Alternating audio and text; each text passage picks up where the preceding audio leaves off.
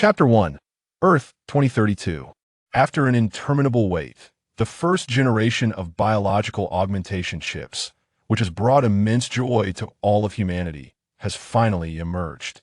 This so-called biological augmentation chip, utilizing embedded genes as its means, seamlessly integrates into the host body, fully mobilizing its existing capabilities and optimizing their allocation to assist the host in work, study, and recreation. Of course, to prevent the chip from becoming overly intelligent and overshadowing the host, this first generation of chips does not feature complete artificial intelligence, but rather possesses only basic data storage and analysis functions, enabling it to aid the human brain in tasks that require extensive and laborious data calculations, thereby alleviating the mental burden of the host. As one of the fortunate 50,000 winners in the global lottery, Lee Sun was fortunate enough to be among the first to sample the eagerly anticipated biological augmentation chip. At home, Lee Sun opened the outer packaging and retrieved the coveted biological augmentation chip that all his friends envied. To be honest, the advancements in high technology have been nothing short of revolutionary. This so-called biological augmentation chip is far from the antiquated implanted crystals of old, but rather a milky white sphere the size of a capsule. After ingesting the sphere, Lee Sun followed the instructions in the manual, lying flat on his bed and patiently awaiting the final outcome.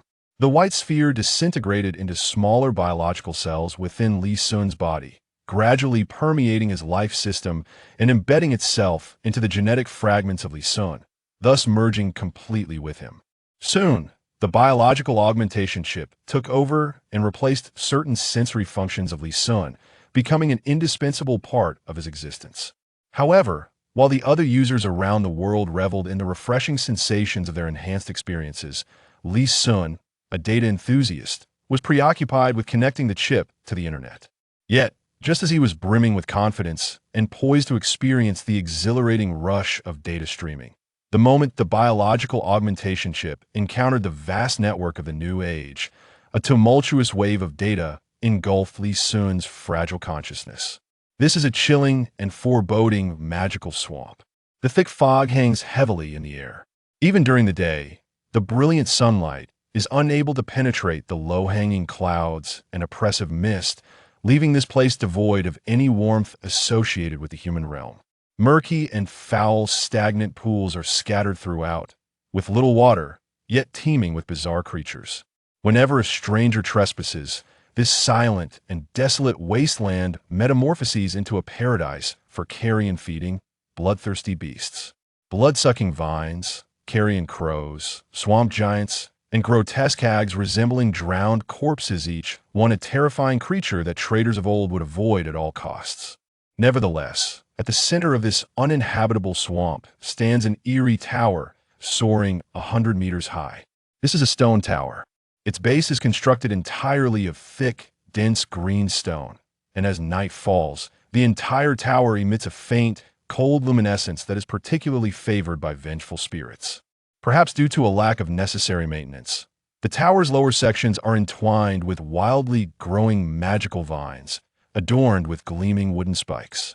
Should an ordinary person become ensnared by these magical vines, they would be drained of their blood within moments, becoming yet another addition to the thick, white bones at the roots of the vines. As darkness descends, candlelight ignites within the tower. The dim glow from the narrow windows fails to provide even a modicum of warmth, instead instilling a chilling sensation deep within. Recently turned 15, Glim sat at a rickety wooden table, a hefty tome of spells spread open before him, diligently transcribing its contents. Although he had been in this new world for 2 years, the discomfort in his soul still manifested as intermittent headaches. In moments of mental disarray, vivid scenes from his past life on Earth flickered before his eyes, causing him to falter, leaving a large blot of ink on the coarse parchment.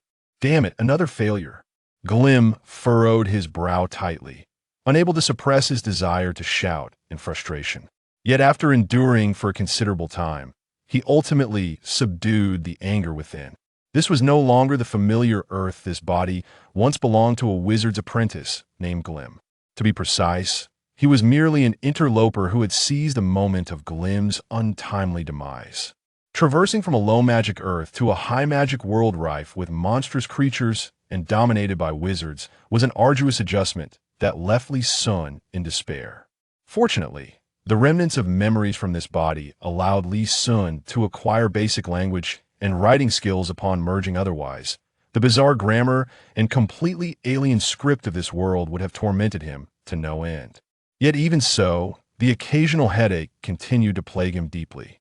In this realm, he dared not reveal his true identity and could only struggle to survive under the guise of Glim's name within the wizard's tower.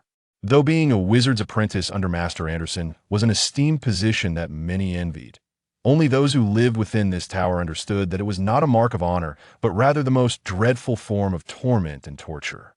As apprentices, their primary duties revolved around diligently attending to the daily needs of the illustrious Master Anderson, cleaning magical experiment equipment, maintaining the tower's cleanliness, caring for the magical flora and fauna outside, and serving as subject for Master Anderson's experiments.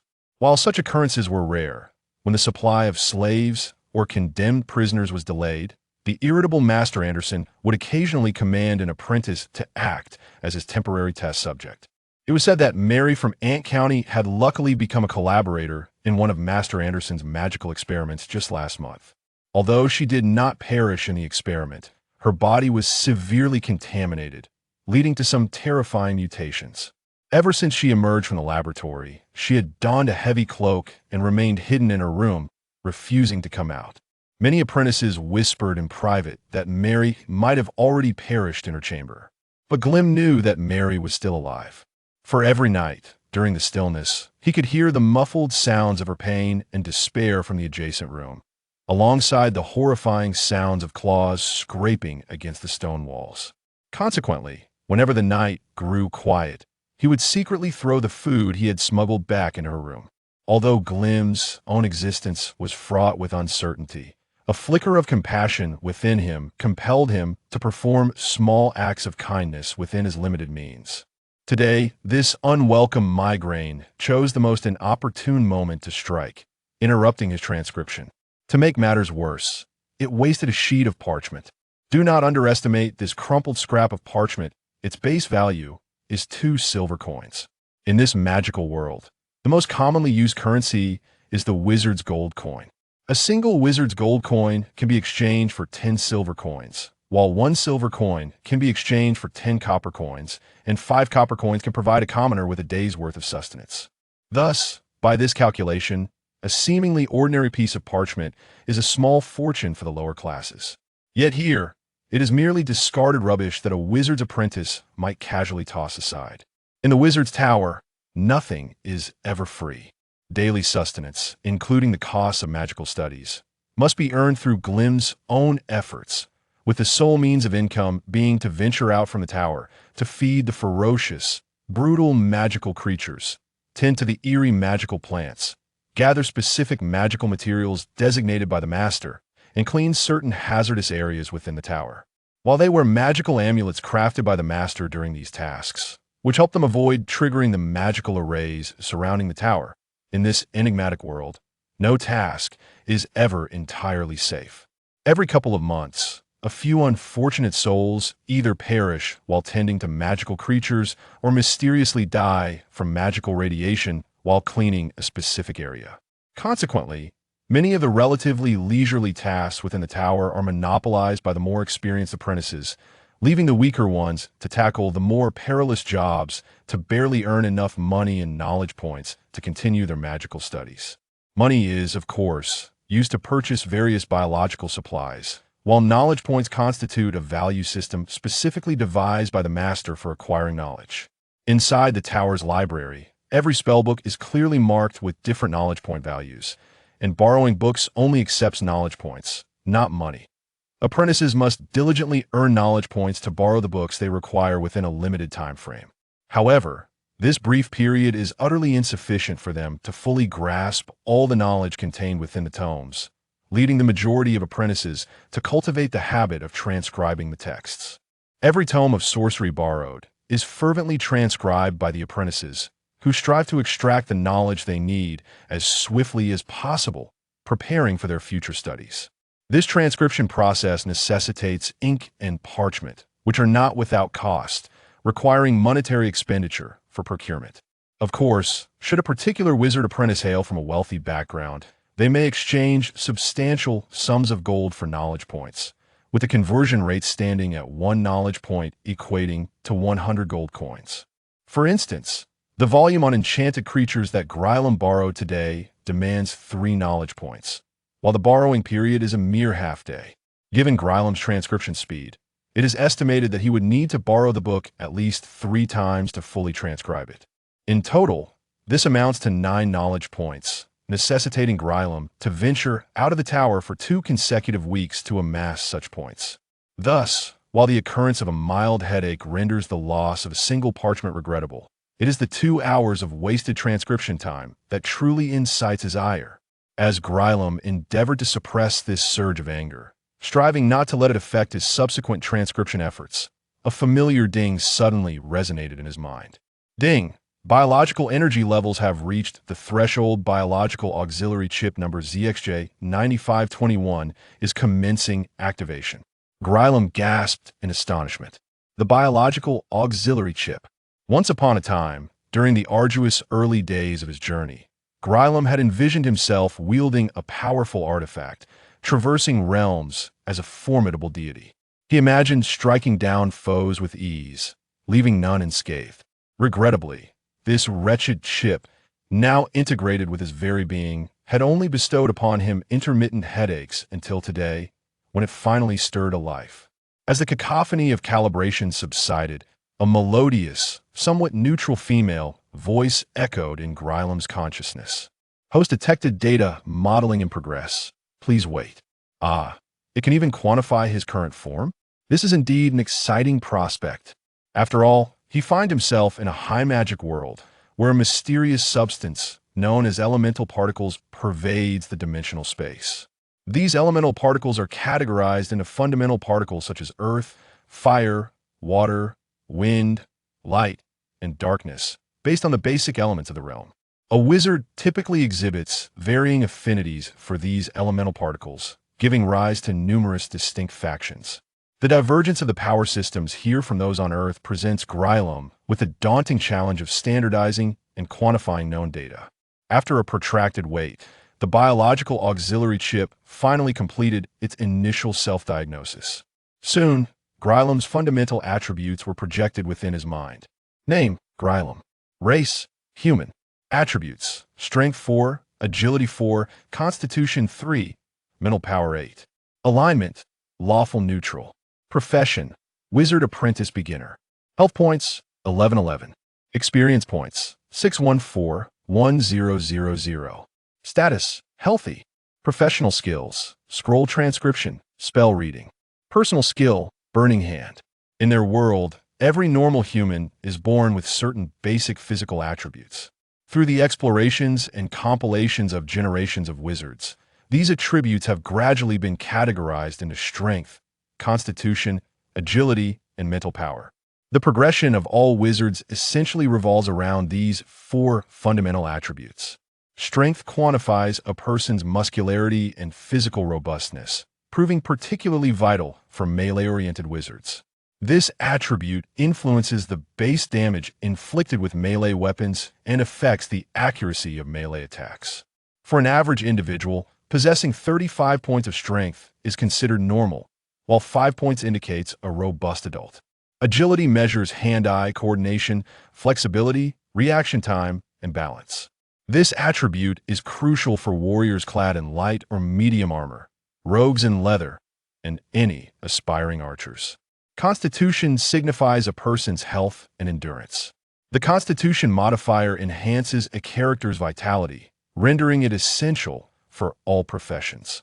Fortitude saving throws are employed to resist toxins and similar threats. Concentration checks are vital skills for spellcasters, relying on Constitution as a key attribute. The minimum Constitution for humans is 1. Any individual with less than 1 is destined to perish. In the realm of the magic martial continent, 2 primary professions prevail: the sorcerers, who delve into the arcane arts, and the warriors, who cultivate their martial prowess through the mastery of fighting energy. The young maiden before us, adorned in a crimson mage's robe, unmistakably identifies herself as a fire-affiliated sorceress. The 3 golden lines etched upon her hexagram badge signify that her cultivation level exceeds 30. As she beheld Lin Feng, who appeared to exude a mischievous charm, she felt compelled to introduce herself. I am Xin Xiaodang, and I have come to seek you for a matter of importance. Lin Feng, with a playful grin, retorted, looking for me. Could it be that you have fallen for me? Despite his thick skin, Lin Feng was acutely aware of his limitations. He knew that his facade could not withstand the onslaught of a 3rd-tier fireball spell, which is why Mu Ling remained cautious in her proximity to the young sorceress. At this moment, Lin Feng leaned casually against the doorframe, a deliberate stance. Though his physique was frail, the enhancement of fighting energy afforded him commendable speed, allowing him to retreat into his abode should a confrontation arise, thus granting him a moment of respite. Xin Xiaodang had never encountered such unabashed audacity. Lin Feng's words dripped with impudence, leaving her momentarily at a loss for words. Lin Feng leisurely scrutinized the maiden. Finding her anger rather enchanting, he mused to himself that despite her youth, Xin Xiaodang possessed a figure that was quite remarkable, with all the right curves accentuating her form. Oblivious to Lin Feng's salivating gaze, Xin Xiaodang regarded him merely as a 14-year-old boy, unaware that beneath his seemingly innocent demeanor lay a mind filled with a cacophony of unruly thoughts. Humph, I am Lin Ao's cousin. You have harmed Lin Ao, and you owe me an explanation, she declared, brandishing her small fist as a gesture of defiance. Yet, Lin Feng perceived little threat in the diminutive maideness display. Oh, I am so frightened, he feigned, his expression exaggeratedly comical. Since his arrival in this world, Lin Feng had maintained an air of aloofness for survival, but in the presence of this naive and innocent sorceress, his true nature began to reveal itself. With a playful glint in his eye, he remarked, Well then, Xin Xiaodang, you have come seeking retribution for your brother, have you not? Having been momentarily silenced by Mu Ling's retorts, Xin Xiaodang merely nodded in agreement. It would be quite unbecoming for someone of your stature to bully the smaller. We are all civilized individuals. Violence resolves nothing. Lin Feng wore a mischievous grin, proposing, how about we engage in a game instead? A game. Xin Xiaodang found herself in a conundrum, incredulous that this seemingly innocent boy did not recognize the trouble she intended to bring upon him. Yet she hesitated to resort to bullying him, for her upbringing had never condoned such behavior. Or perhaps it is a wager, Lin Feng suggested, his eyes sparkling with mischief. It must be noted that Lin Feng possessed an undeniable charm. His large, glistening eyes resembled those of a newborn, evoking a sense of purity. However, if Xin Xiaodang were to discern Lin Feng's true character, she would be taken aback by the deception behind those innocent eyes. Determined to avenge her cousin, she pondered that this wager might indeed serve as a suitable approach, allowing her to uphold her principles while also seeking justice. She believed this method to be quite clever. In her eyes, Mu Ling, whose height barely reached her chin, appeared as nothing more than a child, inherently weak, and she held no doubt of her own victory. Yet, Xin Xiaodang was astute and refrained from hastily agreeing. What are the terms of the wager? Lin Feng, with a glimmer of cunning in his gaze, replied, Since it is a wager, it must be fair. How about we compete based on our equipment? Xin Xiaodang chuckled, finding the notion of comparing equipment with a sorcerer utterly ludicrous, especially given Lin Feng's apparent lack of resources. Indeed, Lin Feng possessed no equipment of note. His standing within the Lin family was negligible, his allowance curtailed, and with his meridians blocked, he had little hope of cultivating fighting energy. Thus, the family had no reason to provide him with any gear. Upon hearing Lin Feng's suggestion, Xin Xiaodang did not suspect any trickery. Her confidence stemmed from her status as a prodigious sorceress with an illustrious lineage and a master of remarkable repute. Furthermore, it was widely known that sorcerers were among the most affluent professions on the continent. Xin Xiaodang readily agreed, all the while contemplating how to deal with Lin Feng. Should I lose, you may do as you wish with me, she declared. Lin Feng nearly stumbled, his heart racing with unexpected delight. He quickly masked his grin, fearing that Xin Xiaodang might catch on to his amusement. His ability to change expressions was nothing short of astonishing. Those who wagered against Lin Feng never seemed to meet a favorable end. In the magic martial continent, competitions based on equipment had once been all the rage, and thus, Lin Feng felt no need to elaborate on the rules to Xin Xiaodang. They both understood the conventions. 3 rounds, 2 victories. Each participant would present their equipment without the option to change mid-game. Shen Xiaodang produced a ring, a piece of defensive gear, along with her wand, a ranged attack instrument, and a dagger for close combat. Although she was a sorceress and typically eschewed the use of weapons, her collection was extensive, comprising an array of various types, which only bolstered her confidence. Yours, on the other hand? Surely you possess something? Shen Xiaodang queried, perplexed by Lin Feng's apparent lack of equipment. Given the absence of a referee here, and with the Lin family being untrustworthy, why don't we head to the auction house for a verification? Lin Feng proposed. The auction house employed professional appraisers, lending authority to their assessments, and as they were compensated for their services, impartiality was assured. Shen Xiaodang considered that it had been some time since she had returned, and this opportunity presented a chance to visit. With that thought, she readily agreed. The city boasted numerous auction houses, but the most renowned and reputable was the brilliant auction house, backed by the church.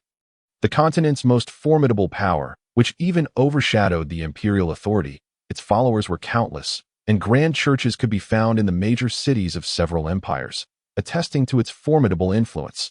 The brilliant auction house in Luo City was conveniently located near the Lin family estate. Though Lin Feng had never visited, he was well aware of its whereabouts due to its illustrious reputation. Upon entering the auction house with Shen Xiaodang, they promptly sought out an appraiser. These appraisers did not merely serve the auction house, but offered their expertise for a fee, providing valuations for anyone willing to pay. Lin Feng found it curious that Shen Xiaodang navigated the premises with such familiarity. Upon observing the items she had presented, it became evident that she hailed from a prominent family. Accustomed to frequenting such establishments, this realization alleviated Lin Feng's concerns. The appraiser, in his 30s and seemingly youthful, possessed remarkable capabilities, having earned his position through exceptional skill. After learning of their intentions, he smiled and remarked, "It is quite simple. Wagers on equipment have become less common in recent times, unlike the past." Despite his youth, the appraiser demonstrated impressive acumen as he examined the items. After a brief assessment, he held up Shen Xiaodang's red feather, stating, "This is a feather from a 5th-tier magical beast. The fire feather beast IT has been refined, and its quality is quite commendable. The magical enchantment it bears is the 3rd-tier spell, Fire Resistance Ring, a superb defensive spell. The strength of a piece of equipment is primarily determined by its materials, craftsmanship, and enchantments. Even if a magical item is constructed from inferior materials, a powerful enchantment can elevate its status. If an alchemist employs extraordinary methods to enhance an item, its value can multiply exponentially. This is why alchemists hold such esteemed positions." The appraiser was also an alchemist, possessing the skills of a 3rd-tier fire sorcerer while being a novice alchemist. The ranking system for alchemists differs from that of combat professions, with the hierarchy ranging from apprentice alchemist to master alchemist, and ultimately to exceptional alchemist. Shen Xiaodang raised an eyebrow, casting a glance at Lin Feng, the implication clear. This was a testament to wealth and the prowess of magical equipment. Lin Feng's eyes twinkled with amusement as he thought to himself, "Let her revel in her joy for a moment. Soon enough, she will have cause to weep." A joke. The most crucial aspect of a magical item lies in its enchantment. And just moments ago, Lin Feng quietly glanced at his secondary profession skills. Basic skill, instant enchantment. Enchantment is completed within a second, and the higher the skill level, the faster the enchantment process. Basic skill. Qi enchantment. Consumes qi to perform enchantment and inscribes magical arrays. With these skills, Lin Feng could enchant any skill he desired. Advanced magic was not even a topic for discussion, as for dark attribute magic below the 6th tier. Lin Feng could handle it effortlessly, with various magical arrays stored in his alchemy codex. This codex serves as a repository within the system, containing a wealth of knowledge related to alchemical enchantments.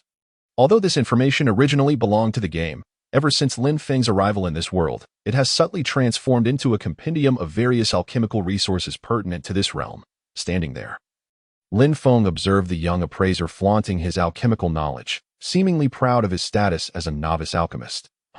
This wand is exquisitely crafted and quite impressive. It incorporates a substantial amount of refined gold, enhancing its magical conductivity. However, refined gold is relatively heavy. If I were to enchant it, I would employ mithril to inscribe the magical array, the appraiser declared with an air of arrogance, as if he were already a master alchemist. Although his enchanting skills were average, the magic he had inscribed, a 4th-tier attack spell, Spear of Flames, added considerable value to the wand, earning it an overall score of 80. The appraiser concluded by boasting, "If I had enchanted it, this equipment would have been rated at least 90. Shun Xiaodong's final magical dagger was rated at 60. The appraiser firmly insisted that magical equipment adhered to a professional evaluation system, asserting that the ratings were generally fair. Casting a glance at Lin Feng, Shun Xiaodong smiled. "What about yours? Don't tell me you've given up." Lin Feng chuckled. "How could that be? Just watch at last." Lin Feng opened his mysterious bundle, which he had previously refused to let Shun Xiaodong see, revealing his equipment and igniting her curiosity.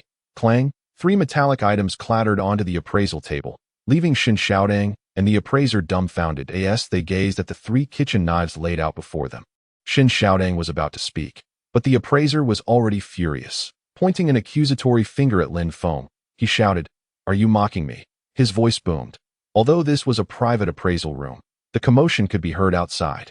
However, the other staff members seemed accustomed to the appraiser's outbursts, continuing their tasks with mild annoyance. It appeared that the appraiser was not particularly well liked in this auction house. "Is this what you've brought?"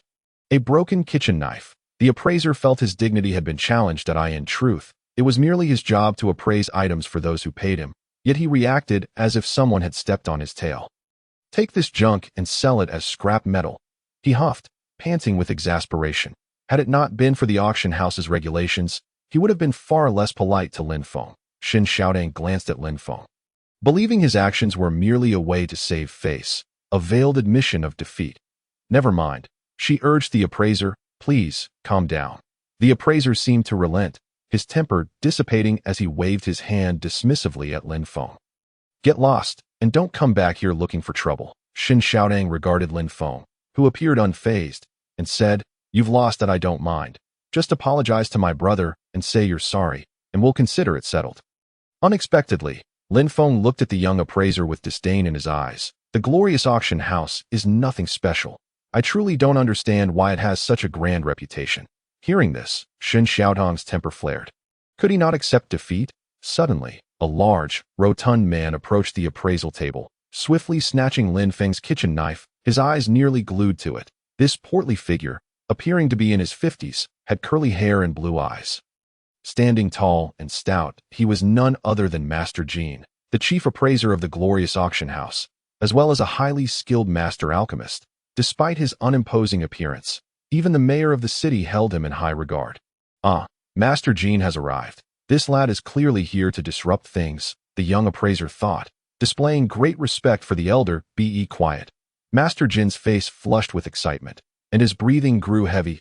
He had been drawn in by the young appraiser's loud outburst, and had initially intended to reprimand him. However, upon hearing Lin Feng's dismissive remarks, he now aimed to address Lin Feng instead. Upon entering, Master Jean immediately spotted the 3 kitchen knives on the appraisal table. As the saying goes, an outsider sees the commotion, while an insider sees the essence. The inexperienced young appraiser lacked the insight, but Master Jean could easily discern the significance. Holding one of the kitchen knives, he turned to Lin Feng, his tone remarkably respectful. "Young man, where did you acquire this knife? Of course, I mean no offense. I simply wish to know more about the enchanting technique employed on this knife. Oh, you happen to know the enchanter?" Master Jean quickly clarified, fearing Lin Feng might misinterpret his intentions. Lin Feng smiled. "There's no need for formality. I am also an alchemist, and this equipment is indeed my creation." Master Jean was taken aback, but he quickly regained his composure. "Would you mind coming with me? I have something important I wish to discuss." The young appraiser stood dumbfounded. Master Jean was a paragon in the alchemical field throughout the empire. And to think he would seek counsel from this youth. The young appraiser assumed Master Jean was becoming senile and hurriedly interjected, "Master Jean, this kid is clearly here to create chaos. This broken knife is worth less than scrap metal." A far cry from that wand. Master Jean glanced at the wand, dismissing it with a scoff. "That wretched stick is merely made of decent materials. Its enchanting technique is utterly worthless." He then lifted the other 2 kitchen knives from the appraisal table and regarded the young appraiser as if he were a fool.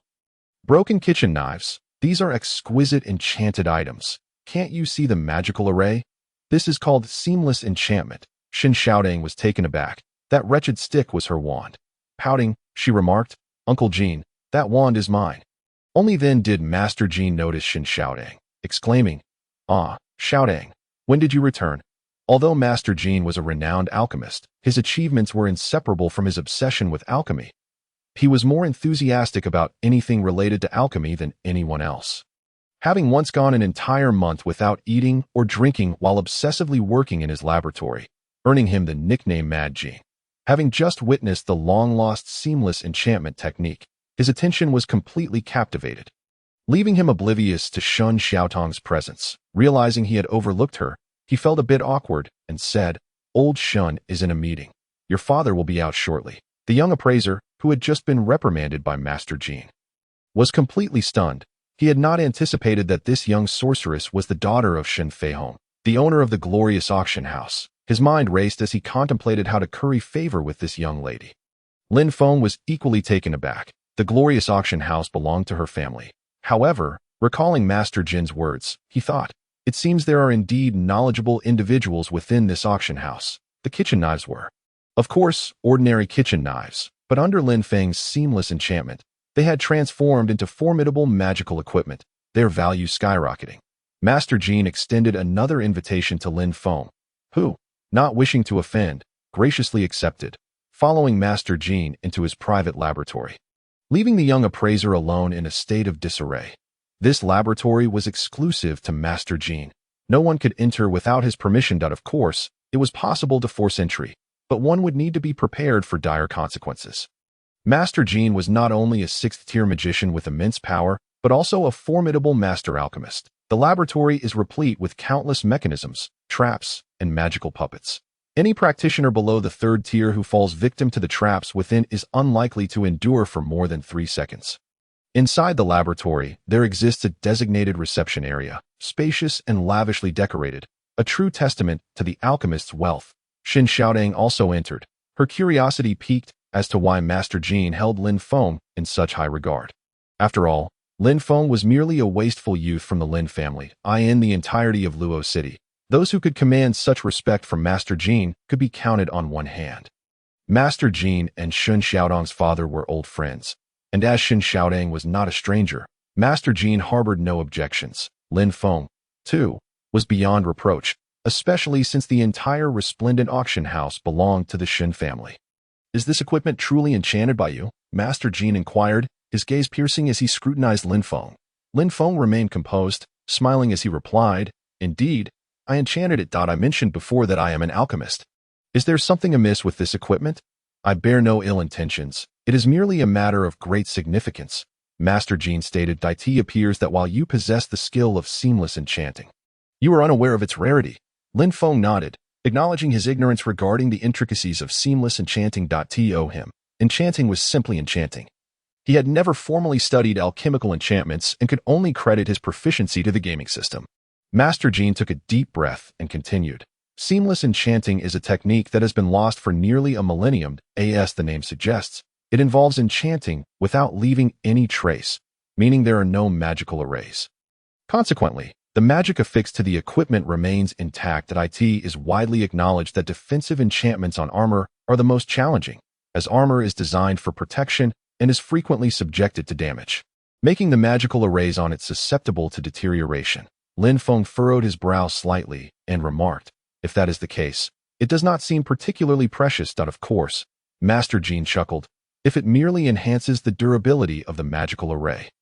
That is quite simple. For instance, fine gold is exceptionally hard and possesses self-repairing properties. The greatest advantage of seamless enchanting lies in the fact that it is not constrained by the shape of the equipment itself. And theoretically, there is no limit to the number of magical enhancements that can be applied." Upon hearing Master Jin's words, Lin Feng remained unperturbed, but Shin Xiaodang was left astonished. She had an almost obsessive fascination with magical equipment and was an avid collector, well versed in the realm of magical artifacts. Not to mention, the fact that enchanting is not limited by the shape of the equipment was, in Shin Xiaodang's eyes, an inconceivable feat, let alone the prospect of infinitely adding magical enhancements. Lin Feng had not anticipated the sheer power of seamless enchanting, capable of infinite magical augmentations in the world of magic martial continent. It was already remarkable for magical equipment to host 2 magical enhancements. I have taken the liberty of inviting you here with no ulterior motives. I merely wish to learn from you about alchemical knowledge, Master Jean stated, employing respectful language. In his eyes, capability was the true measure of a mentor, rendering age irrelevant. Anyone who surpassed him in alchemy was deserving of his reverence. Surprised by Master Jin's words, Lin Feng quickly replied, I am unworthy of such praise. It is merely an exchange, to be honest. In the realm of alchemy, I only have this seamless enchanting to showcase. In other areas, you are undoubtedly the master, and I wish to learn from you. Master Jean, upon hearing this, did not decline and said, in that case, you must visit often. You are welcome to come and go freely in my laboratory. I spend most of my time here. As he spoke, Master Jean handed Mu Ling a pitch-black metal token. Shen Xiaodong nearly fainted at the thought of having unrestricted access to Master Jin's laboratory. Not only did this reflect Master Jin's trust in Lin Feng, but it was also a matter of great pride. Being able to enter Master Jin's laboratory at will was a privilege even Shen Xiaodong's father could not claim. After all, Shen Feihong had known Master Jin for nearly 20 years. Lin Feng accepted the token with both hands.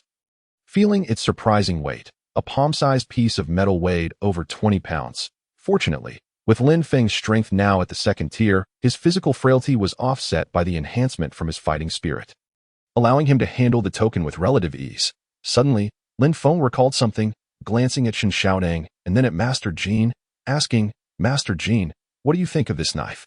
Shen Xiaodong understood that Lin Feng's inquiry was meant to reassure her. Master Jin examined the kitchen knife, chuckling as he said, to call this knife a magical weapon would be a stretch. Its materials are far too ordinary. It is essentially a common kitchen knife. However, it has indeed been enchanted, so technically, it qualifies as a magical weapon. If I am not mistaken, the enchantment applied here is the 6th tier dark attribute magic dark erosion, correct? Master Jin smiled. Indeed, it was the dark protection. Lin Feng affirmed. Although the knife's material was lacking, under the enhancement of the 6th tier magic, it could be considered legendary equipment. Master Jin elaborated on the classification of equipment in the magic martial continent, which generally falls into categories: ordinary, summoning, legendary, epic, and divine. Summoning equipment refers to what is commonly known as magical equipment, which has undergone enchanting, while legendary equipment is the Army de la Army of enchanted gear. Lin Feng felt a surge of confidence about his future in generating wealth, especially after Master Jin's validation of his own assessment. He had never anticipated that he could mass-produce legendary equipment through the system. Hearing Master Jin's words, Shen Xiaodong's perspective shifted, and her gaze towards Lin Feng transformed. Previously, she viewed him merely as a somewhat charming boy who enjoyed bullying others. Now, he had emerged as an alchemical master capable of crafting legendary equipment. All at the tender age of 14, Shen Xiaodong had always considered herself quite formidable among her peers, yet she now questioned her own prowess at the same age compared to Lin Feng. Not one to shy away from her commitments, Shen Xiaodong looked at Lin Feng and stated, a bet is a bet. I said I would abide by your decision without any regrets. Lin Feng felt a wave of exasperation. Thinking to himself that it was her territory, what could he possibly decide? Nonetheless, he acknowledged that Shen Xiaodong was indeed quite honorable, and it seemed she had been misled by her cousin, Lin Ao. Let it be.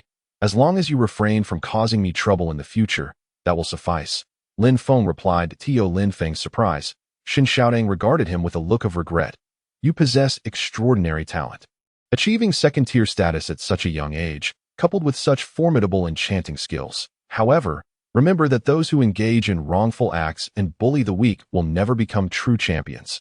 Master Jin chimed in, casting a peculiar glance at Lin Feng, as if he truly believed Lin Feng to be a nefarious individual. Indeed, those who commit wrongful acts will ultimately bring about their own demise. You are still young. There is still time for correction. Rubbing his forehead, Lin Feng chuckled at the absurdity of the situation. All right, it seems you have been thoroughly misled by your cousin. Is this your first time in Luo City? Have you heard of the useless Lin Feng? Master Jin abruptly interjected. Are you the Lin family's youth who is perpetually bullied due to his blocked meridians? Lin Feng felt a wave of annoyance and finally managed to respond. It seems Master Jin is quite well informed. He then recounted the events that had transpired. After a lengthy pause, Shen Xiaodong finally grasped the situation, exclaiming, Are you saying I was deceived by Lin Ao? Master Jin added, Xiaodong usually studies in the imperial capital and rarely returns. This time, she too has been deceived. Lin Feng, do not take it to heart. Lin Feng waved his hand dismissively. Otherwise, would I have competed against her in equipment? Only then did Shen Xiaodong realize that Lin Feng had chosen to compete with her equipment to spare her feelings, considering he was capable of enchanting 6th-tier magic. In a show of solidarity, she vowed to return and break Lin Ao's other arm, declaring Lin Feng as her friend from that day forward. Lin Feng couldn't help but chuckle, never having anticipated that Shen Xiaodong would indeed go through with breaking Lin Ao's arm. Ironically, this only fueled Lin Ao's resentment towards Lin Feng, leading him to hire assassins to eliminate Lin Feng during the subsequent Genius Tournament, ultimately culminating in Lin Feng's blood sacrifice to slay the 5th-tier adversary and gain fame in the imperial capital. Certainly, these are merely subsequent matters. Once the situation was clarified, Lin Feng engaged in extensive discussions with Master Jin regarding alchemical knowledge, utilizing the wisdom recorded in the alchemical tome within his system. Lin Feng managed to leave Master Jin momentarily bewildered. Master Jin, being erudite and knowledgeable, offered Lin Feng numerous insights, greatly benefiting him in the realm of alchemy. Upon returning to the Lin family estate, Lin Feng did not head straight back to his secluded courtyard but instead made his way to the family's library. The Lin family, renowned for their prowess in combat energy, possessed a vast array of treatises on the subject. The library was grand, comprising 4 floors, each containing numerous spacious chambers. The elder in charge of the library was a venerable old man with a shock of white hair, yet he was formidable. Boasting a strength of level 69, an accomplished 6th-tier warrior on the brink of stepping into the sacred realm, Lin Feng had a specific purpose for visiting this place, a dark knight. He cultivated dark attribute combat energy, yet his martial skills were somewhat lacking. Although he possessed powerful vocational abilities, their corresponding energy consumption was substantial. While he had an abundance of explosive skills, his foundational martial techniques were a significant shortcoming. Moreover, it was crucial to note that, although the Dark Knight profession allowed for both magical and martial cultivation, dark magic could only be unlocked and learned after reaching level 30. Thus, Lin Feng sought to explore whether there were any simple magical tomes available. Despite the Lin family's reputation for combat energy, many also pursued the study of magic. Upon entering the library, Lin Feng was surprised to find the elder in charge personally registering him. Upon assessing Lin Feng's combat energy level, the elder expressed mild astonishment, saying, "At such a young age, your combat energy has already reached level 20. Quite impressive." Young one. Lin Feng respectfully replied, "Thank you for your kind words, Elder." The elder smiled and remarked, "I'm not merely praising you. It is indeed commendable. How is it that I have not encountered you before? With such talent, you should be quite renowned within the family. Yet I seem to have never heard of you." Lin Feng replied with a smile, "I am Lin Feng." However, to Lin Feng's surprise, the elder did not respond with ridicule or astonishment as he had anticipated. Instead, he sighed, saying, "Ah, you are from the Lin Yu lineage. Given your talent, it is hardly surprising that a tiger father does not beget a dog son. However, do take care not to follow in your father's footsteps. A single misstep can lead to eternal regret." As for the mention of his so-called cheap father, it appeared that this elder regarded him with considerable respect. Furthermore, Lin Feng pondered the meaning of a single misstep can lead to eternal regret. Since his arrival in this world, he had never encountered his cheap father, who was rumored to have long been missing. Lin Feng hastily inquired, "Elder, do you know anything about my father?" The elder sighed once more, saying, "You are still young. It is sufficient for you to remember that your father was once the foremost expert of the Lin family. Loyalty is admirable, but I cannot divulge more." Speaking partially, the elder's compulsive nature was rather vexing. Yet Lin Feng was perceptive and held little interest in his cheap father. He respectfully acknowledged the elder before proceeding to peruse the books. The library was divided into 4 levels, each corresponding to 10 levels of combat energy. Thus, a first-tier warrior could only access the first floor, while a second tier could ascend to the second. The Lin family wielded considerable power, and their rules were strict. Having reached level 20, Lin Feng was now qualified to ascend to the second floor. Just as Lin Feng was about to ascend, a mocking voice came from behind. "Do, if it isn't Lin Feng, the Great Waste, what brings you here to the library today? The second floor is not a place for you." As he spoke, the individual reached out to grab Lin Feng, his combat energy converging at his fingertips. clearly intending to crush Lin Feng's shoulder. This person, who hurled scorn and threats at Lin Feng, was named Lin Lei, a mere level 16 warrior. With hundreds of Lin family offspring, they did not train together, yet Lin Feng's reputation as a waste had permeated every corner of the Lin family. Lin Lei, somewhat out of touch with the latest news, was oblivious to Lin Feng's injury of Lin Ao. Lin Lei, for years Lin Feng's senior, was not particularly strong among his peers and often found himself bullied. Seeing Lin Feng, he seized the opportunity to strike back and restore his own dignity. Lin Feng furrowed his brow, a glint of coldness flashing in his eyes. He swiftly extended his right hand, moving with such speed and force that he overwhelmed his opponent without any formal technique. If Lin Feng had been even slightly slower, Lin Lei would have had numerous ways to defend himself. But alas, Lin Feng's speed surpassed Lin Lei's by tenfold, while Lin Feng's physical strength was naturally lacking. As he infused his dark attribute combat energy into his arm, his power and speed erupted. Reaching the level of a 30-tier warrior, the elder in charge, witnessing Lin Feng's swift action, was momentarily taken aback but chose not to intervene, curious to see what further abilities this seemingly unrefined yet uniquely gifted youth possessed. Lin Feng's combat energy was indeed remarkable. The dark attribute was rare, and the quality of his energy was of the highest caliber. The assessment of combat energy quality generally depends on the degree to which it enhances the physical body during augmentation. The greater the enhancement, the better the quality. Seizing Lin Lei's wrist, Lin Feng's combat energy surged into him, and Lin Lei instantly felt a chilling aura creeping up his arm. Lin Feng's dark attribute combat energy possessed a formidable corrosive capability, and as it coursed through Lin Lei's veins, it inflicted significant damage upon the meridians in his arm. Were Lin Feng's combat energy level higher, he might have been able to directly erode his opponent's meridians, leaving a profound and sinister impact. Observing Lin Lei grimacing in pain, Lin Feng's eyes flickered with disdain as he lightly uttered a curse, then with a flick of his hand, sent Lin Lei tumbling 10 meters away. Lin Lei slid across the floor, ultimately crashing into the doorway. The surrounding Lin family members erupted in laughter, gaining a newfound respect for Lin Feng. However, Lin Lei's misfortune was not yet over. As he slid out, he collided with someone's legs. That individual, possessing a foul temper, unleashed their combat energy in an instant, propelling Lin Lei backward into a bookshelf. Fortunately, the person exhibited restraint.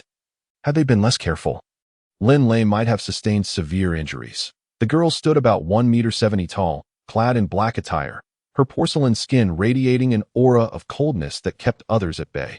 Lin Hanyan was the true prodigy of the Lin family. Having reached level 39 in combat energy at the tender age of 16, not only was she a peak third-tier warrior, but she was also adept in both magic and martial arts. Qualifying as a third-tier mage. In the realm of combat energy and magic, many regarded the dual cultivation of both as a mere jest. Yet, the world is not devoid of geniuses. Some extraordinary individuals could indeed achieve rapid progress through dual cultivation. Lin Hanyan was one such individual. Did you do this? Lin Hanyan directed her gaze at Lin Feng. Lin Feng met her gaze with a nod, then turned to ascend the stairs. Behind him, Lin Hanyan remarked, "Well done," but as she uttered the word "but," she waved her hand, summoning an unseen force that pulled Lin Feng toward her. This was not merely due to Lin Hanyan's superior combat energy. Even if her level were 10 tiers higher, she would not have been able to pull Lin Feng so easily. It was, in fact, her mastery of spatial magic. Lin Feng's reflexes were commendable. This was his first encounter with magic. Although it was not an attack, the sensation of powerlessness was something he detested. With a sudden shout, Lin Feng channeled all his combat energy, which enveloped his entire body. At that moment, Lin Feng's cultivation erupted with full force. Suddenly surging forward, Lin Feng felt a lightness overcome him, breaking free from Lin Hanyan's spatial magic. Lin Hanyan's beautiful eyes glimmered with surprise as she coldly stated, "Spatial confinement." In an instant, Lin Feng felt that while his combat energy was still in motion, he was utterly immobilized. This spatial confinement was a third-tier spell, its power increasing with the caster's cultivation level and proving to be exceedingly formidable. Lin Hanyan approached, delivering 4 gentle strikes to Lin Feng's chest, back, abdomen, and forehead. Though her strength was mild, it left Lin Feng feeling quite peculiar. That a gentleman may be killed but not insulted. Please refrain from such behavior. Lin Feng protested, feeling her palm pressed against his forehead as her combat energy coursed through his meridians. Lin Hanyan replied coolly, "Do you wish to die?" "Of course not." Lin Feng hastily responded. Lin Hanyan withdrew her hand, stating, "Your meridians are unobstructed, your combat energy level is acceptable, and the quality of your energy is decent. It seems you are not as hopeless as the legends claim." Lin Feng nearly scoffed in disbelief. Had he truly become the subject of such legends? Observing Lin Feng's defiant expression, Lin Hanyan remarked coolly, feeling unconvinced, "Are we? No need to be. This world operates on the principle of survival of the fittest." Lin Feng retorted with a sneer, "Are you really that formidable? Have you ever heard the saying, 30 years in the West River, 30 years in the East River? Don't be overly arrogant." Lin Hanyan responded calmly, "You will only have the right to utter such words once you achieve victory in the family competition." With that, Lin Hanyan turned and ascended the stairs without a backward glance at that moment. Lin Feng did not feel disheartened. Rather, he pondered, does Lin Hanyan seem to be motivating me? He found the notion perplexing. Perhaps the so-called geniuses are indeed quite peculiar. Despite being restrained, Lin Feng did not perceive it as particularly humiliating. For victory and defeat are commonplace in martial arts, merely a matter of skill. However, this sense of powerlessness was an experience he wished to avoid in the future. Lin Xian, I will defeat you in the competition. Remember, don't be too arrogant. Lin Feng suddenly shouted up the stairs, confident that Lin Hanyan could hear him given her strength that a newfound motivation surged within him, along with a fresh direction. The competition was merely half a month away. In terms of foundational martial skills, no matter how talented Lin Feng might be, he could not possibly catch up to those who had been training since childhood in such a short span. Especially since he was not truly a genius. His greatest advantage lay solely in the system he possessed. Casting a glance up the stairs, Lin Feng turned away and left, unaware that Lin Hanyan nearly lost her footing at his words. Lin Xian, this fellow possesses decent talent, yet his tongue is quite sharp, Lin Hanyan thought as she gazed at Lin Feng receding in the distance from the third-floor window. The elder of the pavilion stood beside her and inquired, "Child, are you certain he is the one you seek?" Lin Hanyan replied, "After searching for so long, he is the most suitable candidate. I truly did not expect that the chosen one would be the former waste of our Lin family. It seems we have overlooked him." The elder chuckled. Blocked meridians are typically deemed an incurable condition. However, his sudden unlocking of meridians and the exceptionally pure fighting spirit he possesses are indeed puzzling. Lin Hanyan stated matter-of-factly, "That is of little importance. Time is of the essence. If we cannot reinforce the seal within 10 years, the Abyssal Gate will open, and the entire continent will be plunged into chaos." Every few years, the church and other factions secretly select exceptionally gifted youths for training, a fact known to very few, including Lin Hanyan and the elder beside her. Upon leaving the library, Lin Feng found himself utterly fascinated by magic. Having just discovered its immense power, from such a distance, he had been rendered immobile by Lin Hanyan. While her strength played a role, the might of magic was unmistakable. After all, first-rate mages and second-rate priests. Lin Feng chuckled. Upon returning to his room, he hurried to the cabinet in the corner. Inside lay a long, narrow box, covered in a thick layer of dust. Within it rested a standard heavy sword. Rather unremarkable, this sword was the standard issue for the descendants of the Lin family, regardless of their talent. All were equipped with a standard heavy sword for martial training and a standard wand for magic studies. "Haha, my grand scheme relies on you," Lin Feng exclaimed, rubbing his hands together in excitement as he gazed at the heavy sword. With a mere thought, a luminous screen appeared before him, and Lin Feng quickly located the icon for the alchemist profession. Clicking on it, opening the wooden box revealed the very heavy sword he had seen before. The box itself was plain and ordinary, yet the sword contained extraordinary qualities, while an ordinary person, or even a novice alchemist, might overlook its uniqueness. It was a different story in the eyes of Master J. I&AS, an expert in discerning the subtleties of craftsmanship. Master Jean gently tapped the sword's blade with 2 fingers and remarked, "A fine sword, 4 6th-tier dark attribute spells. Though the sword's inherent quality is average, the flawless enchantment significantly enhances its overall quality. By the continent standards, this sword would be considered a premium piece among epic-level equipment. Of course, your flawless enchantment is what truly elevates it. Typically, the rating of equipment is determined by the materials used, the crafting techniques, the enchantments applied, and the associated cultural significance. Lin Feng's heavy sword, while average in terms of materials and craftsmanship, shines most brightly due to his flawless enchantment. In fact, it is the only flawless enchantment known in the past millennium across the Magic War continent. Master Jean remarked, "Had I not known you personally, I would have purchased this equipment without hesitation. Rest assured, give me 3 days to work my magic, and I guarantee you a handsome price." Lin Feng thought to himself, "Why does it feel strange to hear that I will be guaranteed a good price?" Over the next 3 days, Master Jean spared no effort in promoting and packaging the sword, for initial preparations can greatly influence the success of an auction. Soon, the entire Luo city buzzed with the news that the only flawless enchanted equipment in the continent would be auctioned at the prestigious auction house. Shen Feihong, the owner of the illustrious auction house, remarked that had there been more time, the sword could have fetched at least triple its value. With ties to the church and immense influence, Shen Feihong could have easily orchestrated such a feat. The Lin family soon caught wind of the commotion, and the city erupted with excitement, as various factions deployed their agents along the routes to disseminate the news. The auction house also welcomed a cadre of formidable experts in anticipation of the event. This auction, the largest in Luo City in nearly a millennium, was not merely about profit. The success of the auction would elevate the auction house's prestige significantly. Rumor had it that Shen Feihong had even invited a domain-level expert from the church to oversee the proceedings. Such experts are recognized for surpassing level 70, possessing domain skills, and are colloquially referred to as sword saints or mage saints.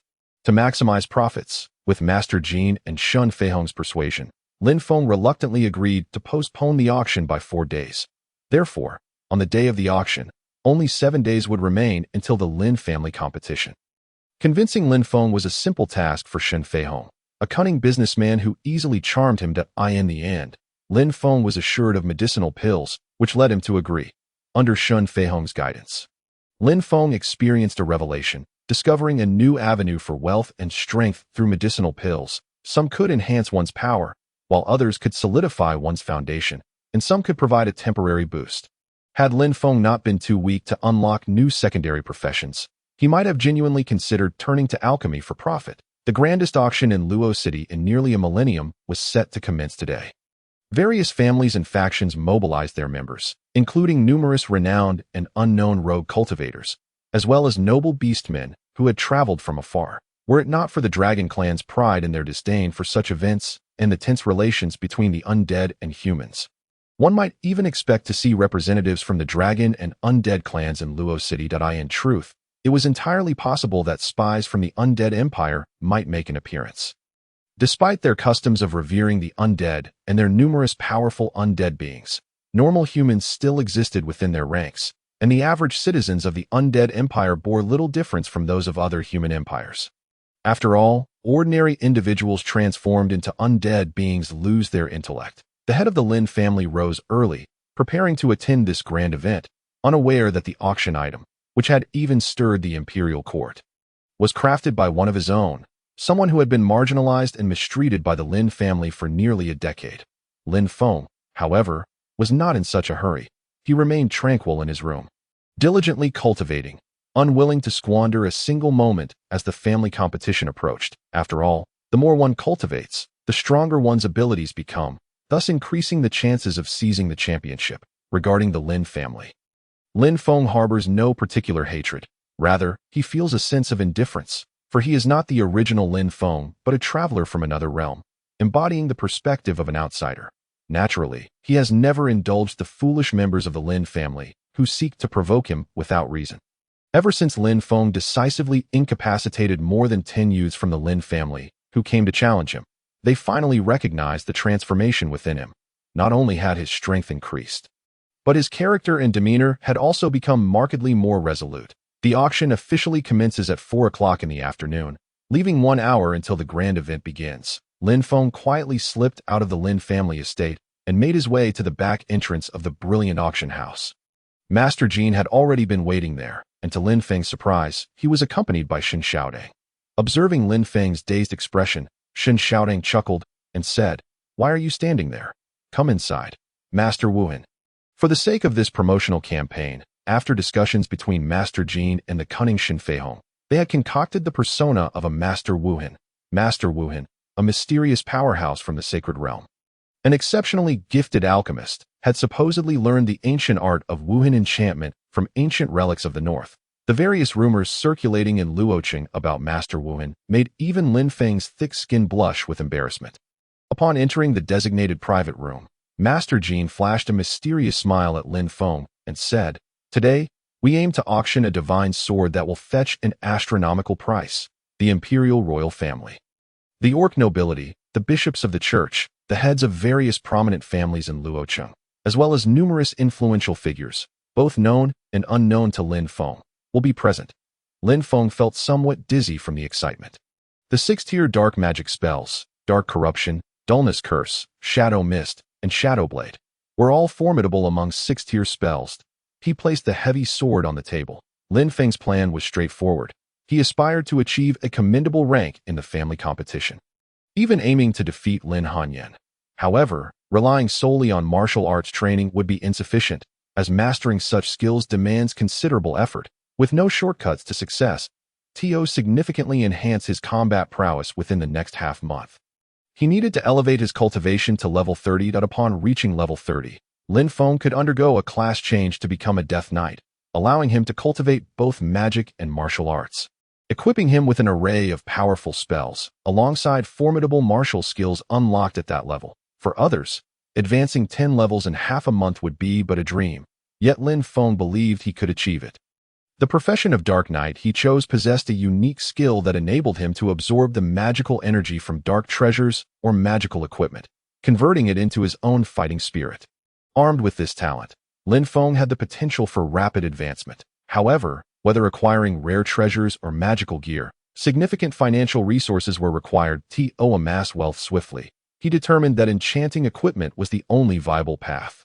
Yet, he did not intend to offer his enchanting services publicly, as he wished to keep his abilities concealed. He understood the adage that a man without guilt may suffer the consequences of possessing something precious. The skill of Wuhan enchantment was coveted even by Master Jin, and with many alchemists in Luoqing, Lin Feng was wary of drawing unwanted attention that could lead to dire consequences, until he possessed sufficient strength to safeguard himself. He would refrain from revealing his Wuhan enchantment abilities to outsiders to earn money safely. Auctioning enchanted equipment was a viable route. Lin Feng was well acquainted with Master Jin at the Brilliant Auction House, making anonymous auctions a straightforward affair. Furthermore, Lin Feng had connections within the auction house, ensuring that the prices realized for his equipment would be significant, as higher sales meant greater profits for the auction house. Lin Feng meticulously selected 4 skills. This was not due to a lack of other enchantments available to him, but rather a result of previous experiments in Master Jin's laboratory, where he discovered that employing the Wuhan enchantment method allowed for a substantially greater number of additional spells compared to conventional methods, albeit with a limit. After thorough analysis, Lin Feng concluded that enchanting the heavy sword with these 4 dark attribute skills was optimal, sufficient to avoid overwhelming the weapon with excessive magic while maximizing its enhancement. While enchanting the 3 kitchen knives had been manageable, this heavy sword was of a significantly higher quality. During the enchanting process, Lin Feng found himself drained of all his fighting spirit after merely adding a single spell. Seated on his bed, Lin Feng began to meditate and recover his fighting spirit. Although his innate quality of fighting spirit facilitated a relatively swift recovery, relying solely on conventional practices would require at least 6 months to break through to level 30. In fact, this rate of cultivation was commendable. Lin Hanyan, the Lin family's prodigy, at 16 years of age, had already reached the peak of the 3rd tier, and with Lin Feng's cultivation pace, he would undoubtedly surpass level 4 before turning 16. Each time Lin Feng performed an enchantment, he completely depleted his fighting spirit, and as soon as it recovered, he would immediately resume enchanting. Motivated by Lin Hanyan's example, Lin Feng's determination grew exceptionally strong. After completing the final enchantment of the 6th tier spell, Shadow Blade, dawn began to break at that moment. Although Lin Feng felt utterly devoid of fighting spirit, he experienced no sense of fatigue. Instead, the process of depleting and recovering his fighting spirit had surprisingly accelerated its natural replenishment. He suddenly realized that this might be an effective method of cultivation. Though the rate of growth in his fighting spirit remained unchanged, its recovery rate had improved significantly. The speed of recovery was a critical attribute, often overlooked by many. Noticing the early hour, Lin Feng continued to meditate and restore his fighting spirit, and this time, he observed a marked acceleration in the recovery process. Within just over an hour, his fighting spirit had returned to peak condition. After hastily consuming a light meal, he stowed the enchanted heavy sword in its case and hurriedly departed the Lin family estate, making his way to the brilliant auction house. The staff at the auction house recognized Lin Feng. Being close to the boss's daughter and held in high regard by Master Jin certainly set him apart from the ordinary, navigating the familiar path to Master Jin's laboratory. No one dared to hinder him, and instead, they greeted Mu Ling with warm smiles, to which she responded in kind. It must be said that Lin Feng had an endearing appearance at just 14 years old. Though not tall, his fair complexion and captivating eyes made him quite charming. Upon entering Master Jin's laboratory, Lin Feng produced the token given to him by Master Jin, waving it in front of the metallic door. With a creak, the door opened, revealing Master Jin not engaged in experiments, but rather enjoying tea in the lounge. Upon seeing Lin Feng, Master Jin exclaimed, "It's been a while. I have something I'd like to consult with you about, an issue that has troubled me for many years. And I believe your Wuhan enchantment might provide the answer." Lin Feng thought to himself, "How has it been a while? I just came yesterday." However, recognizing the necessity of seeking assistance, he refrained from contradicting Master Jin. "Feel free to share your concerns. I will speak candidly," Lin Feng replied. Master Jin smiled and articulated the dilemma that had plagued him for years. Lin Feng pondered for a moment. Although his knowledge of alchemy was limited, he had studied the Alchemy Codex extensively and could grasp the concepts presented. After a prolonged silence, Lin Feng suddenly slapped his thigh and exclaimed, "Of course, it's the fighting spirit. That's it." Master Jin felt a surge of excitement upon hearing Lin Feng's revelation. Observing Master Jin's eager gaze, Lin Feng wasted no time in elaborating. Enchanting with fighting spirit differs from magical enchantment. Magical enchantment involves inscribing magical arrays, while fighting spirit enchantment directly alters the internal structure of the equipment. Master Jin, being perceptive, quickly grasped the implications of Lin Feng's explanation. After the initial excitement subsided, he turned to Lin Feng and said, "You must have come here for a purpose today, right?" Lin Feng smiled and replied, "Master, you are indeed astute. I will be forthright. I have come to sell an item." "Sell an item?" Master Jin's eyes sparkled with intrigue. Lin Feng grinned. "An epic-level piece of equipment." Subsequently, he fainted, although curiously, within his dream. He found himself in the Qin Kingdom, even more implausibly, as the king of the Qin Kingdom. Even in the dream, he felt the absurdity of it all and wished to awaken swiftly, yet he found himself unable to do so. Suddenly, a voice reminded him, "Since you are here, you might as well make yourself comfortable." Over time, under the leadership of Lin Feng, the intermediary zone has evolved into a rather distorted embryonic form of an empire. For instance, the Death Forbidden Zone, which, despite its ominous name, harbors several cities, albeit of modest scale. After all, conflicts frequently erupt among the factions within the intermediary zone, and the very existence of cities within the Death Forbidden Zone attests to its capability of maintaining its territorial influence, which continues to expand. Given another century, it is plausible that the Death Forbidden Zone could emerge as a new kingdom, potentially unifying the entire intermediary zone and establishing a genuine empire. This, of course, hinges on the non-interference of the neighboring Celestial Empire and the Divine Empire. However, the reality is that the continuous strife between these two empires is encircling the intermediary zone, utilizing the small kingdoms under their control to steadily weaken its power and incite discord. While the Death Forbidden Zone may aspire to kingdom status, achieving the stature of an empire seems a formidable challenge. After all, both empires believe that the world requires only one empire, and they would certainly not permit the intermediary zone to become a third. As the saying goes, it is everyone's duty to protect their homeland, and this sentiment is amplified in the now formidable Death Forbidden Zone, although the bandits on the periphery are merely small factions numbering in the hundreds. Without their support, the Death Forbidden Zone would likely struggle to maintain its dominion, upon discovering that the Second Legion of the Qin Kingdom had indeed invaded their territory. A discontent brewed among the small-time leaders accustomed to pillaging the neighboring minor nations and retreating to the Death Forbidden Zone. After all, the Death Forbidden Zone was, in a sense, their territory, and it was unreasonable for them to flaunt their power there. Without further ado, they disregarded the potential for traps or schemes the Death Forbidden Zone may lack in many respects. but it is replete with desperate individuals whose combat prowess is scarcely inferior to that of elite soldiers. In other words, even if they are somewhat lacking, such individuals have long since vanished in the harsh environment of the death-forbidden zone. General, the reconnaissance team lost contact half an hour ago, and the second team dispatched by the outlaws has also gone dark. It is estimated that there are no fewer than 10,000 bandits ahead.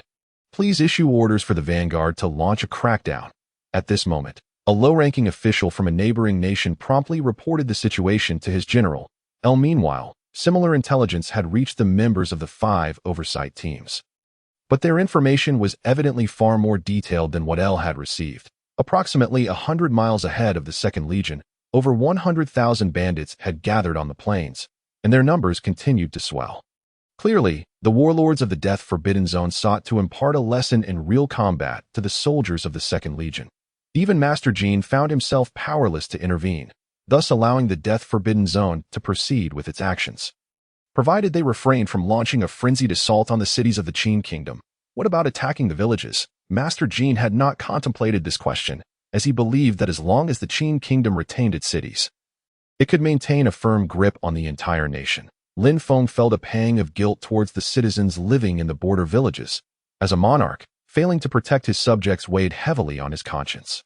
However, he also recognized the precarious position of the death-forbidden zone within the intermediary zone, that a misstep could jeopardize relations with the intermediary zone, an outcome that would be exceedingly unwise for the Qin Kingdom.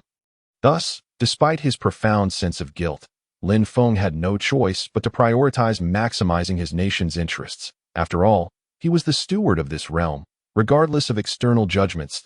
He understood what actions would yield the greatest benefit for his country.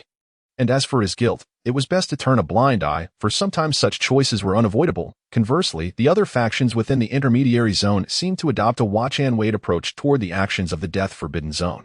Over the past decade, the expanding influence of the death-forbidden zone had sown seeds of unease among the other powers, should the armies of the Qin Kingdom clash with those of the death-forbidden zone.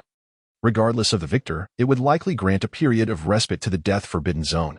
After all, the death-forbidden zone is not a nation. Despite possessing several sizable cities, its population is relatively sparse, underscoring the persistent demographic issues plaguing the intermediary zone.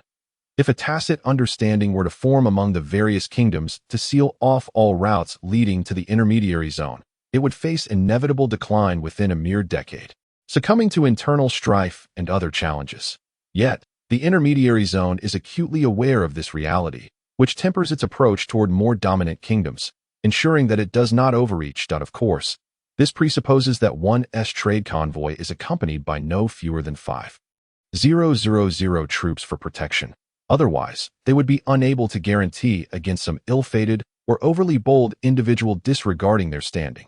General L, please issue orders for the vanguard to eliminate the bandits ahead.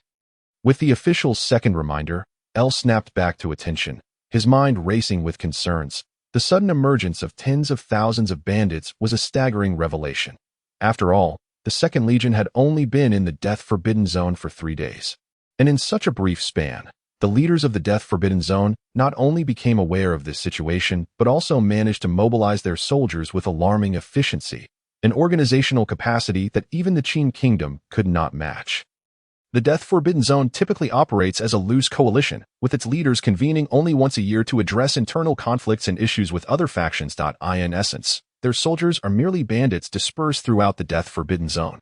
It is akin to the Qin Kingdom attempting to gather its garrison soldiers from across the realm within a mere 3 days, given that even the Qin Kingdom could not muster tens of thousands of troops in such a short time frame. It is no wonder that L was taken aback. Only someone who understands the challenges of rallying local forces can truly grasp the implications of this situation. No, the vanguard cannot contend with them. I do not wish for my soldiers to suffer a defeat before engaging in battle, especially since this marks the inaugural combat mission of my 2nd Legion, that I do not wish to exhaust our strength in the death-forbidden zone. L understood one crucial point. If the opposing party had the capability to rally tens of thousands of individuals within 3 days, or even a shorter time frame, it was entirely plausible for them to concentrate at least half, if not more, of their forces from the death-forbidden zone before he could eliminate the bandits before him. Should such a scenario unfold, it was likely that only 2 individuals from the 2nd Legion would manage to escape the death-forbidden zone. even with the protective aura of the King of Qin. Moreover, El harbored his own thoughts. After all, it was utterly impossible for him to overlook the presence of suspicious soldiers within the ranks of the 5 inspectors sent by the Legion. This implied that those 5 individuals, equivalent in status to the 2nd Legion's commanders, might possess a solution to the current predicament. Even if they did not, they were personally dispatched by His Majesty, the King of Qin. Regardless of whether to engage in battle or not, El needed to consult with them first. After all, they essentially served as representatives of Lin Feng, the King of Qin, within the 2nd Legion. If he were to make any decision without considering the potential consequences, he would no longer deserve Lin Feng's trust after surrendering. Although it was not absolute trust, the fact that Lin Feng had entrusted him to lead the 2nd Legion alone was already a significant indication of his confidence. Meanwhile, the 5 representatives, who had come to oversee the 2nd Legion on behalf of Lin Feng, while also bearing the responsibility of negotiating with the Death Forbidden Zone, began to feel anxious. They were not afraid of an assault from the Death Forbidden Zone. After all, the 2nd Legion was comprised of 2/3 of the elite soldiers from the Purple Mansion Legion. With these 50,000 troops, the 2nd Legion was more than capable of staving off the desperate marauders from the Death Forbidden Zone. While defeating the Death Forbidden Zone was nearly an impossible task, they were aware that as long as they did not overstep their bounds, the Death Forbidden Zone would likely refrain from engaging in a life-and-death struggle with the state of Qin. After all, such a conflict would benefit no one. The leaders of the Death Forbidden Zone maintained relatively amicable relations, and none wished to risk their fortunes in a war with the state of Qin. This was precisely the notion Lin Feng had entertained, prompting him to consider negotiating with the Death Forbidden Zone. Since the benefits of taxation could never outweigh the advantages of dividing the empire. However, Lin Feng could not have anticipated the astonishing speed of mobilization from the Death Forbidden Zone that in less than 3 days. Over 100,000 bandits had gathered, poised to impart a military combat lesson to the soldiers of the 2nd Legion. Lord Inspector, General L requests your presence. Upon hearing the soldier convey this message, the 5 individuals felt a sense of relief. If L truly intended to gamble everything on a fight with the bandits of the Death Forbidden Zone, the 5 of them might only have the option of sacrificing themselves to repay their mentor for his guidance. Yet, if battle had not yet commenced, there remained a possibility of negotiating a deal with the Death Forbidden Zone, though their bargaining power had evidently diminished. According to Lin Feng's plan, the 2nd Legion should have already traversed half of the Death Forbidden Zone's territory and cleared the obstacles along the way. However, they had barely covered 1/10, and the opposing forces were eagerly awaiting their arrival for a confrontation. After hearing the messenger's announcement, the 5 representatives refrained from adopting a haughty demeanor, recognizing that the current developments had evidently exceeded their mentor's expectations. In this situation, they had to manage the unforeseen circumstances themselves, striving to secure the greatest benefit for the state of Qin, and their mentor, L's invitation to the 2nd Legion clearly indicated his indecision. As he sought their opinions, it was no joking matter. If they delayed, even slightly, and L's subordinates, who were solely focused on combat, became incited, a real battle might ensue, leading the 5 to regret their inaction profoundly. We did not come here to duel. We are here to negotiate business, for goodness sake. After continuously listening to the demands put forth by the negotiating envoy, the 5 inspectors nearly succumbed to the urge to rebuke him. After all, the purpose of the state of Qin was not to annihilate the empire, but to establish a collaboration with the Death Forbidden Zone. If cooperation was possible, this should at least allow their forces to march together. If not, they ought to provide a safe passage for the troops of Qin. Yet, the young man before them started with demands for all the wealth of the Kaijiang royal palace, showing no hesitation even to include the palace maids. It was evident he intended to reward the influential leaders among the bandits, as the Death Forbidden Zone was typically governed by 5 prominent leaders who composed the Death Council. In such matters, the influence of the Death Council was indispensable. Otherwise, the bandits would not have united so swiftly. Their usual management was rather lax, but the moment the Death Council issued a command, compliance was mandatory. After all, no one wished to confront those who commanded no fewer than 50,000 followers, and their existence had significantly bolstered the power of the Death Forbidden Zone over the past decade, leading the bandit leaders to implicitly accept the Death Council's oversight. Esteemed envoy of the Death Council, are we truly conducting business here? The inspector, having managed to quell his desire to dismantle the young man, clearly aimed to remind him that they were engaged in negotiations and not in the business of robbery. Of course, the military might of the Qin army is formidable. However, I wonder, If we were to engage in battle now, do you believe you would still have the opportunity to fulfill your mission? Perhaps the image of His Majesty, the King of Qin, as a fool over the past 6 months could use a chance for redemption? The young man continued, undeterred by the inspector's dissatisfaction. To him, this chess game was masterfully orchestrated. Should the Death Forbidden Zone seize this opportunity to assist the Qin army, a formal alliance with the state of Qin could materialize.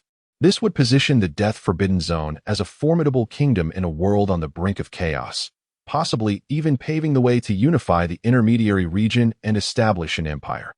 No one understood better than he the latent combat capabilities that the intermediary region possessed, which were no less than those of the two acknowledged empires on the continent. The ongoing restrictions were merely a tactic employed by both empires to avoid direct conflict through the intermediary region and various smaller kingdoms.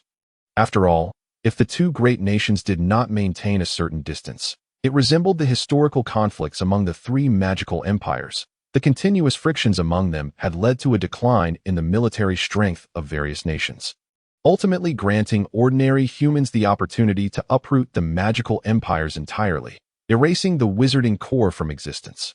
Both the Ziyun and Tianyu empires were acutely aware of this, which is why they had consistently permitted the existence of the intermediary region. However, both sides engaged in covert struggles through the intermediary region, with the most apparent strategy being to utilize their resources to assist factions aligned with them in gaining greater territory. Yet, everyone understood that such actions could not be overly frequent, lest they inadvertently empower the intermediary region. Nevertheless, despite the continuous efforts to weaken the intermediary region, it was gradually evolving towards the form of a nation, evidently on the path to escaping the mutual control of the two empires. The wisdom of my mentor is beyond your comprehension. Evidently, the inspector was quite displeased with the young man's reference to Lin Feng as a foolish monarch, otherwise he would not have voiced his thoughts so directly. However, this was also a misstep on Lin Feng's part. Perhaps he usually instructed his students to remain calm and composed in handling matters, yet out of fear of betrayal, he instilled in them a belief in fiercely protecting their own honor. This flaw has now revealed itself. Despite the unpalatable conditions previously presented, there had been little emotional upheaval among them, as they had trained considerably over the past 6 months. Yet, it was clear that once Lin Feng's situation was brought into play, they would recall the lessons imparted to them, leading to an outcome that was decidedly unfavorable for the negotiations at hand. The inspector, who had just uttered those words, found himself not only at the receiving end of reproachful glances from the other 4 inspectors, but also under the gaze of the young man, who seemed to have come to a realization that he himself felt a deep desire to end his own life in atonement for betraying his mentor's teachings. That it was only at this moment that he understood why his teacher had repeatedly emphasized the necessity of remaining calm before their departure. It appeared that he was still lacking in maturity, and he could only hope that the others had not noticed this shortcoming, although he was painfully aware that such hope was futile. There is no need for such tension, dear friends. I have not overheard anything, the young man said. Let us continue our discussion regarding business. If you are dissatisfied with the proposed distribution, perhaps we should consider an alternative arrangement. Upon the utterance of these words, the 5 inspectors, all barely in their 20s, felt a sharp pang in their hearts. It now seemed that their identities had been compromised, which implied that the other party might propose even more outrageous demands. Nonetheless, given the circumstances, they had steeled themselves to accept these conditions, and how to communicate this to AI Air was a matter for another time. At worst, the Second Legion would have to undertake some unpaid labor in the Forbidden Land of Death.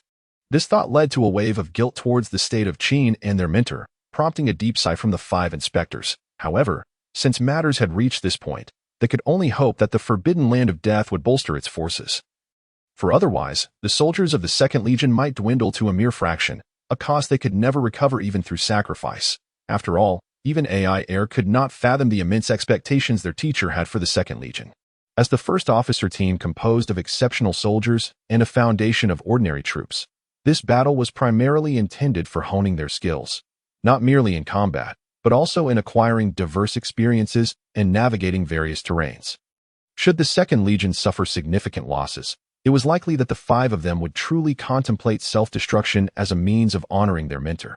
They could not deny that they had fallen short in many aspects. Yet they were undoubtedly among the most capable individuals on the continent regarding intelligence gathering.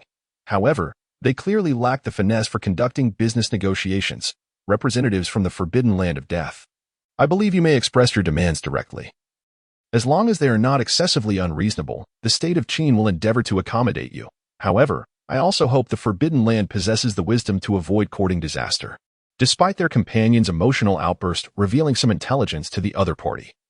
The remaining members were evidently not overly affected, for if chaos were to ensue before battle, Lin Feng would not have dispatched the 5 of them. From the outset, Lin Feng had recognized their inadequacy in business negotiations. Yet he had few individuals he could trust completely. Xin Xiaodang was certainly one, but Lin Feng could not possibly send his ailing companion into such a situation, and it would be more prudent for Lin Feng to attend himself.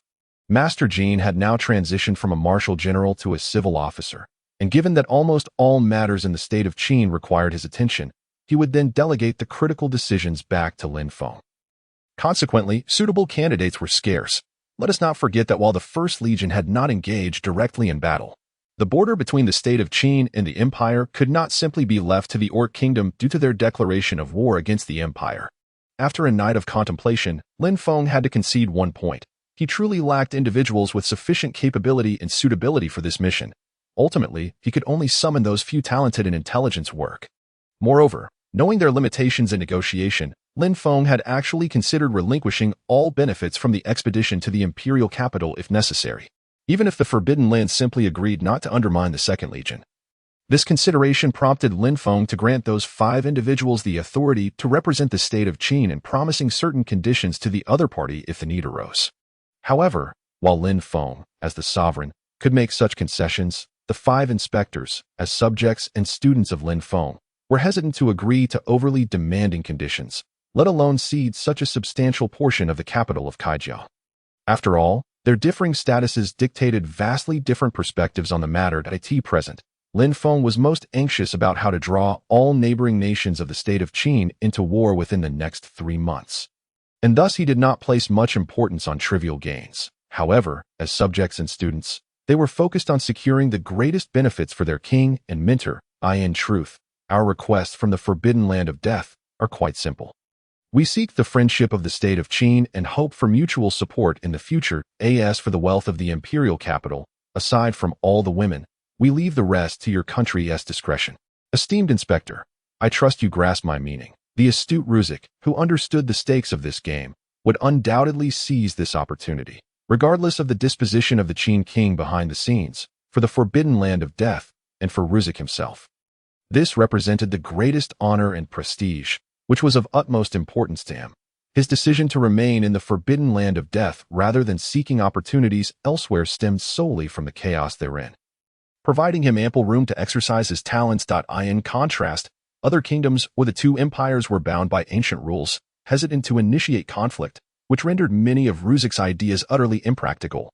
For someone like Ruzik, for whom military strategy was as essential as sustenance, this was akin to imprisonment.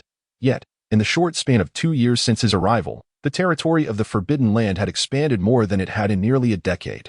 Nevertheless, this fell far short of Ruzik's aspirations, as to this day, only a few leaders within the Forbidden Land were aware of his name, and beyond that, he remained largely unknown.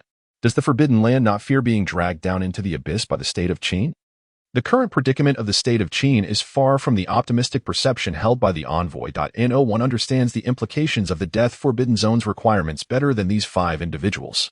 Should the Death Forbidden Zone forge an alliance with Qin, then according to the Master's plan, it is highly probable that the Death Forbidden Zone will soon face an uncountable number of adversaries, potentially drawn from various kingdoms. After all, the Death Forbidden Zone represents the intermediary territory. An alliance with Qin would signify the latter's acknowledgement of the former's equal standing with the kingdoms.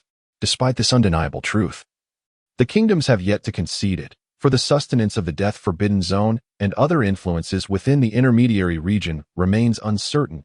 As long as the nations can cooperate, eliminating the Death Forbidden Zone is not beyond possibility, albeit at a considerable cost. However, when the time comes, Ruzik is acutely aware that the 2 colossal empires flanking the intermediary region will not permit the Death Forbidden Zone, or indeed the entire intermediary region, to attain a strength capable of resisting even one of the empires, even if only temporarily.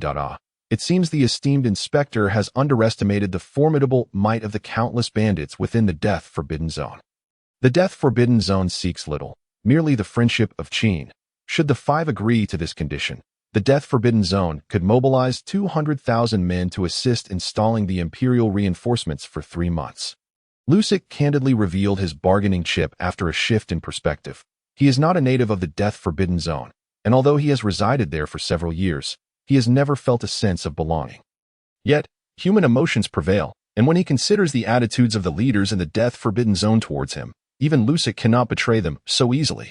Furthermore, during this period, he has gradually sensed the shifting dynamics of the continent, leading him to doubt the safety of remaining in the Death Forbidden Zone. At this juncture, Qin is behaving unusually, opting not to consolidate its strength but rather to instigate various disputes.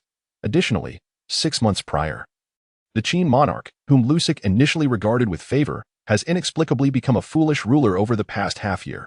During this time, too many bewildering events have transpired, even for Lusic's comprehension.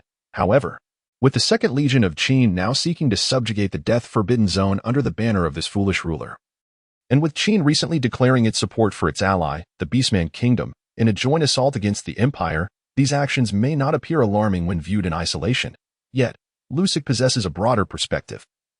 It is evident that irrespective of the reasons behind Qin's series of unusual actions, the shadows of those two great behemoths loom large. At this moment, Lusic must decide where to align his loyalties. The Death Forbidden Zone may seem formidable at present, but only Lusic understands that such strength could falter at any moment. Should a reshuffling war occur, the influence of the Death Forbidden Zone, which has developed due to the avoidance of conflict between the two great empires, will undoubtedly become the battleground for their hostilities, rendering the Death Forbidden Zone and other factions potential casualties. After all, the majority of the Second Legion comprises Lusic's former comrades. None wish to suffer excessive casualties before fulfilling their mission, lest the entire legion be rendered impotent within the Death Forbidden Zone. Yet, the 5 envoys of the Supervisory Council, who have consented to numerous conditions set forth by Lusic, now find themselves anxious. They worry that if their master, the current Qin monarch, discovers that they have acquiesced to the terms proposed by Lusic, he may very well be incensed. Indeed, on the surface, it appears that the Death Forbidden Zone has made significant concessions, even offering its services to Qin without charge. However, in reality, the mere promise from Qin to allocate 1/5 of the Empire's territory to the Death Forbidden Zone upon its complete defeat signifies a severe loss for Qin. The alliance between Qin and the Beastman Kingdom is fundamentally Qin-centric, implying that Qin could potentially seize 3/5 of the Empire's territory. Now, to relinquish 1/5 to the Death Forbidden Zone suggests to many that Qin is not truly gaining much advantage. This is merely one aspect. Another stipulation is that in 2 months, the Death Forbidden Zone will send representatives to formally ally with Qin. This is tantamount to declaring that Qin acknowledges the Death Forbidden Zone's possession of a status akin to that of a kingdom. And it is highly likely that Qin will face opportunistic declarations of war from other nations. Yet, at this moment, these 5 prodigious figures from the espionage community have no choice but to comply.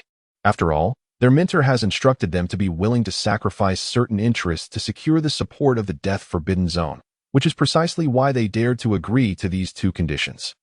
As for the third condition, it entails no loss for Qin. This stipulation was entirely proposed by Lusic himself. It is quite simple. When the envoys return to Xianyang to report to their master, the Qin monarch, they should bring Lusic along, as he wishes to meet with the king. Although they are uncertain of the underlying motives, the 5 are not particularly concerned, for it is not an easy task to orchestrate harm against Lin Feng. He has not forgotten to cultivate his personal guards, especially after ascending to the throne. No one wishes to be assassinated by unknown assailants, particularly Lin Feng, who is acutely aware that being a monarch in ancient times is a perilous profession. No one comprehends why the leaders of the Death Forbidden Zone have seemingly acquiesced to these seemingly disadvantageous conditions proposed by Lusic. The conditions, when publicly acknowledged, are undoubtedly detrimental to the Death Forbidden Zone. Nevertheless, the smaller bandit leaders within the Death Forbidden Zone have no choice but to send their subordinates to participate in this execution operation against the Empire. Moreover, this operation marks the largest deployment in the history of the Death Forbidden Zone. Under the stringent orders, each small faction must contribute 2/3 of their forces to this endeavor or present heads for inspection. Faced with such a dire command, even the most fearless bandits of the Death Forbidden Zone must wholeheartedly comply. After all, death may be an outcome, but they fear the leaders will not permit them to perish so easily. They are acutely aware of the fate that befalls those small leaders who defy the powerful factions within the intermediary region, and they are unwilling to wager their lives on such a gamble. Lord Lusic, apart from the most peripheral factions of negligible strength, all other forces have dispatched their troops to gather at the borders of the Empire. Thus far, the total reported numbers exceed 478,000, with approximately 240,000 already at the assembly point. The remaining brothers will arrive within 10 days. Would you like them to expedite their movements? The loyal bandit, regarded as Lusic's right-hand man, is currently reporting the troop assembly numbers and other pertinent information. That will not be necessary. Let them arrive promptly, Lucic replied, although he has already contemplated aligning with another faction. He does not wish to see excessive losses for the Death Forbidden Zone in this execution operation. After all, the actual number of combatants from the Death Forbidden Zone will not exceed 200,000. Lusic's rationale for urging the leaders to fully mobilize their resources is twofold. Firstly, to demonstrate to the Supervisory Council, namely the mysterious student of the Qin monarch, the true strength of the Death Forbidden Zone. And secondly, to alleviate any animosity the soldiers of the Second Legion may harbor against the bandits of the Death Forbidden Zone.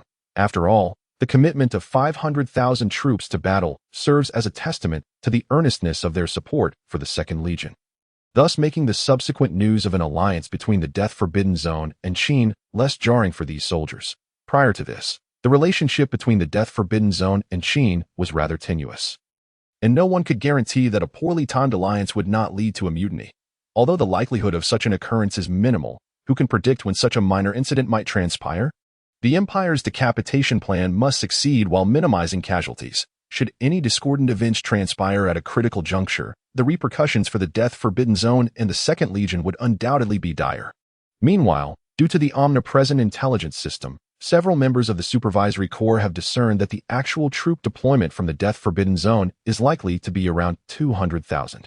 Although they hold a modicum of disdain for Lusic's grand display, which, in reality, involves a relatively small contingent, they find themselves unable to voice any accusations. After all, Lusig possesses ample justification for his actions. For instance, in this decapitation operation, the Second Legion plays the principal role, while the forces from the Death Forbidden Zone merely provide support. If the numbers were to swell, it would overshadow the Second Legion's prominence, which would be undesirable. The justifications are plentiful, and because of these reasons, even though the 5 members of the Supervisory Corps are well aware of Lusic's true intentions, they find themselves powerless to demand anything. However, this is a predicament they must accept, as from any perspective, Lusic's rationale is sufficiently robust. It is likely that even Linfeng would find it challenging to contest. Certain events invariably furnish others with justifications, and such occurrences are often beyond one's capacity to alter, or it is exceedingly difficult to transform a passive stance into an active one. Otherwise, Linfeng would not have been outmaneuvered by the Orc Kingdom. Consequently, the Third Legion is rendered unusable, and the Second Legion is equally compromised. Have they not seen the reports emanating from the Death Forbidden Zone? The Second Legion is embroiled in a desperate struggle for survival, with urgent pleas for reinforcements escalating by the day. Are they to retreat at this juncture? After Linfeng meticulously explained the current deployment of the Qin army, the envoy from the Beastman Kingdom suddenly realized that the Qin army was indeed quite occupied at present. The First Legion was preoccupied with training soldiers and officers for the newly formed Fourth Legion, leaving them with no time to engage in battle. As for the nominal Fifth Legion, it had yet to make an appearance, while the Second Legion was busy seeking a wife for the foolish ruler, or rather, competing for a wife, thus having no time to spare for their concerns. Moreover, the Qin Kingdom, in its fairness, was actively summoning local forces to join the fight.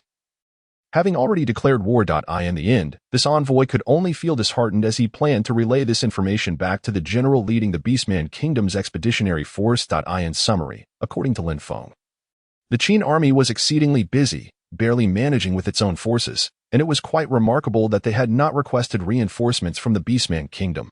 However, under pressure, Linfeng could only express his efforts to expedite the assembly of local troops, assuring them that he would not hinder the Beastman Kingdom's forces in any way. Yet, upon hearing these words, Zhang Fei and Master Jean were left speechless. They had already come to understand Linfeng's humorous manner of speaking and his thick skin. However, they had not anticipated that Linfeng would stoop so low as a ruler to disregard his dignity. Indeed, while the Second Legion was busy, upon learning the true military objectives of the Second Legion and its collaboration with the Death Zone, Master Jean did not believe that the incessant requests for support were genuine. As for the First Legion, it was indeed engaged in training soldiers and officers, but not for the Fourth Legion. Rather for the recently established Fifth Legion. Taking advantage of the Empire's provocations towards the Qin Kingdom and the declaration of war, the recruitment speed for the 5th Legion had increased severalfold. This was primarily due to Lin Feng's introduction of a rank system within the army. Soldiers with distinguished service could earn ranks, even if they could not immediately be promoted to officers. Every soldier had the potential to attain a rank through their efforts and achievements, including those in the logistics corps. Holding a rank not only conferred a prominent badge of honor, but also came with a series of benefits that ignited the enthusiasm of commoners and freed slaves aspiring to elevate their status and standing. For soldiers, the finest rewards were, after all, beautiful women, treasures, and honor. When a smile from a beauty, kings may wage wars, and soldiers may fight valiantly on the battlefield for a single enchanting smile. Throughout history, countless soldiers and generals have perished for the sake of honor, making it a most prevalent motive.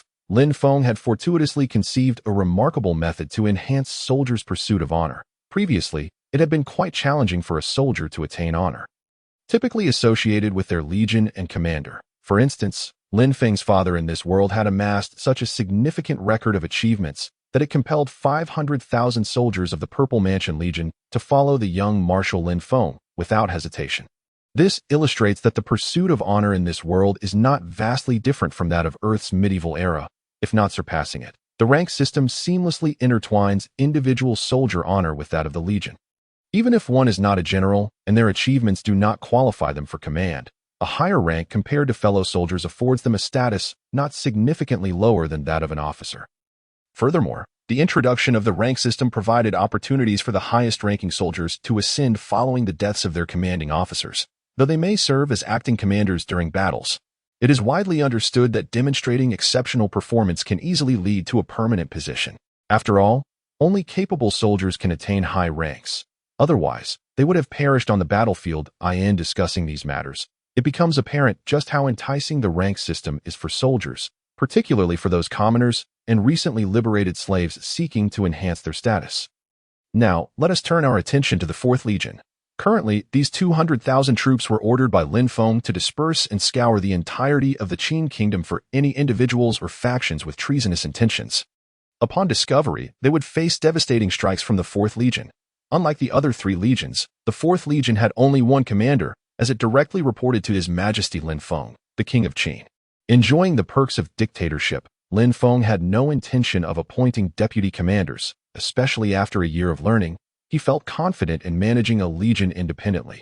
Moreover, the effective military management system ensured that even in the absence of a supreme commander, the legion could maintain its combat readiness in the short term.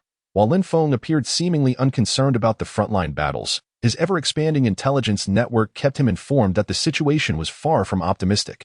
After all, this was not a homeland battle. Despite the personal prowess of the Beastman Kingdom's warriors, victory in warfare does not solely rely on individual strength.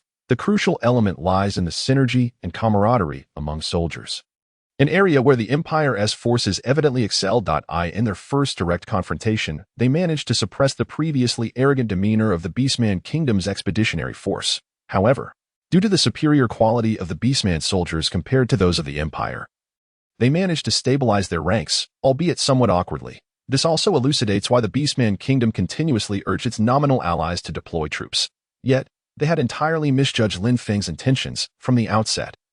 He had no plans to engage directly with the Empire's commanders. The wise men of the Beastman Kingdom had clearly miscalculated Lin Feng's commitment to keeping his promises. After all, the Beastman Kingdom's decision to deploy troops was motivated by potential gains. Had the Qin Kingdom remained passive, it was entirely plausible that the Beastman Kingdom would swiftly negotiate peace with the Empire.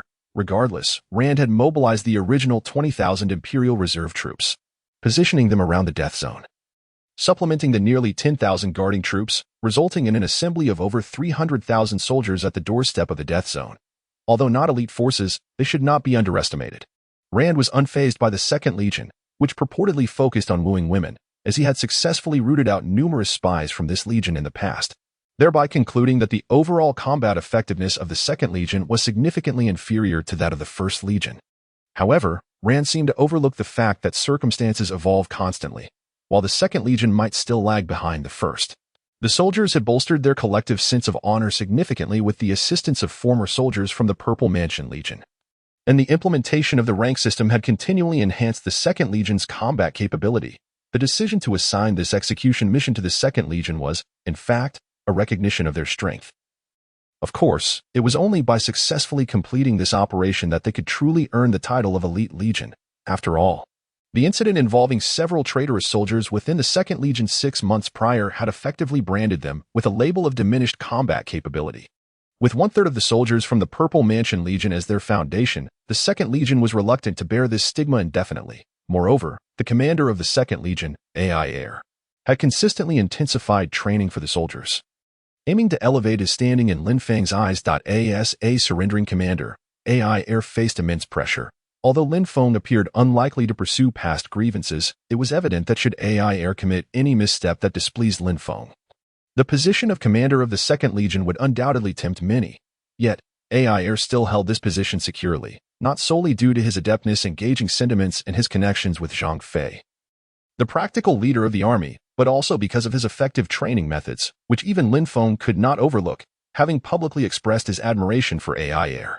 This illustrates that attaining an official position is relatively straightforward, provided one possesses connections and capability. However, securing a high-ranking official position is far more challenging, as it entails navigating a myriad of complexities, particularly managing relationships with superiors and subordinates, not to mention the unforeseen changes that may arise.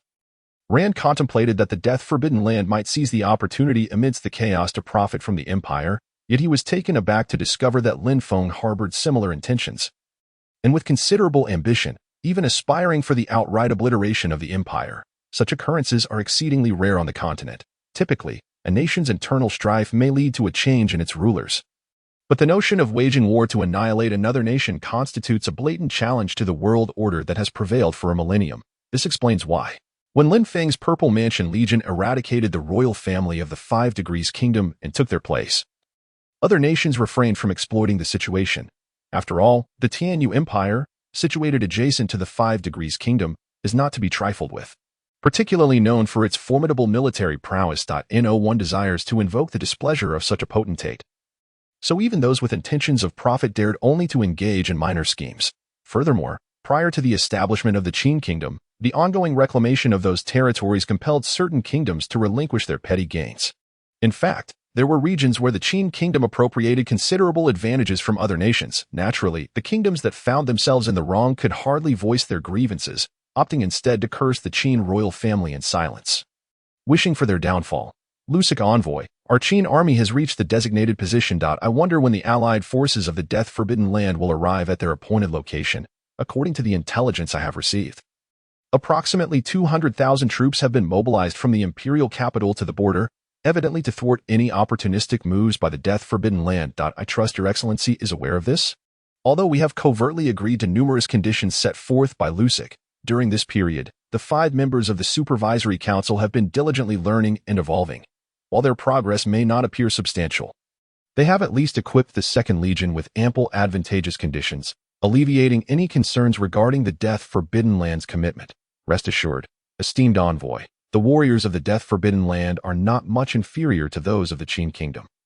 The renowned will arrive punctually at the predetermined site, creating sufficient spectacle to allow the soldiers of the Second Legion ample time to breach the Empire's defensive lines and achieve your objectives.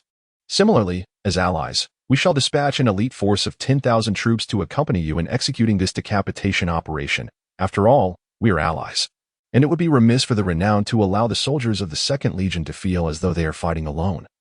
Would it not? While this proposal appears favorable, the 5 individuals are acutely aware that it stems from Lusik's lack of confidence in the Second Legion, fearing they might bury treasures on the spot. If the Death-Forbidden Land truly refrains from sending personnel along, it is indeed challenging to guarantee that AI Air will not permit the soldiers of the Second Legion to engage in such actions. After all, the character of a general reflects upon the soldiers, and the nature of that general is contingent upon Lin Feng, the esteemed leader of the Qin Kingdom. Given Lin Feng's customary disregard for face, it is entirely plausible that he might inadvertently forget certain treasures. And since the Second Legion has not acquired those riches, the Death-Forbidden Land cannot reasonably demand a larger share from them. Can they? Moreover, one could easily bury those truly precious items directly beneath the imperial capital, as the Death-Forbidden Zone, due to its peculiar nature, is utterly incapable of extending control into regions like the imperial capital. After all, while various kingdoms may fear the reckless assaults of the Death-Forbidden Zone, Should their limits be truly tested, they are unlikely to remain passive. The death-forbidden zone does not wish to become a target of collective ire. To ensure that it retains some advantages and capital after he departs, Lusic naturally hopes that this beheading operation maximizes the interests of the death-forbidden zone, thus dispatching an elite force of 10,000 to expedite the completion of the Second Legion's tasks. Primarily to supervise and assist the soldiers of the Second Legion and the logistical corps of the Qin Kingdom in transporting treasures seems prudent, although the latter is the main objective. No one can predict what surprises may await them in the Imperial City. Considering the Orc Kingdom's previous success was significantly influenced by fortune, however, the Empire may not share the same luck, as there have been no reports indicating the presence of mage teams in the ongoing conflict with the Orc Kingdom. This implication is clearer to Lusic and Lin Feng's 5 increasingly adept students than to others. As the Death Forbidden Zone actively prepares for the imminent beheading plan, Lin Feng begins to diligently compose an educational treatise within the city of Xianyang. For there is nothing more fearsome than the control of thought. The unfortunate individuals who unwittingly join pyramid schemes on Earth serve as a prime example. Through relentless indoctrination, they ultimately deceive even their own kin.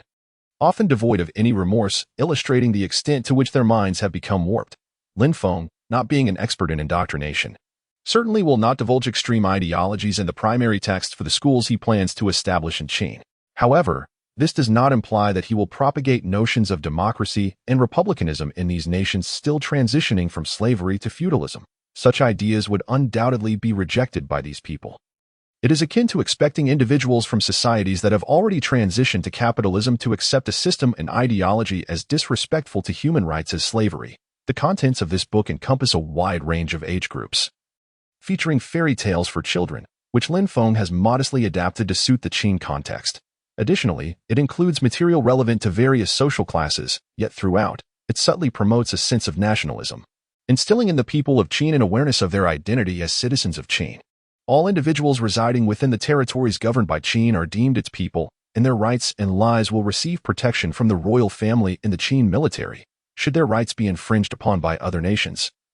The royal family and the military, under its command, will vigorously defend their interests, including the potential use of force. By emphasizing the notion that beneath the heavens lies the king's land, and along the borders, the king's subjects reside, coupled with Lin Feng's deliberate increase in the frequency of terms such as Qin, royal family, military, rights throughout the text, he is convinced that, given the opportunity, he can establish free educational institutions across the 12 provinces and cities, totaling 111 locations, including the capital, Xianyang. Within less than 20 years, the entire Qin will no longer find itself in situations similar to the previous beheading incident due to a lack of talent. Moreover, individuals educated in these schools will be far easier for Lin Feng to groom as trusted aides, which will undoubtedly yield endless benefits for the future development of Qin, while perhaps lacking in depth. This approach is evidently sufficient in this alternate world, far superior to merely mastering a single subject. Reflecting on this, Lin Feng cannot help but express gratitude for the education he received on Earth. Though a well-rounded development may sometimes lead to mediocrity, it is undeniably advantageous for his current self. If someone else were in his position, they might excel in certain areas far beyond Lin Feng. Yet they could not engage with such a broad spectrum of knowledge without falling into ignorance. Although unaware of the extent of deception prevalent among the people in this world, in just half a year, the number of individuals Lin Feng has gathered evidence against and instructed Xia Minglei to deal with has reached nearly 100, as he is reluctant to have his subordinates conceal anything from him due to his ignorance. Observing the 13 textbooks he has compiled over the past month, Lin Feng reluctantly acknowledges the effort involved. He is not the type to work tirelessly on a single project. The sheer persistence required to complete these 12 textbooks has drained much of his patience, to the extent that he questions whether he might truly lose his sanity if he continues. For the past month, aside from occasionally appeasing the Orc Kingdom's envoys urging Qin to mobilize swiftly, his most relaxing hour has been spent with Shen Xiaodang. The remainder of his time has been confined to the imperial study, diligently crafting educational materials for his present and future subjects. If the students of the future Qin Empire were to discover that the first author of their textbooks was none other than the venerable Lin Feng, whom they have long revered, they might harbor both admiration and grievances. A month can be both long and short, and combined with Lin Feng's inherent lack of meticulousness, it has led to numerous errors and inconsistencies in the first educational material of Qin's history. However, as a sovereign, Lin Feng simply lacks the inclination to undertake further revisions and corrections. Thus, He merely summoned a few hundred individuals to proofread the typos in the textbooks and began preparations for utilizing the rudimentary movable type printing and paper produced by the future military corps. Based on the information Lin Feng provided to print the books, the grandiose claims about the composition of the first educational material in Qin's history, including the number of individuals involved in the ceremonies surrounding its completion, have evidently been misrepresented. Your Majesty, in accordance with your instructions, the Chancellor has calculated the funding required for constructing so many schools and their ongoing maintenance. The Chancellor requests your presence in the Imperial Conference Room to discuss this matter. Additionally, the envoy from the Orc Kingdom has just arrived at the palace. Clearly, this young eunuch was quite exasperated by the envoy's brazen demeanor, yet he had no inkling of the sole reason behind the envoy's increasing audacity. The king of the Orc Kingdom possesses an extraordinary thick skin. Without the envoy making frequent visits, the already limited coalition forces might dwindle. He has been repeatedly criticized for his ineffectiveness, and he can do nothing about it. Who would have anticipated that King Qin would possess an even thicker skin than his own? Understood. We shall proceed to the conference room immediately. As for the envoy from the Orc Kingdom, we shall adhere to the usual protocol. Lin Feng's concern for establishing 111 schools far surpasses his interest in the Orc envoy, who has grown quite familiar with the Xianyang Palace. The usual protocol is straightforward. After all, Lin Feng is still bearing the reputation of a foolish monarch. He prefers to have the envoy take a tour of the palace before meeting with him, allowing him to alleviate his somewhat foul mood. This demonstrates that our King of Qin is indeed considerate of their feelings. Upon entering the conference room, Lin Feng noticed that the space had significantly expanded under Master Jin's supervision during his absence of merely a month, and the number of participants had likewise increased. Present were not only the original core members but also representatives from nearly every province attending the kingdom's meetings. Although the reforms in the provinces encountered some obstacles, it appears that Master Jin has adeptly managed the situation. Otherwise, Lin Feng would likely be grappling with issues of unrest. Nevertheless, this calmness is merely superficial. If Lin Feng and Master Jin cannot devise a strategy to quell the undercurrents of turmoil, Qin may indeed be plunged into chaos. The reason is evident. Observing the representatives from the various provinces, it is clear that the 11 provincial representatives are seated in a manner that suggests a division into 4 opposing factions, indicating an unfavorable situation. However, aside from these 4 factions, there exists the most formidable power, represented by Zhang Fei, Master Jin, and others, centered around Xianyang, which embodies the central authority of Qin. As for Lin Feng, he stands as the undisputed leader among all factions. Whether it be the military represented by Zhang Fei, the central authority represented by Master Jin, or the local provincial forces, Lin Feng is undoubtedly the paramount figure. Anyone who dares to dispute this should first consult the 4th Legion, which is relentlessly apprehending and executing individuals nationwide.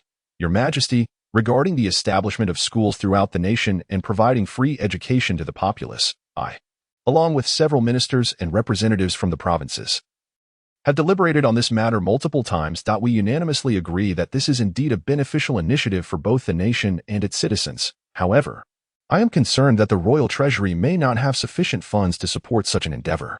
Your Majesty ordered a 1-year tax exemption for the nation upon its founding. Due to some prior accumulation, the pressure on the royal treasury is not yet significant. However, with the establishment of the 5 major military legions, the additional logistical corps, and the future military corps, the treasury can only sustain itself for the upcoming year's expenses. Master Jin's intentions are clear. While establishing schools is commendable, it is predicated on having the financial means to do so. It is evident that the Qin kingdom is now impoverished, so it would be prudent to refrain from further endeavors. This matter has indeed escaped the consideration of this lonely prince. However, there is no need for concern. For the empire shall bear the costs, is it not? My esteemed Chancellor may continue to establish schools in accordance with the educational plan. As for other matters, rest assured, I shall devise a solution, ensuring that the Qin state does not succumb to a financial crisis. Moreover, the expenses associated with the establishment of schools can be undertaken in collaboration with local slave owners and large landholders. Once the schools are operational, I can grant them the privilege to conduct business in the vicinity. Regarding tuition fees, I suggest that my Chancellor collects a modest amount to prevent a long-term financial burden. This is merely a thought from Lin Feng, yet unbeknownst to him, countless individuals have labored diligently for over half a year on these plans. These initiatives were proposed before Lin Feng's ascension to the status of a foolish monarch, yet it has taken a full 6 months to gather such credible information, highlighting the considerable difficulties involved. Lin Feng, due to his oversight, has inadvertently caused the original plan for free education to falter, and he can only feel a sense of embarrassment at the prospect of imposing tuition fees. Should the death-forbidden land truly be willing to expend its resources to assist the Second Legion, Lin Feng might find himself questioning whether the death-forbidden land would turn against the Second Legion at a crucial moment. Although the Qin state has participated in the campaign against the Empire, various reasons necessitate its involvement in conflicts between nations. Deep down, Lin Feng harbors a desire to avoid direct confrontation with the Empire or other kingdoms until the 5 major legions of the Qin state have been fully established and combat-ready. This is precisely why the success or failure of the assassination plan for the Second Legion largely determines the potential benefits and timelines for the Qin state in future warfare. As for the strategist from the death-forbidden land, Rucksaik, who can fully discern the intricacies of this plan, Lin Feng adopts an attitude of either striving to recruit him with utmost effort or, if that fails, eliminating him altogether. After all, there are countless individuals in this world who exceed Lin Feng in intelligence, and if any of them pose a significant threat to Lin Feng in the future development of the Qin state, he will stop at nothing to erase their existence from the world. This is not solely for the sake of the Qin state and its hundreds of thousands of soldiers, but also for Lin Feng himself. For the girl, Xin Xiaodang, who has silently devoted herself to him, and for the child yet to be born to his wife, the multitude of reasons compels Lin Feng to choose this course of action. He is acutely aware that, like Xiangyu, who failed to utilize Han Xin and ultimately faced dire straits, he will not allow himself to commit such errors. Unlike Xiangyu, who possessed innate strength and was a formidable warrior, Lin Feng's downfall would not stem from a lack of martial prowess but from a failure to employ strategy. The assassination operation of the Second Legion is pivotal to the overall military situation of the Qin state. Should the operation fail, Lin Feng would have no choice but to dispatch the First Legion and the still incomplete Fifth Legion to the battlefield, striving to crush the Empire's main forces in the shortest time possible to facilitate the Second Legion's retreat. The cost of losing the entire Second Legion is one that Lin Feng cannot bear, nor can the Qin state, for the significance of the Second Legion is monumental, composed of soldiers from the Zifu Legion and the former 5 Degrees Kingdom. The Second Legion represents a crucial integration of the current Qin nobility and the Zifu military apparatus. Any misstep with the Second Legion could create a rift between the ruling group of Lin Feng and the common citizens and nobility of the Qin state.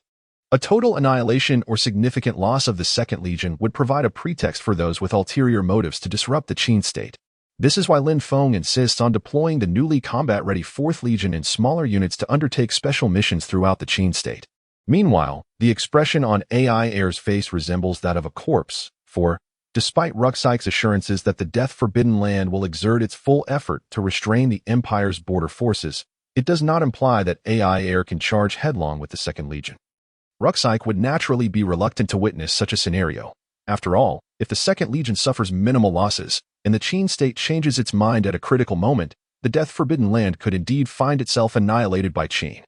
The greatest fear lies in being besieged from within and without, and AI Air has observed that the soldiers of the Second Legion have shown themselves to be elite through 10 days of scrutiny. Although Rucksaik has intentions of aligning with the Qin state, his primary concern is the potential backing of the Tianyu Empire or the Xian Empire, thus he would not genuinely assist the Second Legion without recourse. He understands the necessity of minimizing losses to the Second Legion. Otherwise, should they fail to capture the Empire's capital, the death-forbidden land would not only gain nothing but would also create enmity with the Empire. Other kingdoms might seize the opportunity to attack the death-forbidden land, which Rucksaik does not wish to see occur. Thus, ensnaring the Second Legion in a trap, albeit a somewhat larger one, becomes a simple matter. My lord, scouts have confirmed the presence of 70,000 well-equipped and trained elite troops camped at our path, a soldier reported. Having heard the report in its entirety, AI Air realized that he had been outmaneuvered by that young man from the death-forbidden land. Although the elite troops of the death-forbidden land were nominally under his command that night, AI Air dared not allow them to suffer significant casualties, nor could he permit them to incur any substantial damage. After all, their primary task was merely to serve as transporters and overseers. Sending them into battle is no trivial matter, especially since AI Air genuinely fears these mountain bandits might turn against them in the heat of battle. Is there any way to circumvent this, even if it means taking a longer route? After all, the logistics troops are present, while AI Air is aware that the enemy is unlikely to be unprepared elsewhere. He still hopes to hear his superior propose a solution that does not seem overly dire, for no one wishes to engage in a fight without necessity.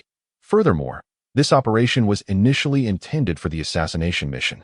meaning the 2nd Legion must do everything possible to minimize troop losses before reaching the capital of the Empire, even should they capture the capital. They will subsequently face relentless pursuit and obstruction from local Imperial forces and other reinforcements. This necessitates that the 2nd Legion preserve their strength to the greatest extent possible, otherwise, they would find themselves doomed. My lord, according to our fastest marching speed, it will take nearly 3 days to reach the Empire's capital via this route. If we choose to circumvent it, it may take approximately a month. The officer refrained from simply stating BUQE, instead opting to present the time required for both routes, which is why he has earned AI Air's esteem. After all, some things cannot be directly articulated to one's superior. Indeed, I have considered this. If all else fails, let my brothers of the 2nd Legion witness just how formidable the Empire's forces truly are. Order the entire army to rest. At dawn tomorrow, I will deploy 10,000 soldiers to strike directly at the enemy commander's camp. AI Air's command was not only directed at the officer, but also intended for the spies from Kaijiang who had already infiltrated the vicinity. The reason is simple. AI Air does not wish for the soldiers of the Empire to enjoy a peaceful slumber. An ambush is certainly in the cards, but it need not occur at dawn. Are the soldiers ready? AI Air gently inquired of the soldiers beside him. The hour had passed midnight, and dawn was merely on the horizon, the time when human drowsiness is at its peak, making it the most opportune moment for an ambush. AI Air is evidently harboring such intentions. General, in accordance with your orders, all 10,000 elite soldiers are fully prepared, poised for action, awaiting your command to unleash a devastating assault upon the enemy. The officer was originally a subordinate of Ayr, who, despite following Ayr to a new dynasty after the fall of the royal family of the 5-degree kingdom, now held the position of commander in the 2nd Legion of the Qin state. Nevertheless, he felt no dissatisfaction with his current circumstances. In fact, he believed his situation had significantly improved compared to before. As he spoke, his words conveyed a sense of trust in the military. In his perspective, while the Imperial Army was undeniably formidable, the forces before him were merely second-tier troops. Although numerous, their actual combat effectiveness was lackluster. A mere 10,000 soldiers would suffice to rout them, and total annihilation was not beyond the realm of possibility. Very well, relay the orders. Have the soldiers wait a little longer. The time is not yet ripe. Unexpectedly, Ayr chose not to strike at that moment, instructing the troops to remain patient. General, this is an opportune moment for a surprise attack. Why do you insist on having the soldiers continue waiting? The commander questioned, aware that once the enemy was fully alert, launching a surprise assault would become increasingly challenging. Upon hearing Ayr's command, the officer voiced his concerns, hoping that his old superior was merely experiencing a momentary lapse in judgment. After all, once the enemy awoke in the morning, executing a surprise attack would be immensely difficult. You are correct. But do you not understand why I made such a grand declaration yesterday to lead an assault? Ayr, in front of his trusted subordinate, felt unreserved in providing an explanation. He had no one else around him he could trust as implicitly, for others might have ears on the walls. And who could guarantee that there were no spies within the 2nd Legion? With Rand's stratagem in mind, he harbored doubts about Rand leaving no contingency plans. This was likely why Lin Feng assigned the 2nd Legion to execute the decapitation plan instead of the more suitable 1st Legion. The rationale was straightforward. Should the 2nd Legion's assassination attempt succeed, it would be ideal. If it failed, the 1st Legion's formidable combat prowess could still turn the tide. Conversely, had the 1st Legion been dispatched for this task, a failure would mean the 2nd Legion would confront the main forces of the Imperial Army head. In such a scenario, the emergence of spies would undoubtedly spell disaster for the alliance between the Qin state and the Beastman Kingdom. Are you suggesting that there may be spies within our ranks? Upon reaching this point in Ayr's reasoning, even a less astute individual would begin to grasp the implication, particularly this commander, who was far from foolish. Ayr's trusted inner circle could not merely consist of loyalty. It required more depth and discernment. If that is the case, then it seems your intentions exceed merely conducting a surprise attack, he posited.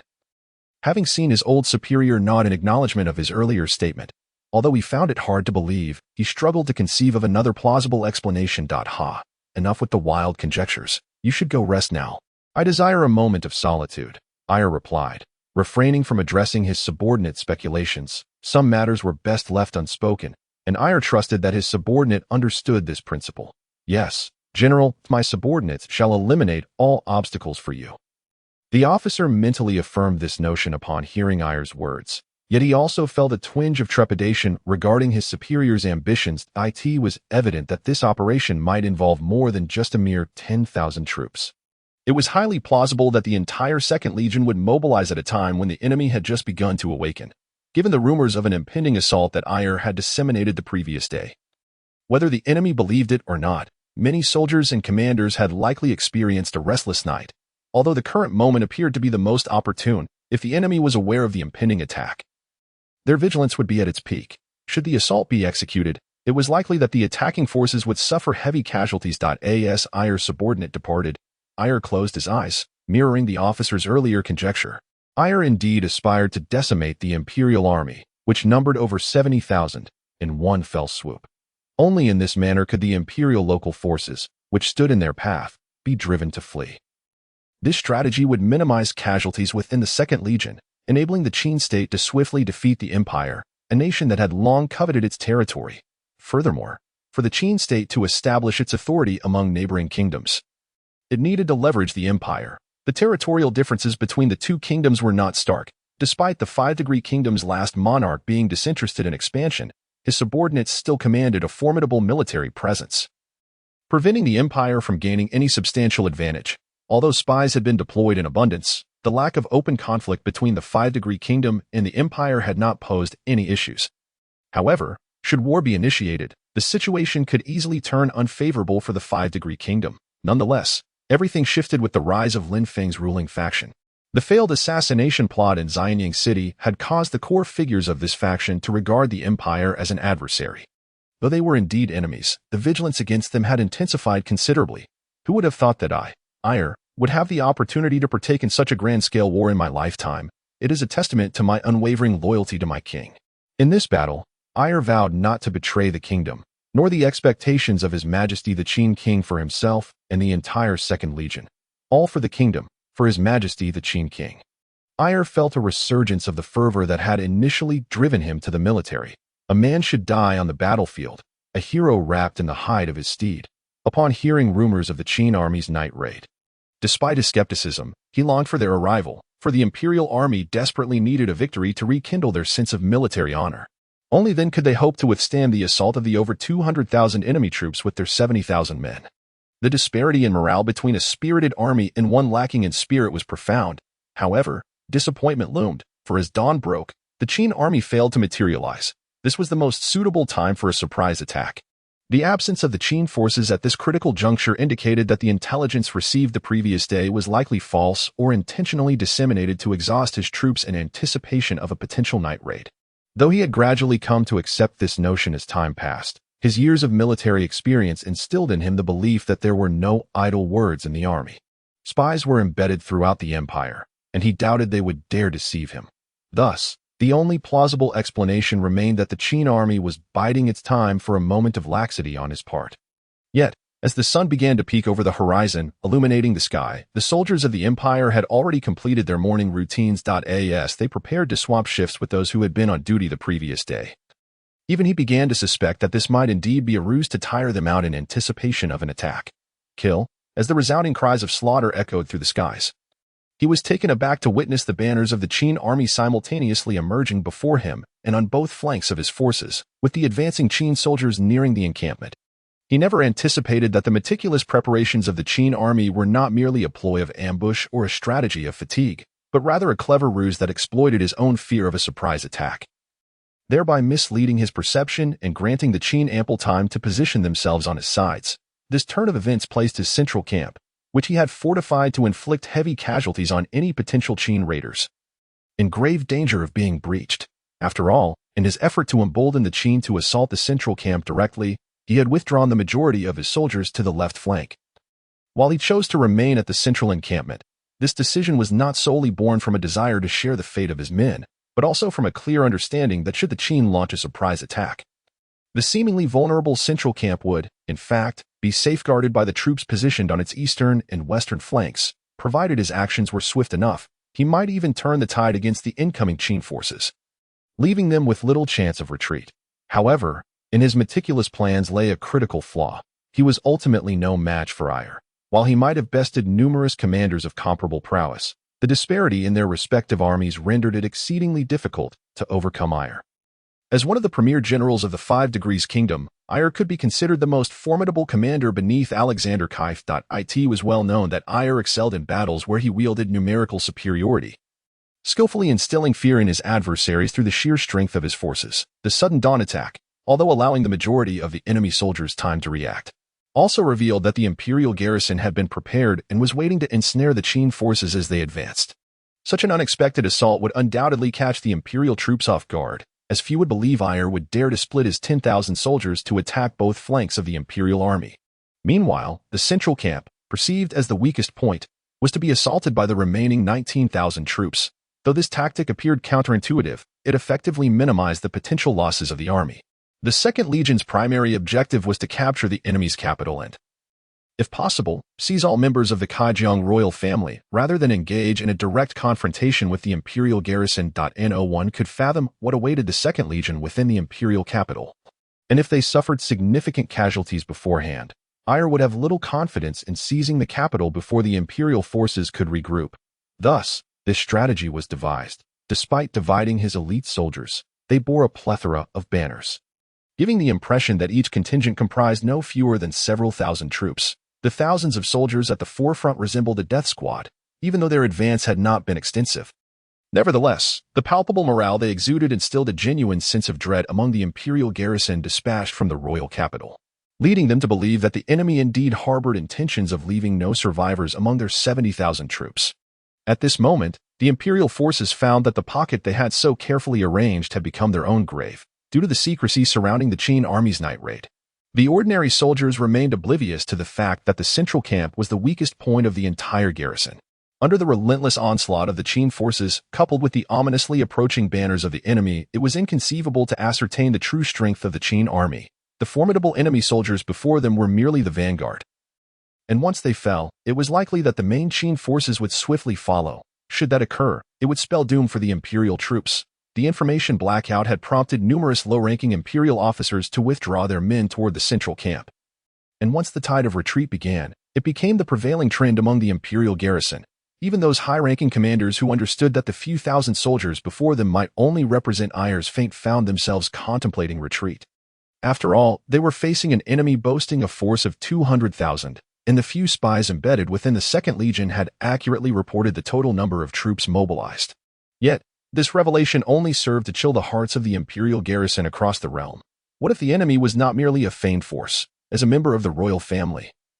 Did he truly wish to perish here? Witnessing the increasingly ferocious advance of the Qin army, a general from the Kaijiang royal family began to tremble in fear. Indeed, he had come with the sole intent of securing his claim to the throne. And he had no desire to die here like a hero.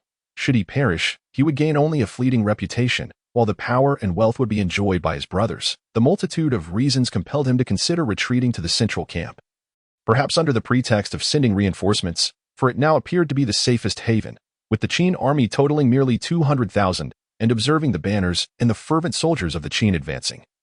He was convinced that he was facing a frontline assault of no less than 70 or 80,000 troops. His own 30,000 soldiers could scarcely hold back such a tide, especially since they had been initially positioned to guard against a potential ambush of the central camp, resulting in inadequate defensive fortifications. Should the remaining Qin forces charge, he was unwilling to meet his end alongside those lowly soldiers.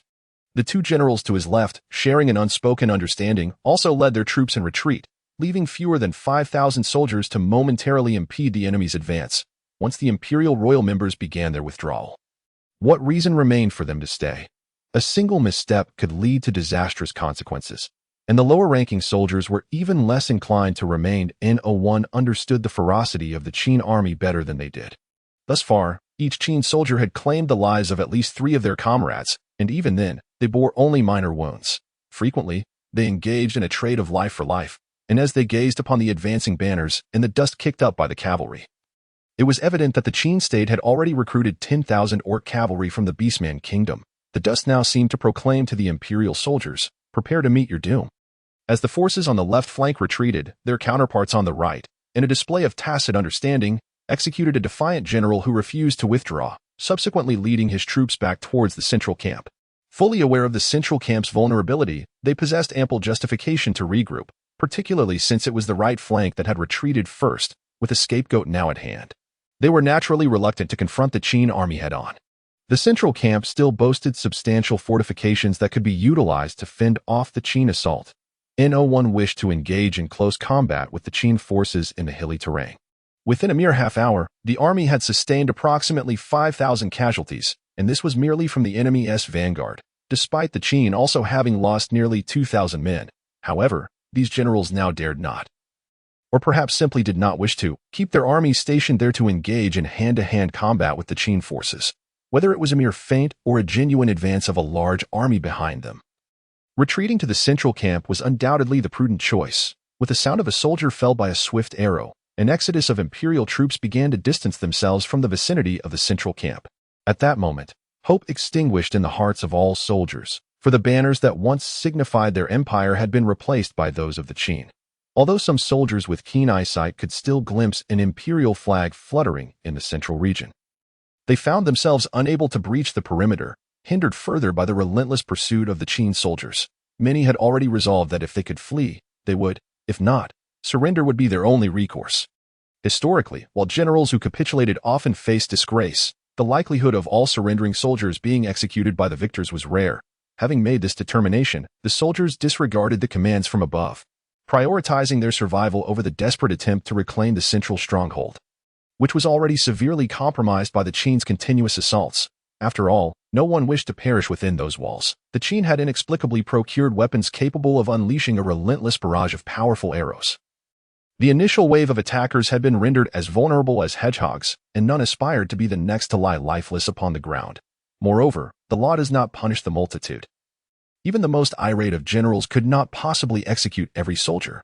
This understanding permeated the ranks, and although orders continued to arrive from above, the lower-ranking officers had already resolved not to fight to the last breath, resulting in merely a few hundred imperial soldiers daring to charge forward. The grim fate awaiting these few only solidified the resolve of those behind them. Rushing into the fray guaranteed death, while remaining behind offered a chance to survive a little longer. At least if they fell, they would leave behind a whole corpse, unlike their nearly 1,000 fallen comrades who had been pierced like hedgehogs.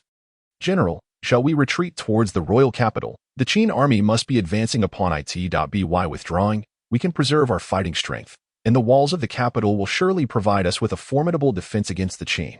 This suggestion, though uplifting in tone, merely served as a pretext for retreat, for as a general of royal lineage, no one understood the value of life more than this attendant. Yes, issue the order for a full retreat.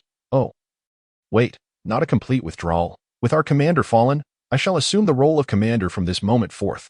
Let us leave 20,000 behind to impede the Qin advance, shielding the main force's retreat. Though gripped by overwhelming fear, the general from the royal lineage at this moment understood how to leverage his noble identity to safeguard his own life, despite the knowledge that the commander of the Grand Army was undoubtedly still alive. The prospect of rescuing him seemed insurmountably daunting. Thus, he resolved to consider him deceased, trusting that the other generals would concur with his decision. After the messenger successfully located several commanding generals amidst the now chaotic ranks of the army to relay the orders of the new commander, these directives were executed with unwavering fidelity. As for the remaining 20,000 troops, they naturally belonged to the general who had initially resisted retreat and met his demise. It was clear to all that, regardless of whether the pursuing forces were real or merely a ruse, the outcome was already determined. If they could return to the royal capital with a greater number of soldiers, perhaps they could avoid execution, especially with a member of the royal family to shield them. Now, they could only cling to his support, hoping to escape this hellish place swiftly. As the soldiers of the empire observed, nearly 2 hours had elapsed since the Qin forces commenced their assault. Yet, up to that point, they had only managed to secure all the outer positions, while the empire's central command remained unbreached. It must be stated that the troops stationed at the central camp were undoubtedly the elite among the 70,000 strong. Even when faced with the onslaught of 50,000 Qin soldiers and the multitude of siege weaponry, they did not falter in their resistance. Rather, they fought with increasing fervor, repeatedly repelling the soldiers of the 2nd Legion from breaching the outer perimeter of their stronghold. Although this might have resulted in casualties approaching 10,000, such a feat was, in fact, a significant victory. After all, while the 2nd Legion greatly outnumbered the enemy, the concepts of defeating and annihilating an opponent are fundamentally distinct. For the 2nd Legion, intent on executing a decapitation strategy, any potential retreat routes could not be compromised. Thus, the 70,000 imperial troops represented a variable, while defeating them was not overly difficult. The complete annihilation of their forces posed an extreme challenge. It was precisely for this reason that AI Air was willing to risk incurring even greater losses in an attempt to eliminate these 70,000 troops. However, despite AI Air's numerous contingency plans, he could never have anticipated that the Imperial forces would be so easily intimidated by a mere 10,000, causing them to retreat. Furthermore, after witnessing their outer defenses being overrun, they did not organize a substantial counterattack, but rather left approximately 20,000 soldiers to obstruct the Second Legion while withdrawing with the remainder of their forces, which numbered less than 30,000. This entire sequence of events led AI Air to ponder whether this victory was somewhat illusory, as if the enemy had merely come to toy with them. Nevertheless, the losses incurred by the Second Legion were evidently far less significant, although the soldiers left behind were clearly reluctant. Following AI Air's decree that those who surrendered would be spared, it was astonishing that out of over 20,000 troops, only a few hundred refrained from capitulating, and those few were swiftly executed by the soldiers of the Second Legion. The entirety of the Second Legion, infused with the martial spirit of the former 5 Degrees Kingdom soldiers, combined with the unique ferocity of the original Purple Guard troops, had unwittingly evolved into a formidable force that instilled profound fear within the hearts of their adversaries, reflecting on the Imperial Forces' central command, which had long resisted capture. The soldiers guarding it were now experiencing dwindling morale as their casualties continued to mount. At this juncture, AI Air ordered the transport of the latest siege weaponry developed by the Future Legion, evidently intending to assess whether the Imperial soldiers were worthy of receiving equivalent funding as the Second Legion. However, the results were less than satisfactory. The newly provided siege weaponry from the Future Legion proved ineffective against the relatively weak defenses of the Central Command. Fortunately, this time, the Future Legion, which had seemingly remained obscure within the Qin state, lent considerable support to the Second Legion to ensure the smooth execution of their decapitation operation. They had developed no fewer than 10 different types of siege weapons, although many remained in nascent stages of effectiveness. After all, they had relied solely on the meager insights provided by Lin Feng regarding fundamental physics and other basic disciplines to inspire their designs, producing only 5 to 10 prototypes of each weapon. However, the plethora of types had inadvertently strained the Future Legion's budget, providing the Second Legion with a prime opportunity to negotiate for increased funding. Over the past 6 months, they had indeed produced a variety of peculiar inventions. While most were deemed ineffective, even amidst the dross, there were certainly intriguing discoveries. In essence, the Future Legion functioned as the research and development department of the Qin state, creatively merging Lin Feng's foundational scientific knowledge with the existing technology of this world. They had generated a surprising array of inventions, and some even proposed the creation of a bioweapon, a concept that Lin Feng promptly dismissed. This rejection underscored the potential of the individuals recruited into the Future Legion to become true scientists. Lin Feng's aversion to bioweapon research stemmed from a simple rationale: such weaponry is notoriously difficult to control and, if mishandled, could result in civilian casualties. Even as he prepared to lead the Qin state into the next global conflict, Lin Feng harbored no desire for innocent lives to be lost due to the advent of bioweapons. Nevertheless, within the arsenal carried by the Second Legion, there existed a bioweapon that Lin Feng had previously prohibited from research. Although this weapon, known as K, possessed limited transmissibility compared to the viral bioweapons of Earth, it had the capacity to induce sleep in enemies over a short period. Moreover, as it spread through the air, it could deliver devastating blows in smaller-scale engagements if utilized strategically with the prevailing wind. Up to this point, the Future Legion's eccentric warriors had only managed to incapacitate enemy soldiers for approximately half an hour, with those of robust constitution experiencing minimal effects. Yet, when this weapon was first employed in battle, its efficacy surpassed all expectations. The already beleaguered Imperial soldiers, upon detecting a faint burning odor in the air, succumbed to slumber within minutes, even those actively engaged in combat. The deployment of this weapon enabled the Second Legion, which had suffered over 1,000 casualties, to seize the central stronghold with minimal resistance, capturing numerous prisoners in the process. However, the flip side of this weapon's utilization was that thousands of soldiers from the Second Legion also fell into unconsciousness during the clash. This was particularly fortunate, as the favorable wind direction somewhat mitigated the impact on the Second Legion, while the enemy forces were almost entirely rendered unconscious, leaving only a few hundred awake. Had the reinforcements following the Second Legion not swiftly donned protective masks and utilized their numerical advantage, the careless deployment of such a weapon could have easily resulted in a disastrous outcome for them. If not for the Second Legion's current advantage, the reckless use of this nascent bioweapon could have led to catastrophic consequences in this alternate reality. As astonishment morphed into regret, AI Air lamented that had he known the weapon's effectiveness would be so pronounced, he would not have expended all of it in a mere test. It was clear that this weapon had been expressly forbidden by His Majesty, the King of Qin, and for this reason, the elders of the future legion had refrained from presenting the experimental weapons to the Second Legion until after the king had conducted thorough evaluations and inquiries into their efficacy. Only after the Second Legion was poised to advance to the front lines did the elders discreetly hand over a few vials of powder during the night. AI Air was convinced that the King of Qin, far away in Xianyang, was likely aware of the devastating potential of such weaponry, which posed a risk to both friend and foe alike, hence his prohibition against the future legion's research into these arms. However, AI Air did not anticipate that the future legion would audaciously defy the king's orders, continuing their research in secrecy. Now, AI Air found himself wavering. After all, the future legion had never held any official military designation and numbered fewer than 1,000. Yet they received funding equivalent to the primary combat legions. Not only did AI Air of the Second Legion wish to seize a portion of the future legion's budget, but Zhang Fei of the First Legion had also harbored similar intentions. While the Third Legion, located in the Orc Kingdom, had frequently demanded reductions in the future legion's funding.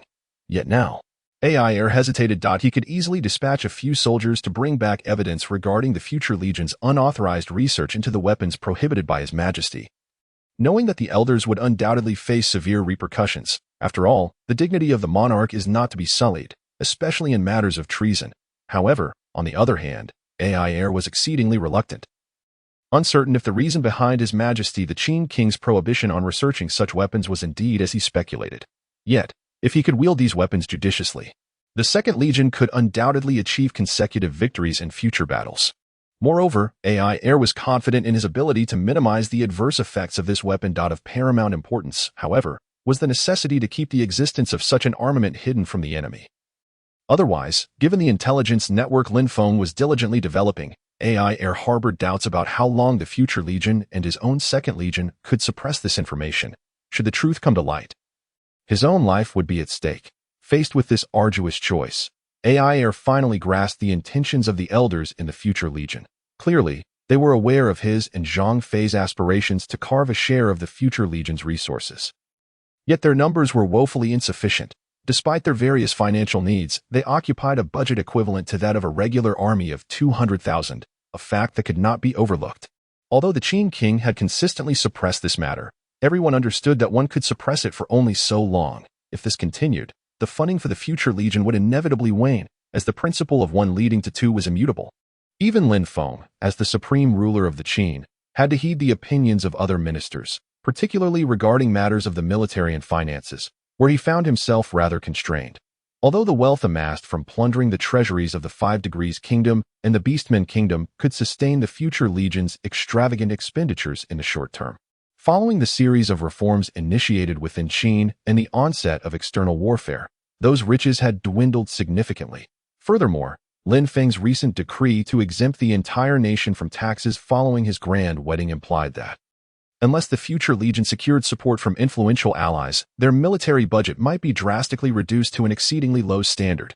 The once extravagant spenders of the future legion would find it challenging to even afford basic supplies, should they suddenly need to calculate each purchase meticulously. Additionally, given that their research relied on quantity to yield quality, a lack of funding would hinder their output, thereby compromising the caliber of their inventions. After all, the members of the future legion were a collection of innovative minds summoned by Lin Feng from across Qin. Without sufficient funding, they were powerless to transform their ideas into tangible realities.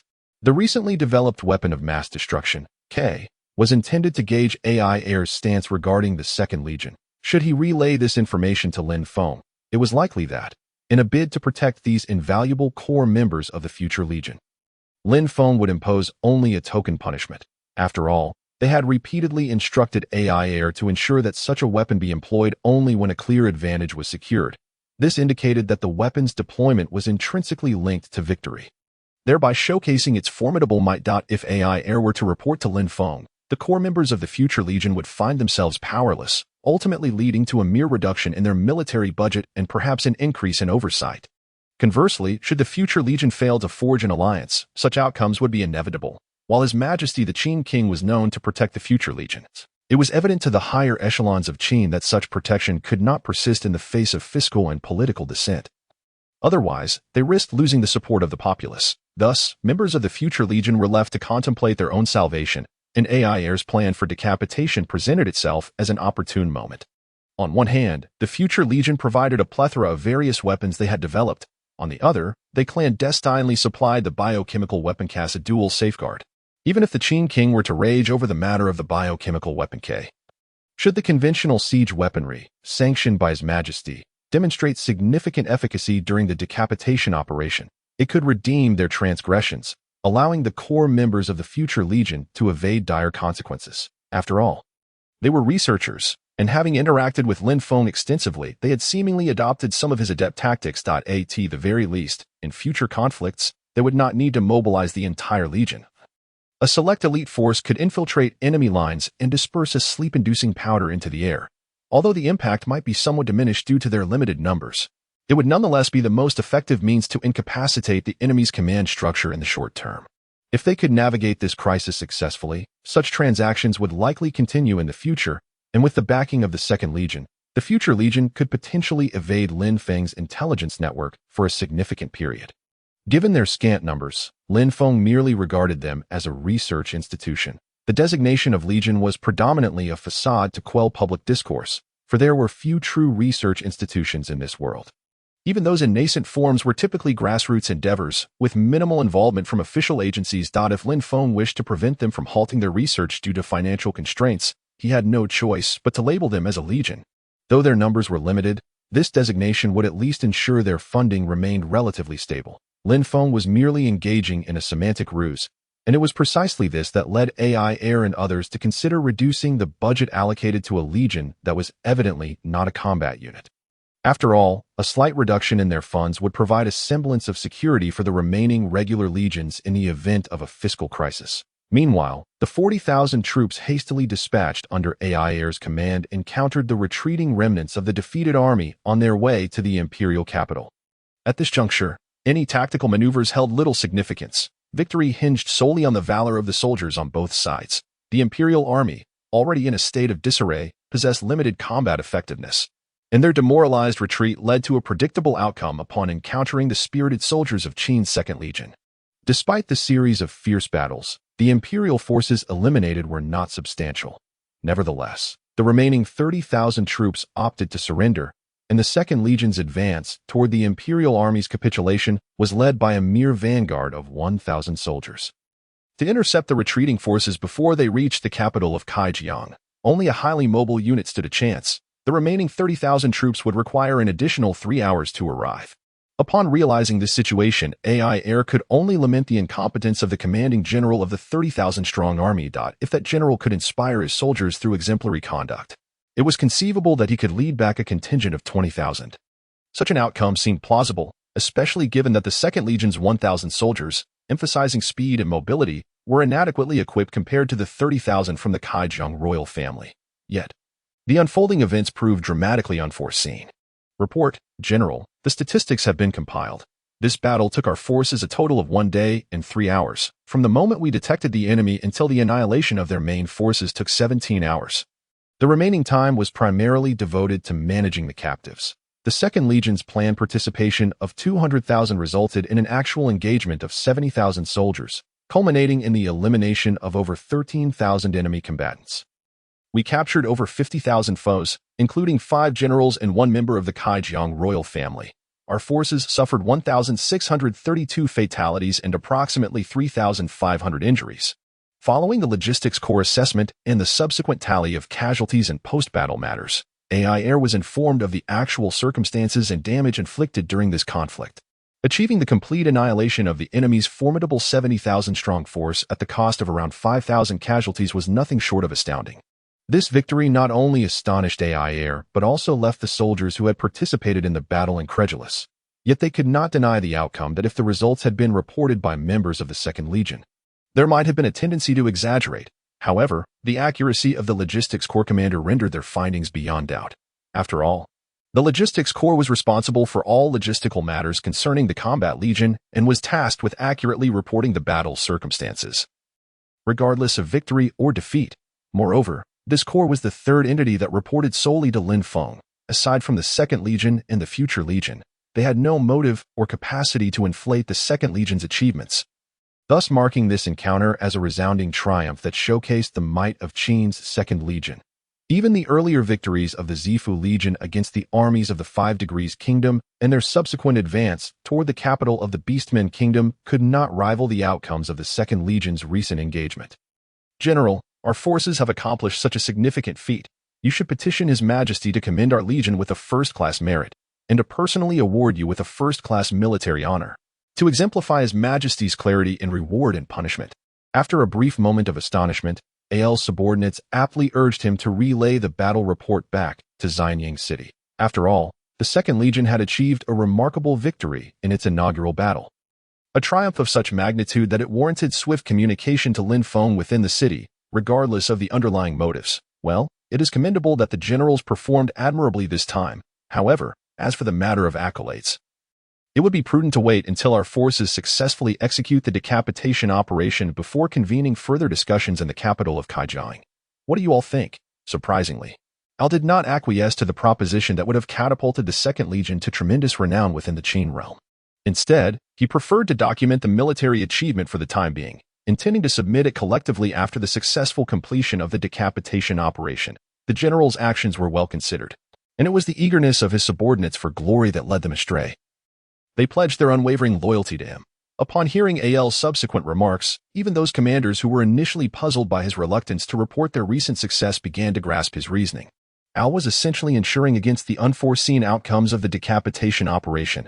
Although they had just secured a significant victory, there were no guarantees regarding the operation's success, should they hastily report this accomplishment, and subsequently face setbacks in the decapitation mission. The wrath of the Qin king following his initial elation would surely be directed toward the Second Legion, particularly Al, making their future quite perilous. Conversely, if they deferred the report, it would only require a little leniency from the logistics corps, who would likely be eager to save face. Thus, even if the decapitation operation faltered, the necessity to swiftly convey their triumph to Xianyang City would be mitigated by the shadow of their resounding victory, which would soften the king's embarrassment. It was precisely this line of thought that prompted Al to delay the report of their military achievement. If the decapitation operation were to succeed, this resounding victory would undoubtedly be the icing on the cake. The rewards would surpass those that would have been granted had they reported sooner. One must acknowledge that Ael's talents extended beyond military prowess. He was equally adept in the political arena. Otherwise, the news of the Second Legion's triumphant debut would have already been en route to Xianyang. Had it not been for the peculiar presence of the magicians, Lin Feng's plans would have undoubtedly been the most astute countermeasures against the adversary. However, all of this was rendered futile due to the existence of magicians. Among the magicians, there were not only those of formidable destructive capability, but also a select few specializing in mental manipulation, adept at unearthing the secrets of others. Despite Lin Feng's intelligence network continually improving, which allowed him to stay abreast of developments, he remained largely oblivious to this small yet potent faction of magicians. After all, Lin Feng was not originally from this world, and he lacked awareness of the terror associated with magicians. The fact that these ordinary humans could rise from the magical empire and even subjugate the magicians to become their own assets was an incredible stroke of luck. It was precisely because of this understanding that both kingdoms and empires, including the Fifth Kingdom, which sought to privately establish a magical academy to bolster its magician ranks, had always possessed ultimate means to control magicians. However, these measures had little effect on ordinary individuals. The information Lin Feng received this time was succinct: defeat. This term was seldom employed within the armies of the Orc Kingdom due to their formidable individual combat prowess and high morale in battle. Although their momentum had momentarily waned against the Imperial Army's initial resistance, the deployment of nearly 100,000 local Qin troops to assist in the assault rejuvenated the Orc Kingdom's offensive. The Empire had no intention of reclaiming the temporarily lost territories. The unified strategy across the continent regarding the Orc Kingdom's forces was to continually extend the front lines. Given the Orc Kingdom's shortage of manpower due to its sparse population, this inadequacy would soon become apparent, and their inherent arrogance often led them to be defeated piecemeal by the enemy. While the situation appeared dire, the more aggressively the Orc Kingdom fought, the more it indicated their lack of preparation. This reality proved true. Had Lin Feng not inadvertently agreed to temporarily oversee half of the Orc Expeditionary Force's various operations, the Orc Kingdom might have already severed ties with the Qin. Yet, even so, Lin Feng did not foresee the complete rout of the joint forces of the Orc Kingdom and the Qin local troops occurring in such a short span. After all, while the local Qin troops were not particularly formidable, they should not have succumbed so swiftly, especially with the presence of such elite soldiers from the Orc Kingdom. Even in defeat, it should have been confined to specific areas. However, the unfolding events exceeded Lin Feng's expectations. Based on the intelligence at his disposal and the accurate reports from the Orc Kingdom's envoy at the front lines, approximately 50,000 soldiers were deployed across 4 primary battlefields.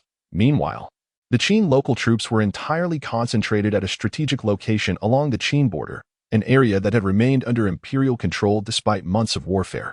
Originally, the commander of the Orc Kingdom's forces had intended to rally 100,000 local Qin troops and reinforcements from various battlefields within 10 days to mount an offensive against the 80,000 Orc soldiers and capture the location.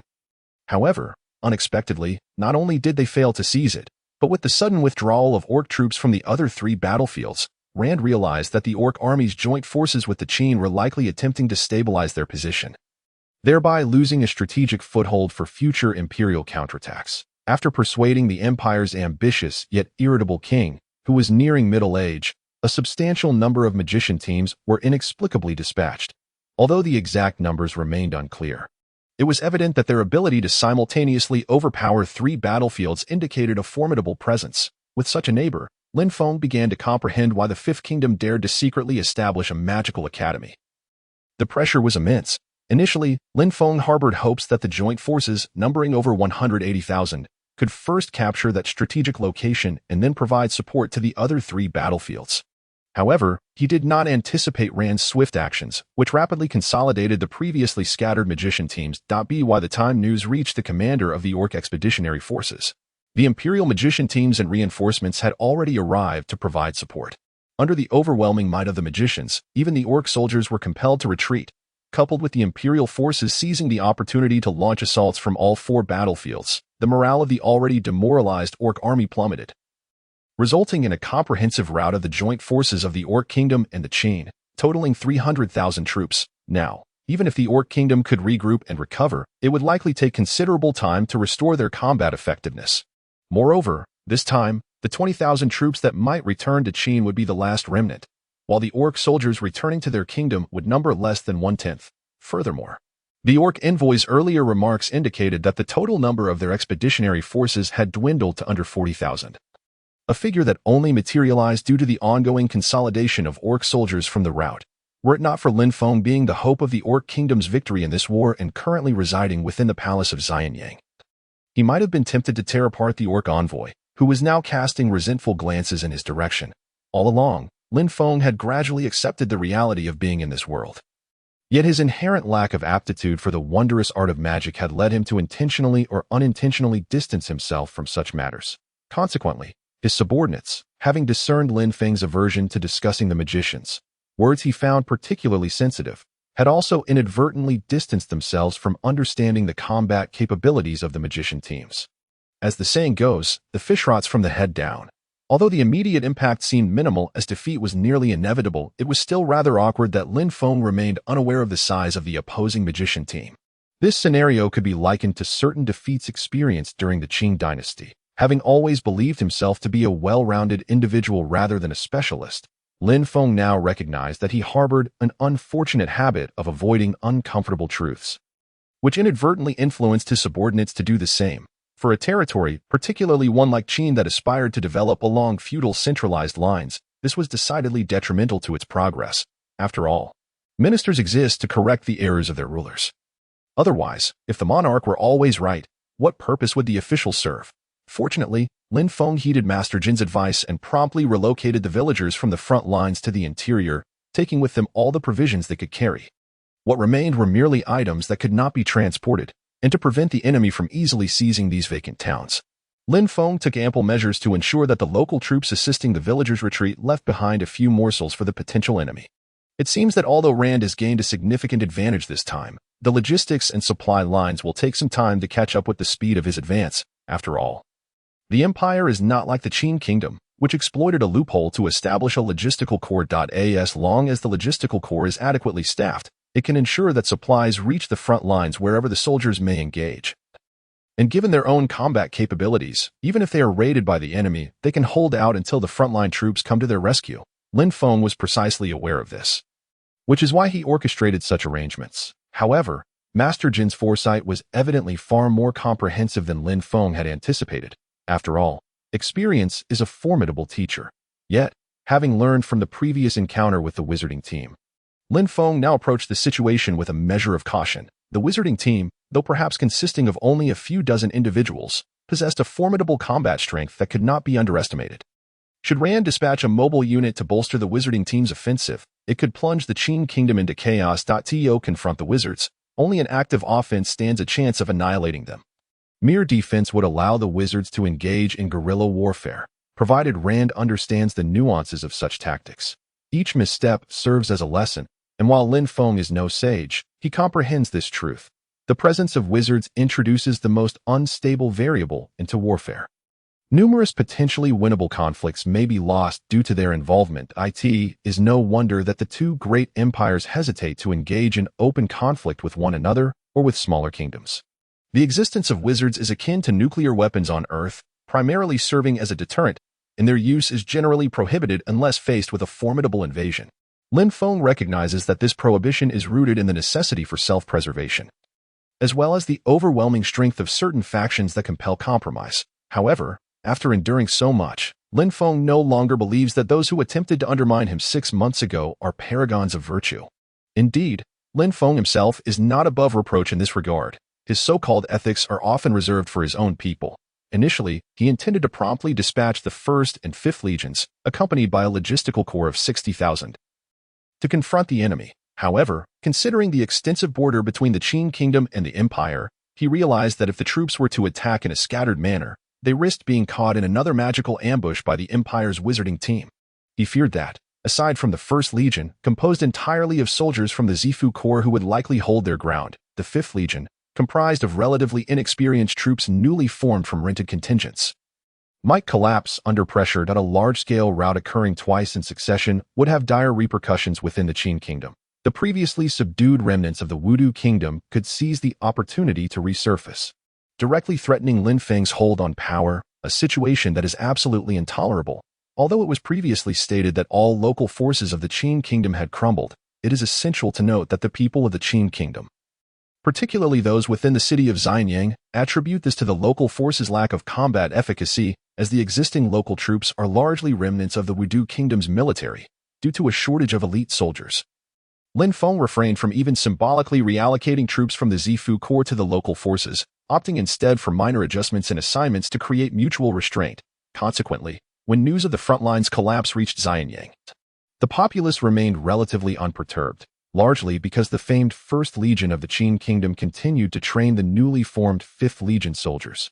This indicated that the regular army had not yet engaged in battle, and the Beastmen Kingdom had suffered defeat before, albeit not as severely as this time. Nonetheless, the 1st Legion, originally the Zifu Corps, has maintained a record of victories since entering the Wudu Kingdom, instilling confidence in the people of Qin that they possess the capability to vanquish the Empire's forces.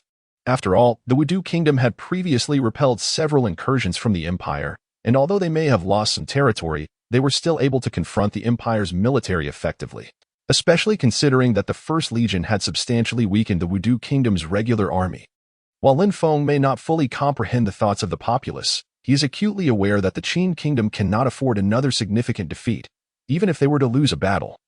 It would be acceptable as long as they do not collapse in morale. That a defeat may still offer opportunities for victory, especially with the 4th Legion currently engaged in various missions and soon to regroup. Not to mention the possibility of recalling the 3rd Legion if absolutely necessary. Moreover, they had recently reached an agreement with the Death Forbidden Zone, and it is likely that the envoys from that realm would arrive shortly. Regardless of how formidable the Empire's wizarding team or army may be, Lin Feng harbored little doubt that they could withstand a concerted assault from the 3 factions. After much contemplation, Lin Feng ultimately decided to deploy the 1st Legion. While the anticipated 5th Legion remained in reserve, he was simply too wary to act. The 5th Legion's presence could be considered as a potential reinforcement or reserve force. After all, quality trumps quantity in military matters. While the 1st Legion may not be able to decisively defeat Rand's army in the short term, they should be capable of stalling them effectively. Lin Feng harbored his own ulterior motives in this decision. Although it appeared that both the 1st and 2nd Legions were being dispatched, nearly all of the Zifu Corps elite forces would be engaged. However, Lin Feng had no intention of expending his troops in a direct confrontation with the Empire, a plan he had devised since the onset of the reign. What folly it would be to deplete the Zifu Corps elite forces, leaving Lin Feng without the means to govern the Qin kingdom. Furthermore, with future battles looming on the horizon, even if Lin Feng lacks ambition, he must retain sufficient military strength for self-preservation as long as the Qin kingdom boasts a sufficient number of elite troops. Ensuring victory against the Xian Empire will be paramount, and the Tianyu Empire will likely not relinquish the Qin kingdom as a pawn easily.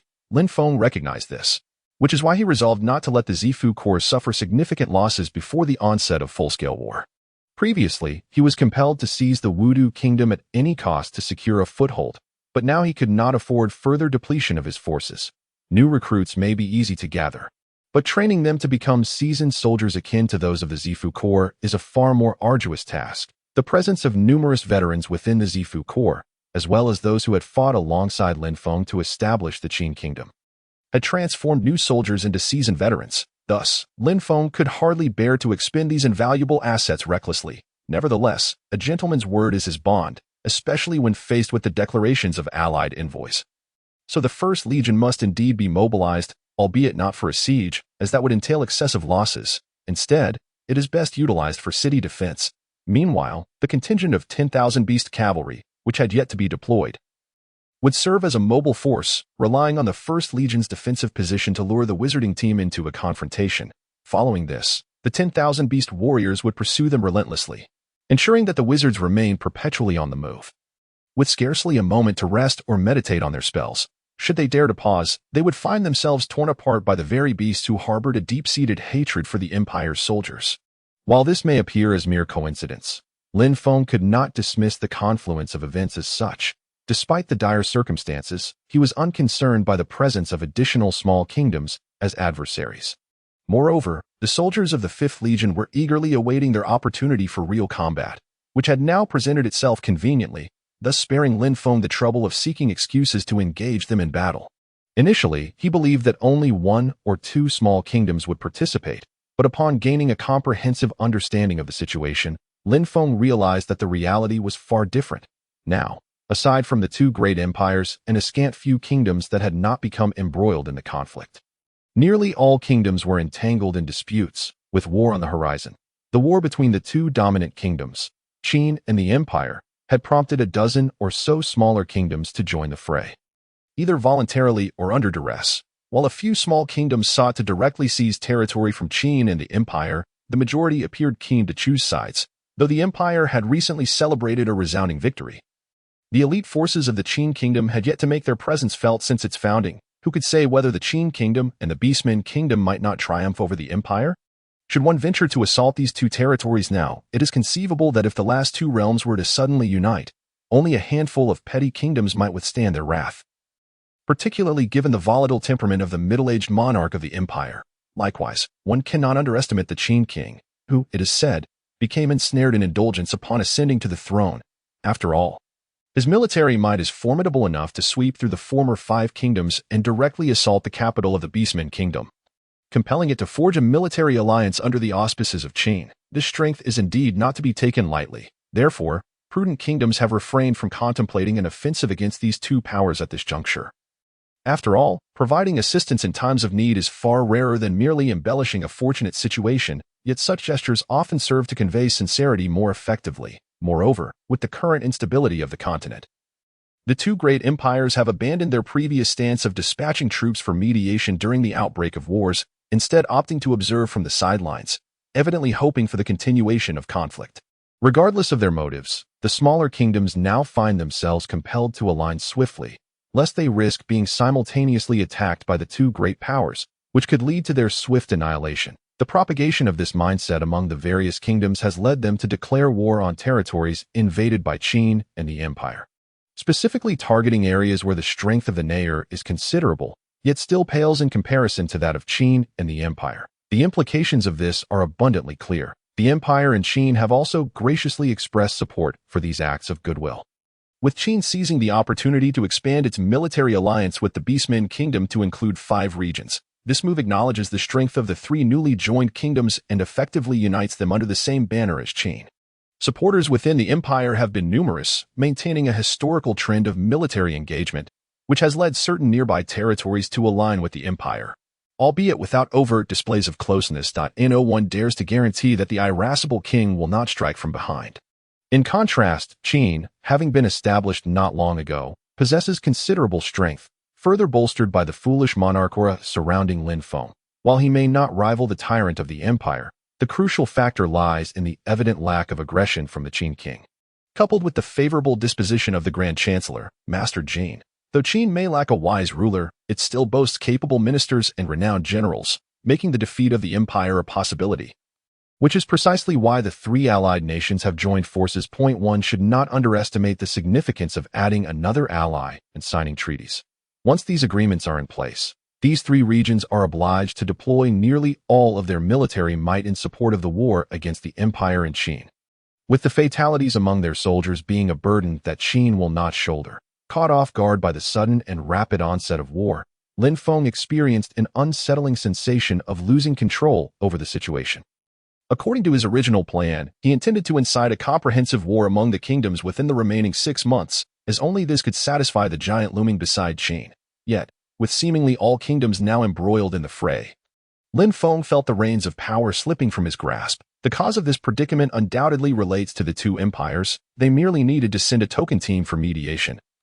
And few kingdoms dared to proceed further. The 2 empires, in an unexpected display of tacit understanding, opted for silence, a gesture laden with unmistakable meaning. It is evident that the 2 great empires are engaged in a contest, with the empire significantly closer to the Xian Empire, suggesting the latter's support from behind, while Qin undoubtedly has the Tianyu Empire shielding it. Both empires find themselves in a position where their subordinates are vying for each other's territories, making intervention imprudent. After all, should one of them emerge victorious, such interference would forfeit an opportunity for territorial expansion. Embracing this notion, 2 empires astonishingly chose to watch from afar amidst the large-scale warfare between the empire and the Qin state.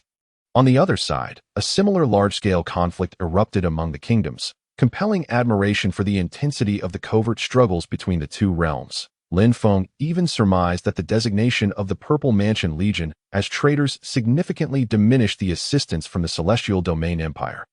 Leveraging the ambitious heart of the Crown Prince, with adept maneuvering, success was still within reach. Regardless, it appeared that the 2 safest places on the continent were indeed these 2 great empires. As for the intermediary zone, under the severe interference of both empires, internal strife became increasingly frequent, evidently as both empires sought to eliminate potential obstacles before making their moves. This tumultuous moment in the intermediary zone, the Qin state unexpectedly announced a military alliance with the Death Forbidden Zone, signifying that the status of the Death Forbidden Zone now mirrored that of the Qin state, ostensibly led by the Qin state.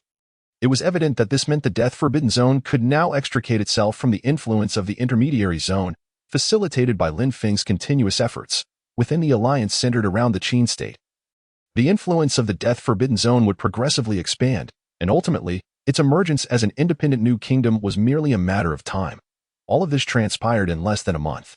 One cannot help but marvel at the rapidity of change in the world. Perhaps one moment, familiar lovers, and the next, they become strangers, once local interests clash severely, compounded by both parties' unwillingness to exercise restraint and the absence of mediators. A grand conflict is bound to erupt swiftly. The newly established Qin state evidently lacked the strength to simultaneously organize such a large-scale war, especially in comparison to the empire that had long been committed to territorial expansion. Clearly, the Qin state was at a disadvantage, but the inclusion of the Death Forbidden Zone tilted the scales back toward equilibrium, originally short of funds and unable to continue expanding its infrastructure. The Qin king Lin Feng shamelessly borrowed a substantial amount labeled as military expenses for the war from his allies, intended for the development of infrastructure within the Qin territory.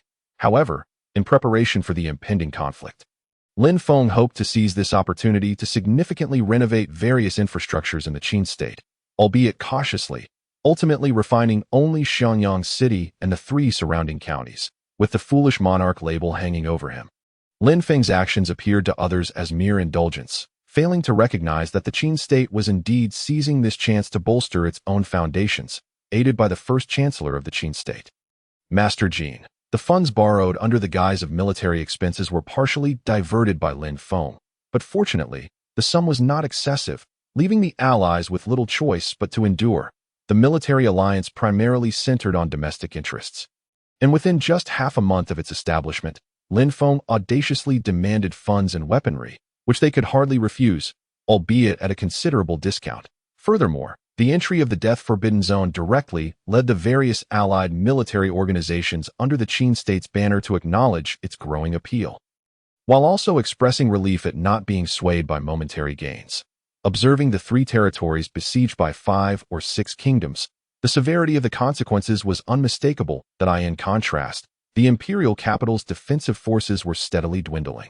While the Second Legion led by Ayers suffered initial losses of around 5,000 men, upon reaching the vicinity of the imperial capital, they still retained a formidable force of over 150,000 troops, equipped with nearly 100 siege weapons provided by the future Legion, making the capture of the imperial capital a feasible endeavor. No one anticipated that at such a critical juncture, Ayers would be assassinated by a spy, leading to a decline in morale and enabling the imperial guards to launch a significant counterattack, resulting in the near-total destruction of the Second Legion's siege equipment.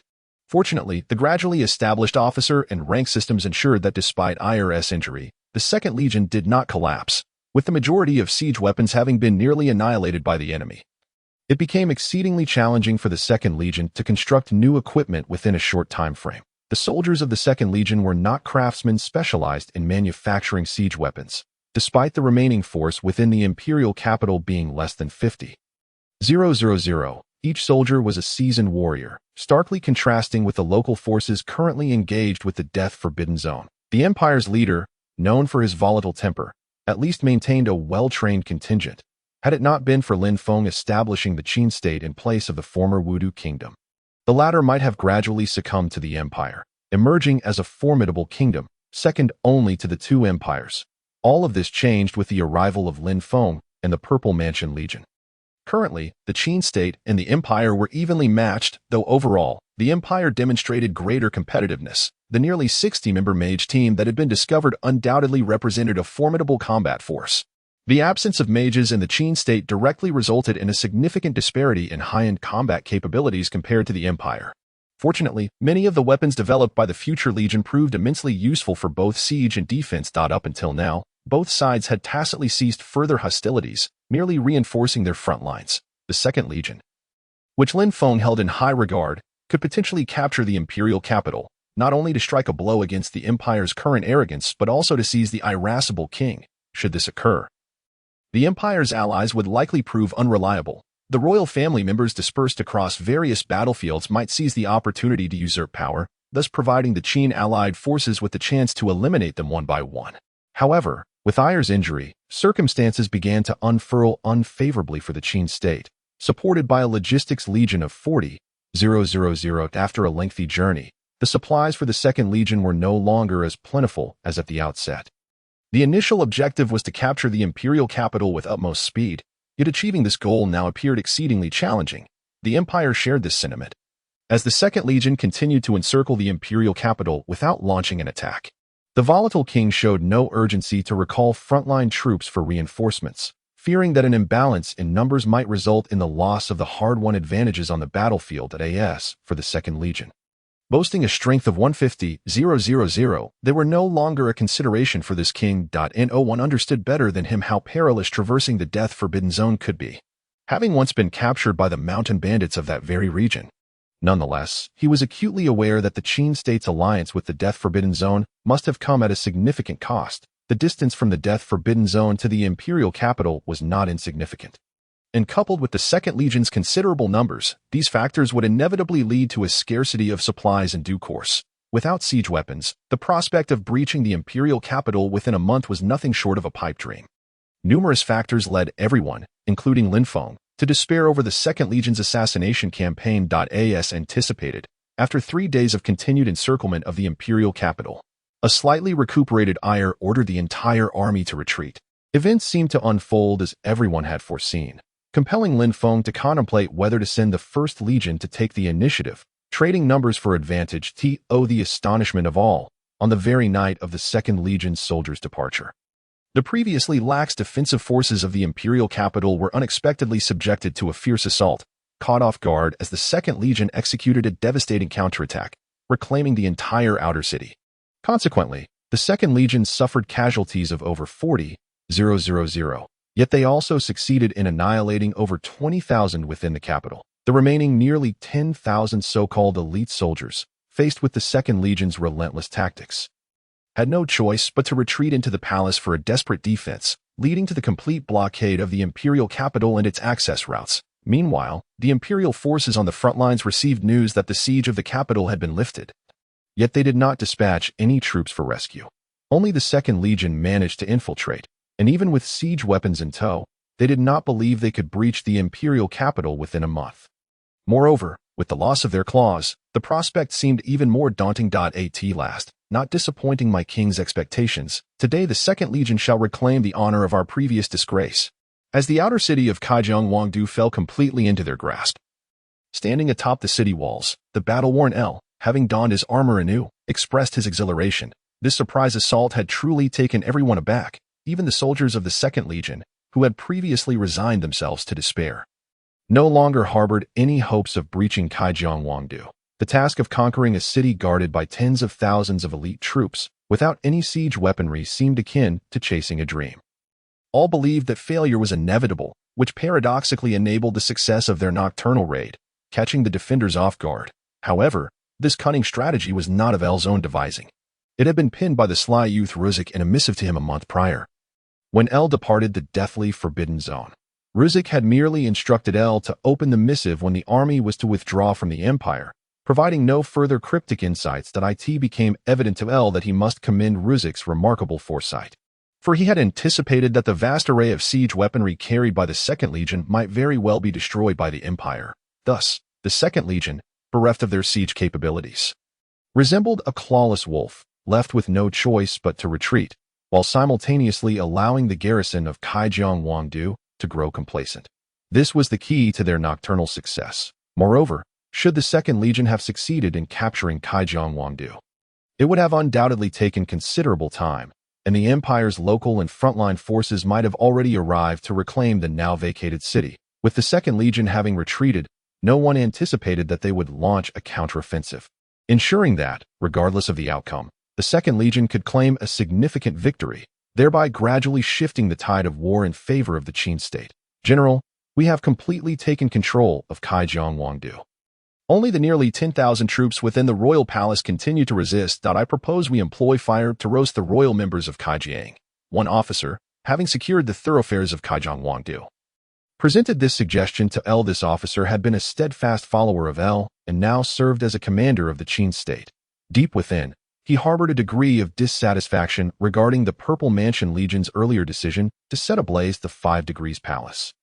Though he remained unaware of it himself, his proposal to incinerate the Kaijiang Palace was a manifestation of this unacknowledged discontent, a subconscious influence on his actions. L was oblivious to these undercurrents. Clearly, he was reluctant to proceed in such a manner. While it might seem expedient to swiftly capture the Kaijiang Palace, a force that readily resorts to burning palaces would likely garner less support. That is unacceptable. Within the palace, there are numerous maidens pledged to the allies of the deathly forbidden zone. This course of action may not yield success. Furthermore, the soldiers of my 2nd Legion are more than capable of engaging in a fierce battle. If the Empire's tempestuous king wishes to persist in his defense, let us pry open his shell with the sword in my hand. Despite his multiple reasons for opposing the incineration of the palace, the fundamental cause lay in L's awareness of the Qin king in Xianyang, who, fixated on the foolish monarch aura, surely desired not merely a swift resolution through decapitation, but also aspired to incorporate Kaijiang into the Qin realm. Should the palace indeed be set ablaze today, it would appear effortless and minimize soldier casualties. However, L understood that such an act could provoke severe resistance should Kaijiang be integrated into the Qin domain in the future. Additionally, other territories that might fall under Qin's jurisdiction could also be adversely affected. Thus, if it were possible to refrain from employing such extreme measures as burning the palace, it would be prudent to avoid them. The king of the empire, though ill-tempered, was not as foolish as the king of the 5 Degrees Kingdom. Attempting to incinerate them could very well allow them to escape. Only through a decisive confrontation with the palace guards could they hope to capture or even eliminate a majority of the Kaijiang royal family. As long as there remained hope for holding the palace, it was unlikely anyone would dare face the peril of a potential siege by fleeing from it. L was acutely aware of this. Since the decapitation plan had already been exposed, news of its failure would undoubtedly have spread. It was likely that the Qin king had already been informed of this. Who would have imagined that L, against all odds, would not only turn the tide but also set the Kaijiang palace ablaze? It was as though the impossible had transpired when L initially resolved to launch a night raid on Kaijiang Wangdu. He had commanded the complete sealing off of the city. Without his order, not even a rabbit could escape the encirclement of the Second Legion, such was the tightness of the blockade, even if the Kaijiang palace managed to relay news. L was confident that the Empire's spies embedded within the Second Legion would be troubled for days. He believed he could seize the Kaijiang palace within a single day. In other words, if they failed to do so at that time, employing fire would still be an option. The treasures within, after all, would not be so easily destroyed, though it was regrettable for the precious artifacts housed in the palace. As time progressed, the 50,000 soldiers engaged in the assault on the Kaijiang palace began to suffer significant casualties, with the fourth wave now deployed. Each siege attempt involved only 5,000 men. Yet countless battles had resulted in over 3,000 casualties at this juncture. Even L began to harbor concerns. More than 10 hours had elapsed, and the defending forces of the Kaijiang palace had yet to be vanquished. Having left behind 1,000 corpses, a ratio that caused L to worry that continued fighting would inevitably dampen the morale that had been so painstakingly lifted, with so many lives lost. They had not even managed to breach the palace's parapets. This situation led many officers to contemplate the notion of igniting the palace, and within the span of less than an hour, 5 generals had approached L with this very suggestion. L recognized their intentions were for the benefit of the Second Legion, but was reluctant to make such a decision lightly, having turned the tide from defeat to victory. This could be described as a complete reversal for the Second Legion. Should they fail to capture the palace and resort to burning it, it was not just the matter of whether the Qin king Linfeng would be displeased. Even the commanders of the First Legion would likely question the capabilities of the Second Legion. Those officials within the Qin state would still perceive the Second Legion as inferior to the First. L, who aspired to stand shoulder to shoulder with the First Legion, or even surpass it, could not allow the Kaijiang palace to invalidate the hard-won achievements of the Second Legion. However, a city without reinforcements, besieged for so long, remained unconquered. It was a disservice to the trust the Second Legion had placed in him. The success of this decapitation mission, now transformed from failure to triumph, could be attributed to the valor of the commanders and soldiers of the Second Legion. Aside from a few old generals transferred from the Purple Mansion Legion, all present were L's loyal subordinates. It was well understood among them that, in the eyes of others, the Second Legion was merely an accessory to the First. The soldiers of the Second Legion prided themselves on their training, rivaling that of the First Legion, yet they received none of the respect they deserved. The Qin king had granted the Second Legion an opportunity for redemption, and it was imperative for every soldier to fight gallantly, rather than clamoring to burn down a palace they could not conquer. Such behavior was unbecoming of a soldier. It was the act of a coward. Now, I shall organize the officer corps. All generals are urged to accompany me alongside the fourth wave of siege troops to charge forth. By setting an example, the soldiers shall undoubtedly fight valiantly, and the Kaijiang palace shall surely fall this night. Faced with the 7th individual demanding the incineration of the Kaijiang royal palace, AI Air could no longer restrain his outburst of indignation.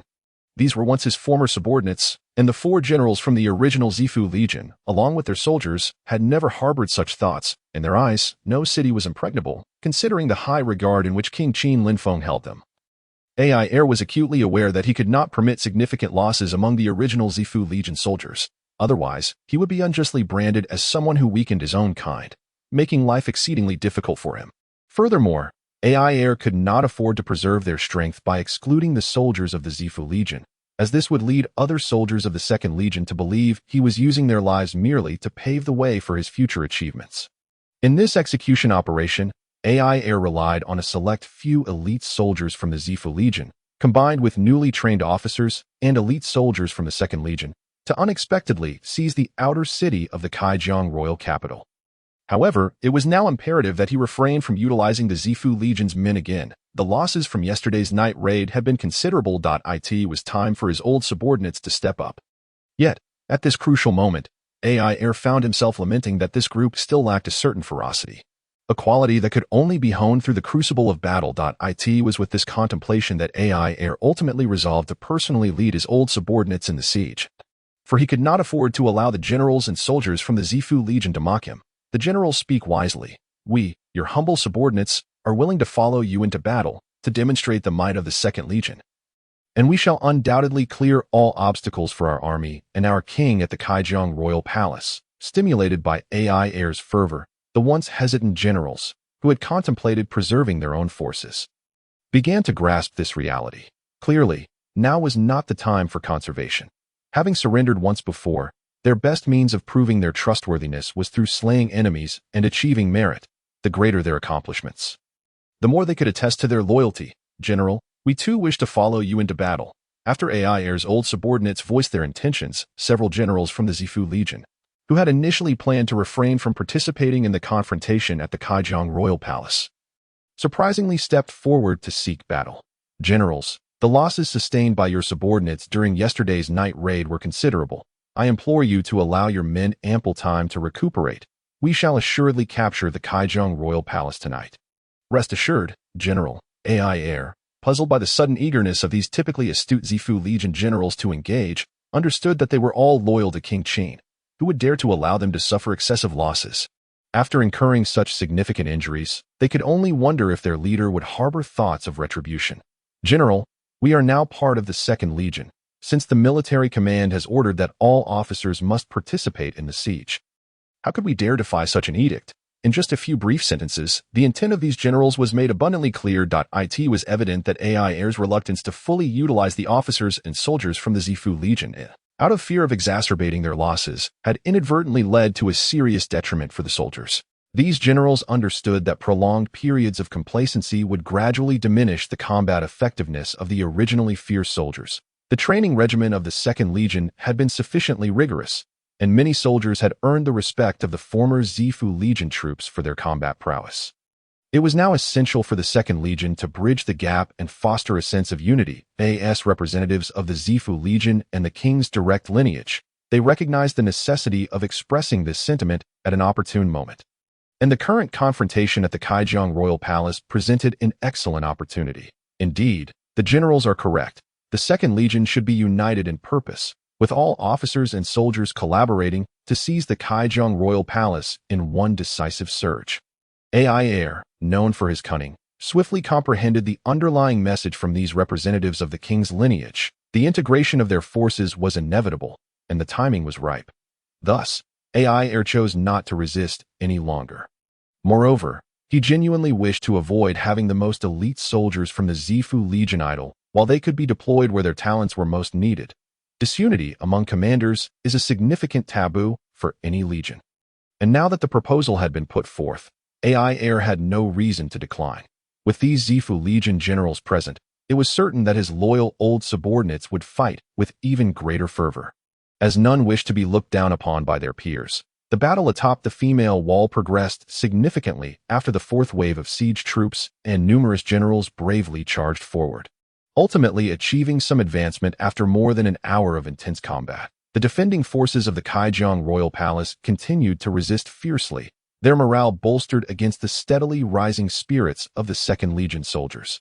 It was clear to all that breaching the palace was merely a matter of time. The sustained combat effectiveness of these palace defenders could largely be attributed to the royal family members still present within the palace walls.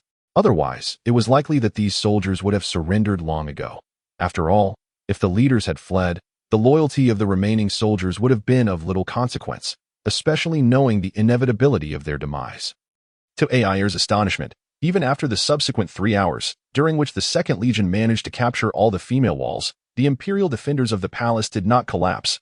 Instead, under the commander's organization, they retreated methodically to various vital routes, engaging in urban warfare and utilizing the palace's structures for guerrilla tactics. AI Air surmised that the members of the Kaijiang royal family had not escaped, or at least a significant number remained.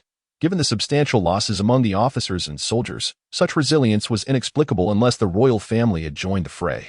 The presence of royal members would certainly embolden those soldiers and commanders, making them less inclined to abandon their resistance. With royal company, Even if they perished in battle, at least they would die with honor, especially now, with the likelihood of the Empire prevailing in its struggle against the Qin.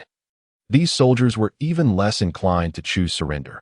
Who could have anticipated the Imperial garrison would be so formidable? Had I not seized the opportunity to launch a night raid and capture the outer city? It is likely that even with intact siege weaponry, the First Legion would have been unable to breach this royal capital within a month. The success of the Second Legion must indeed be a blessing from the heavens for the Great Qin. After witnessing the last resisting soldier finally fall to a hail of arrows, AI Air could not help but reflect on the situation. From the onset of combat until now, even AI Air himself had fought continuously for over 12 hours, during which the Second Legion suffered casualties exceeding 20,000 out of the 50,000 deployed for the siege. Upon breaching the walls of the royal palace, the losses surged to 5,000. With scarcely any injuries, faced with the desperate tactics of the Kaijiang defenders at this juncture, the soldiers of the Second Legion, having garnered sufficient training experience, were on the verge of losing their cohesion due to relentless assaults. In stark contrast, the remaining fewer than 3,000 defenders of the Kaijiang royal palace were able to concentrate their forces and deliver devastating blows to the soldiers of the Second Legion. Were it not for their eventual exhaustion, the battle would undoubtedly have continued for a much longer duration. Following the conclusion of the conflict, AI Air sought out the once volatile king of the empire, who had perished in battle. In the most critical moment, he had chosen not to flee, instead sacrificing his own life as an exemplar for his soldiers. Indeed, numerous palace maids had even joined the fight against the Second Legion, resulting in the complete annihilation of all in the Kaijiang royal palace. Aside from the Second Legion, as long as he lived, he would undoubtedly resist with all his might against the soldiers of the Second Legion. You are all brave warriors, and though defeated, you are honored. I, AI Air, commander of the Second Legion of Qin, extend our deepest respect to you on behalf of all officers and soldiers of the Second Legion. After the arduous task of gathering the remains of all the valiant soldiers of the Imperial Guardians who perished in the defense of the city, Ayer spoke words that resonated with the entire Second Legion, even earning the respect of the tens of thousands of logistical troops who had collected the fallen. Prior to ordering their complete cremation, he expressed sentiments that acknowledged their courage, regardless of the circumstances. The success of the decapitation operation served as a profound encouragement to the warriors on the front lines of the Qin Kingdom, instilling confidence in those kingdoms and principalities that had already allied with Qin. Ayer was hesitant to guarantee the demise of all members of the Kaijiang royal family, though he believed few remained. The ensuing power struggles would likely keep them preoccupied for some time. Moreover, it was uncertain whether the newly appointed king of Kaijiang possessed the same shrewdness as his predecessor, who was known for his volatility. The general reported to Ayer that the logistical troops, along with those dispatched from the army, had conducted a preliminary assessment of the treasures within the Kaijiang palace. It was estimated that these riches alone could finance the kingdom's military expenditures for an entire year. However, scouts reported that a contingent of 50,000 soldiers would arrive in the Kaijiang capital in approximately 3 days. Should the army initiate an immediate retreat, the officer responsible for logistics conveyed the current situation to Ayer, who faced a crucial decision. Over the past 5 days, they had nearly exhausted the imperial treasury within the Kaijiang capital. It was indeed time to withdraw. A force of 50,000 was not insubstantial, and executing a pincer maneuver akin to their earlier tactics was no longer feasible. Furthermore, the Second Legion had secured vital supplies in Kaijiang and could not linger too long within enemy territory. Despite the elite nature of the 50,000 soldiers, the Second Legion's own troops were equally formidable, and the potential for additional forces to appear was a concern, though unable to procure more wealth. Ayer remained confident that these treasures would eventually belong to the Qin Kingdom, and in time, the soldiers of the Second Legion would again stand at the gates. Reluctantly, Ayer opted for a retreat. As the officer had cautioned, despite the 50,000 reinforcements being seemingly negligible, the true threat lay in the possibility of additional forces. The Second Legion had suffered significant combat losses, and the logistical troops were somewhat diminished in number. Coupled with the vast amount of treasure that needed to be transported, Ayer found it necessary to deploy a substantial contingent of soldiers, 50,000, to serve as porters. In total, with the 40,000 logistical troops and the 10,000 soldiers initially designated for transport, they amassed an astonishing 100,000 men to carry the treasures from the Kaijiang capital. This starkly illustrated the disparity between the imperial accumulation over the years and the relatively modest wealth of the former 5 Degrees Kingdom. The lengthy procession of troops appeared impressive and showcased the substantial gains of the Second Legion. However, the ensuing challenges of protection weighed heavily on Ayer's mind, with the responsibility of overseeing more than 30,000 Imperial captives. Alongside managing battle casualties and caring for the wounded, Ayer soon realized that he could command only around 30,000 mobilizable troops upon the time of their triumphant return, according to the original plan. Besieging the city would require a considerable duration, and casualties would likely be halved. The night assault had inflicted severe losses on the Second Legion's officers and elite soldiers, and subsequent confrontations within the Kaijiang capital had resulted in far greater losses than anticipated. The miscalculation of the wealth within the Kaijiang capital ultimately limited Ayer's available forces to less than 30,000. Initially, the assessment of the imperial capital's wealth was based on the presumed resources of the former 5 Degrees Kingdom. However, Lin Feng had not anticipated such a significant disparity between the two seemingly comparable realms. This discrepancy was not difficult to explain, as the 5 Degrees Kingdom had long been subjugated by the empire. Even the last king, consumed by decadence, was compelled to allocate more resources to assembling forces and clandestinely establishing a magical academy. The establishment of a magical academy demanded considerable funding, as magical materials were not only expensive, but also required intricate networks to procure. Acquiring these materials necessitated more than just connections. It required substantial financial resources. Had these funds been directed towards training soldiers, the cost of cultivating a low-level mage could have instead trained hundreds of elite warriors. This was a primary reason for the relative scarcity of treasures in the 5 Degrees Kingdom compared to the Empire. As Ayer had feared, once the vanguard of the Second Legion, laden with a third of the spoils, began their retreat to the Forbidden Land, scouts promptly detected several other forces en route to support the Kaijiang capital. However, they remained unaware that the capital had already fallen, and their pace of advance was not swift. Ayer realized that, even under these circumstances, time was of the essence. Within 2 days, the fastest of these reinforcements would clash with the remaining 30,000 mobilizable soldiers of the Second Legion. Once news of the capital's breach and the royal family's mass sacrifice reached them, 2 scenarios were likely. The first would involve promptly informing all high-ranking officers and launching a desperate attack against the retreating Second Legion. The second possibility would entail fortifying their positions after conveying the news to the majority of high-ranking officials.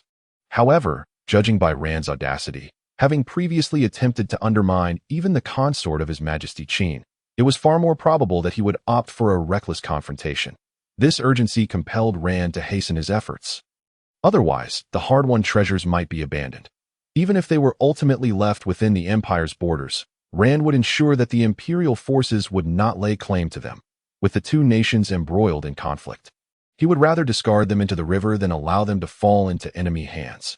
However, after spending considerable time alongside Lin Feng, Ayer had gradually adopted some of Lin Feng's strategic thinking. For a military commander, these methods were not particularly noble. History is written by the victors, a lesson imparted to Ayer through Lin Feng's own textbooks that in those tomes, particularly in the sections concerning history. Lin Feng inverted the truth, transforming the Purple Mansion Legion from an external force into a noble retinue, thus cloaking their actions in righteousness. Yet, the victories won by Lin Feng and the Purple Mansion Legion had resonated with many commoners, garnering a degree of acceptance for his narrative for those who disagreed. Lin Feng ensured that the 4th Legion gradually faded from public consciousness. Summon all the treasures to one location, Ayer commanded. Select a few trusted confidants, and together we shall tirelessly transport these riches into the Kaijiang Palace for safekeeping this very night. Upon the realization that the enemy forces were likely to arrive soon, Ayer found himself with no choice but to resort to this strategy. The most perilous place is often the safest. The Kaijiang Royal Palace had essentially been thoroughly pillaged by the soldiers of the Second Legion. No one could have anticipated that Ayer had secretly instructed his men to dispose of 1/3 of the accumulated wealth, gold, silver, and jewels, into a long-abandoned well of the Empire. However, there was no alternative. Possessing too much of such valuables would prove beneficial for the future warfare and development of the Qin state, but the crux lay in whether they could be successfully transported back.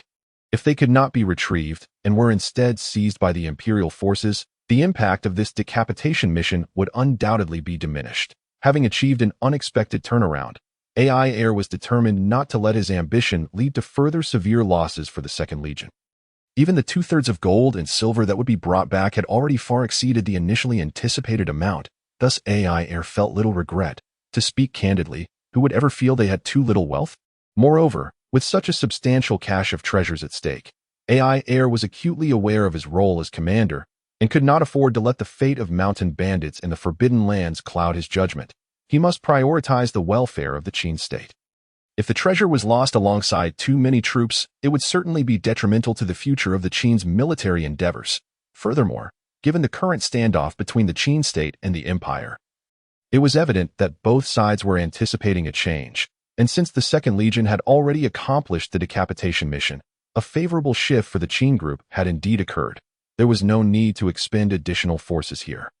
AI heir understood that regardless of whether the Second Legion's decapitation mission was deemed successful or not, once they returned to Qin and rested for a while, the King of Qin would undoubtedly position the Second Legion as the main force against the Imperial Regular Army. Should there be excessive losses now, it would clearly be a disservice to the future military campaigns of Qin, potentially even shaking the resolve of newly allied nations and prompting them to consider defection.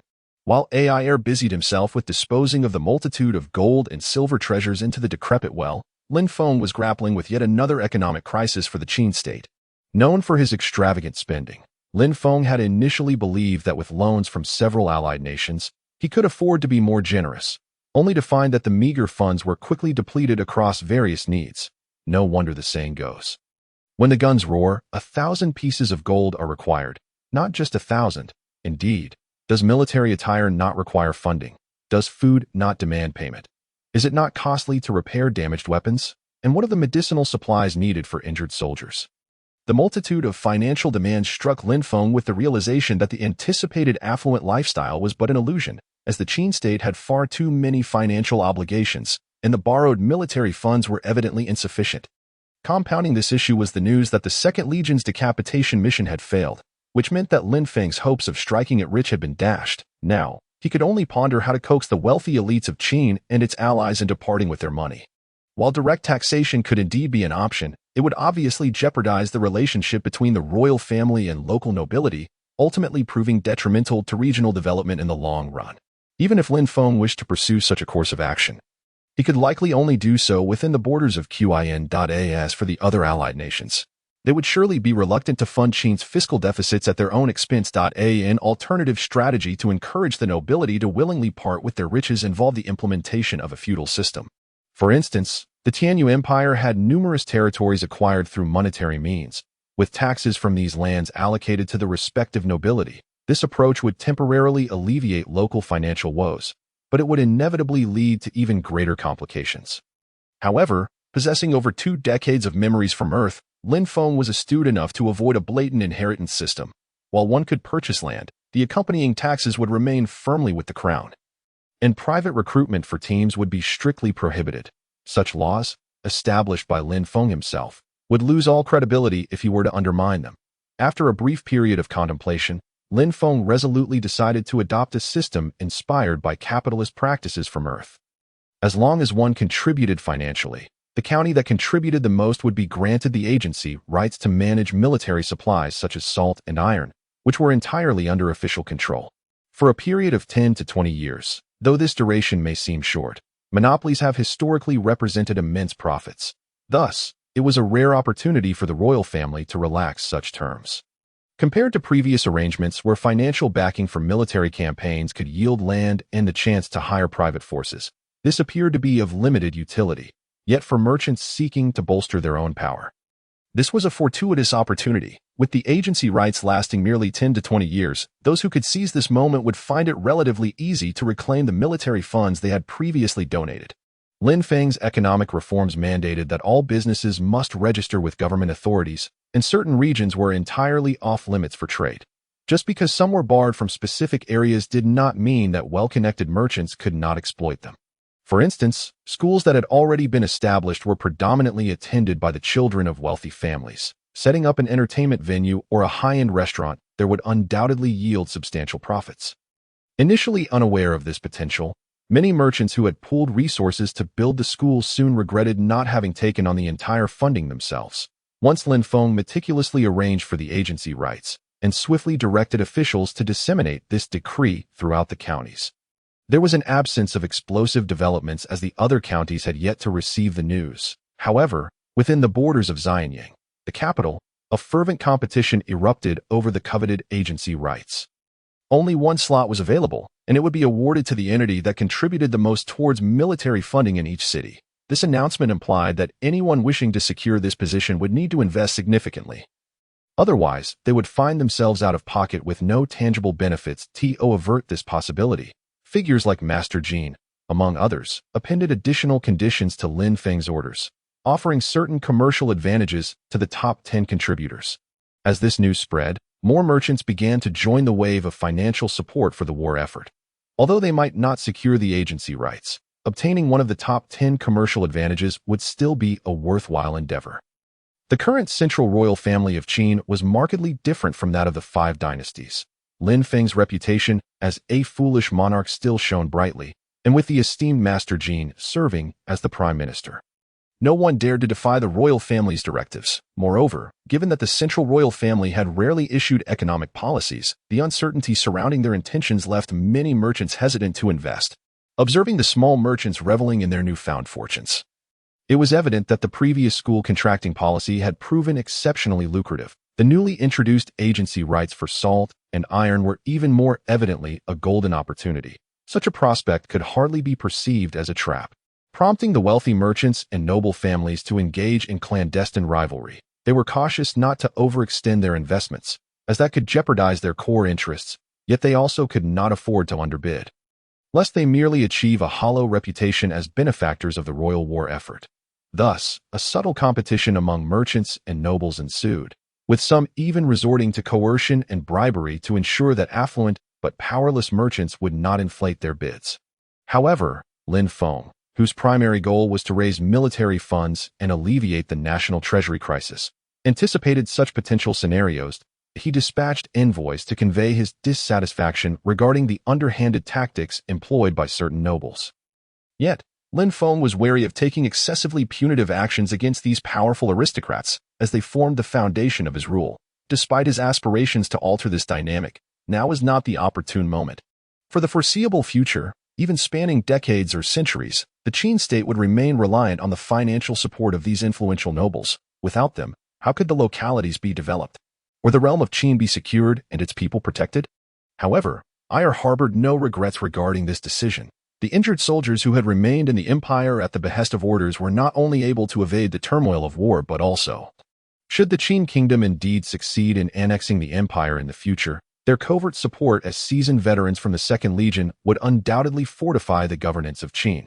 The number of soldiers dispatched was modest, yet it represented the maximum capacity Ayr could muster. Should further reinforcements be sent, it might compromise the Second Legion's ability to provide adequate cover for the retreating forces back to Qin.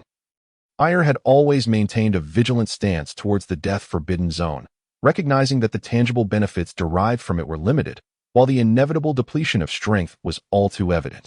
The Empire's hundreds of thousands of border guards were no trifling adversaries, predominantly composed of local troops. Even so, the death-forbidden zone would certainly not emerge unscathed. It was merely one of several formidable factions within the intermediary region, and engaging the Empire directly in battle would necessitate devising strategies to entangle the Imperial Guard forces, which would likely incur significant casualties. Nevertheless, as the saying goes, one should harbor no ill intentions while remaining vigilant against potential threats. Although the inspectors and Luxic had already embarked towards Xianyang City to negotiate an alliance with the Qin king, no one could guarantee that the death-forbidden zone would remain impervious to the allure of immense wealth. Ayr was unwilling to risk the hard-earned treasures that could render the efforts of the Second Legion futile due to a momentary lapse in judgment. However, in this regard, Ayr had indeed miscalculated.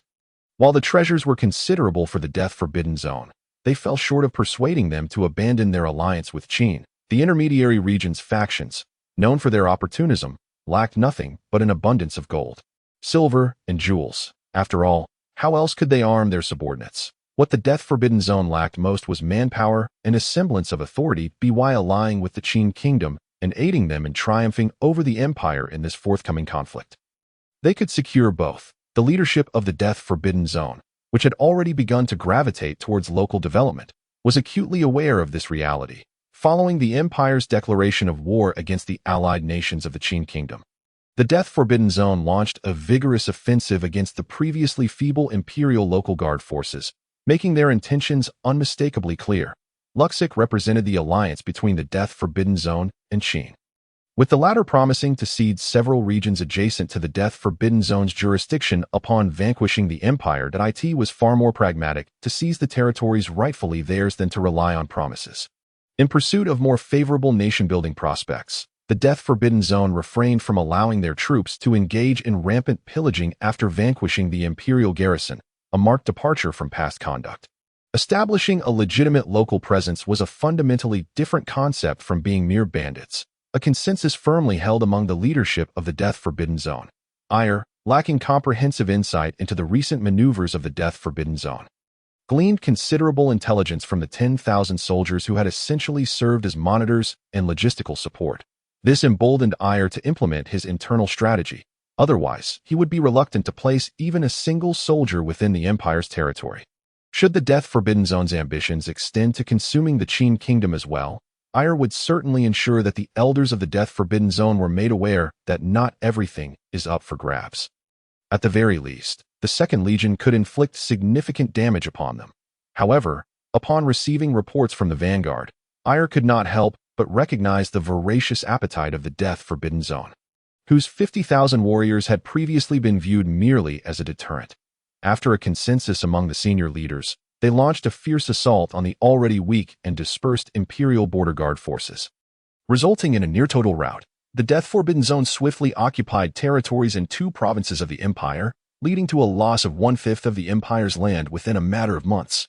Meanwhile, Rand, who was currently orchestrating the front lines with the intent to deliver a decisive blow to the allied forces of the Qin Kingdom, finally received a report from one of his most trusted confidants.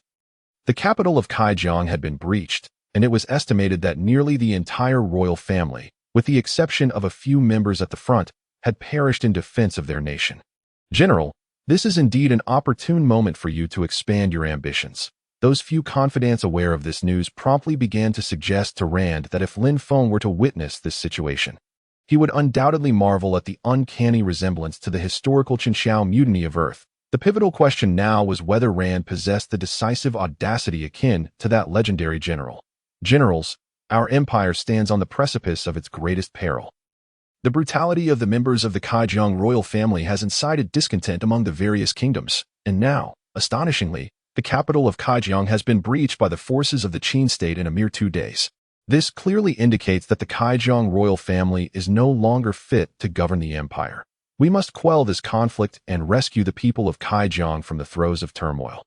Moreover, the Qin state has always been insidious and treacherous, and now they audaciously assault our capital, making it evident that our empire cannot coexist with the Qin forces.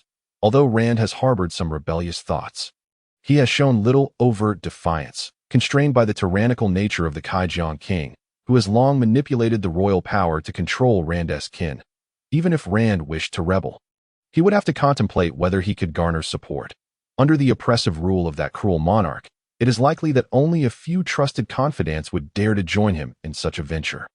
However, the situation has changed. The successful execution plan of the Second Legion of Qin has liberated Rand from his anxieties, allowing him to cast aside any lingering feelings of guilt. With most members of the Kaijiang royal family now deceased, the remaining few pose no significant problem to it is laughable. Within his territory, Rand has no other choice but to accept the royal members, allowing them to gild themselves with the remnants of power. Yet now that the Kaijiang palace has been overrun by the Second Legion, dealing with them has become far more manageable. Rand would undoubtedly not be inferior to the one who relinquished military power over a cup of wine. Perhaps he may even surpass him. Following a clear declaration, the Imperial Coalition, which had already made arrangements for the appointment of officials at all levels, unexpectedly experienced a significant internal conflict, resulting in nearly a third of the officials perishing in the strife. Rand felt a pang of sorrow at this outcome. These officials were not only formidable in combat, but also possessed commendable leadership skills. Yet, they leaned towards the Kaijiang royal family, compelling Rand to act despite his reluctance. As for the remaining 3 members of the Kaijiang royal family, Rand planned to deal with them last, first eliminating their supporters and then utilizing overwhelming force to compel the royal members to submit. Acknowledging Rand as the new king of the empire, regardless of his authority, Rand knew he needed a noble reason to ascend to power. Otherwise, he would struggle to command respect. Yet, Rand overlooked a crucial detail. The Qin state had infiltrated both the Second Legion and other non-First Legion factions with numerous spies. To reciprocate the attention bestowed upon him, Lin Feng had naturally left Rand several gifts, and this internal conflict had resulted in the loss of more than two-thirds of the Qin spies. Though a few still survived, the stability of the imperial situation had allowed Lin Feng to shift his focus towards the royal family, albeit he considered certain variables and discreetly placed a few of his own within Rand's ranks. Fortunately, Lin Feng's foresight in appointing these individuals may prove essential. Otherwise, the Qin forces might struggle to present a faade of justice in the impending conflict. Within less than 5 days, Rand utilized this time to eliminate all officials loyal to the royal family. And he need not worry about the soldiers beneath them. Historically, controlling the officials equates to commanding the entire faction. Similarly, El utilized these 5 days to strip the Kaijiang Palace bare and had commenced moving towards the territory of the death-forbidden land with the remnants of his forces. This adeptly capitalized on Rand's preparations for a coup, ensuring a safe withdrawal of imperial territory instead of allowing the soldiers converging from all directions to support the Kaijiang capital to entangle them. Even if the remaining troops, numbering less than 20,000, were elite soldiers, even the bravest cannot withstand a siege. If they were truly surrounded, these battle-hardened soldiers could easily succumb to overwhelming odds. Yet, the more pressing danger lay in the enemy tying them down while dispatching their main forces to pursue El's already sluggish supply troops. To maintain a degree of combat effectiveness, those supply troops were still formidable, albeit only in comparison to the imperial local forces. To enhance their marching speed, El had long since commanded his soldiers to abandon heavy weaponry and transport treasures with lighter loads, carrying only a short sword for defense against minor local forces. Should the imperial troops prove overwhelming, the Second Legion might very well be trapped and annihilated within the empire, no matter how elite the soldiers. Without matching weaponry, even a group of newly trained recruits wielding heavy and ranged arms could decimate El's elite supply contingent. El understood this principle better than anyone, hence his insistence on hastening the march. The journey to safely transport this wealth to the Qin state was still lengthy, and the burden of such treasures was undeniably immense. While convenient on their arrival, returning laden with riches had become a source of vexation. El's sole remaining force of nearly 20,000 soldiers was composed entirely of elite troops. Even if the death-forbidden land turned hostile, El was confident that with these 20,000 men, he could inflict significant losses on them, making them acutely aware of the grave consequences of turning against the Qin state. While El busied himself with accelerating the march and guarding against potential treachery from the death-forbidden land, Lin Feng was equally preoccupied. From a military perspective, the imperial coalition held an advantage over the Qin forces in terms of both troop numbers and individual soldier quality. This, however, was contingent upon Lin Feng not deploying the 4th Legion and the 3rd Legion, stationed in the Orc Kingdom for maintaining local order, to the front lines, should the situation demand it. Lin Feng would have no choice but to gamble everything. Otherwise, being consumed one by one would leave him with no regrets. At this critical juncture, Shen Xiaodang, pregnant and experiencing heightened reactions, filled Lin Feng with both worry and conflict that on one hand was the future of the kingdom, on the other, the continuation of his and Shen Xiaodang's lives. Their relationship, devoid of any significant tribulations, had transitioned from mere affection to a familial bond. Rationality dictated that Lin Feng should prioritize matters of state, yet theory often diverges considerably from practice. Lin Feng adeptly grasped this truth. Aside from essential tasks, he entrusted most responsibilities to Master Jean, the Chancellor. However, Lin Feng was acutely aware that prolonged unilateral power could lead to corruption. Master Jean was no exception, despite his worries about eunuchs wielding too much influence. Lin Feng had never permitted them to hold any significant authority.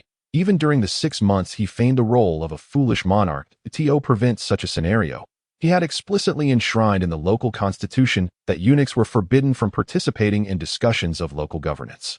While he could navigate this issue himself, he could not guarantee that his descendants would do the same. He wished to avoid producing a version of Zhao Gao in this alternate realm, lest the Qin state mirror history in alarming ways. Today, Lin Feng, who had been devotedly attending to Shun Xiaodang's well-being, unexpectedly donned royal robes, and the playful grin that once adorned his face had vanished, replaced by an aura of imperious authority. The cause for this transformation was simple. His students had finally returned from the death-forbidden land with Ruxic in tow, and Lin Feng, having anticipated Ruxic's exceptional capabilities, resolved from the outset to recruit him if possible. If not, once the alliance treaty with the death-forbidden land was nearing completion, he would not hesitate to slightly disrupt the remarkably stable order within Xianyang. Should Mr. Ruxic inadvertently meet his demise at the hands of a former minister from one of the top 5 kingdoms or an imperial spy, Lin Feng would certainly convey the empire's regrets to the death-forbidden land. At this moment, Ruxic understood that upon meeting the Qin king, if the situation unfolded as he suspected, leading to widespread chaos across the continent, he would need to manifest his potential for recruitment.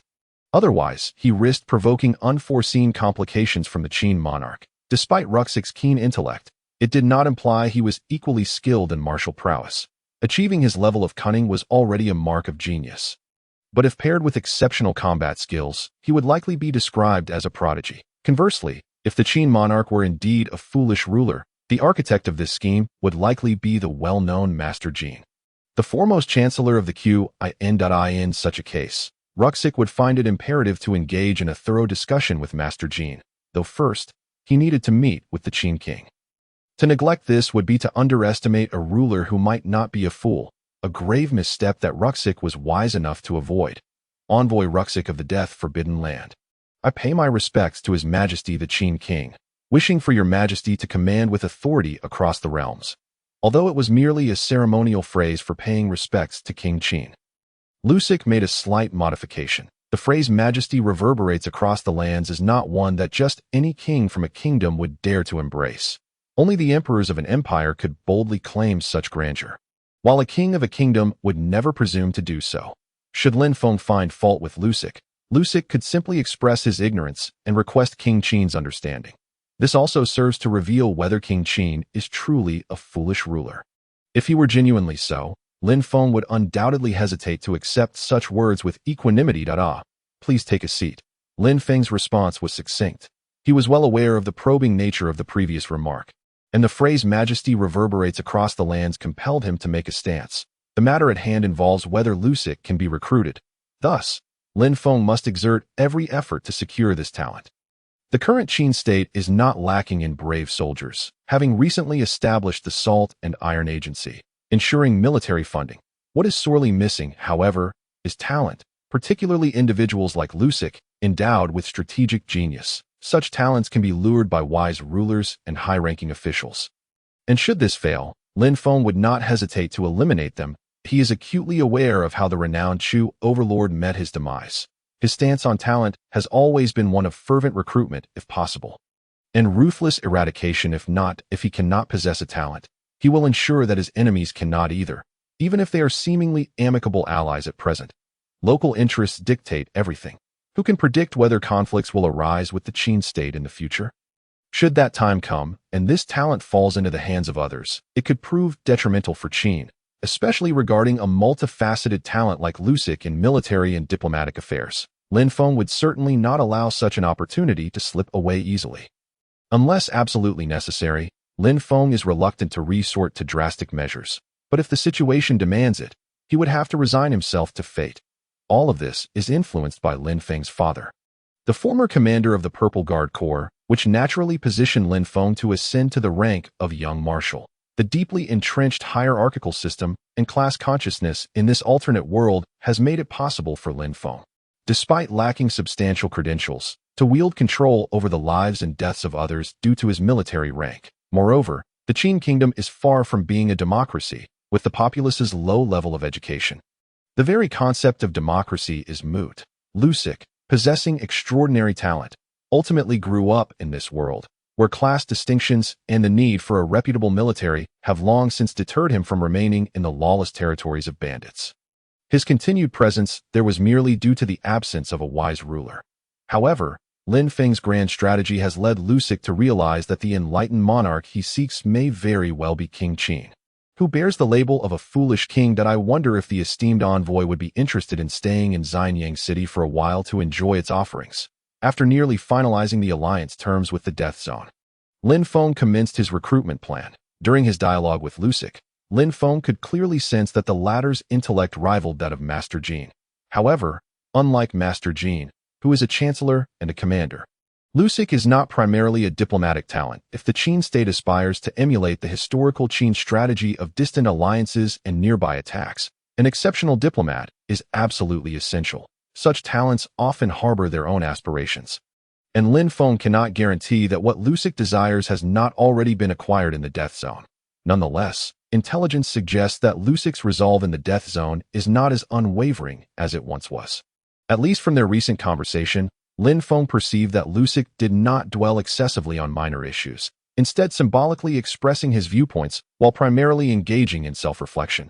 This attitude hardly suggests a willingness to serve the Death Zone wholeheartedly.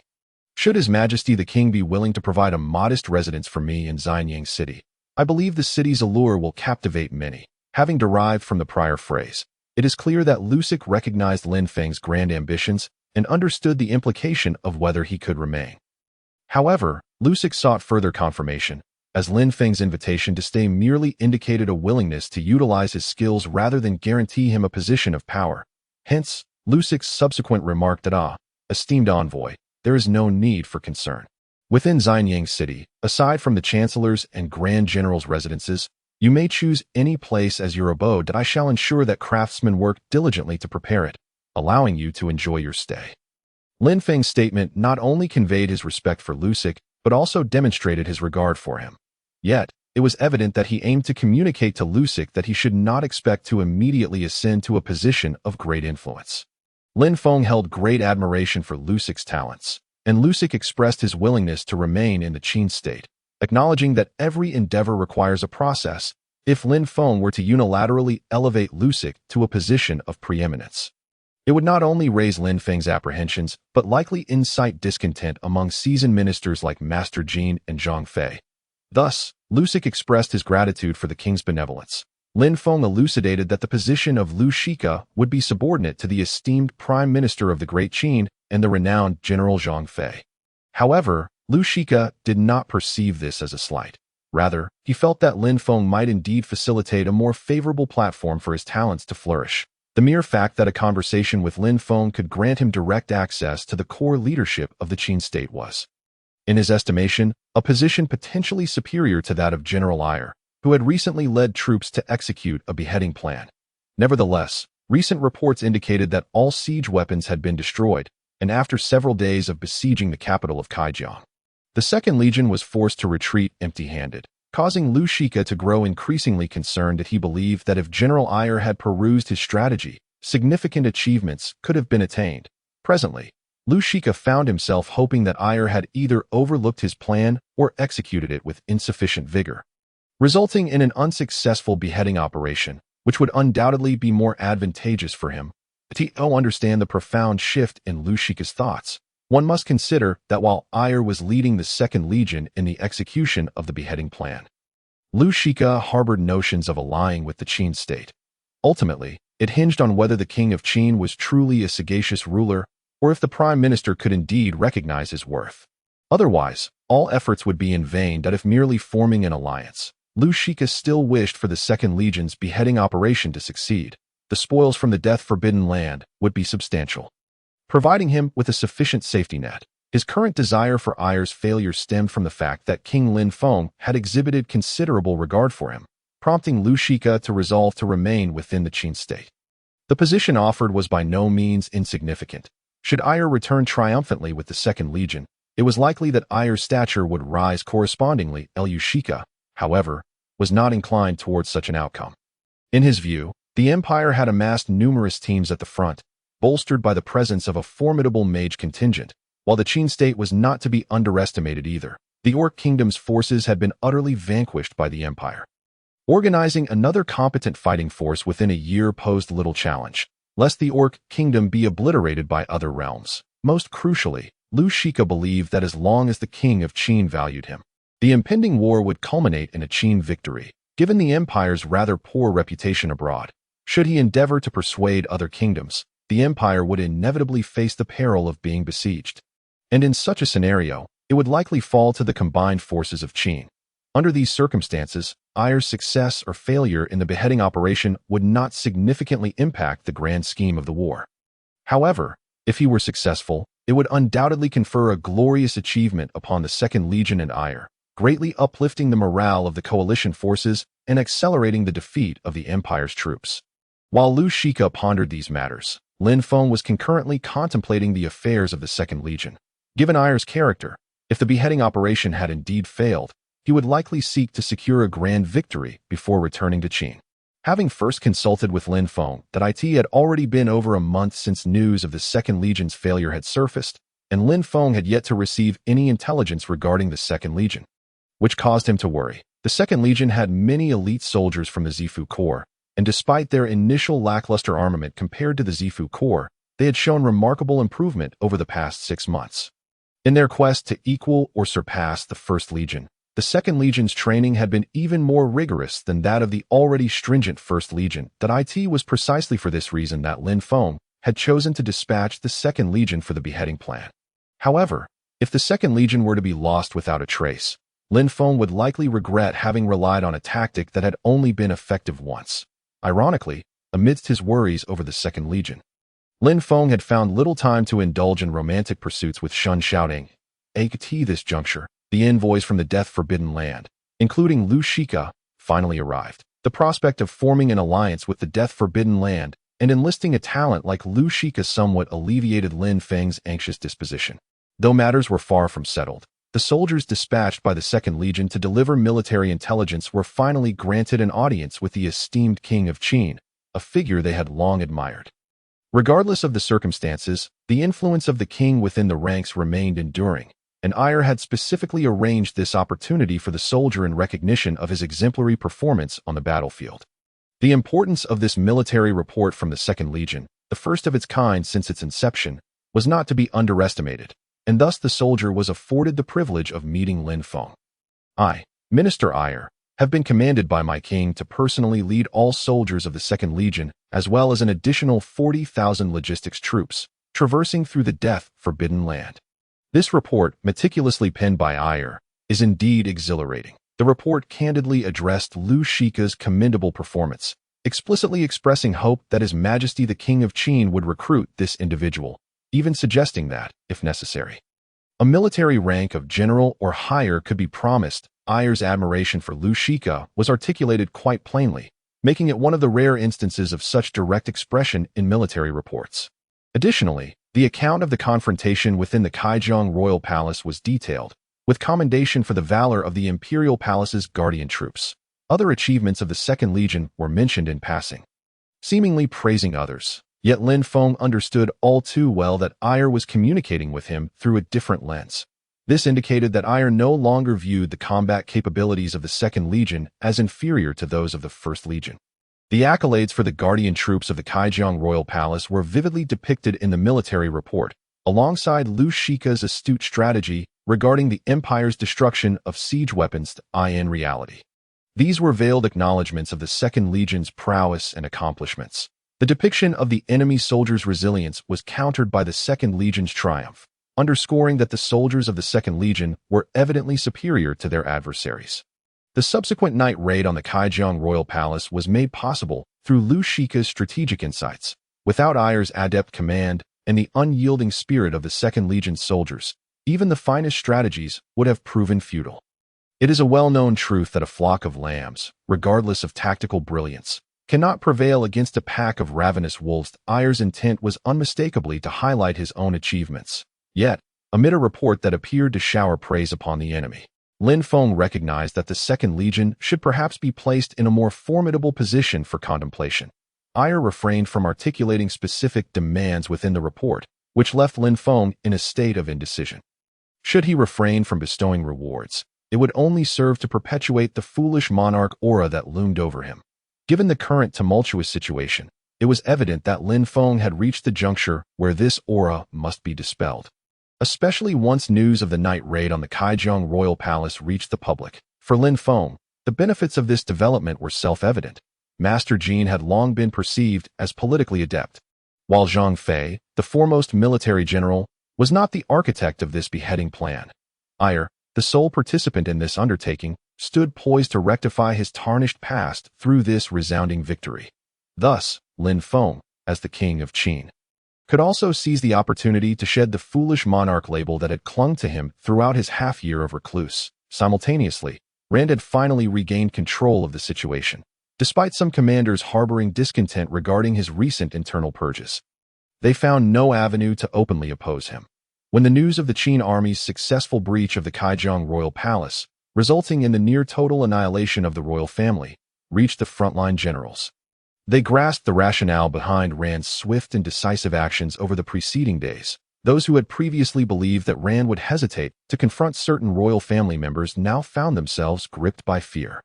Rand's influence had surged to unprecedented heights. His regular army alone comprised 400,000 soldiers, bolstered by an additional 300,000 from allied nations under his command.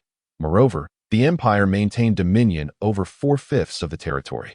With local forces numbering around 200,000, though not exceptionally elite, they were well suited for sacrificial roles that in total. Rand effectively commanded a staggering 900,000 troops, while the remaining royal family members could count on support from no more than a paltry 10 to 20,000. With the assistance of several surviving spies, Zhang Fei finally became aware of this daunting reality. The prospect of facing an army of 90,000 sent shivers down his spine. This number did not even account for the formidable mage contingent under Rand's command. The Qin state, too, possessed the 4th and 2nd legions yet to engage in battle. Should the need arise, Lin Feng would not hesitate to mobilize the 3rd legion.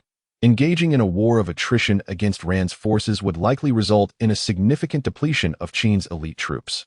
Above all, Lin Feng was determined to safeguard the 1st legion. He would only deploy them as an absolute last resort, for no one understood their bond with him better than he did. He had promised to return them home and redeem their tarnished reputations, and he could not allow them to suffer heavy losses. The thought of losing a contingent of brothers on the battlefield, denied the chance to return home, would weigh heavily on Lin Feng's conscience, rendering him unworthy of his commitment to the soldiers of NXI. It was only as the specter of war loomed larger that Lin Feng comprehended the reasons behind Xiang Yu's reluctance to cross the river eastward after witnessing the demise of his 8,000 soldiers. General, in the current situation, it is evidently impossible for us to concentrate our forces to crush the enemy's troops. The opposing side boasts a formidable team of sorcerers. If we fail to devise a means to neutralize this magical contingent, it could have dire ramifications for our army's prolonged conflict with the Imperial Coalition. That a senior officer appropriately informed Zhang Fei of this predicament. N01 desires to contend with the looming threat posed by the enemy's sorcerers, while our forces are already at a disadvantage in numbers. Over the past weeks, the Imperial sorcerers have persistently harassed the patrols of the Qin Coalition, resulting in the loss of merely a few dozen soldiers. Yet, such setbacks instill a profound fear among our troops regarding the existence of these sorcerers. Given their limited numbers and specialized nature, our soldiers, if numbering merely in the hundreds, are understandably hesitant to pursue them. Even when orders were issued to chase, Lin Feng's directive forbade any engagement beyond the patrol's designated range, compelling them to withdraw. Lin Feng's issuance of this command stemmed from a position of necessity. The might of the sorcerers has rendered them akin to nuclear weapons within this realm, and thus far, the Qin has not a single sorcerer in its ranks. Other allied nations have expressed their intent to rapidly gather their sorcerers within Qin territory, aiming to establish a magical team capable of confronting the Imperial Coalition's sorcerers.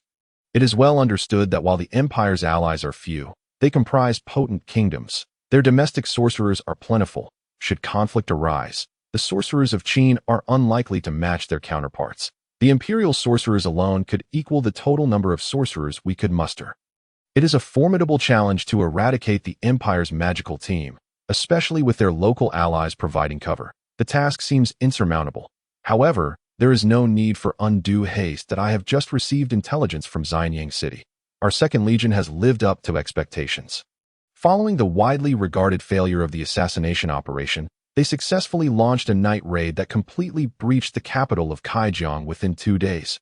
Most members of the Kaijiang royal family have perished in battle, and it is estimated that the Kaijiang coalition is now under the control of that scoundrel. We cannot afford to allow him the opportunity to consolidate his power completely.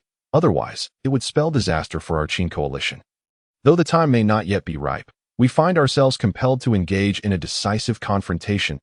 My First Legion shall undoubtedly make a name for itself in this battle, securing victory for our kingdom. Zhang Fei's proclamation was not merely directed at his loyal subordinates. It was also aimed at the other allied commanders present. Their recent insubordination towards his commands has left Zhang Fei quite displeased.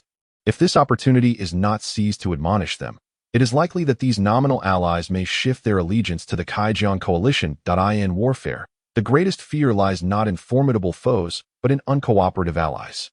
Whether Rand's Kaijiang coalition is indeed a wolf-like adversary will soon be revealed. Zhang Fei is determined not to allow his subordinates to become akin to swine, should such a possibility arise. He would prefer to rely on the tens of thousands of logistical troops rather than these 200,000 soldiers. Zhang Fei knows this is an improbable scenario, yet he understands that even if they may not fully obey his orders, they must at least not overtly defy their nominal commander of the coalition. Otherwise, he would not hesitate to execute a few allied generals to assert his authority. Meanwhile, Lin Feng is grappling with uncertainty. Through recent interactions with Ruzek, he has come to suspect that Ruzek possesses talents comparable to those of Master Zhuge, a veritable polymath. While he may slightly lag behind Lin Feng, Ruzek's extensive knowledge and profound understanding render him a rare genius. Lin Feng's dilemma lies in whether to entrust Ruzek with command in the impending showdown against the Kaijiang coalition that he believes that Zhang Fei alone could navigate the Qin coalition through perilous waters.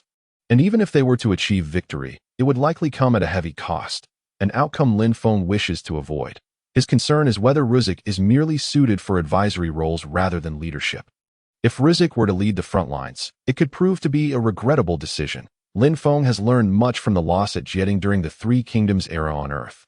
Though Ruzek is undoubtedly a well-rounded talent with high strategic and tactical acumen, few, aside from the increasingly adept Zhang Fei and the transformed civil minister, Master Jean, could rival Ruzek's expertise. However, even if Ruzek is not merely a theoretical strategist, but a man of genuine capability, Lin Feng finds it challenging to directly appoint him as the supreme commander of the Qin coalition. Such an action would suggest a lack of trust in Zhang Fei, whose performance has consistently been commendable.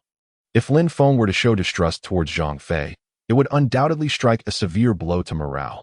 Yet, to possess a talent and not utilize him would lead Lin Feng to be criticized for squandering potential. And the label of foolish monarch would likely return to haunt him. In this turmoil, Lin Feng is caught between the dilemma of whether to employ Ruzek or not. Are you troubled by the arrival of Lord Ruzek? In their private moments, Shen Xiaodong still affectionately calls Lin Feng Feng, indicating no significant change in their relationship. She understands that Lin Feng has been exceedingly weary. The incessant criticism from outside has painted him as a king who indulges in pleasure. While few recognize that he is far busier than Master Jean, the Chancellor of the Qin. Ruzek's talent is undoubtedly unparalleled across the continent. He is a rare individual capable of serving as a minister in the court and a commander on the battlefield.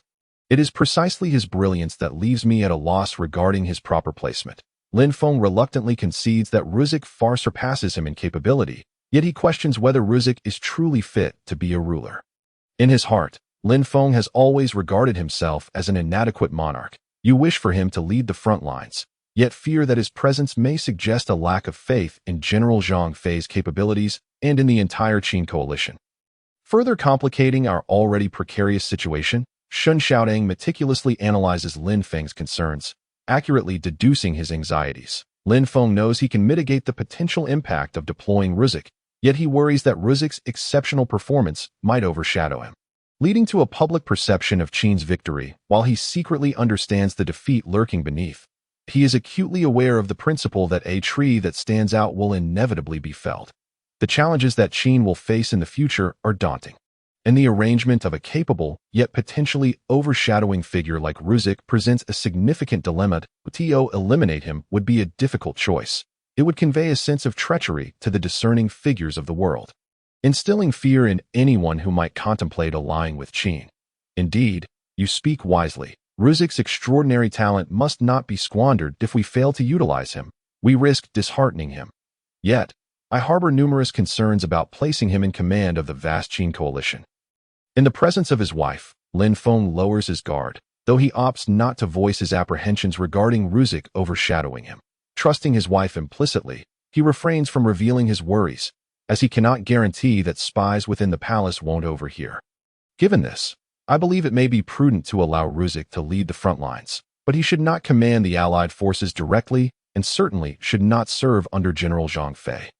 Ruzik's talents are too great for such a position. Perhaps we could assign him to command the 10,000 beastmen cavalry currently guarding the capital, allowing him to form a cavalry unit that could deliver an unexpected blow to the enemy forces. The words of Xiaodang Shun were not spoken, for she understood the necessity of preserving her husband's dignity, particularly when he was the sovereign of a nation. The issue of face was all the more significant, and thus she refrained from voicing her subsequent thoughts, confident that Lin Feng's intellect would allow him to grasp her unspoken words. Who would have thought our dear Liner so astute? Come, let me see what our little one is doing in your womb. These past few days, Lin Feng had been troubled over how to arrange for Ruxik, but upon hearing Xin Xiaodong's suggestion regarding Ruxik's placement, he immediately relaxed the frown that had been etched upon his brow, shifting instead to flirt with Xin Xiaodong. However, the thought that Xin Xiaodong was now pregnant and unable to indulge in their usual intimate activities brought a sigh of resignation from him. Though he had contemplated taking a concubine, the sheer effort Xin Xiaodong had endured to conceive made him feel he could never forgive himself for succumbing to selfish desires by marrying another woman. Moreover, given the tumultuous situation in the Qin kingdom, he recognized the gravity of the moment. After a moment of clarity, Lin Feng acknowledged that the ease of the past year had nearly dulled his memory of the constant vigilance required to navigate the dangers of his former life. Such complacency was a perilous omen. A ruler ought not to become ensnared in comfort, lest it invite catastrophe upon his domain, a truth evident in both earth and other realms, had the king of the Wudu kingdom governed with earnestness. Lin Feng surmised that his formidable army of 500,000 elite soldiers would have faced a fierce struggle to conquer Wudu. The rapid subjugation of the Wudu kingdom was merely a reflection of the populace's utter disdain for their pleasure-seeking monarch. How else could one explain how a single defeat of a commander led to a subsequent mutiny and a series of consequential events? Having reflected on his current conduct, Lin Feng endeavored to remain cognizant of the dangers that surrounded him daily. With the looming specters of the Tianyu Empire and the Ziyun Empire casting their immense shadows over the Qin kingdom, confronted with these two powerful empires, Lin Feng believed that the Qin kingdom was not to be underestimated. He understood that if these empires were truly resolved to annihilate Qin, then no amount of strategy, no matter how comprehensive, would avail him in the face of overwhelming power. The Qin kingdom's reliance on its 50,000 elite soldiers from the Zifu army stood as a glaring testament to this truth. The might of true empires need not surpass that of Qin by much, yet their forces were undoubtedly more cohesive than those of Qin, at least for the time being. However, Lin Feng held steadfast in his belief that if he continued to reform the economy, education, and other facets of governance, one day Qin would rise to contend with these colossal powers. Drawing from his earthly knowledge, Lin Feng was acutely aware that once the population reached a certain threshold, combined with technological advancement, the strength of a region would no longer hinge solely on its landmass. Yet, ample territory brought undeniable advantages, as evidenced by certain nations on Earth. Even when much of their territory had succumbed, they could still triumph in wars of resistance, demonstrating that land size significantly influenced a region's capacity for prolonged defense. In response to Xin Xiaodong's proposal to lead an elite force of 10,000 beastmen cavalry under Ruxik's command, Lin Feng granted Ruxik considerable authority that he empowered Ruxik to directly mobilize up to 20,000 soldiers from allied regions without seeking permission from their commanders, thereby affording him the privilege of acting first and reporting later. This was intended to ensure seamless coordination of Ruxik's operations across various factions. Lin Feng was aware of the tendency for allied forces to publicly comply while privately resisting Qin's orders.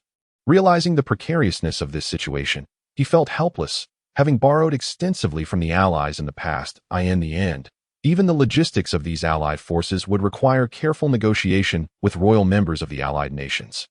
A process that Lin Feng found somewhat embarrassing. He understood that even if Qin did not borrow military funds from the allies, and even if Qin took on the burden of supplying the allied forces, this did not guarantee their compliance. The allied nations had long harbored resentment towards Qin's dominance, only submitting to its command due to royal concessions. This had been the case for centuries, and unless compelled by repeated orders, they would be reluctant to heed any requests. The situation was no less dire for the Kaijian coalition led by Randuo, though their alliance was less extensive, mitigating the severity of their insubordination compared to Qin's forces. At this moment, Ayr had successfully led the Second Legion back to the territory of the Death Forbidden Zone without incident. Initially apprehensive about whether the Death Forbidden Zone would betray them, Ayr was relieved to find that no one paid him any mind. Upon seeing the banner of the Second Legion, they granted passage without hesitation. This was not due to an unexpected friendliness from the Death Forbidden Zone, but rather because the Second Legion returned triumphantly, and even the Death Forbidden Zone could not resist the allure of their spoils. However, they were preoccupied with fending off the Imperial forces and battling the Guardians of the Death Forbidden Zone to seize territory and prevent other factions in the Intermediary Zone from taking advantage of the situation. At such a time, who would dare to stir up trouble? Should a conflict arise between the Death Forbidden Zone and the Second Legion, it would likely leave the former in a perilous predicament. The leaders of the Death Forbidden Zone, well aware of the various underhanded tactics employed by factions in the Intermediary Zone, could only watch enviously as the soldiers of the Second Legion hastened their return to Qin territory. Currently, the Second Legion was not particularly welcomed, and with such leaders exerting pressure, no one could predict whether an ill-advised confrontation with the Second Legion might occur. If that were to happen, it would not only offend their allies, but also significantly tarnish the reputation of the Death Forbidden Zone, potentially inviting attacks from other factions in the Intermediary Zone. Numerous reasons contributed to the current unwelcoming stance of the Death Forbidden Zone towards the Second Legion, yet they dared not take any hostile actions against the soldiers. Rather, they were compelled to provide whatever assistance necessary, hoping the Second Legion would expedite their return to Qin. With this understanding, Ayr felt a sense of relief, cooperating with the Death Forbidden Zone by maintaining a marching speed of 50 miles per day, not particularly swift, yet commendable given the treasures and spoils they carried. Ayr knew that the situation at home was likely far from optimistic. The sooner the Second Legion returned to Qin, the sooner His Majesty the King could rest easy. Bolstering the kingdom with a new cadre of elite soldiers, No1 understood the strength of the Imperial soldiers better than Ayr, and he recognized that unless the First Legion charged as a whole, achieving any localized advantage to influence the overall war effort would be exceedingly challenging. Should the First Legion deploy in full force, it was unlikely that more than 2/3 of its members would survive. The soldiers of the First Legion were indeed elite, and Ayr's own forces were no less formidable, especially considering the numerical superiority of the Kaijian coalition. Yet, this chaotic state of affairs in the Intermediary Zone theoretically occupied their attention too thoroughly to provoke Lin Feng. However, theory often diverges from reality, as the mountain bandits of the Intermediary Zone had not only irked Lin Feng, but had audaciously struck at his core grievance. How bold, how utterly dismissive of the existence of the Qin kingdom. How dare they assume that 3 counties could be so easily surrendered to a band of marauding brigands? Summon my men, and let them slay this band of mountain thieves. Lin Feng, who had always been deeply concerned about the situation on the front lines, could hardly fathom that at such a critical juncture, the mountain bandits in the Intermediary Zone would dare to extort the Qin kingdom. This was not merely a slight against Lin Feng, the king of Qin. It was a blatant affront to the might of the Qin kingdom's million-strong army. One of their audacious demands was that, in order to provide a stable environment for the queen to nurture her unborn child, they hoped she would return with them to the intermediary region for proper recuperation. The very audacity of this condition was enough to incite Lin Feng's fury, let alone the other opportunistic demands that accompanied it. Little did he realize that the matter at hand was far from simple. If there were no shadow of the great prince of the Zhun Empire behind this incident, Lin Feng would find it utterly implausible. He was taken aback by the extent of the Zhun Empire's influence over the forces in the intermediary zone, allowing them to brazenly offend a coalition that even the 2 great empires dared not provoke. It was crucial to note that the demands made by this band of marauders were primarily directed at the Qin kingdom, whose allies had already pledged their loyalty if the Qin kingdom were to suffer humiliation. The kingdoms allied with it would inevitably share in that disgrace, which would be detrimental to the royal authority over the territories. As the saying goes, one should strike where it hurts least. Yet the mountain bandits of the intermediary zone had audaciously slapped the faces of all the kingdoms within the Qin alliance, out of consideration for the considerable power of the bandits. The various kingdoms had shown a degree of forbearance. However, this did not imply that they were entirely powerless against them. Their restraint was primarily due to the delicate balance of power between the two great empires. For many years, these empires had intentionally left such vast territories unoccupied, evidently aiming to allow the intermediary zone to mitigate the tensions between them. Both the small kingdoms and the bandits in the intermediary zone were acutely aware of this, which had kept them in check. Generally, as long as the intermediary forces did not overstep their bounds, there would be no aggressive action taken against them, always mindful of the two great empires' stances. The current behavior exhibited by the intermediary zone was evidently sanctioned by one of the two empires. Many speculated that it was likely at the behest of the Ziyun Empire, given that the Qin kingdom and the Tianyu Empire shared a sliver of contiguous territory. Otherwise, Lin Feng would not have been able to leverage the Tianyu Empire to achieve surprise victories. Thus, it was clear that the Tianyu Empire stood firmly behind the Qin kingdom. Now, with the intermediary zone boldly opposing Qin and disregarding the interests of all kingdoms and forces within the Qin alliance, it was evident that the Ziyun Empire was providing support from behind the scenes. However, while the Ziyun Empire had its backer, the Tianyu Empire was not to be underestimated. Even if the Tianyu Empire hesitated to confront the Ziyun Empire directly, Lin Feng would not allow such insults to go unchallenged. Insults directed at the Qin kingdom, his wife, and their unborn child. When an ordinary man is enraged, it may lead to a mere outpouring of blood. But when a sovereign is provoked, it could result in the downfall of millions, rivers running red with blood. At this moment, Lin Feng was thoroughly incensed, and not just he. The envoys from the territories that had formerly joined the Qin alliance, as well as those from the Death Zone, were equally outraged. The envoy from the Death Zone was particularly furious, as they had only recently signed a treaty with the Qin kingdom, and now found themselves embroiled in such turmoil. Especially after the intellectual mastermind, Mr. Luxic, had been poached by Qin. This was already intolerable, and now, the audacity of the mountain bandits to humiliate the Qin kingdom and its queen was bound to elicit dire consequences. Issue a decree. The king of Qin commands an expansion of the army to 3 million soldiers that I care not what methods you employ, even if it means enslaving others, within a year. I demand that our military reaches this number, and their combat efficacy must not fall short of that of the current 3rd Legion. After dismissing the envoys from the other allied kingdoms, Lin Feng addressed Master Jin and the others. He was no longer concerned with any continental treaties. If the mountain bandits could muster a force of several 100,000, why should the Qin kingdom settle for a mere 100,000?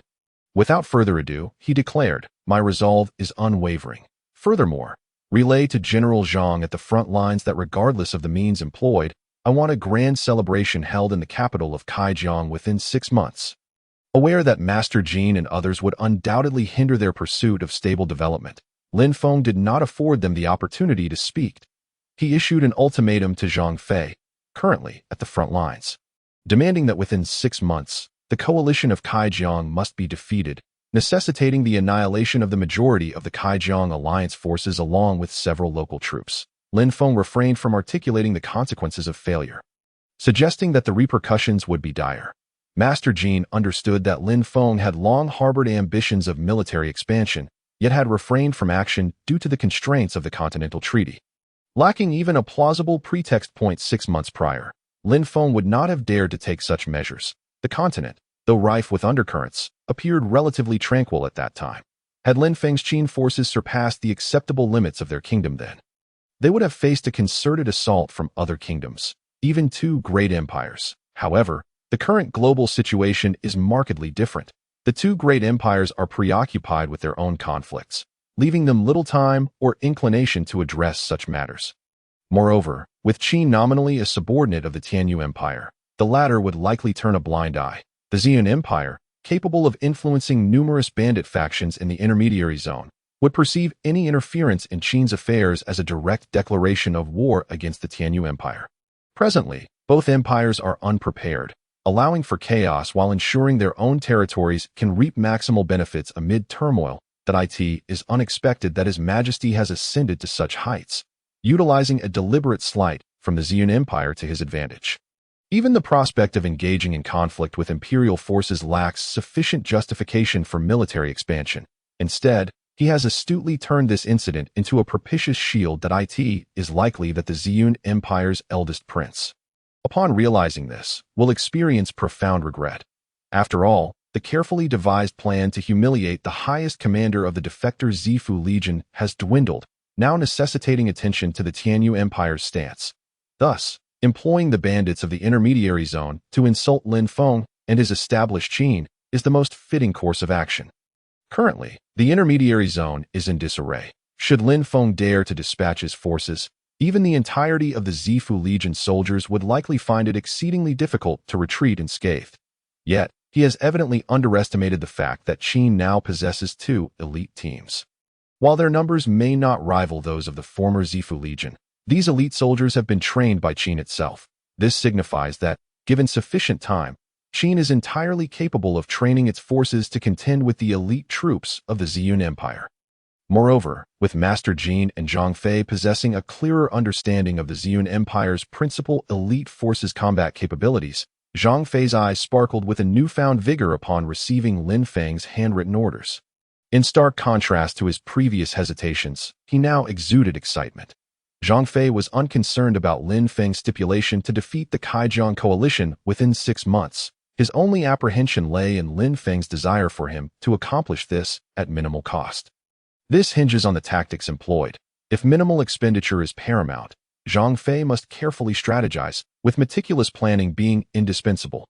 However, he could not guarantee the duration of the conflict. What he could assure was that the Qin coalition would vanquish the imperial forces with the least possible expense.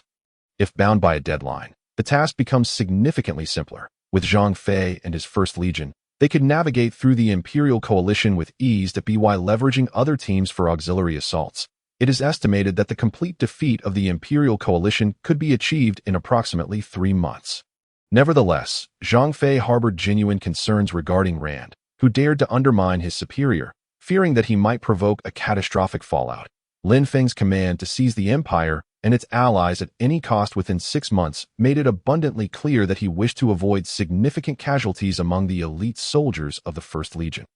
Had Zhang Fei employed his earlier tactics, it was conceivable that the First Legion could sustain grievous losses in this battle, a consequence that would undoubtedly be unfavorable. Otherwise, the celebration in the capital of Kaijiang would be far from assured. Alas, is the continent, which has remained quiet for so long, on the brink of chaos once more? Very well, let the Tianyu Empire take the reins in unifying this land. That moment, the elderly man, who had been gazing at a map of the continent, slowly uttered these words. He was none other than the current chancellor of the Tianyu Empire, holding a position second only to the emperor. Lin Feng and the Zifu Legion had received the assistance of a certain general under his directive during the downfall of Yundu. For the Tianyu Empire, the Zifu Legion once posed a considerable threat. Hence, upon grasping the situation, he would not allow the Zifu Legion to engage in a mutually destructive confrontation with the Tianyu Empire. The ambitions of the Ziyun Empire's eldest prince likely revolved around utilizing the Tianyu Empire to annihilate the Zifu Legion, while simultaneously employing the uncontrollable Zifu Legion to weaken the Tianyu Empire. One might argue that the prince's cunning is on par with that of the venerable chancellor of the Tianyu Empire. However, wisdom often comes with age, a principle that holds true here. The chancellor chose not to antagonize the Zifu Legion and even agreed to provide them with supplies for 20 days. This presented Lin Feng and the Zifu Legion with an opportunity. Should they manage to conquer the forces of the Fifth Kingdom or other kingdoms within that time frame, the Legion could be preserved. Otherwise, the chancellor would undoubtedly command the elite forces of the Tianyu Empire to encircle the Zifu Legion. That a starving wolf is unpredictable. One cannot ascertain that feeding it a few morsels will prevent it from biting.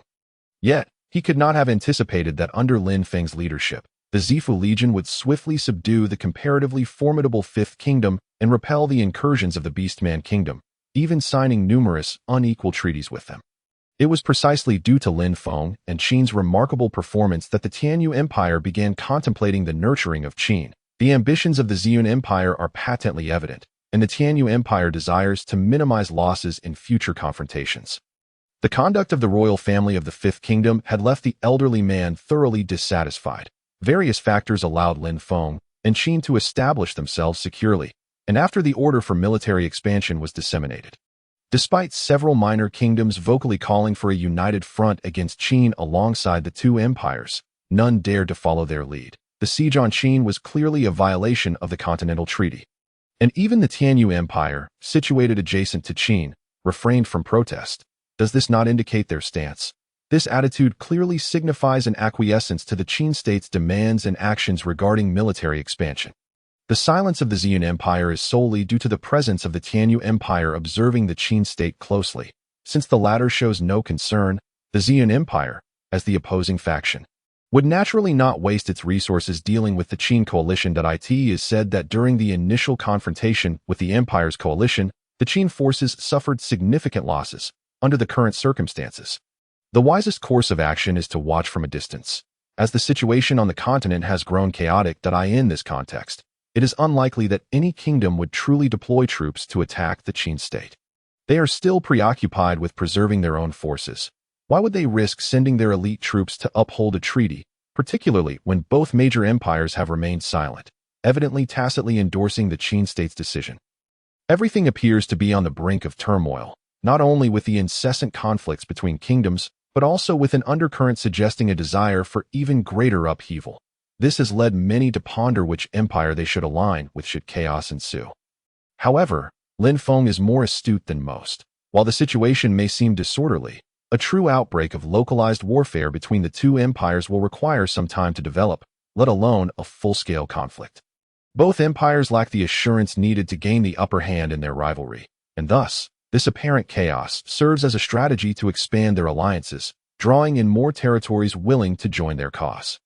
In times of strife, regions may yield to the two great empires, for otherwise, the smaller kingdoms, wary of the empires, would not fear provoking them.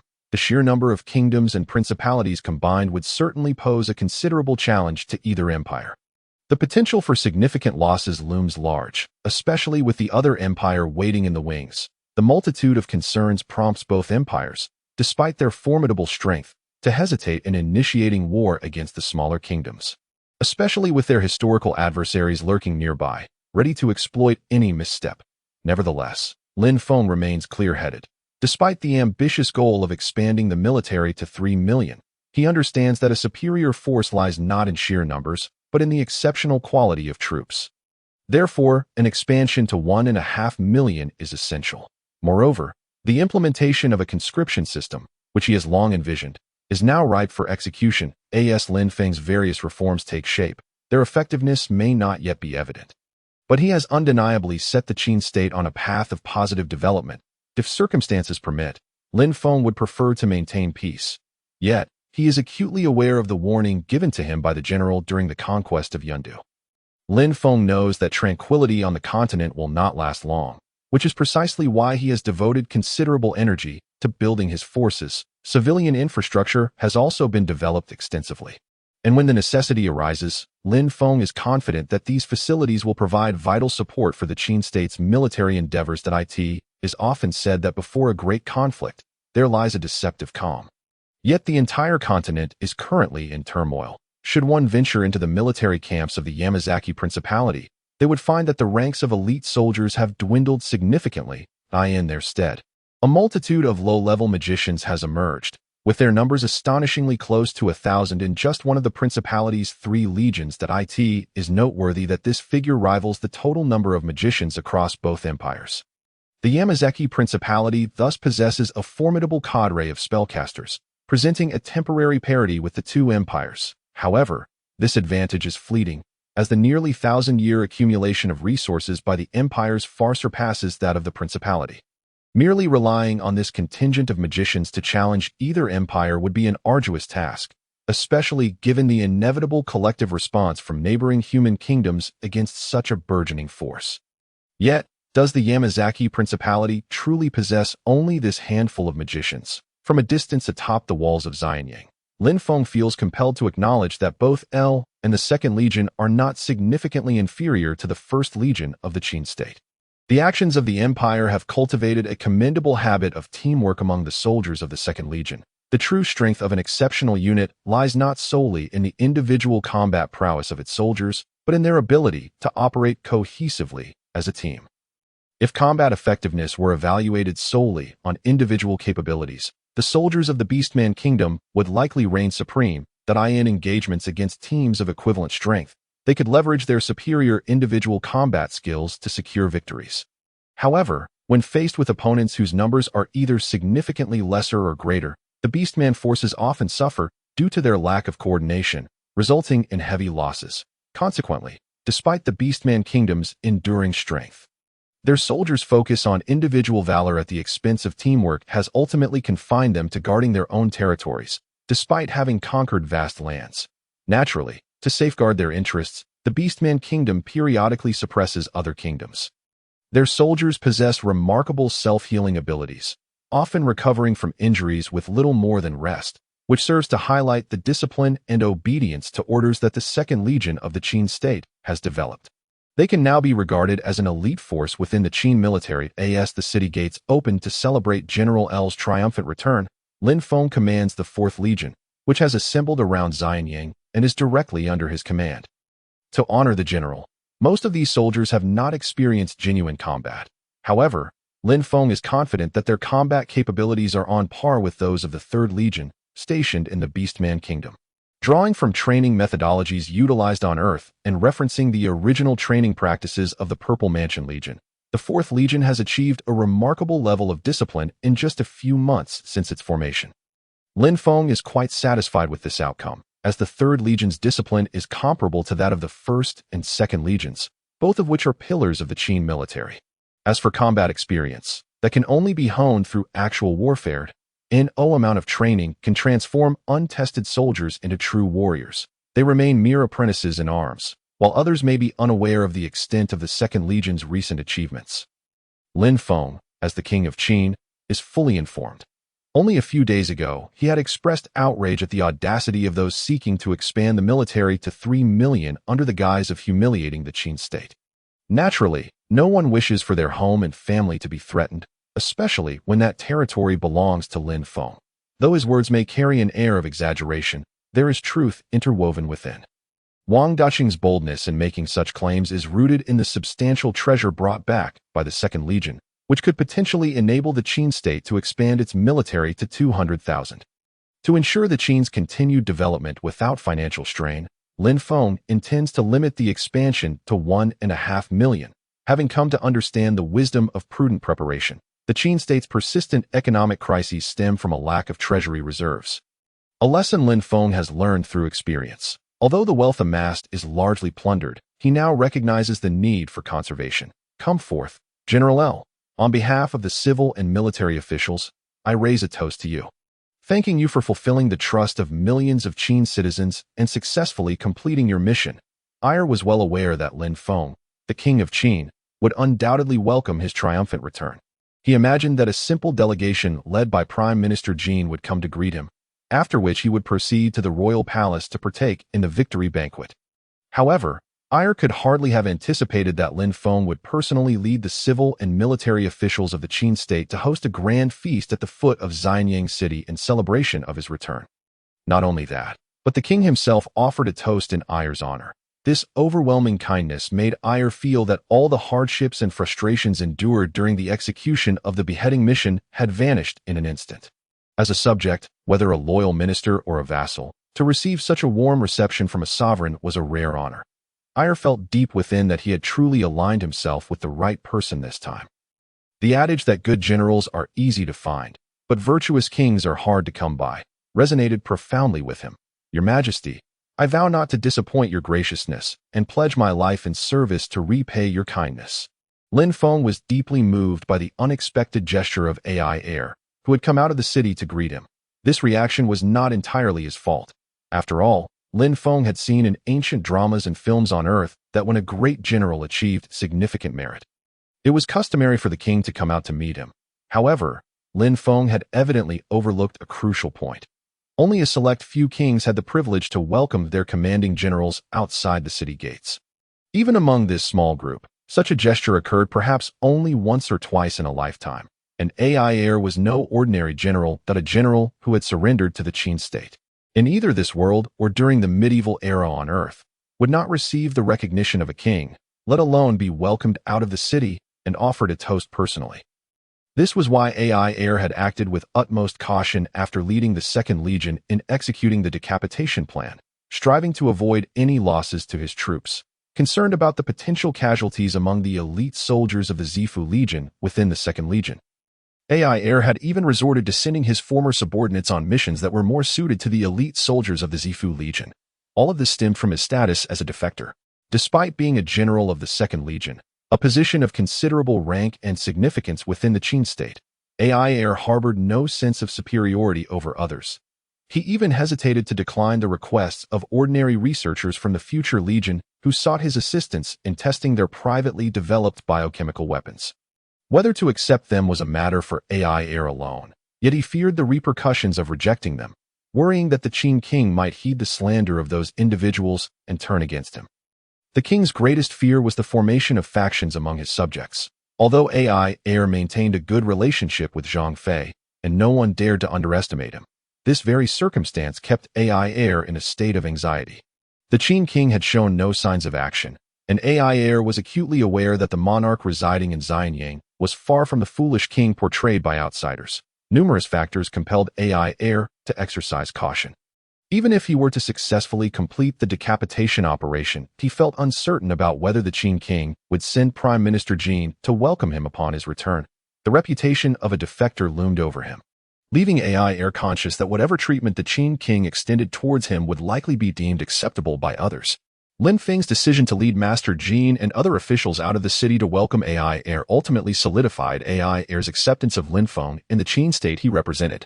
It also instilled in AI heir a resolute determination to repay the trust bestowed upon him by King Qin Lin Feng, having served as a general in the Kingdom of Wudu for nearly a decade.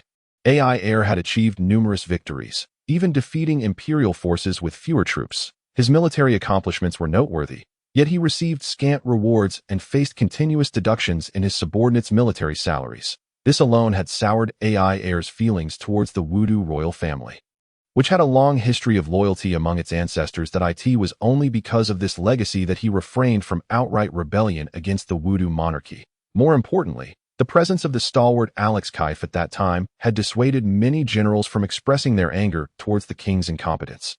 Subsequently, Lin Feng led the Zifu Legion in a sweeping campaign against the Kingdom of Wudu, and under the pressure of the Zifu Legion, AI heir chose to surrender. He had never truly contemplated remaining in the Qin state for the long term. However, as Lin Feng, the Qin king, and Master Jin treated him well, and given AI heir's limited options beyond the intermediary zone, he found himself unable to leave. After the recent events, AI heir had come to accept the Qin state and Lin Feng, who was a decade younger than him. Nonetheless, one must acknowledge that Lin Feng's actions were indeed driven by an intention to win the hearts of his subjects. As a king, if he could not cultivate the unwavering trust of his generals, who would willingly fight for him, then he would undoubtedly be deemed a failure.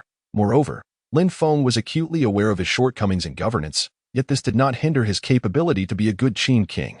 In terms of civil administration and military prowess, since he could not achieve notable results in political affairs, Lin Feng naturally gravitated towards military accomplishments. Given the current circumstances, achievements in the military would undoubtedly prove more advantageous for the development of the Qin state. Readers should not assume that Lin Feng's implementation of a plethora of reform measures signifies his wisdom as a ruler. These reforms had yet to reveal significant issues. From the outset, Lin Feng understood that reforms would inevitably yield serious consequences. The current lack of visible problems was merely a result of the Qin state's external conflicts capturing the attention of its populace, thus delaying the emergence of various flaws within the reforms. These flaws, however, were very much present. Most importantly, Lin Feng was acutely aware of these issues, yet found himself powerless to avert them. Under his leadership, the Qin state was gradually transitioning towards the nascent stages of a capitalist economy. The very timing of this shift brought imminent danger. The initial accumulation of capital in Earth's capitalist economy had taken a substantial amount of time and resources, and Lin Feng felt a sense of trepidation at the thought. The once powerful empire that spanned the globe had spent nearly a century transporting wealth from its colonies to its homeland. Even then, it took a considerable duration to complete the primitive accumulation of capital. In stark contrast, the economic strength of the Qin state was still far from adequate if Lin Feng did not devise a solution. The future development of the Qin state would either lack sufficient conditions for the emergence of a capitalist economy or rely on the exploitation of its own people to achieve capital accumulation. As the Qin state had gradually been guided along the path of capitalism by Lin Feng and Master Jin's regulations, reversing this course would not be a simple task, and the costs of such a shift would be considerable. Without resolving the issue of primitive capital accumulation, the Qin state established by Lin Feng would inevitably face obliteration, and it was likely that this collapse would occur during his lifetime.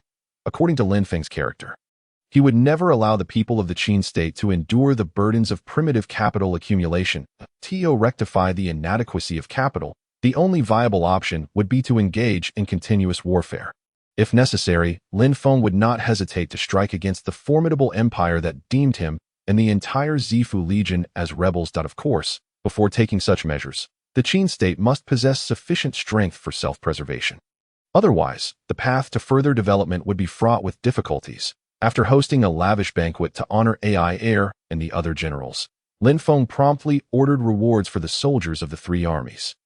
The risks involved in this decapitation operation were undoubtedly on par with the challenges of confronting the imperial forces head-on. Should any unforeseen circumstances arise, what appeared to be a relatively straightforward task could potentially lead to the annihilation of the entire Second Legion at the hands of the Empire.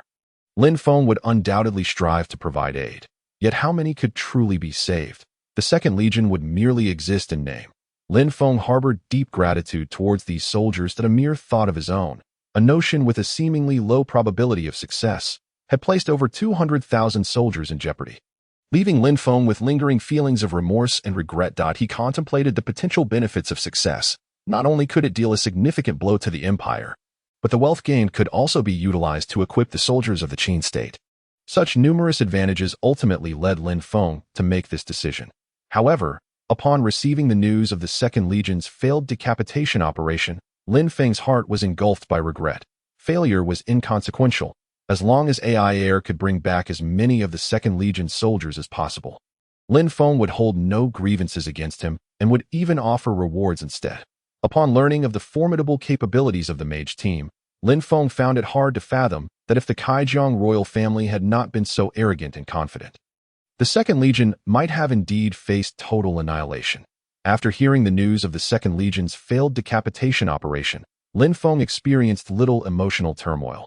Rather, he felt a sense of relief that the Second Legion had not encountered the Imperial royal family's mage team. Had it not been for the complete destruction of the siege weaponry, which led to the initial failure of the decapitation operation and prompted AI Heir to order a full retreat, the Imperial royal family may have summoned the mage team for reinforcements, making the subsequent nighttime raid less successful. In summary, the success of this decapitation operation was heavily influenced by fortune, while luck is indeed a form of strength. Lin Feng felt a deep sense of regret for having made hasty decisions in the past. Had the plan been more comprehensive, with contingencies in place, perhaps the Second Legion could have managed to retreat even in the face of the Empire's mage team. News of the Second Legion's triumphant return soon reached Zhang Fei, who was preparing for a decisive battle at the front lines. Naturally, Zhang Fei would not miss such a significant opportunity to bolster his side's morale while striking a blow to the enemy's spirit. Most importantly, the wealth brought back by the Second Legion had left the entire Qin state and its allies in a state of astonishment. The immediate availability of these treasures was vastly different from merely hearing about them. As for Zhang Fei, he was now intent on teaching Rand, the audacious individual who dared to undermine his superior, namely, Lin Feng, a harsh lesson. While undermining someone is not inherently wrong. After all, a gentleman seeks a lady. Zhang Fei believed Rand had crossed a line by encroaching upon their territory. Previously, Shen Xiaodang had accompanied Lin Feng to the founding ceremony of the Qin state, and Rand's actions had effectively slapped the high-ranking officials of the Qin state in the face. Shen Xiaodang had indeed intended to use Rand to her advantage. Rand's blatant undermining was an undeniable fact, and his subsequent attempt to assassinate a high-ranking official, who happened to be Zhang Fei's former superior, made it impossible for Zhang Fei to easily let go of these grievances. Now, having received the personal command of the Qin king, Zhang Fei was determined not to miss this opportunity. The Second Legion had proven themselves worthy, and he would ensure that the First Legion would not be underestimated. An exemplary commander need only comprehend the application of tactics. However, a distinguished general or leader must simultaneously embody the qualities of a skilled politician, for the majority of wars are, in fact, deeply intertwined with economic interests and political motivations. Should a general fail to discern the nuances of political circumstances, the outcome is bound to be disastrous. This is evident from the case of another general on Earth, known simply as the Flying General.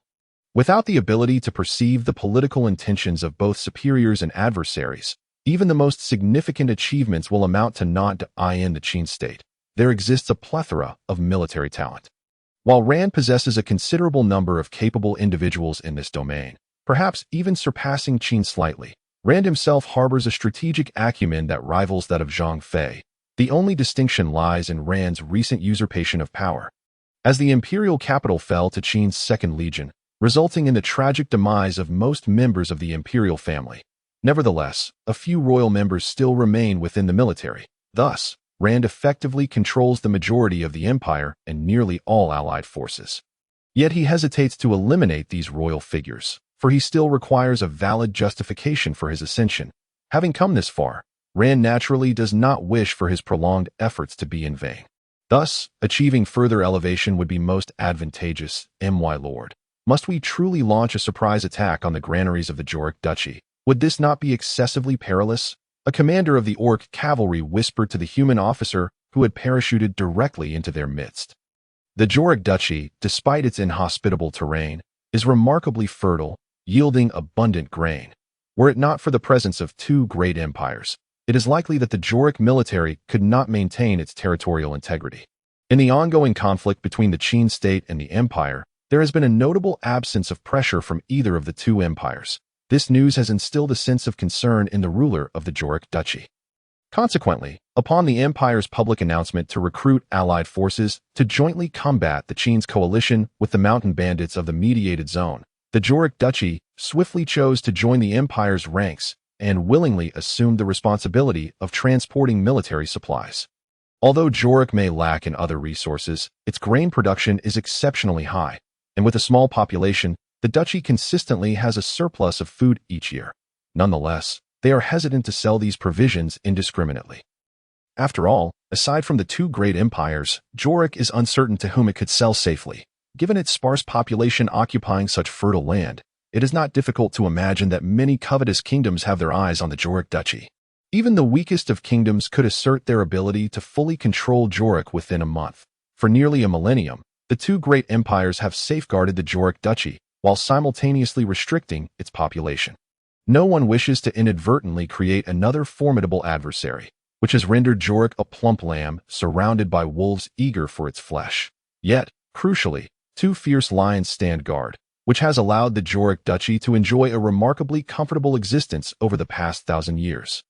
Not only the royal members but even the common folk lead relatively prosperous lives. Now, Ruzek arrives at the border of the Joric Duchy with an army of 10,000 Orc cavalry. Originally intended to protect the city of Xianyang, this signifies the commencement of a new round of upheaval on a continent that has remained largely tranquil for nearly a millennium. The Xian Empire and the Tianyu Empire are the principal players in this reshuffle. Even the Qin state and the empire can only partake in this game with the consent of these two major powers. It is evident that the ultimate victor will be one of the two empires. And Lin Feng is acutely aware of this fact. He does not envision the Qin state rising to the stature of one of these empires, as the challenge is insurmountable. Instead, Lin Feng sets a goal for himself.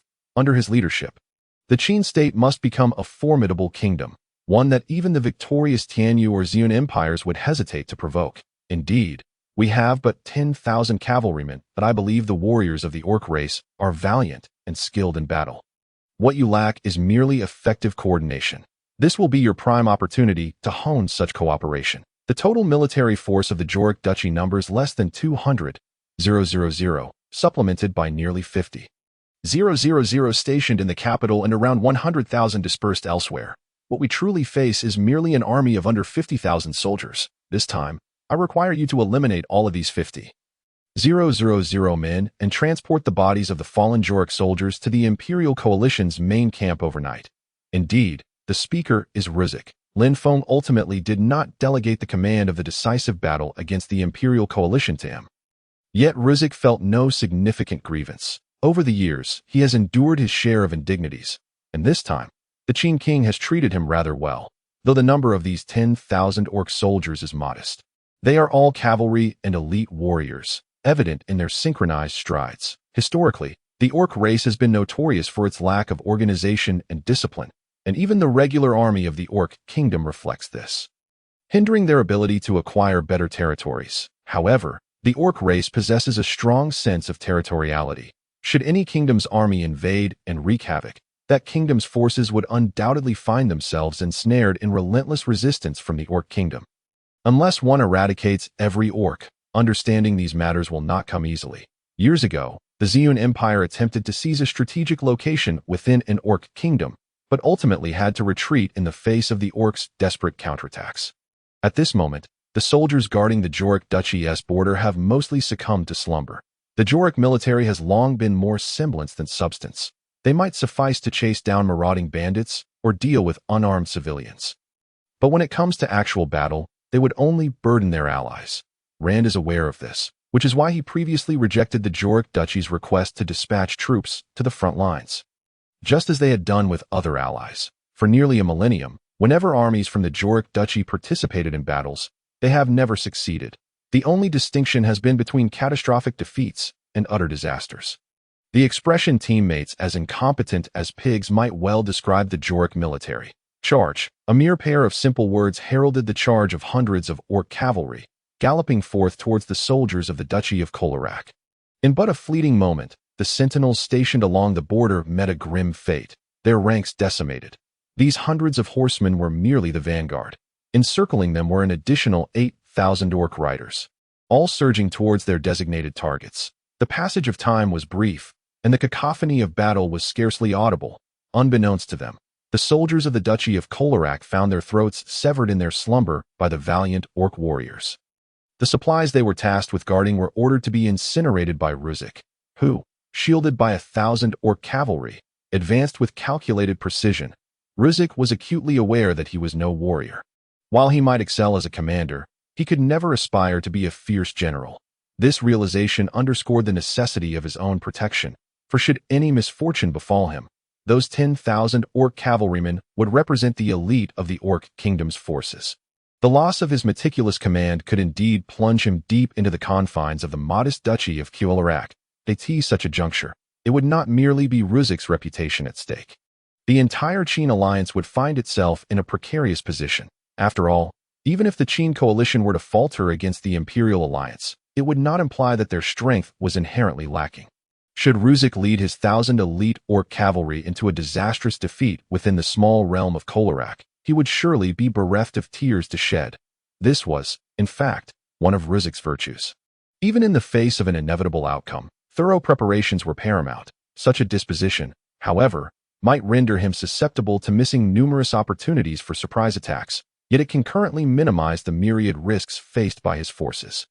Since Lin Feng had guided the Zifu Legion to the present Qin army, he had achieved considerable success through ambushes. It was common knowledge that a surprise attack could be executed once, perhaps twice. Who could guarantee that the third attempt would not be easily discerned by the adversary? Moreover, Lin Feng has gradually transformed his previous inclination to rely on surprise attacks to determine the outcome of warfare. Initially, he believed that once the imperial capital was breached by the Second Legion, very few members of the imperial family would manage to escape. Consequently, the imperial coalition, which was already engaged in a standoff with the Qin coalition, would likely disintegrate in an instant. However, reality proved to be far from Lin Feng's expectations. Despite suffering significant losses, several members of the imperial family remained at the front lines. Clearly, Lin Feng had underestimated the factors surrounding the stationed troops. Furthermore, even if all members of the imperial family had indeed perished, the ambitious Marshal Rand of the Imperial Army would undoubtedly seize such a splendid opportunity. The outcome would not significantly favor the Qin coalition. After all, if that volatile monarch of the imperial capital were still alive, he might make some rather foolish decisions, although the likelihood of that was slim. Presently, the Imperial coalition, which was largely under Rand's control, found it challenging to voice any dissent. Unless Rand were to make a grave error in judgment, this conflict would ultimately devolve into a genuine contest of arms between the Qin and the Empire. With the victor emerging as the predominant power, the empire they represent would thus gain a formidable ally to assist in their campaign against another empire. Overall, the decapitation operation conducted by the Second Legion yielded considerable gains. Prior to their departure, Ruzek had already been informed of the triumphant return of the Second Legion, which naturally intensified the pressure he felt within if he failed to leverage his contingent of 10,000 beastmen cavalry to achieve extraordinary feats. His future standing would likely be relegated beneath that of the surrendered general. Unlike other high-ranking officials of the Qin, Ruzek had always adhered to his own principles, which led him to resolutely forego what appeared to be a promising position in the realm of death. After all, regardless of circumstances, the Qin was a legitimate kingdom, bolstered by the formidable support of the Celestial Domain Empire, coupled with the strategic maneuvering orchestrated by the Qin king, which provided Ruzek ample justification for choosing to ally with the Qin. Ultimately, Lin Feng's personal audience and the trust he expressed in Ruzek became pivotal factors in his decision to remain at As for ire. The former general of the Five Kingdoms, Ruzek harbored little fondness for him. Considering that the success of this decapitation operation was largely attributable to Ruzek's own contributions, however, circumstances evolved, and Ruzek was naturally disinclined to accept rewards based on merits earned prior to becoming a subject of the Qin. A man of principle, Ruzek would never acquiesce to such an undeserved reward. Hence, he directed his 10,000 beastmen cavalry to circumvent the Duchy of Kairak, intending to make significant gains there, with General Zhang Fei of the Qin fervently preparing for the decisive battle. Ruzek saw this as an opportune moment to seize some military accomplishments beforehand. The greatest advantage of cavalry lies in its mobility and formidable striking power, which was well exemplified by this contingent of 10,000 beastmen cavalry. Their discipline, however, was still somewhat lacking, comparable to that of the regional forces of the Qin, that if utilized effectively, Ruzek could potentially exploit this force to inflict considerable chaos upon the Imperial coalition, which numbered as many as 900,000. Additionally, Ruzek possessed temporary authority to mobilize no more than 50,000 coalition soldiers, further enhancing his operational capabilities on another front. Lin Feng ensured that the soldiers of the Second Legion had ample opportunity to rest in the military camp near Xianyang, while also reallocating several soldiers from the Third Legion to bolster the ranks of the Second Legion. These soldiers from the Third Legion would be integrated into various units of the Second Legion, while simultaneously recruiting an equal or greater number of soldiers to augment the Third Legion's forces. Despite the apparent lack of opportunities for training within the Third Legion, the sporadic minor rebellions and uprisings in the Beastman Kingdom had caused considerable distress for the officers stationed in the major cities. According to treaty stipulations, the Third Legion was obligated to assist the Beastman Kingdom in quelling these insurrections, and Lin Feng's intention in deploying the Third Legion there was to provide these soldiers with practical experience. After all, continuous training would facilitate their development into competent soldiers, while becoming elite soldiers would necessitate experiencing several major battles. Much like the First and Second Legions, the disparity between actual combat and merely suppressing civilian uprisings is profoundly significant. At this moment, Rand was also preparing for the decisive confrontation with the Qin coalition. He perceived his forces as substantial, looking down upon the allied coalition, aside from the troops directly under the Empire's command. In his view, should he successfully employ the Imperial regulars to defeat the Qin's First Legion, which claimed to have conquered the entirety of Qin, the matter would be as good as settled. Although he had not personally witnessed the combat prowess of that legion, the absence of traitors among the First Legion, despite his prior temptations, indicated that they were indeed formidable and not merely a fade.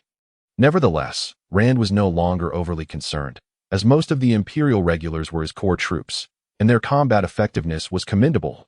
If a confrontation were to arise, it was conceivable that the Qin's First Legion might not prove to be his equal.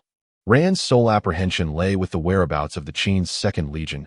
He had dispatched numerous temporarily conscripted soldiers to focus on the defense of the imperial capital, but it remained uncertain whether that legion had returned to Qin territory or was still lingering in the realm of death. Poised to launch a pincer attack when he least expected it, Rand was unafraid of engaging the elite forces of Qin directly, knowing that as long as the imperial capital remained intact, he need not worry about the availability of military supplies. The Second Legion had departed in such haste that many strategic resources had not been destroyed in time. As for provisions, Rand was particularly unconcerned. For the recently joined Duchy of Kyarak served as a granary, ensuring that for the time being, the coalition of nearly 1 million would not face shortages. The greatest fear of the Duchy of Kyarak was that the Realm of Death and the Qin forces would once again threaten the imperial capital. After all, being caught between two fronts would render it exceedingly difficult for Rand's elite troops to reverse an unfavorable situation, regardless of his capabilities. Furthermore, he held a vivid impression of the opposing commander, Zhang Fei. He had been scrutinized several times by the formidable individual who now served as the Qin king's consort, a person whose fierce appearance belied a sharp intellect. With such a formidable adversary in existence, Rand sought to avoid any complications. Hence, even though he believed the Duchy of Kyarak to be relatively secure, he issued an order for as many as 100,000 elite imperial troops to hasten to the Duchy of Kyarak for garrison. While the absence of these 10,000 elite troops would significantly hinder the war effort, Rand was unwilling to risk any unforeseen events, given the Duchy's role as the coalition's granary. Simply relying on the meager 20,000 troops of the Duchy of Kyarak, which could hardly be considered an army, left him feeling quite uneasy. Prior to this, Lin Feng had not anticipated Rand's remarkable capabilities. It was likely that even the Chancellor, Xia Minglei, had not possessed such wisdom at Rand's age. Rand was not only adept at commanding troops, but also skilled in winning the hearts of men, rivaling Lin Feng's own methods of persuasion. When Lin Feng learned that Ruzik's 10,000 beastmen cavalry had encountered Rand's 100,000 elite soldiers in the Duchy of Kyarak, he began to perceive Rand as the true protagonist. It seemed that all the attributes of a leading figure were concentrated in Rand: youth, charm, talent, and a multitude of soldiers willing to betray the imperial family for him. Numerous reasons compelled Lin Feng to admire Rand's character and formidable capabilities. However, despite the timely arrival of Rand's forces, which preserved most of the supplies, he found himself powerless against Ruzik's cavalry. After all, the troops Rand dispatched were entirely infantry.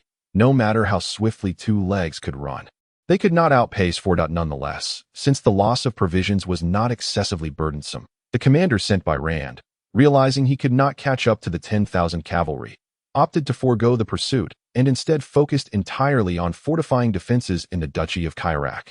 If Ruzik were allowed to execute a few more raids, the imperial coalition might indeed face the prospect of going into battle on empty stomachs. At that point, defeating the high-spirited Qin coalition would be exceedingly challenging. Internal strife within the imperial coalition could also become a possibility. For many years, the empire had taken advantage of the surrounding kingdoms, and their current alignment with the empire stemmed solely from a fear of being targeted as enemies. Should the imperial coalition encounter significant issues, the alliance would be at risk of fragmentation at any moment. The Qin's First Legion, currently facing off against the imperial regulars, would certainly not overlook such a splendid opportunity. Thus, regardless of the rationale, the paramount task for the current general was to adhere to Rand's orders and diligently protect the Duchy of Kyarak, the coalition's primary granary, with Ruzik having led his forces far away. It was unlikely he would return soon, so the general saw no point in dispatching troops to pursue him, lest they fall into an ambush. Ruzik was not so easily dissuaded. While he could achieve victory against the elite troops dispatched by the Empire, he could only defeat their vanguard. Should the main forces arrive in a timely manner, it was conceivable that both he and his 10,000 beastmen cavalry could truly meet their demise there. Ruzik did not believe that his beastmen cavalry could perform feats of 10-to-1 combat, as such scenarios existed solely in theory.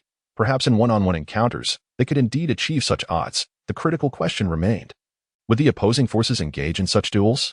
The answer is evidently no. That if that is the case, Lusic should hasten his retreat. Otherwise, it would be quite extraordinary indeed. That it is also rather unfortunate that this commander is unaware of the tactics Lusic employed in the Death Forbidden Zone. Otherwise, he would likely pursue Lusic with a vast army relentlessly. While Lusic may not possess the battlefield prowess of renowned generals like Zhang Fei or Ai Air when it comes to strategy, he is undoubtedly at a considerable disadvantage compared to them. Having received guidance from a master, and later gaining ample practical experience in the chaotic environment of the Death Forbidden Zone, It can be said that Lusik is currently experiencing the most glorious period of his life. Yet, it is also the most perilous time. His cautious nature enables him to employ the most suitable methods to secure victory in battle. Now in the prime of his life, it is a time for him to realize his ambitions, and alongside his prudence, he has developed several innovative ideas. Unlike Lin Feng, who favors unconventional tactics for victory, Lusik prefers to gradually wear down the enemy's strength to ensure the continuous development and expansion of the death-forbidden zone in the intermediary zone. Mere transient victories through surprise attacks are utterly insufficient, and success is simply unattainable. Having resided in the intermediary zone for several years, Lusik is acutely aware that the most prudent and efficient method is to systematically diminish the enemy's living forces.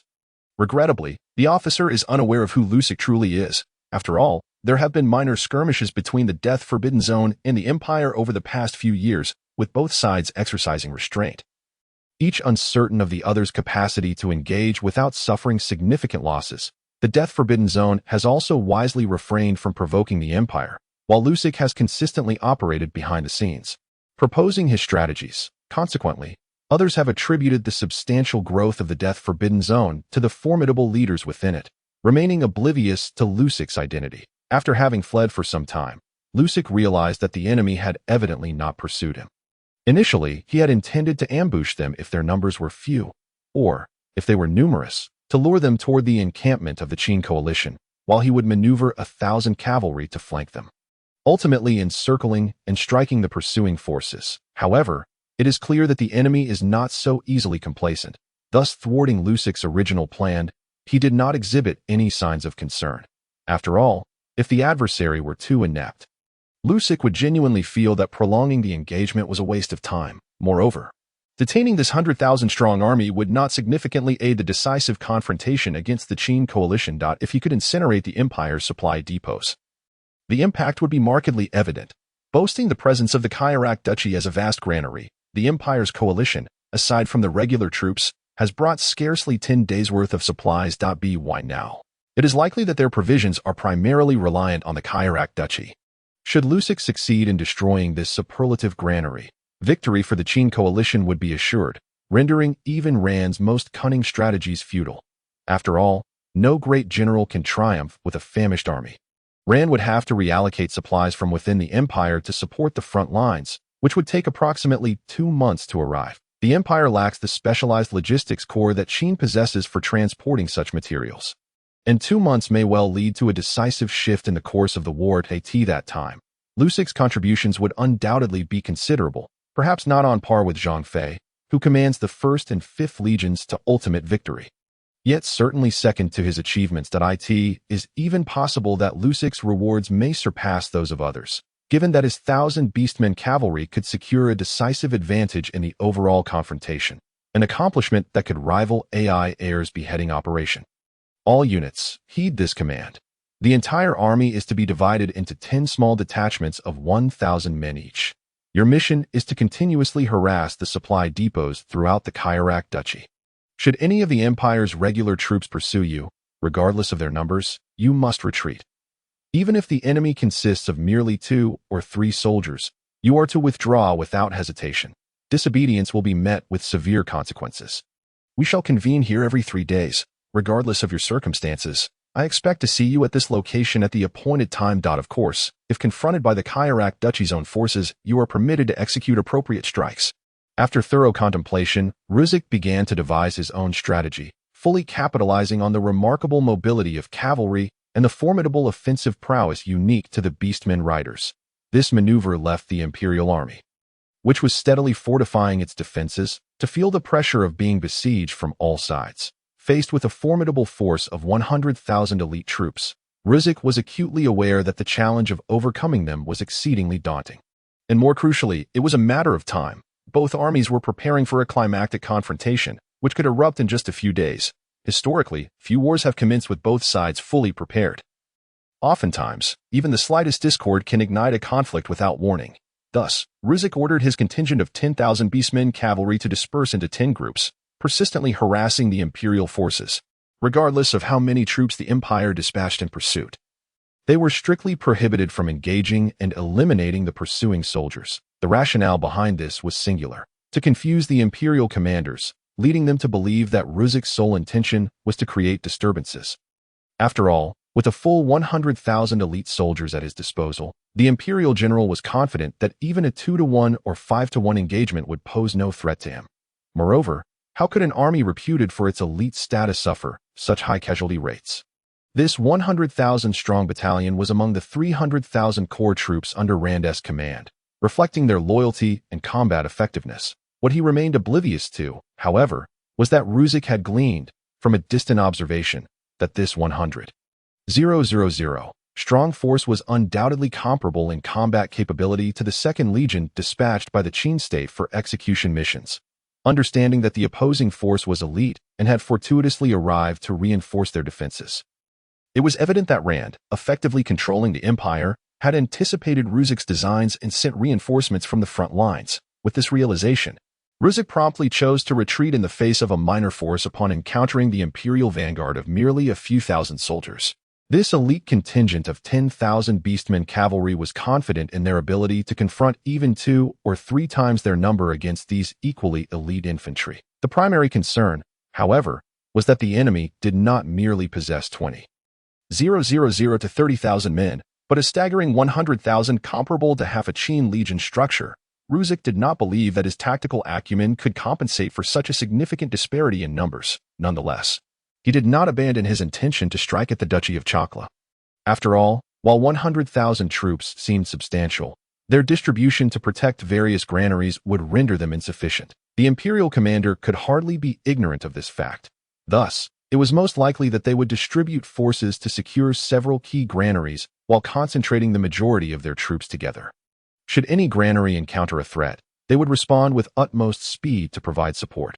Only in this manner could they maximize the advantage of their numbers.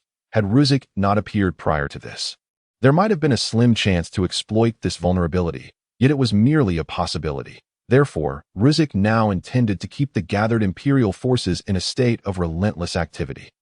Even if the opposing commander discerned Ruzik's strategy and chose to remain inactive, it mattered little. After all, the art of war often oscillates between the tangible and the illusory. Ruzik would not engage in a prolonged game of hide-and-seek with the Imperial army.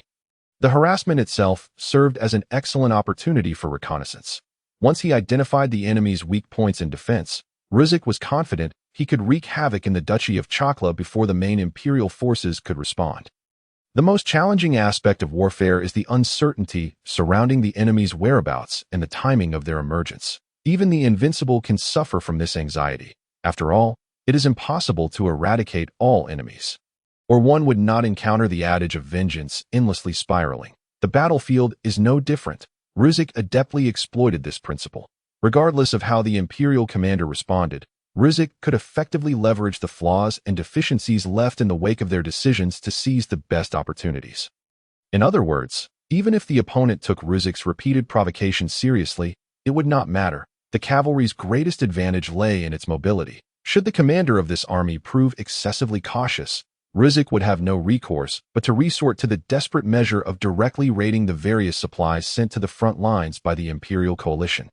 This approach would significantly heighten the danger, and should they fail to defeat the supply troops within a stipulated time, they would be compelled to abandon the endeavor.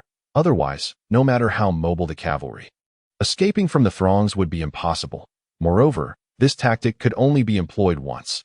Should the enemy's commander utilize this strategy, Ruzik would essentially be forced to identify alternative points for a breakthrough, which might yield satisfactory results, albeit considerably less than those achievable at the Duchy of Chakla. To prevent such a scenario, Ruzik must devise various contingency plans for his current strategy, taking into account the potential methods and approaches the opposing commander might adopt, as well as the possible impact of an impending decisive battle between the Imperial coalition and the Qin coalition on his maneuvers. All these factors must be considered, including the thoughts and attitudes of the lowest-ranking Imperial sailors. It can be said that Ruzik's analytical prowess in the unfolding situation has reached a masterful level, a feat that even Xia Minglei, who is more inclined towards the role of a strategist than a military figure, struggles to match. Ruzik, on the other hand, possesses a well-rounded talent, adept at grasping both the overall situation and the intricacies within it, albeit primarily focusing on the latter. This aspect is greatly appreciated by Lin Feng, who remains unaware that Ruzik's comprehensive understanding of the situation commands his respect. This admiration is not merely due to Lin Feng's status as the Qin King, but stems from Ruzik's personal reverence for individuals with a keen sense of overarching strategy. However, Lin Feng's clarity of vision is also rooted in his 2 decades of memories on Earth, where the vast array of history and worldly experience has equipped him to perceive the discontent over the distribution of interests between the 2 great empires. Other smaller kingdoms, to varying degrees, also anticipate a fresh round of resource allocation, thereby gaining a clearer understanding of the global situation than Ruzik. Indeed, after Ruzik's forces split into 10 and continuously harassed the Imperial Army. Aside from the initial few instances where the Imperial main forces pursued twice, subsequent responses became noticeably less frequent. Yet, the opposing commander was no fool, as evidenced by his occasional dispatches to pursue the harassing cavalry. After all, Ruzik's tactic of wearing down the enemy was quite apparent, and Rand's subordinate was no simpleton. He quickly recognized this and decided to play along, thinking, "If you seek to provoke me, so be it. When I am in a good mood, I pursue you, but when my spirits are low, I cease my chase, and the timing is exceedingly erratic. For instance, during the last instance, I engaged in pursuit of 3 routes of harassing troops every 3 days. Yet now I have refrained from addressing the provocations of the Ruzik troops for 5 days. However, Ruzik does not perceive the enemy's inaction as laziness. It was precisely due to a similar situation that a certain Orc commander led his forces directly into the Duchy of Jorik, resulting in near-total annihilation. That commander managed to escape, yet he defied military orders and was promptly executed by Ruzik. Nevertheless, the official report stated he died heroically in battle, which reveals Ruzik's adeptness at winning the hearts of these Orc soldiers. This indeed presents a splendid opportunity. Through a month of probing, Ruzik has largely ascertained the defensive arrangements of the Imperial Army across various granaries, yet he is hesitant to strike. After all, should he find himself ensnared within the confines of the diminutive Duchy of Jorik, extricating himself would not be a simple endeavor as long as the Imperial Army secures the borders of the Duchy of Jorik and the allied nation of Qin on the opposite side. Then these 10,000 Orc cavalry would be left to wander amidst the enemy's allies, with a well-foreseen grim outcome. Should this opportunity be missed, the enemy's commanders will assuredly revise their defenses, making it exceedingly difficult to identify any vulnerabilities, and if any are found, they are likely to have been deliberately left exposed by the enemy. Furthermore, with the likes of Xia Minglei examining the situation and achieving commendable results, Zhang Fei prefers to utilize superior forces to decisively crush the enemy, denying them any respite, as recurring morale dips can lead to a decline in spirit, a phenomenon unavoidable even among elite troops. Yet, it is precisely Ruzik's cautious nature that has allowed him to maintain an undefeated military career, albeit at the expense of fewer victories achieved through outnumbered tactics. Ruzik is not akin to that gentleman from Earth who seeks victory against overwhelming odds. The challenges presented by this world render such endeavors exceptionally arduous. One cannot guarantee the loyalty of numerous allies or neutrally declared nations, who might strike from behind. Hence, achieving victory against the odds in this context could only be deemed as the work of a military sage. Having relinquished what might have been an excellent opportunity, Ruzik must now seek a more advantageous moment. Based on his understanding over the past month, Ruzik recognizes that this time, Rand has undoubtedly dispatched one of his most capable subordinates. For the defenses are arranged with utmost meticulousness. Even the flaw discovered by Ruzik appears to be a potential trap, for a competent general would hardly leave pronounced defensive gaps. Thus, Ruzik deduces that this defect is likely a deliberate ruse left by the enemy, its implications being abundantly clear. Yet, Ruzik finds himself ensnared in the situation. By assessing the caliber of Rand's subordinates through his own lens, he naturally concludes that such an obvious defensive flaw would be implausible. His unwavering confidence in his own intellect leads Ruzik to underestimate his adversary, a belief that ultimately results in the forfeiture of an exceptional opportunity. This embodies the principle of underestimating the enemy strategically while respecting them tactically. Ruzik assumes that the opposing commander possesses abilities on par with his own, yet he still does not doubt his capacity to prevail, showcasing his strategic disdain for the enemy. In this instance, where a defensive flaw could have represented a potential opportunity, he has regrettably chosen to forego it. However, it is precisely this cautiousness in Ruzik's character that exemplifies his tactical respect for the enemy. Without a clear overarching perspective and a prudent nature, maintaining an undefeated record becomes exceedingly challenging. Indeed, commanders like Lin Feng, who employ blitzkrieg tactics to swiftly dismantle their foes, can achieve numerous accolades. Yet such leaders often find their victories reliant on mechanized warfare. Conversely, should circumstances shift unexpectedly, they are likely to be the first to face defeat. One could assert that a leader's character determines the fate of their army, and Ruzek embodies an exceedingly cautious commander. While he may not possess the martial prowess of Zhang Fei, he possesses a unique charm. This attribute is paramount for a leader, as a commander's personal charisma significantly influences the loyalty of their troops. Lin Feng's father in this world is similarly charismatic, allowing him to rally a multitude of generals and hundreds of thousands of soldiers willing to follow Lin Feng into battles across the realm. A truly exceptional leader will exploit the enemy's errors to deliver a decisive blow. Ruzek has evidently missed this opportunity, as the enemy commander has swiftly identified and rectified the defensive vulnerability. Upon realizing this, Ruzek feels little remorse, fully aware that had it been El or the King of Qin directing the forces, they would have undoubtedly achieved remarkable feats by now. He understands that while luck plays a significant role in warfare, after all, it is said that a soldier's well-being can influence a kingdom's fate. What is even more crucial and effective is the astute handling of challenges and the creation of sufficient trouble for the enemy, prompting them to reveal their weaknesses. This is the hallmark of an elite commander. Defeating an enemy by exploiting their vulnerabilities is no small feat, as knowledge of such weaknesses often renders victory less challenging. For instance, both Zhang Fei and Rand are currently seeking each other's weaknesses, preparing to deliver a lethal strike against their foes. The Qin nation's decapitation operation has enabled Rand to assert complete control over the empire, save for regions already occupied by the death-forbidden zone. Fundamentally speaking, Rand harbors a deep-seated vendetta against Qin. After all, his family resides within the imperial palace, and it has been unequivocally confirmed that they have met with tragedy. Thus, Rand's animosity towards Qin transcends mere rivalry. Coupled with Lin Feng's expulsion of Rand half a year ago and the subsequent acquisition of Xiaodong, it is fair to say that Lin Feng, the king of Qin, symbolizes a personal vendetta for Rand, intertwined with the loss of his father and the theft of his beloved. Aware that he cannot match Lin Feng in direct confrontation, Rand contemplates resorting to subterfuge. Alert! We are under attack. Heighten our defenses, El promptly commands. Yet, Lin Feng falls victim to the trap, unaware of the powder used against him, and collapses before he can prepare himself. Upon regaining consciousness, Lin Feng finds himself in an unfamiliar location, accompanied by an influx of alien memories that clarify his identity in this realm. That evening, the sounds of a fierce struggle emanate from the rooftop. Compelling Lin Feng to investigate, he observes a fellow named Wang Jimu on the verge of defeat against a masked man clad in black. Without hesitation, he intervenes with a single punch. "Hey, you members of the Gu Gate. Is this all you've got?" Lin Feng mocks, gazing at the unconscious figure of the masked man. At that moment, the shattered mask reveals a gaunt, sallow-faced individual, characterized by prominent cheekbones that lend his visage a harsh appearance. Wang Jimu stows away his golden silk gu, unable to refute Lin Feng's taunt. After all, it is no small feat to incapacitate a peak-level spirit realm master with a single blow, not even Wang Jimu's father. The Gu Emperor Wang Jiping could likely achieve such a feat, yet this man before him has accomplished it with ease. I told you, he is not one of us from the Gu Gate.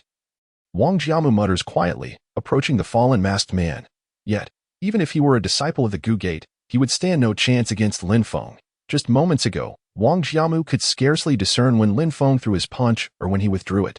For him, by the time he became aware of the situation, Lin Feng had already halted his fist mid-air, while the masked man's form was forcefully driven into the ground. Lin Feng seizes the masked man's hair, lifting him from the ground and scrutinizing the individual before him. "Do you recognize this person?" Lin Feng casually tossed the masked man in black before Wang Jimu. Wang Jimu scrutinized the face of the masked man for a long while before shaking his head. "I do not recognize this fellow. He must be a rogue Gu cultivator from the Miao region. This individual is truly remarkable. Judging by his appearance, he is no more than 30 years old. Yet he has managed to nurture both the golden silk Gu and the heart-bewitching Gu without the support of any sect. If he were to join my Gu sect, it would undoubtedly be a significant boon to us." Upon hearing Wang Jimu's words, Lin Feng scoffed. "It is utterly laughable that a prestigious Gu sect cannot even cultivate a practitioner capable of rivaling a rogue. Enough with your sarcastic remarks. The situation in the Miao region is extremely turbulent. The emergence of a major sect like ours, unifying the Gu practitioners, is already a remarkable achievement. How can one expect perfection? Are you not merely nitpicking? A flicker of anger crossed Wang Jiamu's face as he retorted. Lin Feng shrugged, choosing not to engage in further debate with Wang Jiamu. To be fair, the tasks undertaken by the Gu sect in the Miao region are indeed arduous. The area is rife with various practitioners, many of whom dabble in corpse manipulation and also practice Gu cultivation, making it exceedingly difficult to maintain control. However, failing to establish control would only lead to more chaos. The actions of the Gu sect are, after all, an earnest attempt to do their best, and they have already cultivated a righteous path. Thus, Lin Feng had no intention of provoking the Gu sect with his words. Take him back to your Gu sect in the Miao region for further investigation. This person is now in your hands. Should there be any further disturbances caused by Miao individuals in the Central Plains, do not blame me for my lack of mercy, Lin Feng said wearily. Glancing at the time, it was already 8 o'clock in the evening. Regarding the conflict between the Gu sect and these rogue practitioners, Lin Feng preferred to remain uninvolved. These matters were of no concern to him.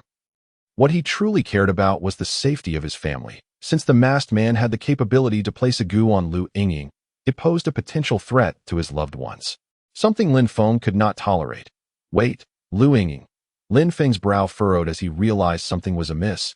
If this were Lu Yingying's boyfriend, he should be of a similar age, under 20, and possess remarkable looks or status. Otherwise, how could someone of Lu Yingying's standing easily associate with other men? Yet this masked man appeared to be around 30, devoid of any charisma. If anything, he exuded a chilling aura that would hardly attract a girl like Lu Yingying. There is someone else behind this, Lin Feng murmured softly. What, not this guy? How is that possible? If it isn't him, why would he seek us out? Wang Jiamu exclaimed, staring at the fallen masked man with confusion. Lin Feng shared his thoughts with Wang Jiamu, who nodded frequently. Indeed, a girl like that should only be with someone as refined as myself. How could she possibly be involved with such an old fool? At this, Lin Feng couldn't help but chuckle softly. Wang Jiamu was indeed amusing. It was hard to tell if his confidence was rooted in self-assurance or mere folly to utter such words. Nonetheless, it was somewhat true. Wang Jiamu was quite handsome. And as the prince of the Gu sect, his status was undeniably noble. It was not an exaggeration to call him a scion of privilege. However, it was the fact that these words came from Wang Jiamu himself that added a touch of humor to the situation. Shaking his head, Lin Feng pulled the masked man from the ground and pointed a finger at the man's forehead. As he did so, an inexplicable aura emanated from around Lin Feng, causing Wang Jiamu nearby to sense something was amiss. Hey, what are you doing? Wang Jiamu inquired, moving closer to Lin Feng, feeling the strange aura intensify, even noticing his own thoughts becoming more lively. Is that the soul-searching technique you're employing? Wang Jiamu exclaimed. Nothing to disclose, Lin Feng replied curtly. Why are you like this? Wait for me. Having just probed the memories of the masked man and learned of Yang Wen's existence and whereabouts, Lin Feng and Wang Jiamu quickly pursued the path revealed in the memories. Upon reaching the designated room, Lin Feng burst through the door. No one here. They must have fled. Are you truly going to the Miao region? At that moment, in room 1 of the Hongsong Shange, Lin Feng, Wu Tong, and Wang Jiamu sat together. Once an auction house, it had now become a venue for Lin Feng's discussions. Wu Tong quickly spoke up. I urge you to reconsider, Mr. Lin. The Miao region is no longer what it once was, and you have just recovered from your illness. Given your current capabilities, venturing into the Miao region may pose numerous challenges. Wang Jiamu chimed in. That is indeed the case. Only my father's Gu sect possesses the willingness to accept outsiders. Yet within the Gu sect, the opposing factions are rampant, expressing great dissatisfaction with my father's decision. There is considerable unrest within the sect. Hearing this, Lin Feng frowned. He was already aware of the discord between the Miao region and the Central Plains, but he had not anticipated such a strong aversion among the Miao people towards outsiders. During his exploration of the masked man's memories, Lin Feng discovered that the individual named Yang Wen had come to Jiangning with the intent to thoroughly disrupt the relationship between the Miao region and the Central Plains.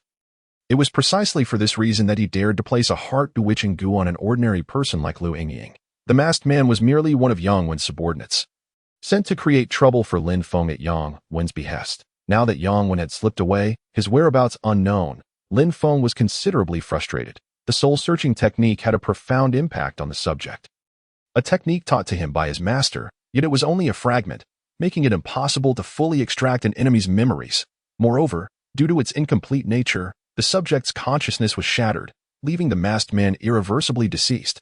Had Lin Feng known that information would be so scarce, he would have employed the soul-searching technique for a longer duration to uncover more intelligence. Yet, with the man now lifeless, Lin Feng could no longer extract any valuable information from a corpse. Suddenly, Lin Feng raised his head and looked at Wu Tong. "Oh, I not have another identity. I am a guest elder of your Yaoing sect that I in that case.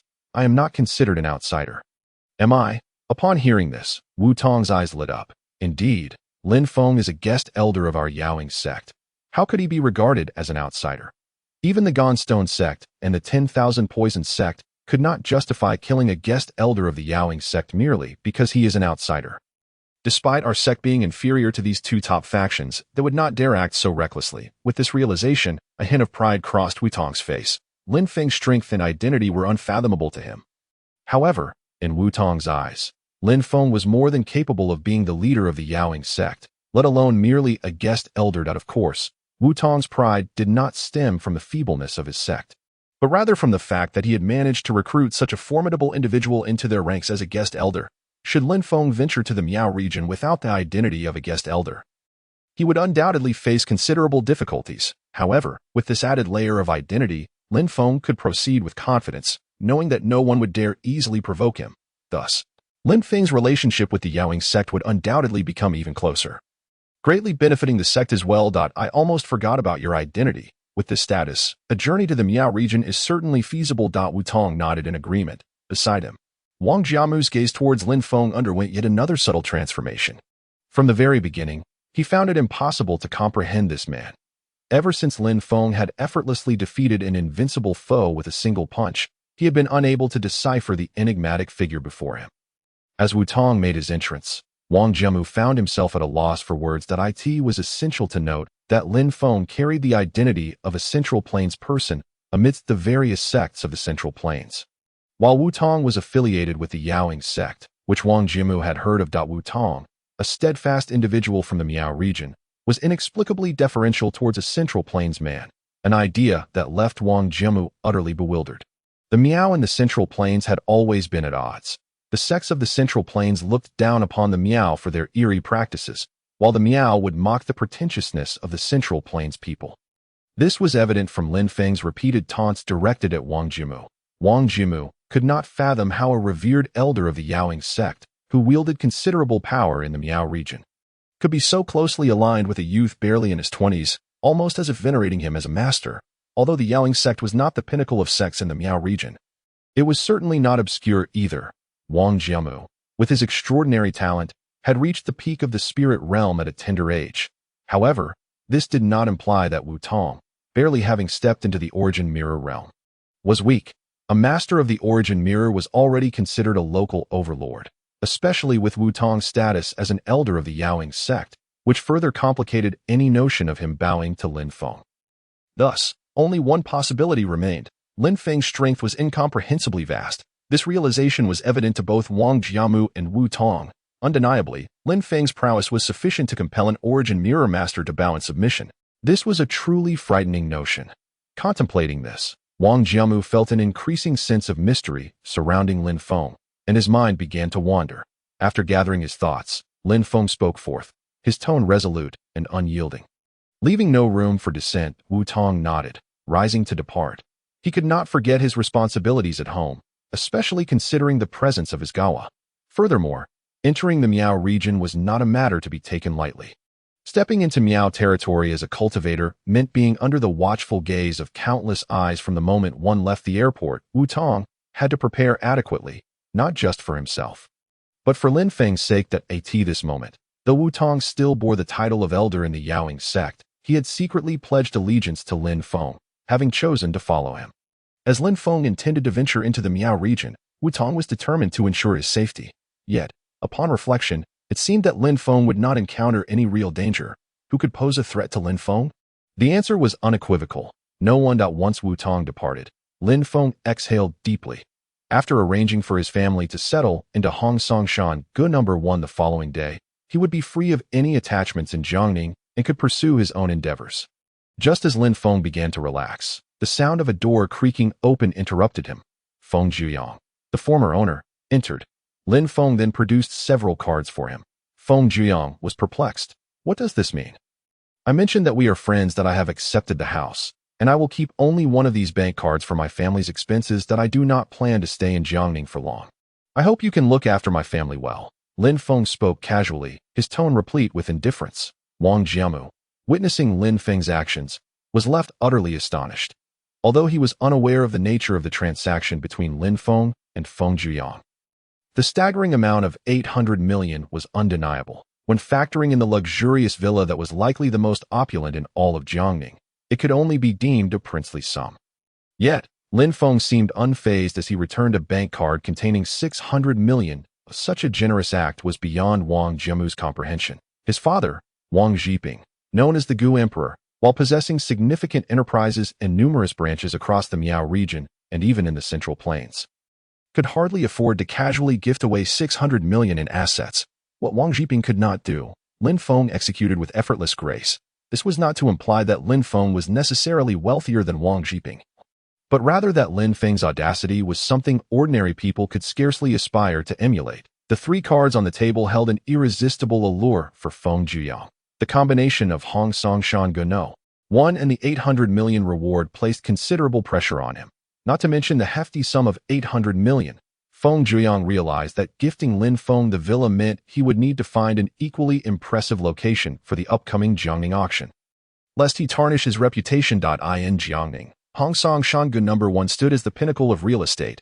Consequently, Feng Juyang would be compelled to construct a villa of his own to serve as the venue for the auction, necessitating a substantial investment of resources and time, as well as the labor required to build a property that could rival Hongsongshan Gu No. 1. As for the 800 million in cash, it represented nearly all of Feng Juyang's liquid assets. Operating as a sole individual rather than a corporate entity, his primary sources of income came from auctions and dealings in jewelry and mineral resources, with the majority of profits not reaching his hands. Thus, Feng Juyang's wealth was considerably limited. When he initially invited Lin Feng to assist him against Luo Yunhe, he had never anticipated Lin Feng would go so far as to eliminate him. After Lin Feng dispatched Luo Yunhe, Feng Juyang had even contemplated simply letting the matter rest. If the Southern Mountain sect applied pressure, he would retreat back to the Feng family, knowing that no one would dare challenge them. For Feng Juyang, the worst outcome would be the loss of a lucrative venture and a few opportunities to vie for the position of family head, a prospect he had never considered a certainty.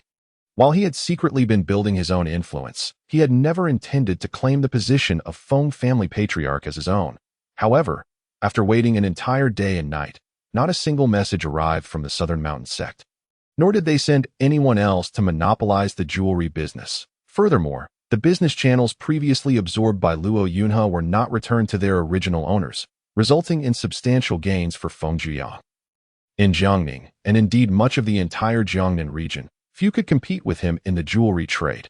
Yet, the entirety of the cost for inviting Lin Feng to resolve this issue fell solely upon Feng Juyang's shoulders, namely, the remuneration Lin Feng required and the promised gifts. There was no one else to share this burden. It rested entirely on him. Thus, the pressure on Feng Juyang was immense, particularly concerning the 800 million, of which 230 million was borrowed temporarily from Hucheng. What Feng Juyang had not anticipated was Lin Feng's willingness to return 600 million of the reward. All Feng Juyang needed to do was ensure the safety of Lin Feng's family. As he understood it, Lin Feng's family consisted of ordinary individuals, and looking after them should pose no significant challenge, merely a matter of effort. Yet, Lin Feng had offered such a princely sum, a gesture that evoked admiration and respect from Feng Juyang. Then it is with great respect that I accept your generosity, that I truly do require this funding, Feng Juyang expressed, bowing slightly in gratitude. Should you ever need my assistance in the future, I, Feng, will not hesitate to plunge into danger for you. He swiftly took the three cards from the table, almost seeming to vanish as if fearing Lin Feng might change his mind. Lin Feng shook his head with a light chuckle. Please arrange for a few caretakers to assist me. I need help tidying up the house. It is far too spacious for just a few of us to manage to this. Feng Juyang nodded. No problem. I will ensure these trivial matters are arranged for you shortly. The conversation between the two was overheard clearly by Wang Jimu, who, as the heir of the Gu sect, was naturally aware of the Feng family's esteemed reputation. Prior to arriving in Jiangning, Wang Jimu had taken the time to familiarize himself with the various factions in the area. Aside from the four prominent families that had been obliterated by Lin Feng, the most powerful force that remained hidden and uninvolved in the disputes among various clans was none other than Feng Zhuyang. Although Feng Zhuyang was not a direct descendant of the Feng family, his mere association with them commanded respect, and even Wang Jiamu, as the Gu sect's prince, dared not provoke him lightly. Like Wu Tong, he treated Lin Feng with utmost deference, not daring to show the slightest hint of disrespect. Are you perhaps the Lord of Jiangning? Why does it seem that everyone weakens in your presence? Wang Jimu whispered to Lin Feng, who sat beside him. The curiosity about Lin Feng's identity gnawed at him. Upon hearing Wang Jimu's inquiry, Lin Feng's eyes glinted with intrigue, observing Wang Jimu's serious demeanor. He arrogantly declared, I am indeed the Lord in Jiangning. The four influential families could be effortlessly extinguished at his whim, without a trace of mercy. Even the heads of these families were compelled to kneel in front of Lin Feng's elder brother's tomb for a full 7 days. This maneuver could only be described as a heart-wrenching act of annihilation. Feng Zhuyang could scarcely fathom the expression and emotions of the family heads when they departed from the Fulongxiang tomb. Only to discover that their clans had been uprooted and annihilated. The title of Lord was rightfully his. As Lin Feng's words hung in the air, the atmosphere grew awkward. Feng Zhuyang found himself at a loss for words, while Wang Jimu dared not utter a sound. With both men silent, Lin Feng too remained quiet. After a prolonged silence, Feng Zhuyang broke the tension. Mr. Lin, I shall arrange for tickets for you for tomorrow. 3 tickets, correct? We must include the Gu Prince and Elder Wu Tong. In response, Lin Feng waved his hand dismissively. Just book mine. They can sort their own arrangements. Wang Jiamu's lips twitched in irritation, although he cared little for the cost of a ticket. Lin Feng's attitude infuriated him, as if he, the Gu Prince, were of no consequence in Lin Feng's eyes, while Wu Tong, being Lin Feng's attendant, could handle his own ticket. Wang Jimu felt he deserved better treatment, even if only as a guest. Yet, he dared not voice his displeasure, fully aware of Lin Feng's capabilities and lacking the courage to provoke him. Feng Zhuyang, sensing the discomfort, could only manage a wry smile, unsure of how to proceed. Very well, I will arrange your itinerary now. With that, he stood and departed. Now, only Lin Feng and Wang Jimu remained in the Hongsong Shangu.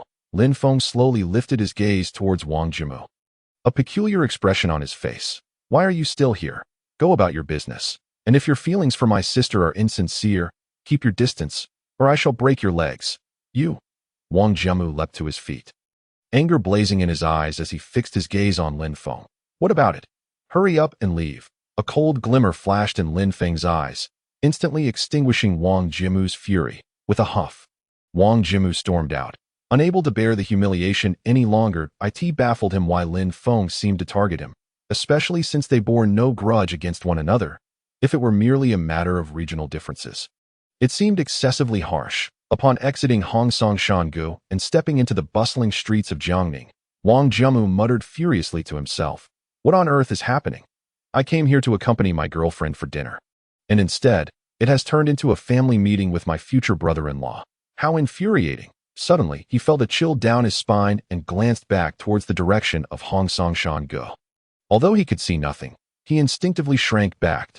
He only dared to curse once he was in the city center, fearing Lin Feng might overhear him. It must be psychological. That guy really scares me. If I ever cultivate to the divine realm, I will reclaim the humiliation I suffered today.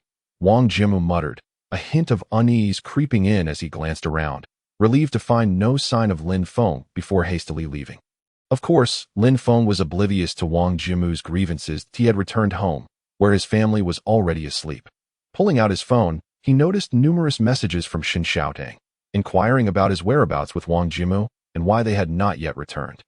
Reading those messages warmed his heart. Regardless of his standing or achievements in the outside world, there remained a woman waiting for him at home. Entering the bedroom, he saw Xin Xiaotang asleep, cradling Fu Yisan. Leaning down, he gently kissed her forehead before quietly slipping out and settling onto the sofa in the living room, where he soon fell asleep. As the night passed, dawn broke, and Lin Feng arose early. After freshening up, he prepared a sumptuous breakfast. Is today Uncle's cooking? Fu Yisin had already woken up, while Lin's parents and Xin Xiaodang were still asleep. Seeing the little girl's nose twitching adorably, Lin Feng couldn't help but smile. He picked up a piece of fried egg, placed it on a plate, and offered it to Fu Yisin. Here you go, little Yisin. The little girl beamed, taking the plate and eagerly digging in with a pair of chopsticks. Lin Feng looked at her with affection, for Fu Yisin was the only bloodline of Fu Longxiang in this world that to owe him. She was akin to his own daughter, and he had vowed to protect her from any harm. He believed this was also the final thought of his brother Fu Longxiang before his passing. They played together. Xin Xiaodang and Lin's parents gradually woke up. Where did you go last night? When did you return? Why didn't you tell me? I was worried sick. Xin Xiaodang pouted, clearly displeased. Lin Feng was momentarily taken aback upon seeing Xin Xiaodang. This was not the Xin Xiaodang he had known. This was simply her in this context. With an apron draped over his clothes, he wiped his greasy hands on it and grinned at her. I went to prepare a surprise for you. Come on, eat up. After breakfast, I will take you to see your gift. His words. Xin Xiaodang huffed in annoyance. Accepting the plate he offered, she took a hearty bite of the crispy bacon, as if venting her frustrations upon it. Treating it as if it were Lin Feng himself. Watching her, Lin Feng could not suppress his laughter. He never anticipated that his offhand remark about gifting her a house would materialize into reality. Xin Xiaodang now suspected that if she asked for the stars, Lin Feng might just pluck them from the sky for her. No words were necessary between them. Xin Xiaodang merely asked, how much did it cost? In response, Lin Feng scratched his head and chuckled. It didn't cost anything. It was a gift from someone else. Xin Xiaodang rolled her eyes at him, clearly unconvinced. She assumed he was reluctant to share the details, fearing she would scold him for spending excessively. Thus, she refrained from pressing further and accepted the key he offered with a sense of satisfaction. Since being with Lin Feng, Xin Xiaodang no longer had to worry about anything. Watching Fu Yisin, who was running around the living room with wide-eyed curiosity, a smile spread across her face. Lin Feng, did you buy this house? Lin's father asked, trembling slightly as he grasped Lin Feng's arm. Lin Feng replied with a calm demeanor. It's allocated by the company. I'm just staying here for a while. Upon hearing this, Lin's father's anxious heart finally settled. He had feared Lin Feng might have engaged in some illegal dealings to acquire such a large villa. However, knowing it was company property put him at ease. The company truly treats you well. Our Lin family must have accumulated several generations of good fortune to be able to live in such a grand house. In the eyes of Lin's father, tears seemed to glisten as he gazed upon the room, filled with joy. Before long, Feng Jiang entered with a full entourage of 10 nannies. Upon seeing Lin Feng and his family, he was momentarily taken aback, not expecting Lin Feng to arrive so soon. Mr. Lin is also here. These are the nannies you requested. In the Jiangning nanny industry. These 10 are among the best. They will assist in taking care of your family's daily needs. Feng Jiang stated, approaching Lin Feng. The 10 nannies spoke in unison. Greetings, Mr. Lin. Lin Feng nodded at the group, reassured that with their presence, his family would surely find some respite. Meanwhile, Lin's father tugged at Lin Feng's sleeve, asking, who are these people? Nannies assigned by the company. Lin Feng replied that a flicker of confusion crossed Lin's father's face. Was the company even in the business of assigning nannies? Noticing his father's skepticism, Lin Feng cleared his throat and said, please, take a moment to familiarize yourselves with the house. We will be relying on your services. The nannies responded in unison. It is our honor to serve Mr. Lin. With that, they moved into Hong Song Shan Gano, one with military precision. After all, Feng Zhouyang had offered each of them an annual salary of 800,000, totaling 8 million a year, hardly a sum to complain about. Lin Feng turned to his parents, saying, Uncle, please take Fu Yisin to explore the house. There are many rooms to choose from. I need to have a few words with Xiaodang. Lin's father exchanged an understanding glance with his son, while Lin's mother, observing Lin's father's expression, grabbed his ear and scolded, you old fool. What are you thinking? Hurry up and go. Ouch. Ouch. Let's go. Dear, stop pulling. My ear might come off. Lin's father yelped, as his wife led Fu Yisin away. Out of Lin Feng's sight, Lin Feng watched his parents with a peculiar expression, while Xin Xiaodang stifled a giggle. Lin Feng, will we be like uncle and auntie when we grow old? She asked. Her big eyes sparkling, Lin Feng blinked and smiled, nodding, certainly. Hee. Xin Xiaodang's sweet smile seemed to tug at Lin Feng's heartstrings. He reached out and pulled her into his embrace. noticing the flush on Shun Xiaodong's cheeks. Lin Feng slipped a bank card into her hand. This card contains 200 million. Take it and use it for household expenses. I need to make a trip to Miaojiang today and may not return for a while. Shen Xiaodong gasped, staring at the card, speechless. She had never doubted Lin Feng's words, but couldn't fathom where he acquired such wealth. You haven't done anything illegal, have you? She asked, gazing intently into his eyes. Lin Feng chuckled wryly, shaking his head. Your husband has quite the background. 200 million is merely pocket change. Upon hearing this, Shen Xiaodong's face reddened further as she playfully scolded him. You always say such nonsensical things. They shared a laugh, and after a moment, Shen Xiaodong asked, when will you marry me? Lin Feng was taken aback, feeling his heart race, despite being a skilled soldier unflinching even in the face of danger. Her question stirred something within him. Very soon, he replied softly, his tone filled with affection. Yea, husband. Shen Xiaodong joyfully nestled her head against Lin Feng's chest. Her calling him husband resonated deeply in his heart. Although they had been together for some time, this was the first time she had addressed him as such. They strolled along the paths of Hongsong Shangu, pausing to embrace one another. Lin Feng received a call from Wu Tong, who was waiting outside Hongsong Shangu to take him to the airport. Reluctantly, Lin Feng released Shen Xiaodong and bid her farewell before getting into Wu Tong's car and heading to the airport. Before he met Wu Tong, Zhang Yang had been his most capable subordinate. However, after their acquaintance, Wu Tong's role became increasingly significant in the complexities of their world. Reminded of Zhang Yang, Lin Feng dialed his number. Zhang Yang, I will be heading to Miaojiang for about half a month. During my absence, I would appreciate it if you could keep an eye on my family.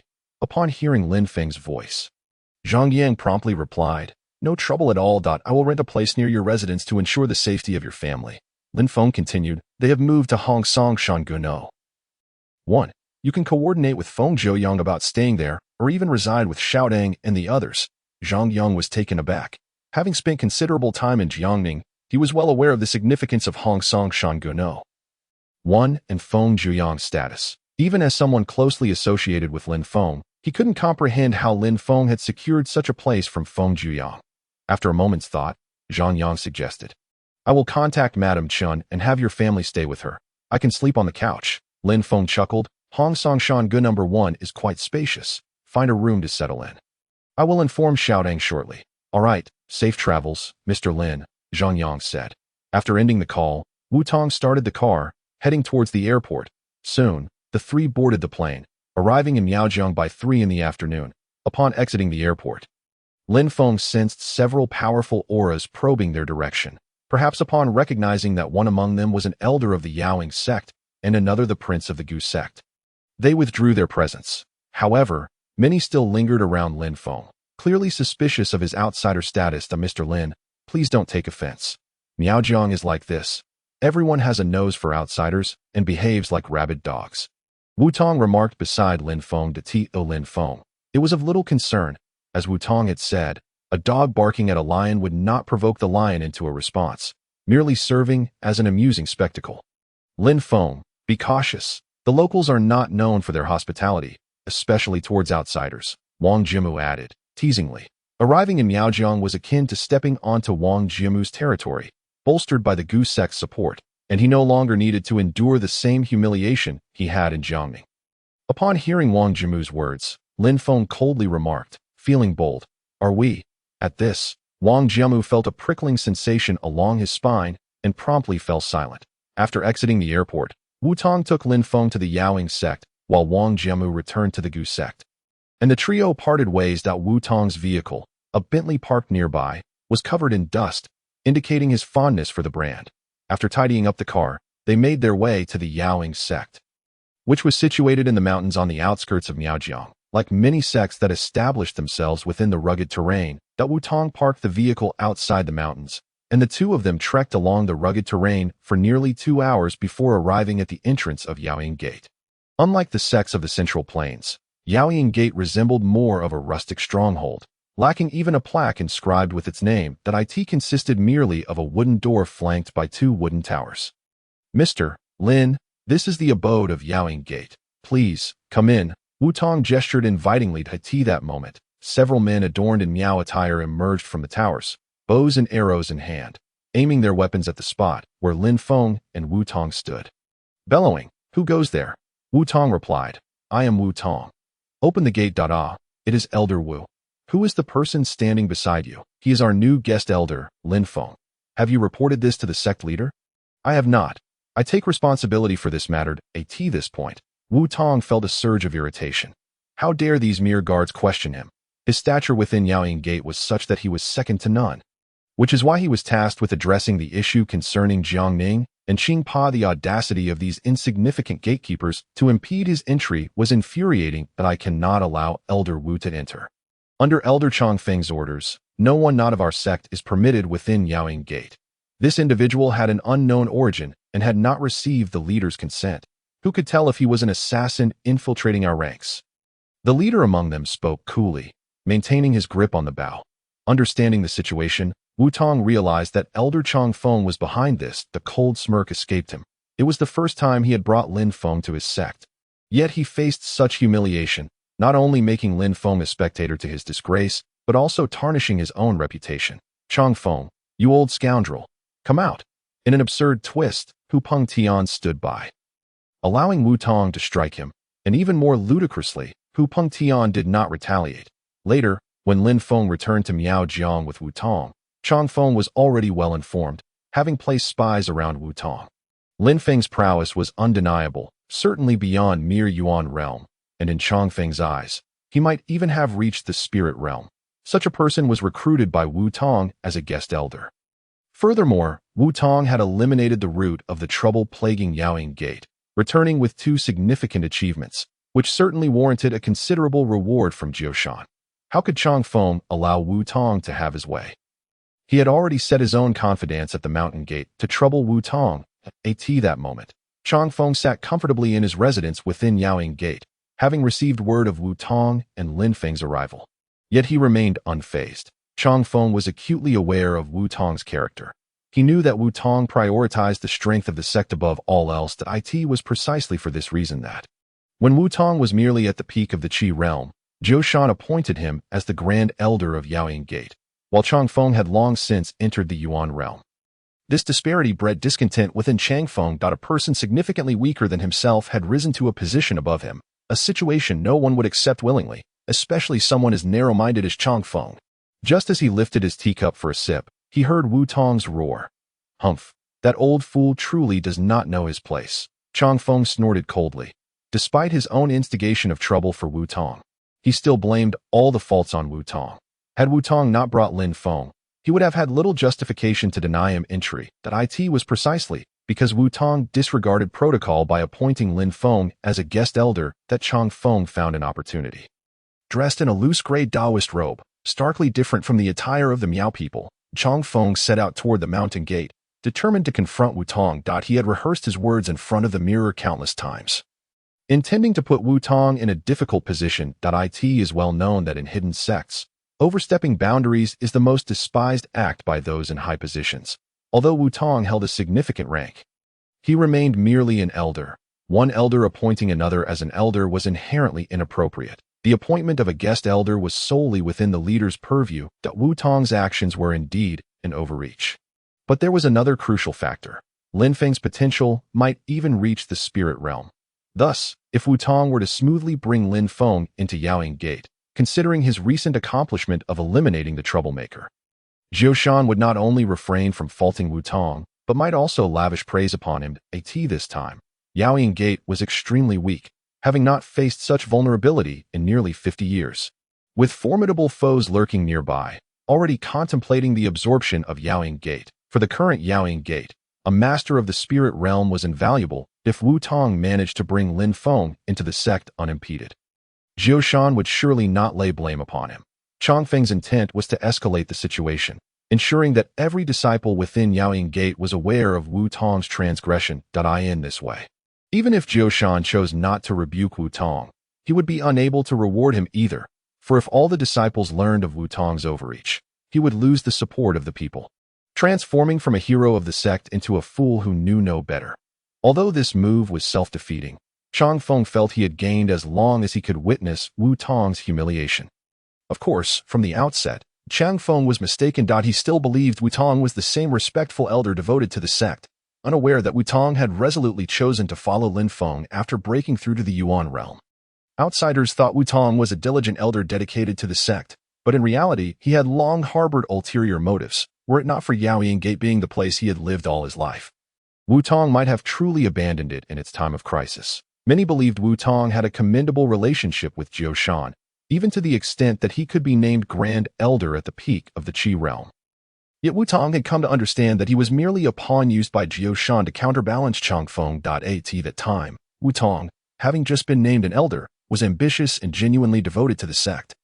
But as the years passed, 5 years, 10 years, he remained at the peak of the Qi realm, which was quite telling that an elder who poured his heart and soul into the sect had not advanced from the peak of the Qi realm to the Yuan realm for over a decade. Surely, it could not be due to a lack of talent. In truth, only Wu Tong knew that Jiao Shan never provided him with resources for cultivation, relying solely on himself in an age of scarce resources. How could he possibly break through? It was for this reason that after Lin Feng assisted him in breaking through to the Yuan realm, Wu Tong had completely lost faith in Yaoying Gate. For those who practice martial arts, one's realm is everything. Naturally, Chang Feng was oblivious to all of this. Soon, he arrived at the mountain gate of Yaoying Gate. Observing Wu Tong's figure, Chang Feng sneered derisively. "What is this? Is this boy your illegitimate child? You think you can just bring him into the sect? Do not forget, you are but a mere elder. You have no authority to decide who is a guest elder." As he gazed at the approaching Wu Tong, Chang Feng felt dismissive. Although he had planted spies around Wu Tong, he had not been informed of Wu Tong's breakthrough to the Yuan realm. At this moment, Chang Feng still regarded Wu Tong as nothing more than a weakling at the peak of the Qi realm. Nonchalantly, he extended his hand, swinging it toward Wu Tong with the intent of demonstrating the vast disparity in their strengths. Yet, just as Chang Feng's hand reached out, he saw not an ounce of panic on Wu Tong's face. Rather, Wu Tong's eyes gleamed with a sense of triumph. Boom! The energy within Wu Tong roared. Clearly having reached the mid-Yuan realm, matching Chang Feng's level. This is bad. A loud alarm resounded in Chang Feng's heart. Although it was merely a light slap just moments ago, confrontations between masters often hang by a slender thread. Chang Feng had no time to retract his hand or to alter his ultimate move in response to Wu Tong. He could only watch helplessly as Wu Tong unleashed his most formidable technique. Hurtling toward him with ferocity, a smug grin curled at the corner of Wu Tong's mouth, brimming with self-satisfaction as he bellowed at Chang Feng. "Today, I shall force you to bow in submission." Wu Tong's fist, infused with a howling gale, executed the Li F Ing Chu In, one of the secret arts of the Yaoying sect. This technique enveloped his fist in a tempestuous wind, capable of inflicting immense damage upon his adversary. Previously, the so-called senior brother of Su Ntien Cliff had employed the lightning fist with peak cultivation in the spirit realm, yet he fell within a single exchange beneath Zhang Yang's might. This was not merely due to Zhang Yang's overwhelming power. He too was at the pinnacle of the spirit realm. The difference lay in the fact that Zhang Yang wielded the complete lightning fist, whereas the senior brother had only mastered its remnants, thus rendering the victor unmistakable. At this moment, Wu Tong was executing his most powerful technique learned within the Yaoying sect, even at his peak in the Qi realm. Wu Tong could not summon such a fierce tempest upon his fist. Only upon reaching the Yuan realm could one fully grasp the Li Fing Chu In, whose potential was remarkably high. Wu Tong had already begun to fantasize about the day when he would reach the spirit realm, unleashing a punch accompanied by a tempest. Chang Feng, with his mortal hand, was utterly outmatched against Wu Tong's Li Fing Chu In. One blow from Wu Tong could easily shatter Chang Feng's arm, serving as the perfect retribution for his earlier insolence toward Lin Feng. Just as the gale from Wu Tong's punch was about to collide with Chang Feng's palm, a figure suddenly dashed out from the Yaoying sect, moving with a speed akin to flight, arriving before Wu Tong and Chang Feng in an instant. "Ahem, enough? Shan He, stand down." A voice, tinged with age, echoed in their ears. As the voice resounded, the tempest surrounding Wu Tong's fist dissipated. The newcomer was none other than the leader of the Yaoying sect. Jiao Shan. He had been aware of the happenings outside the sect but had refrained from intervening, harboring some discontent regarding Wu Tong's overstepping of bounds. Moreover, Jiao Shan had never regarded Wu Tong as a trusted confidant. Otherwise, he would not have allowed Chang Feng to harass him. Initially, Jiao Shan intended for Chang Feng to teach Wu Tong a lesson. to remind him not to overestimate his own importance. However, he had not anticipated that during their journey to Jiangning, Wu Tong's strength would surge from the peak of the Qi realm to the mid-stage of the Yuan realm. At this moment, Zhou Shan, heavily injured, was only at the peak of the Yuan realm, nearing the spirit realm, placing Wu Tong's newfound strength within striking distance of his own. With this transformation, Wu Tong was no longer merely a tool to hinder Changfeng. He had become a crucial pillar within the Yaoing sect. Furthermore, Wu Tong's presence here indicated that Jing Xiupa, who had previously inflicted grave injuries upon Zhou Shan, was deceased. Naturally, Zhou Shan could not believe that Wu Tong, at mid-stage Yuan realm, had slain Jing Xiupa, whose might was beyond the comprehension of ordinary individuals. Even when both were at the peak of the spirit realm, Zhou Shan had nearly perished at Jing Xiupa's hands within mere exchanges. Given Jing Xiupa's strength, dispatching Wu Tong would be akin to slaughtering a dog. The only reason Wu Tong had ventured to Jiangning to seek out Jing Xiupa was due to Zhou Shan's state of unconsciousness at the time. Otherwise, he would never have permitted Wu Tong to proceed. This was not out of fear for Wu Tong's life, but rather concerned that such an action would incite Jing Xiupa's wrath, bringing calamity upon the Yaoing sect. Considering this, it was evident that Wu Tong could not have single-handedly defeated Jing Xiupa. He must have allied with the young man beside him, who appeared to be in his 20s. Zhou Shan cast a discerning glance, attempting to probe Lin Feng's essence, but found himself unable to glean any information. This youth's strength is beyond my comprehension. Zhou Shan thought, startled. The young man was indeed unfathomable. With Wu Tong's cultivation in mind, Zhou Shan began to suspect that Wu Tong's breakthrough to the Yuan realm was somehow linked to this young man. With this realization, Zhou Shan dismissed any thoughts of Wu Tong's overstepping that a young man whose strength eluded even his scrutiny had come to serve as a guest elder in their sect. While another elder of the sect had also reached the Yuan realm, this was undoubtedly a matter of great fortune. The Yaoing sect, currently weakened, required formidable experts to support them, and both Lin Feng and the newly empowered Wu Tong fit this description perfectly. With a resounding slap, Zhou Shan struck Changfeng across the face. What kind of nonsense are you? How dare you obstruct our esteemed elder without permission? Apologize to Elder Wu at once. Leader, it is Wu Tong who is rallying outsiders, tarnishing the reputation of our Yaoing sect. Moreover, Wu Tong's actions are clearly overstepping. Changfeng protested, his mind racing to articulate his defense. He dared not openly accuse Zhou Shan, for the leader of the Yaoing sect was Zhou Shan, not Changfeng. However, his words carried an implicit threat regarding the sect's safety. How astute was Zhou Shan? If he were a fool, he would not hold the position of leader. Upon hearing Changfeng's words, Zhou Shan's anger flared. Curse it! Wu Tong has returned with a master whose strength I cannot even fathom, and you dare to stir trouble. Was he attempting to drive away the young man beside Wu Tong? With that thought, Zhou Shan unleashed another slap. The sharp sound resonated throughout the crowd, and Changfeng's aging visage was left swollen and bruised. With resentment, he glared at Wu Tong, who stood to the side, barely able to contain his laughter, before turning to Zhou Shan, his voice laced with grievance. Leader, I am merely acting in the interest of the sect. Silence. Zhou Shan glared at Changfeng. Acting in the interest of the sect?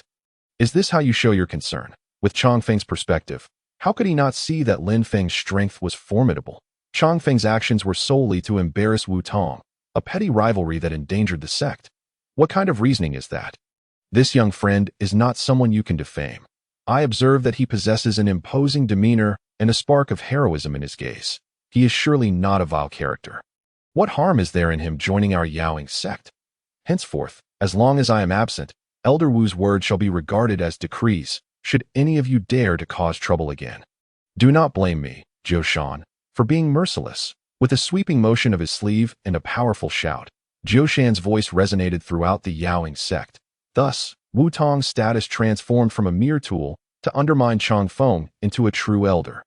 Standing second only to the leader himself, standing to the side, Wu Tong understood that he was, once again, basking in the glow of Lin Feng's presence. That he recognized that Zhou Shan's decision to strike Changfeng stemmed from the influence of Lin Feng, whose strength at mid-stage Yuan realm was insufficient to warrant such defense from Zhou Shan.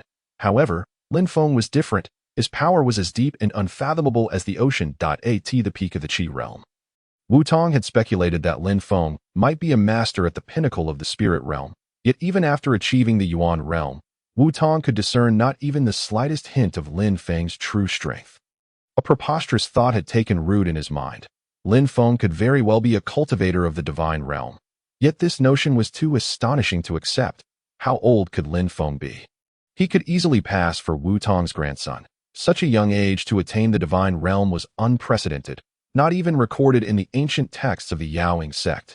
If Lin Feng truly were of the divine realm, he would be an unparalleled figure, a veritable titan in the annals of history. Returning to the scene at the Yaoing sect, Wu Tong had long observed Jiu Shan's gaze subtly drifting toward Lin Feng, indicating that Jiu Shan was wary of Lin Feng rather than merely showing Wu Tong favoritism.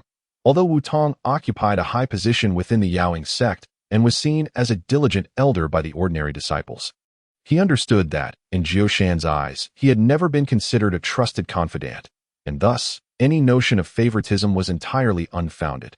What instills fear in Jiu Shan is merely Lin Feng.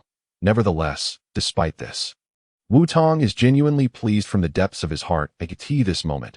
He can be considered a trusted confidant of Lin Feng, for his leader commands respect wherever he goes, which brings a glow to Wu Tong's face.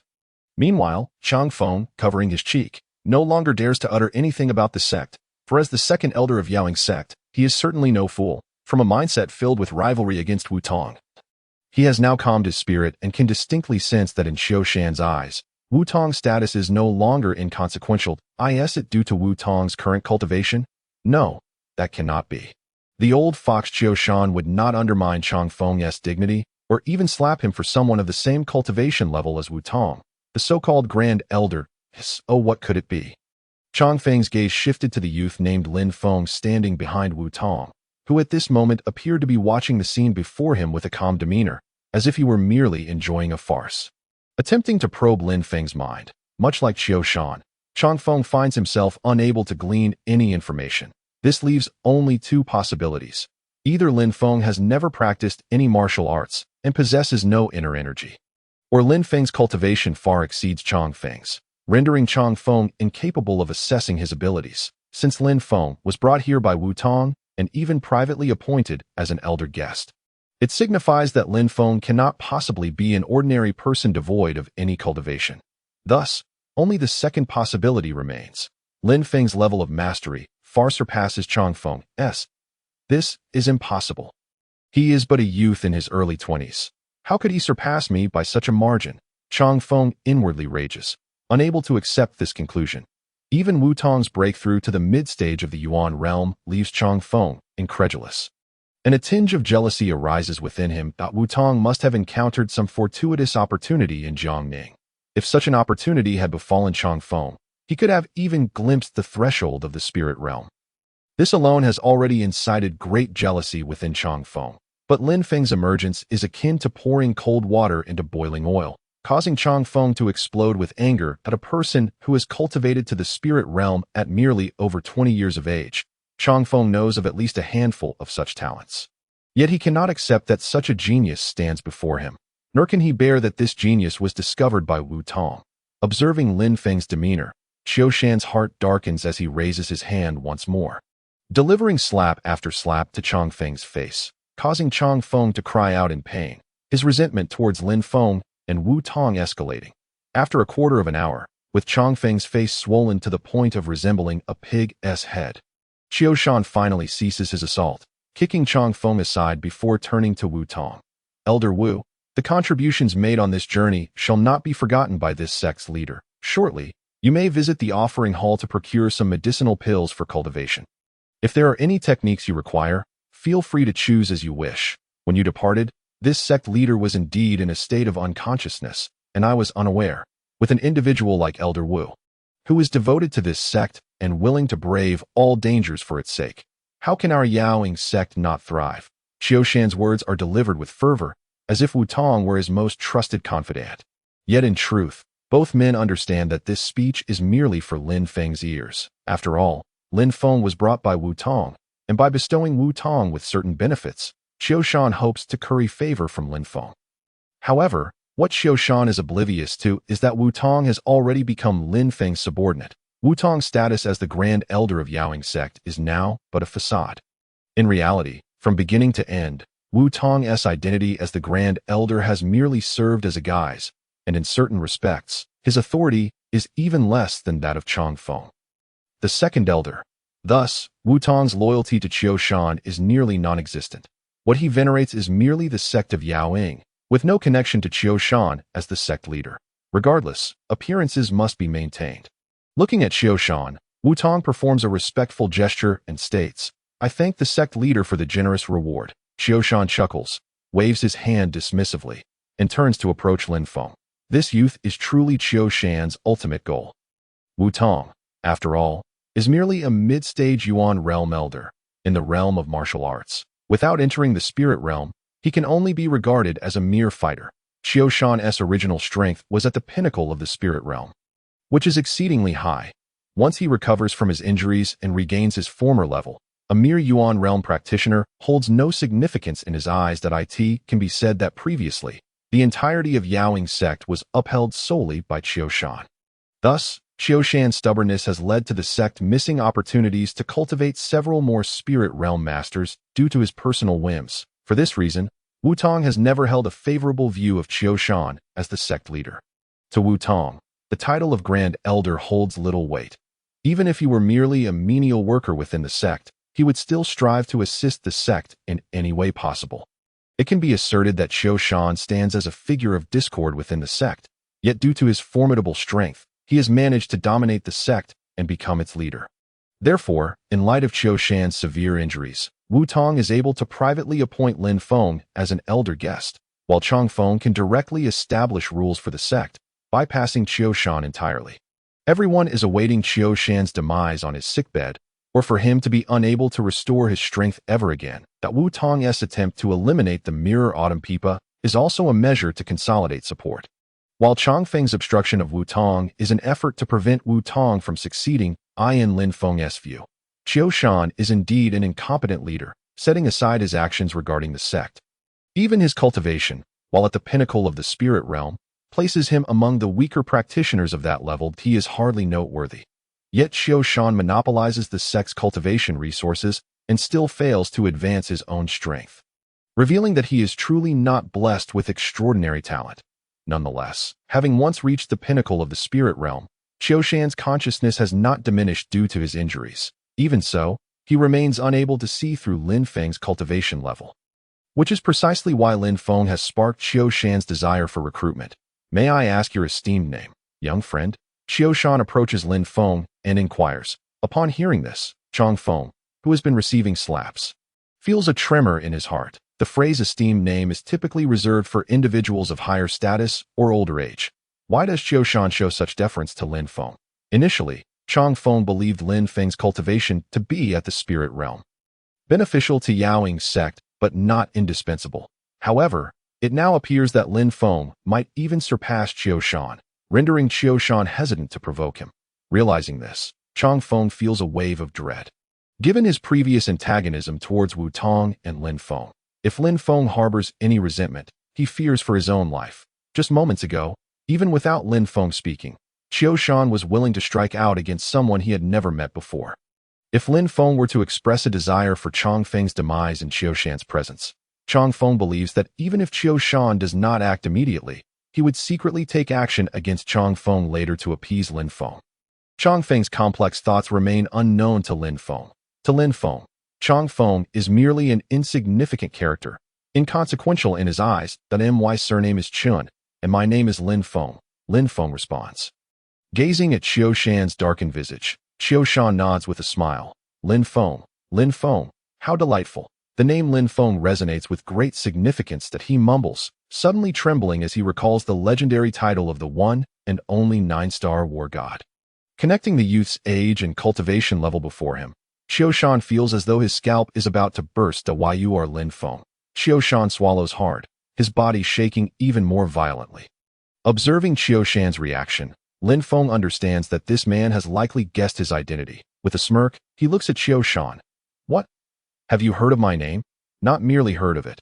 It is thunderous in my ears.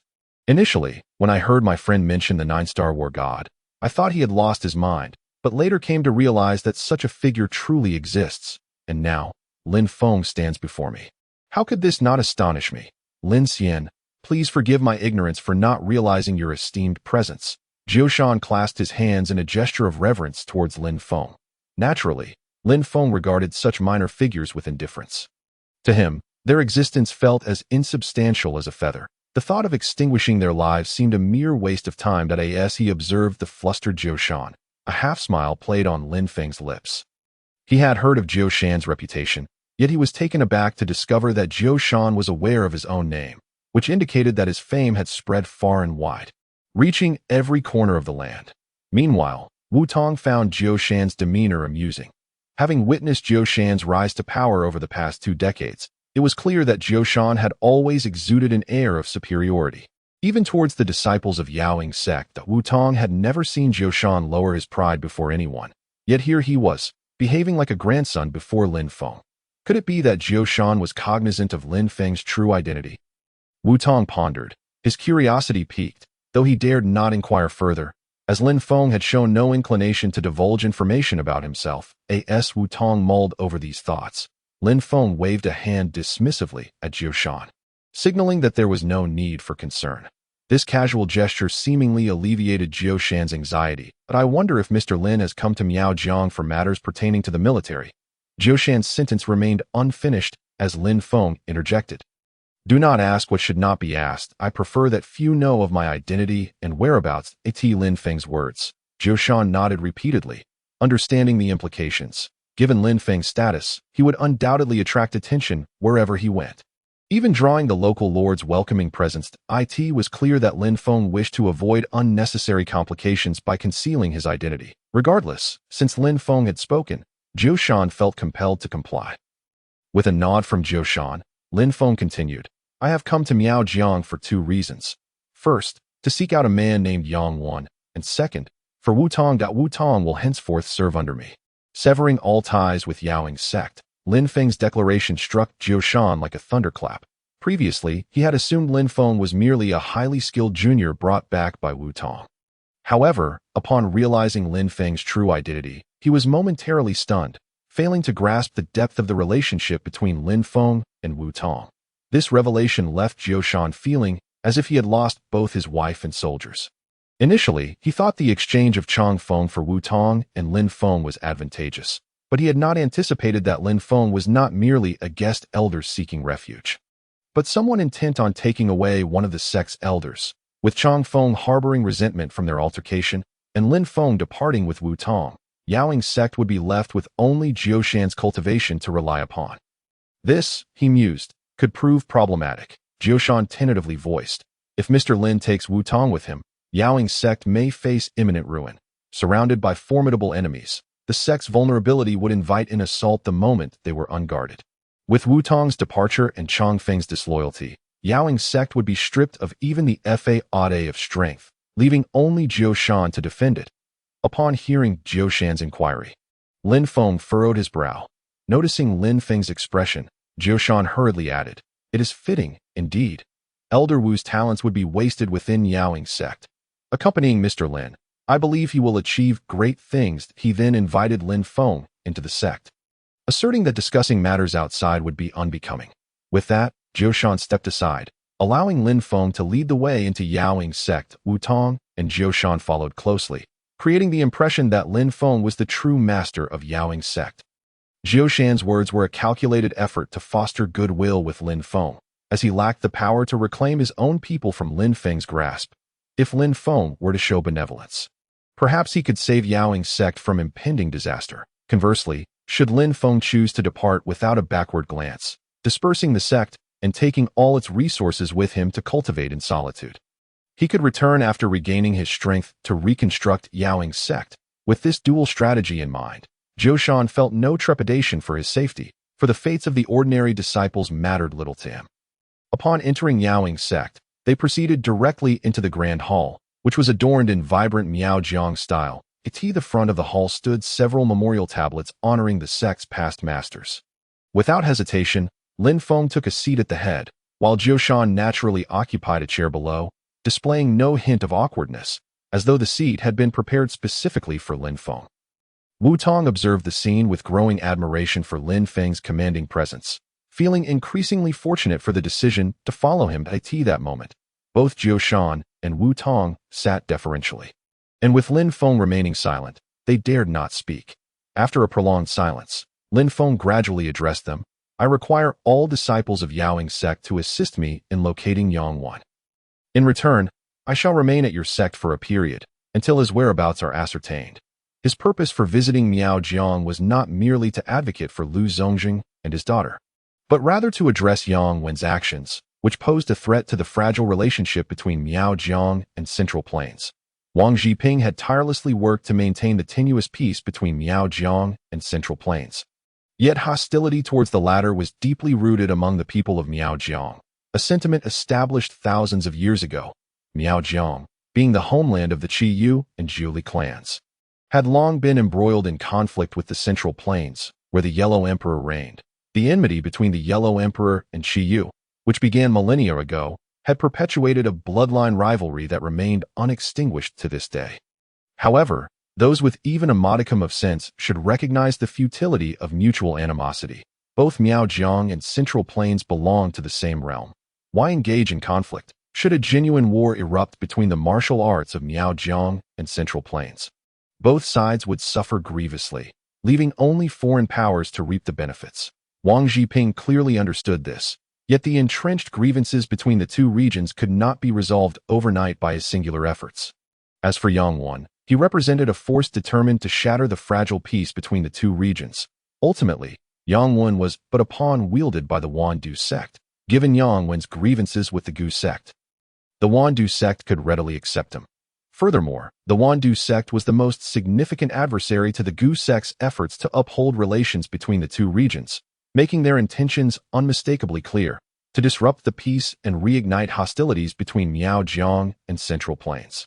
Lin Feng remained unaware of the underlying motives driving the Wandu sect's actions.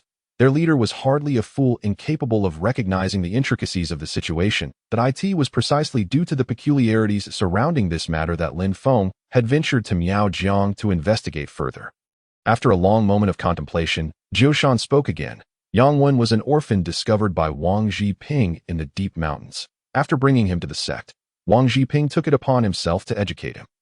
It is common knowledge within the Gu sect that Wang Zhiping not only has a biological son, Wang Jiamu, who is the heir apparent of the Gu sect, but also a foster son in Yangwan, who is regarded as the second son of the sect. Yangwan possesses remarkable talent in manipulating Gu, reportedly mastering the ability to control 8 high-tier Gu insects simultaneously by the age of 10. Despite having only recently attained the Qi realm, he was merely a novice in martial arts. Jiu Shan continued. Lin Feng, seated nearby, wore a peculiar expression. He had not anticipated that Yangwan had such a background. If Yangwan's identity was indeed as Jiu Shan described, then in a certain sense, he and Wang Jiamu were akin to brothers. Noticing that Lin Feng had not interrupted, Jiu Shan carried on. After entering the Qi realm, Yangwan achieved a breakthrough to the spirit realm by the age of 18, a prodigy rarely seen in Miao Jiang over the past century. His mastery of the art of Gu is simply unimaginable. Upon reaching the spirit realm, Yangwan is capable of simultaneously controlling 19 high-level Gu insects. It is worth noting that even Wang Jimu, the crown prince of the Gu sect, can only command 10 at this moment. When it comes to Wang Jimu and Yangwan, these two are as close as brothers within the Gu sect. Wang Jimu regards Yangwan as his role model, while Yangwan treats Wang Jimu with the care and guidance of an elder brother. After a brief pause, Jisan continued. Yet, such a promising figure for the Gu sect defected last year, taking with him numerous spirit realm experts, resulting in significant damage to the sect's vitality shortly after his defection. News emerged that Yangwan had joined the Wandu sect. However, the veracity of this claim remains to be verified, as Yangwan has never publicly addressed the matter by this point. Lin Feng had formed a vivid impression of Yangwan's background in his mind. Nevertheless, Lin Feng still could not comprehend why Yangwan would betray someone who had saved and nurtured him, opting instead to join a sect that is at odds with his benefactor. After a moment of contemplation, Lin Feng nodded and said to Wu Tong, "You should retrieve what you are owed. We shall pay a visit to the Gu sect."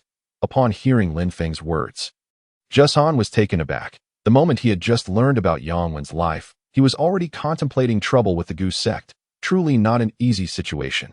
However, Lin Feng's instruction for Wu Tong to claim his reward only deepened Jushan's distress. Initially, he had thought Wu Tong would return laden with honor to their sect, but he had not anticipated that Wu Tong had already allied himself with Lin Feng. If Wu Tong were still a respected elder of the Yaoying sect, then taking these rewards would be perfectly acceptable. After all, it is said that water should not flow outside of one's field. That Wu Tong's growth in cultivation and strength would undoubtedly benefit Yaoying's sect. However, now that Wu Tong had clearly become an outsider, even if he had broken through to the divine realm, it bore no relevance to Yaoying's sect. The thought of Wu Tong still taking something away left Jushan feeling pained. Yet, since Lin Feng had spoken, Jushan dared not refute him. Painful though it was certainly better than witnessing the sect's demise and fleeing like a dog. With Lin Feng's support, Jushan had no worries about the safety of Yaoying's sect. As he watched Wu Tong exit the Grand Hall and head towards the offering hall, Jushan felt increasingly restless sitting before Lin Feng. Arrange for the disciples within the sect to search for Yang Wen's whereabouts throughout Miaojia. I shall soon visit the Gu sect to ascertain the details, Lin Feng stated, tapping his fingers lightly on the armrest of his seat. Hearing this, Jushan quickly rose and dashed out of the hall to gather the disciples to seek Yang Wen's location. If Yaoying's sect were to gain no merit from this endeavor, Jushan firmly believed that Lin Feng would turn and leave without a second thought, disregarding the safety of Yaoying's sect, for the sake of Yaoying's sect. Jushan must exert every effort. Lin Feng casually flipped through the sword technique book, finding its content rather uninteresting, merely a step beyond the basics. Yet for Wu Tong and others, such a sword technique was undoubtedly a rare and coveted treasure. As for the long sword, it caught Lin Feng's eye. Although it was a sword, it possessed a slight curvature, with sharp edges at both ends, resembling a Miao knife in some aspects, yet differing in others. The sword's blade was adorned with a phoenix design, and though it was an unremarkable weapon, it bore a resounding name, the Phoenix Emperor's Sword. Lin Feng had little interest in the several bottles of elixirs. Having reached his level of cultivation, ordinary elixirs could no longer enhance his realm, and the impurities within could even cloud his martial path. Excessive consumption might lead to a buildup of impurities in his body, hindering any further breakthroughs. The final ancient text, however, was what Lin Feng truly needed. Without a second thought, he recognized this tome as the one documenting the jade artifacts. By serendipity, Lin Feng had learned of the existence of the sheep fat jade ring, sheep fat jade bracelet, and sheep fat jade pendant.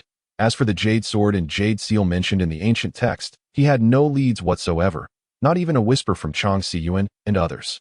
This ancient text shall be counted as your merit, Lin Feng declared. Wu Tong's face lit up with joy upon hearing this. Although the two had not formally established any merit ledger, Wu Tong had merely assisted Lin Feng in locating Jing Qiupa's presence.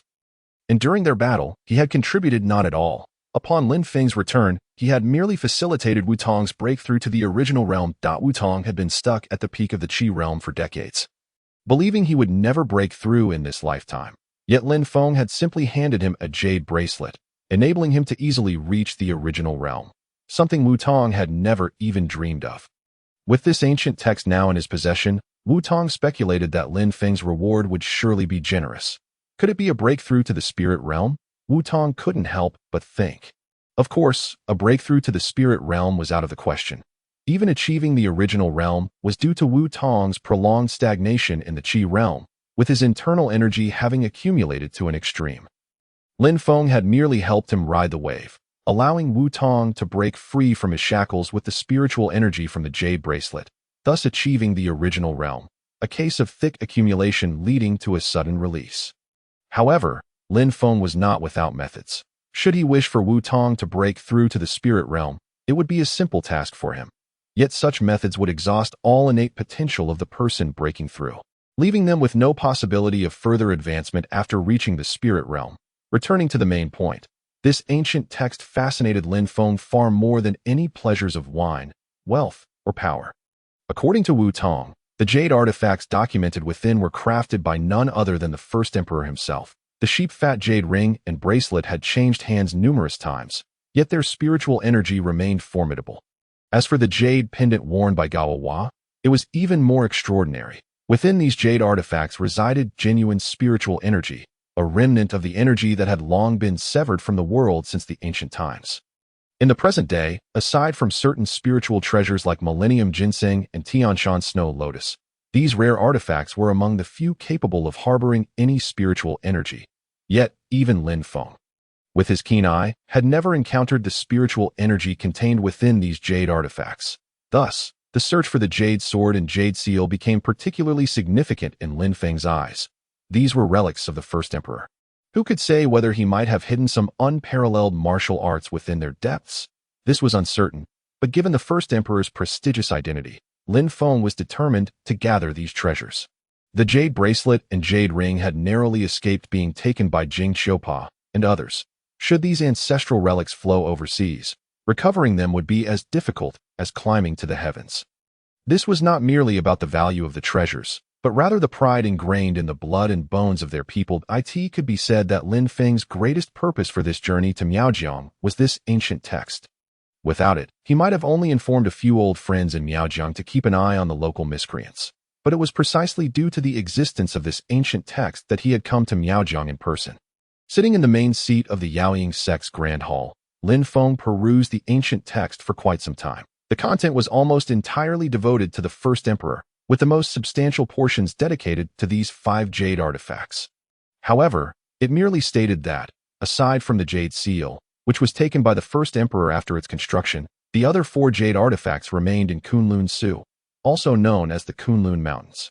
This revelation puzzled Lin Feng. The jade bracelet and ring had already fallen into circulation. The jade sword was nowhere to be found, and the only artifact remaining in Kunlun Su was a jade pendant, worn by Gawawa. Thus, Lin Feng genuinely had no clues regarding the whereabouts of the jade sword. Out of the 5 jade artifacts, Lin Feng had already acquired 3, and the remaining 2 were likely of considerable weight.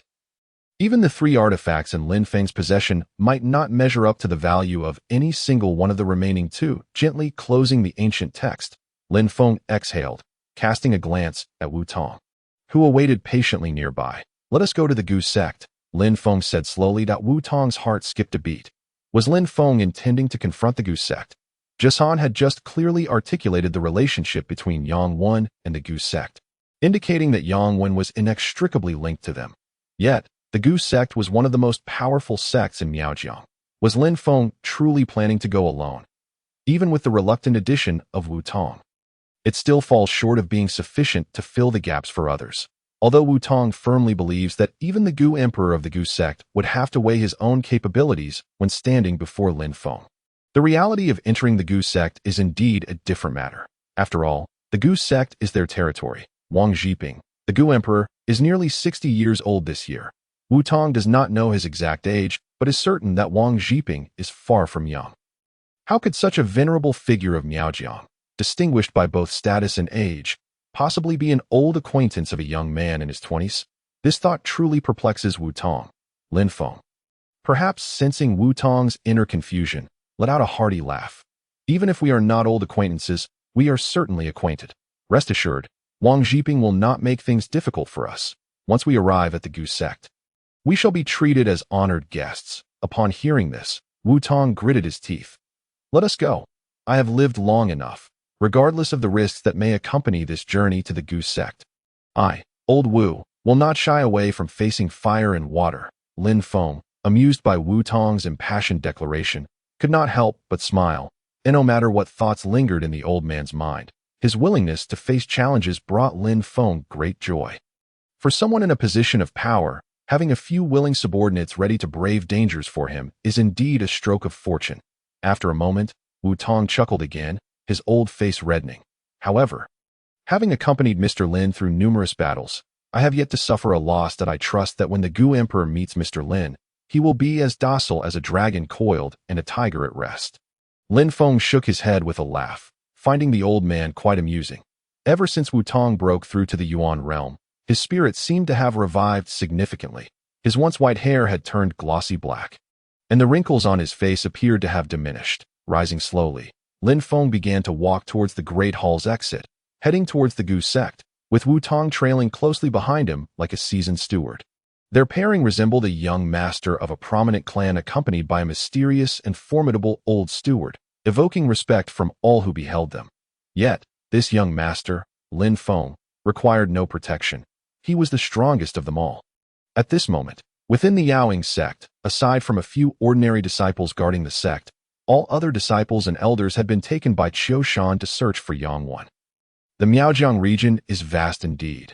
Even if the Yaoing sect had 10 times its number of disciples, sending them throughout the entire Miaojiang to locate one Yang, one would be akin to searching for a needle in a haystack. Nevertheless, under the pressure of the sect's potential downfall, even Qiu Shan had to take matters into his own hands, willingly leveraging his long-neglected connections to enlist the help of several close friends in this endeavor. Of course, Qiu Shan's efforts were not inconsequential. He had nearly emptied a third of the Yaoing sect's treasury to satiate the appetites of these allies. However, with great expenditure comes substantial returns. As a result of his endeavors, the number of individuals searching for Yangwan surged rapidly, with nearly half of the small and medium-sized sects in Miaojiang joining this quest. Lin Feng, however, remained oblivious to what Qiu Shan had sacrificed in just a couple of hours.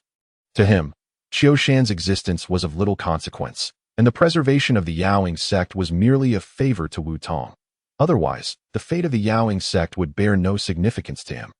With Lin Feng's strength, even if he were to venture into the Gu sect, a mere word could compel a major faction like the Ganshi sect to mobilize all their disciples in search of Yangwan. Surely, that would be far more convenient and less troublesome than relying on someone as mediocre as Qiu Shan. As Lin Feng and Wu Tong made their way towards the Gu sect.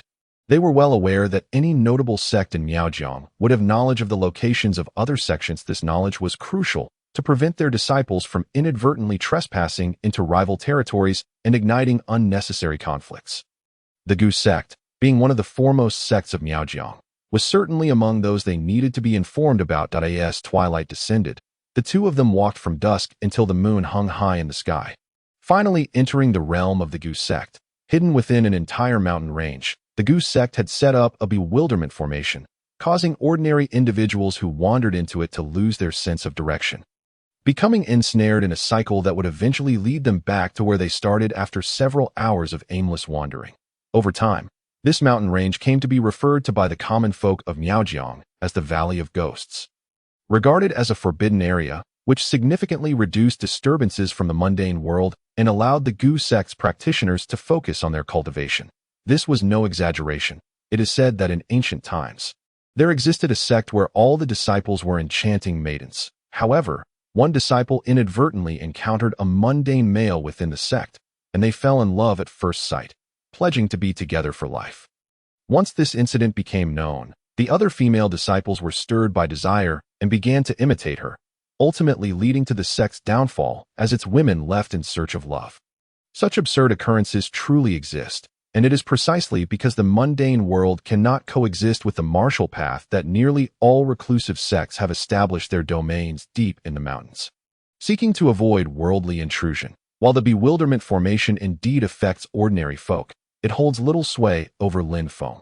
Following his instincts, he arrived at the mountain gate of the Gu sect. A mere glance revealed that the entire Gu sect resembled a massive black beetle, with every visible surface composed of hard, glimmering black iron ore, emanating an aura of unapproachable majesty. In terms of architectural style, the disparity between the Gu sect and the Yaoing sect was unmistakable. It is no wonder that people from the Central Plains regard sects like the Gu sect as demonic. The very location of the sect exudes a sinister atmosphere, unmistakably devoid of righteousness. As Lin Feng gazed upon the Gu sect before him, a smile crept onto his lips as he recalled the terrified Wang Jimu, whose spirit had been utterly shattered, gathering his energy at his throat. Lin Feng bellowed. Lin Feng comes to pay his respects to the Gu Emperor Wang Jiping.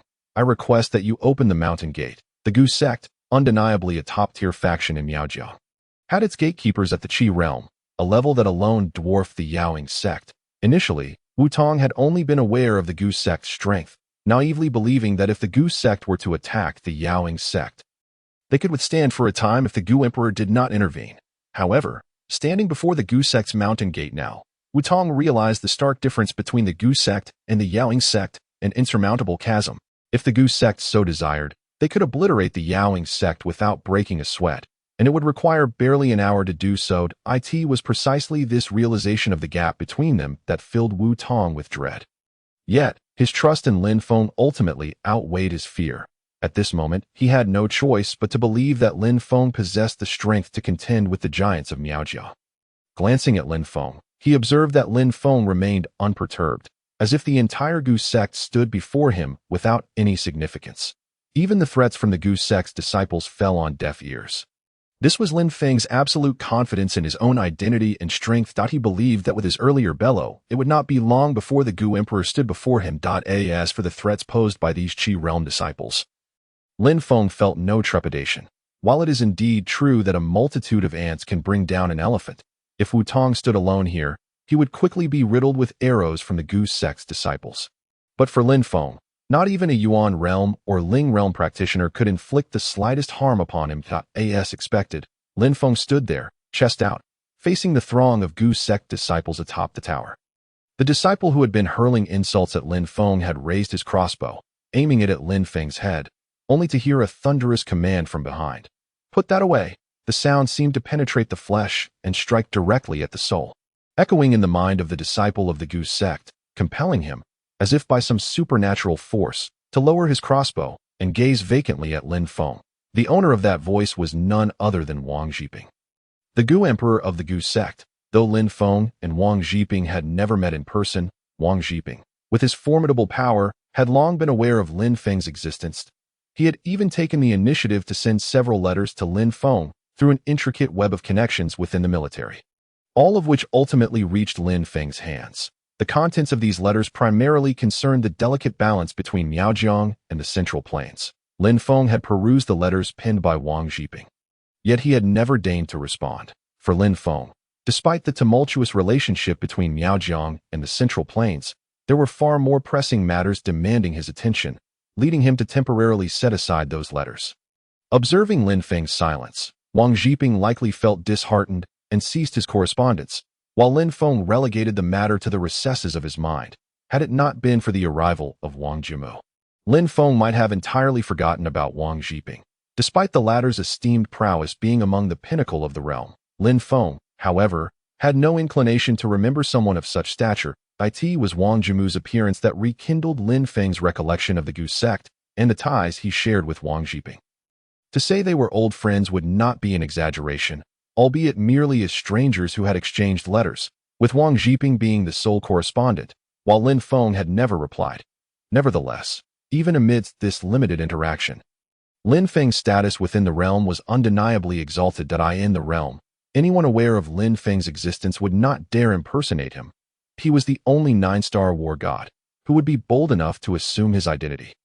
Wang Zhiping harbored no doubt that the figure standing outside the mountain gate was indeed Lin Feng, which was why he hurriedly rushed over, even using his energy to intimidate his own disciple into lowering his bow. Should this disciple's act of raising the bow provoke Lin Feng's ire, Wang Zhiping would truly find himself in a predicament, unable to voice his grievances. In mere moments, Wang Zhiping stood before Lin Feng. Lin Feng scrutinized Wang Zhiping, noting his attire of black, a color favored by those of the Gu sect. However, Wang Zhiping's black garb exuded an air of antiquity, resembling the long robes of yore. Adorned with an embroidered 9-headed serpent. It was said that this was the mightiest of Gu insects, capable of shattering small mountains and reversing the flow of rivers when commanded. This black robe also symbolized the identity of the Gu emperors through the ages. Standing at approximately 1.85 meters tall, Wang Zhiping was remarkably slender, his face sharply defined as though chiseled, dark in complexion, with sparse facial hair adorning his jaw and long black hair cascading down to his waist. Despite appearing somewhat disheveled, there lay beneath that disarray an edge akin to an extraordinary sword. He bore no semblance of age, resembling more a middle-aged wanderer, upon first laying eyes on Wang Zhiping. Lin Feng felt a sudden clarity. This man was certainly no ordinary individual. Were he to exist in chaotic times, he would undoubtedly be a figure akin to Cao Cao, a formidable hero. Wang Zhiping stood resolutely before Lin Feng, bowing at a right angle, his hands clasped in salute above his head. This was the highest form of respect among the reclusive sects of Miaojiang, typically reserved for juniors paying homage to their elders. In the astonished gaze of Wu Tong, Wang Zhiping slowly spoke. "I humbly welcome Mr. Lin's esteemed presence, my disciple." Unaware of Mr. Lin's true identity, beseeches your mercy to grant him a path to redemption. In this statement, Wang Zhiping lowered his own status significantly, addressing Lin Feng from the perspective of a junior. Lin Feng, standing aside, wore a wry smile, wondering if he truly appeared as a ruthless executioner. With a casual wave of his hand, he helped Wang Zhiping to his feet. Although Lin Feng possessed prowess that allowed him to look down upon the masses, he acknowledged that Wang Zhiping's seniority surpassed his own. Lin Feng had always adhered to the principle of respecting others as much as he himself was respected. Given that Wang Zhiping possessed comparable strength and had displayed such humility, Lin Feng saw no reason to feign invincibility. "I have come here," Lin Feng began, but before he could finish, Wang Zhiping interjected, "I am entirely at your service, Mr. Lin." Wang Zhiping understood the vast gap in status and strength between himself and Lin Feng, rendering any resentment utterly unfathomable. While outsiders may not know, Wang Zhiping was acutely aware that the seemingly frail youth before him was among the elite of the realm. Wu Tong could not fathom Lin Feng's cultivation level, nor could Wang Jimu discern his realm, yet Wang Zhiping comprehended it entirely. Lin Feng had long since transcended to the divine realm, just as the spiritual realm is categorized into various tiers. The divine realm, too, has its distinctions. Wang Zhiping was of the divine realm, but not among its strongest. Coincidentally, Lin Feng was one of its most formidable figures in the presence of such an individual. Even without the title of the nine-star war god, Wang Zhiping would exhibit utmost reverence, lest he show any hint of negligence. Moreover, Lin Feng's identity bore significant implications for the entire realm, compelling Wang Zhiping to adopt the demeanor of a humble servant. The saying "ignorance breeds courage" held true, akin to the soldiers Lin Feng encountered in Jiangning or the figures he met in Miaojiang. Although they were aware of Lin Feng's identity, their limited perspective and narrow vision prevented them from grasping the deeper implications, leaving them merely aware of Lin Feng's overwhelming strength, without a concrete understanding of its magnitude. However, Wang Zhiping was different. As a master of the divine realm, he recognized his own strength within the realm. Although his name did not resonate widely within the divine realm, the collective number of divine masters in the realm barely reached 50, placing Wang Zhiping in a position of respect. Coupled with his identity as the Gu Emperor, he possessed greater insight into the affairs of the world, granting him a more profound understanding of Lin Feng's origins beyond mere strength. In the current world, the mention of the Central Plains inevitably conjured images of porcelain, a cultural legacy spanning millennia. However, in the realm of martial arts, once one attains a certain level of cultivation, the name Lin Feng becomes synonymous with the Central Plains, illustrating the immense impact he holds. While masters of the divine realm like Wang Zhiping were few within the Central Plains, they were certainly within the realm of the ordinary. Wang Zhiping's reputation was primarily confined to the Central Plains and Miaojiang. In stark contrast, Lin Feng's name had begun to permeate the entire realm of martial arts, highlighting the chasm that lay between them. Lin Feng found Wang Zhiping's attitude quite satisfactory before arriving at the Gu sect. He was well aware of Wang Zhiping's exceptional abilities. Knowing he was a figure of considerable significance, he had feared that Wang Zhiping might hold a grudge for Lin Feng's previous silence. However, upon their meeting, it became evident that Wang Zhiping was far from an ordinary individual. Wang Zhiping demonstrated both adaptability and humility, and upon encountering Lin Feng, the first act he undertook was to lower his stance, followed by seeking to absolve his disciple. This strategy served to endear him to Lin Feng, while also safeguarding the morale of his disciples. Though this tactic may not be particularly sophisticated, it was impressive that Wang Zhiping could resolve a potentially contentious situation in mere moments. Showcasing his adeptness in the art of governance, he quickly aligned himself with Lin Feng's sentiments, thereby solidifying his position and garnering Lin Feng's goodwill. Such traits made Lin Feng acutely aware that Wang Zhiping was indeed a remarkable figure. Yet, one must remember, who could ascend to the position of Gu Emperor without possessing a modicum of intelligence? After a moment's pause, Lin Feng slowly spoke. "I shall not remain here for long, that I have come in search of a certain insect master named Yang Wan, who is said to have ties to your Gu sect. Hence my visit." The words of Lin Feng pierced Wang Zhiping's heart like a sharp blade. Yet Wang Zhiping maintained an impassive faade that he regarded Yang Wan as if he were his own flesh and blood. After Yang Wan showcased his extraordinary talent in controlling Gu, Wang Zhiping had even contemplated passing the position of Gu Emperor to Wang Jimu, with the intention of having Yang Wan assist him, thus enabling them to wield significant power within the Gu sect and elevate it to new heights. However, to his astonishment, Yang Wen betrayed the Gu sect and aligned himself with the enemy. This revelation struck Wang Zhiping profoundly. According to the sect's rules, any disciple who defected was to be executed without mercy. Given the Gu sect's formidable strength, eliminating Yang Wen would not pose a challenge, albeit at the cost of a few disciples.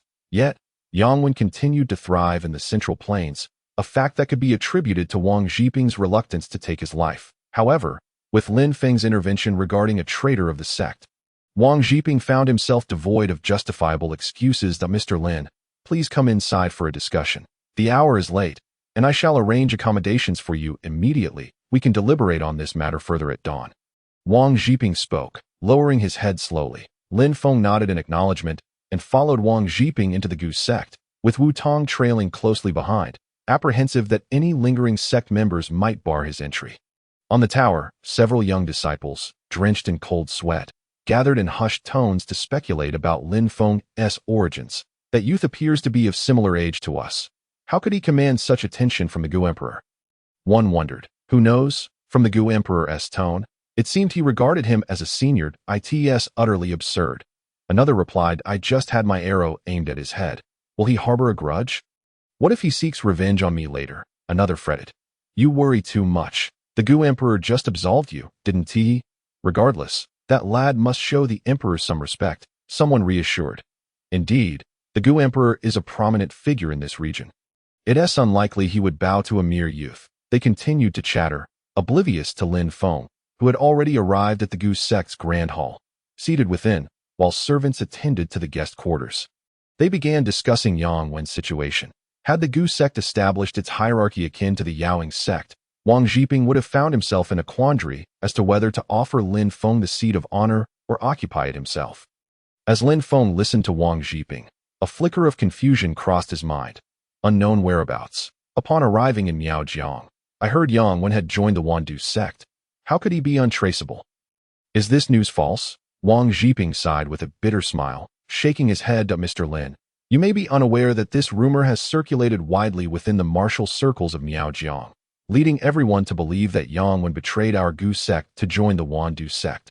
However, the reality is far from that.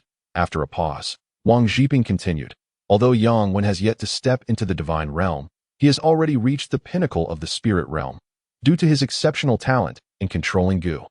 He can currently manipulate as many as 29 Gu insects simultaneously, a feat that even I cannot rival. Presently, even the poisonous elder of the Wandu sect may not be able to defeat him. How could he humble himself to join them? This revelation struck Lin Feng with little impact, yet it astonished Wu Tong. The notion of simultaneously controlling 29 Gu insects was akin to a scenario in an online game where an adversary inflicted over 20 debilitating effects upon you, while several highly aggressive Gu insects charged at you. This was an extraordinary capability. If every disciple of the Gu sect could manipulate 29 Gu insects, not only would Miaojiang fall easily, but all of China would as well. It was no jest. Even Wang Zhiping, the Gu Emperor, could only manage 28 Gu insects at once, falling short compared to Yang Wen. One must remember that Wang Zhiping had surpassed the divine realm for many years, while Yang Wen was merely at the pinnacle of the spirit realm. Nonetheless, Yang Wen's prowess in controlling Gu surpassed Wang Zhiping's, a testament to his extraordinary talent. It could be said that no such genius had emerged within the Gu sect since its inception. Why would such a prodigy betray the Gu sect? Why was he now missing? This left Wu Tong utterly perplexed.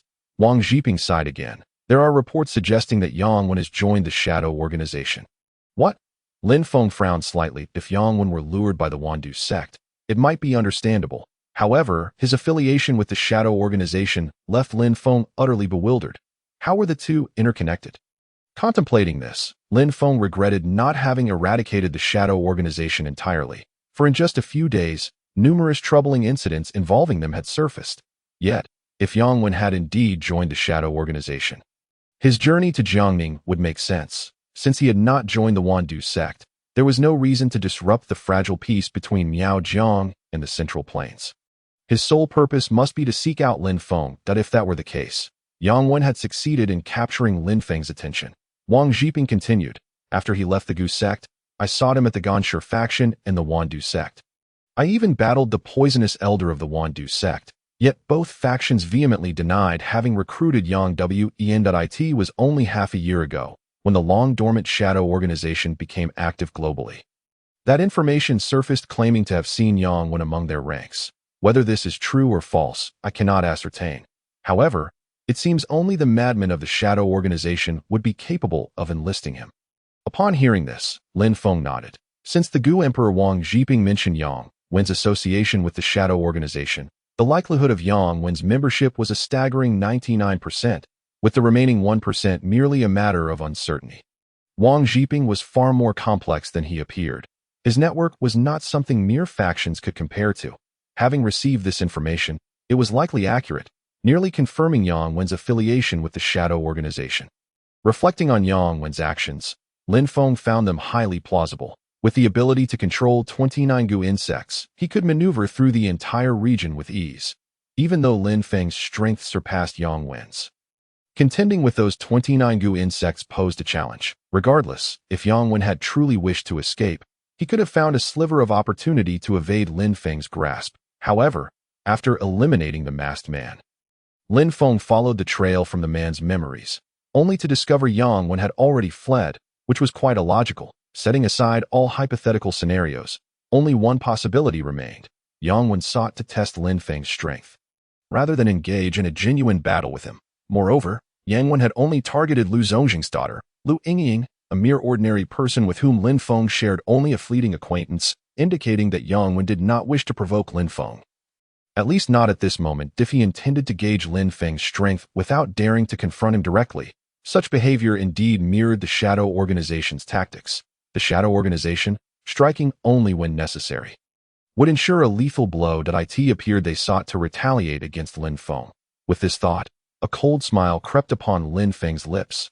Who would have thought that while I refrained from hunting these underground rats, they would instead come seeking trouble with me? Upon hearing Lin Feng's words, Wang Zhiping displayed a hint of confusion, unable to grasp the meaning behind Lin Feng's statement.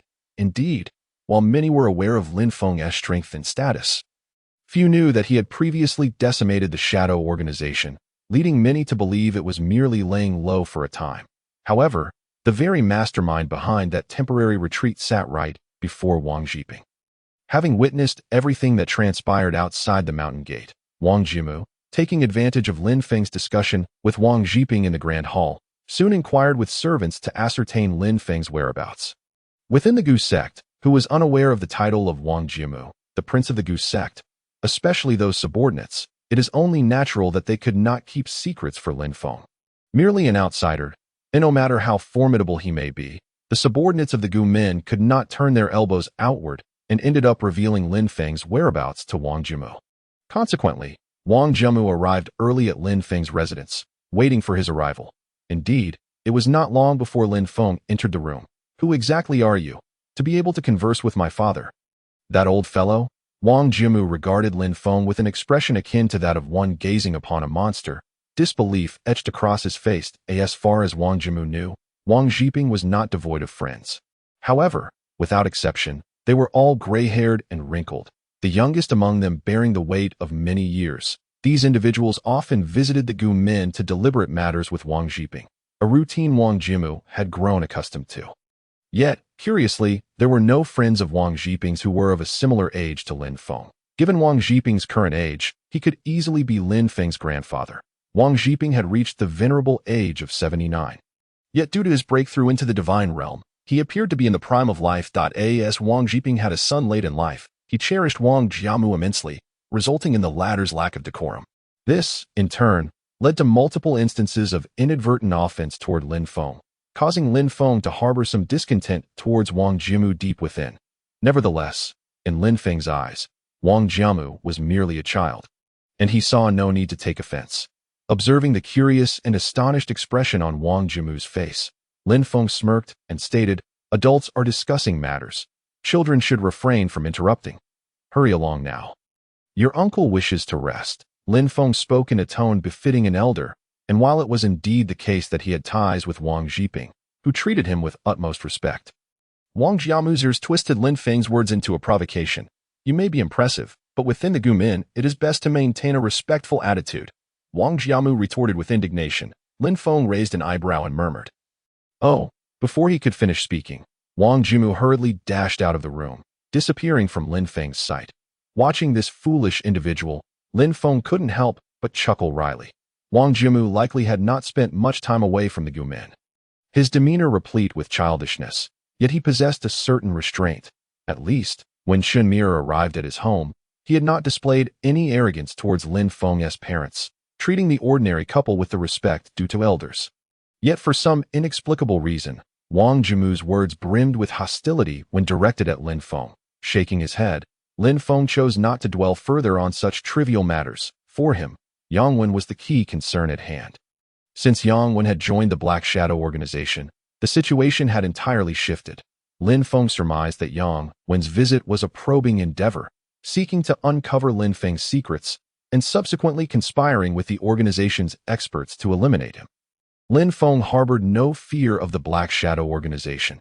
Even the most formidable of its past members, Dracula Huiling, had not lasted long against Lin Feng. Presently, the Black Shadow organization, even with the backing of other powerful nations, was but a remnant force to Lin Feng, akin to decayed wood. The rats in the sewers had better not appear in the sunlight. If they insist on meddling, they cannot blame me for being merciless. Lin Feng mused inwardly, reclining on his bed and gradually closing his eyes. Within the Gumin, at least Lin Feng's safety was assured. This expedition to Miaojiang had indeed proven fortuitous, had Lin Feng remained in Jiangning. Those from the Black Shadow organization might have posed a threat to his family. Time slipped by quickly, and daylight broke at a series of urgent knocks echoed from outside, prompting Lin Feng to rise, tidy his attire, and open the door. The visitor was Wu Tong, who stood before Lin Feng, visibly flustered. Lin Feng furrowed his brow. He had never seen Wu Tong this anxious before. What is the matter? Speak slowly, he said gently. Wu Tong swallowed hard and replied, Jiu Shan has been killed. Upon hearing this, Lin Feng's frown deepened further. Just yesterday, they had departed from Yaoing Min, and today, news of Jiu Shan's murder had arrived. What on earth was happening? It was the work of someone from the Black Shadow organization. Wu Tong continued. A cold glint flickered in Lin Feng's eyes as his aura surged forth, enveloping the doorframe with a chill akin to frost. As the saying goes, one must consider the master when beating a dog. Though Jiu Shan was not Lin Feng's dog, he was nonetheless working on Lin Feng's behalf. The task remained unfulfilled, yet the man had been slain. Was this not a slap in Lin Feng's face? Seeking death, Lin Feng murmured, his voice low like a lion's growl emanating from his chest. Wu Tong felt a shiver run down his spine as he beheld Lin Feng. He had never witnessed such fury, nor anyone else whose wrath was as terrifying as Lin Feng's. Lin Feng's anger was not for Jiu Shan's demise, but rather for the audacity of the Black Shadow organization, which had infiltrated his territory and brazenly committed murder. This was something Lin Feng would not tolerate. In the distance, Wang Jiping sensed the shift in Lin Feng's demeanor and rushed towards him. He had never encountered anyone with such a palpable murderous intent as Lin Feng's. Indeed, Lin Feng was a master who had emerged from the battlefield, his hands likely stained with the blood of many. Wang Jiping swallowed hard, apprehensive about who in the Gumin had provoked Lin Feng. However, Lin Feng's subsequent words provided Wang Jiping with a sense of reassurance, albeit accompanied by a hint of worry. This matter does not concern the Gumin, yet this time, I kindly ask for your assistance, Master Wang. The frigid aura surrounding Lin Feng seemed capable of freezing the very air, causing Wang Jiping's heart to tremble with trepidation. Yet upon hearing Lin Feng request his help, Wang Jiping promptly replied, I shall brave fire and water without hesitation. Lin Feng nodded and informed Wang Jiping of Yang Wen's actions and Jiu Shan's death. In the room, Wang Jiping clenched his fist and slammed it onto the table, exclaiming, This is intolerable. Such a situation was beyond Wang Jiping's endurance. Yang Wen was, after all, his adopted son. In Miaojiang, Wang Jiping had been able to protect him, even intervening on several occasions to save Yang Wen from imminent peril. Yet now, Yang Wen had gone to Jiangning to sow chaos and had even provoked Lin Feng. Even if Lin Feng chose not to act, Wang Jiping would have to sever the bond forged over more than a decade and take action against Yang Wen. For the Black Shadow organization, they had crossed the line with Wang Jiping. At this moment, the three greatest hidden sects in Miaojiang were the Ganshi sect, Gumin, and Wandu sect. Although these three factions harbored their own grievances, they also restrained one another to prevent any single entity from dominating. Miaojiang had effectively become the domain of these three sects, merely differing in terms of resource allocation. The Black Shadow Organization's incursion into Miaojiang to assassinate a sect leader, especially one of notable standing, was clearly an attempt to provoke Wang Zhiping. Much like Yang Wen's probing of Lin Feng's limits, the Black Shadow Organization had utterly crossed Wang Zhiping's boundaries. Observing the flickering murderous intent in Lin Feng's eyes, Wang Zhiping declared, "I will contact the leaders of the other two sects immediately in light of this incident. They will not remain idle." Lin Feng nodded. "The sooner, the better. By tomorrow, I intend to have all these remaining rats exterminated." Buried beneath the earth, Wang Zhiping was left speechless. It was only now that he comprehended the true meaning behind Lin Feng's words from the previous day. It turned out that the Black Shadow Organization had not been lying low, but rather had been routed by Lin Feng. However, this revelation only deepened Wang Zhiping's confusion. If the Black Shadow Organization had been pursued to the brink of collapse by Lin Feng, how had they managed to re-emerge on the global stage within a year? And even with greater strength than before? Vaguely, Wang Zhiping considered the possibility that the Black Shadow Organization had backing from other powerful nations. The thought sent a chill down his spine. This meant that the situation had escalated beyond a mere conflict between Lin Feng and the Black Shadow Organization or the Gumin and Yang Wen. It had risen to a matter of national dignity between two great powers. Though it was merely a struggle between two factions, the defeat of one would imply an acknowledgement of inferiority to the victorious side. At this moment, Wang Zhiping's expression grew solemn. The dignity of great nations was not to be insulted. One must stand tall and never bow to anyone. Wang Zhiping hastily rose and addressed Lin Feng, saying, "I shall speak with those two old fellows from the sects. Mr. Lin, please wait a moment." With a nod from Lin Feng, Wang Zhiping's figure vanished from Lin Feng's sight. Wang Zhiping believed that if the stakes were made clear, even though there were conflicts among the three sects, they could quickly forge a solid alliance to counter the outsiders. Wang Zhiping thought, the dignity of a great nation is not to be insulted. The Shadow Organization's secret incursion was already testing the limits. Thus, Wang Zhiping and his companions were determined to sever any outstretched hands one by one. Upon reaching the Gonsher sect, Wang Zhiping merely outlined the situation, and the sect leader readily agreed to the alliance. However, when they arrived at the Wandu sect, the old ancestor scoffed at the notion of an alliance, claiming he alone could eradicate the Shadow Organization, dismissing the need to ally. Yet, upon hearing Lin Feng's name, the old ancestor acquiesced, following Wang Zhiping into the Gu sect. To be honest, before arriving at the Gu sect, both the old ancestor and Wang Zhiping felt uncertain. The old ancestor even pondered whether Wang Zhiping had devised a cunning scheme to lure them into a trap. However, recalling Lin Feng's reputation, Wang Zhiping dared not exploit it for deception, which calmed his mind. Once they reached the Gu sect, the two were completely at ease, for the legendary figure stood before them. Inside the grand hall of the Gu sect, the round table had been removed, replaced by enormous iron chairs forged from black iron. Glinting with a cold light, reminiscent of Lin Feng's own chilling aura, this arrangement was orchestrated by Wang Zhiping. Since this was an alliance, equality could not exist, and the position of the leader had to be determined. Among the four present, no one but Lin Feng could occupy that seat. Neither the old ancestor nor Wang Zhiping harbored thoughts of competing with Lin Feng, nor did they dare to entertain such notions. At that moment, Lin Feng sat regally in the main seat, while Wang Zhiping and the others willingly took their places in the secondary seats at their level. They were acutely aware of Lin Feng's strength.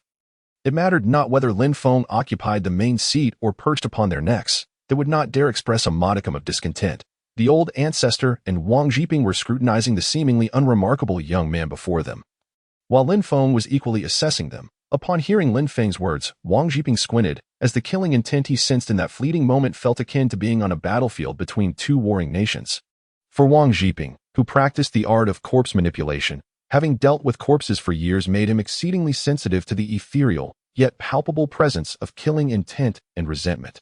Unlike Wang Zhiping, who could only vaguely sense the existence of such intent due to his realm having reached the divine level, Wang Zhiping was intimately familiar with these emotions.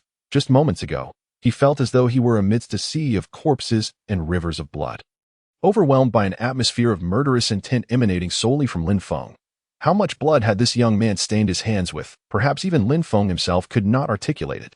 The old ancestor interjected, "I have come today merely to extend a courtesy to Mr. Lin. While I can certainly engage in killing, I am also willing to serve under Mr. Lin temporarily."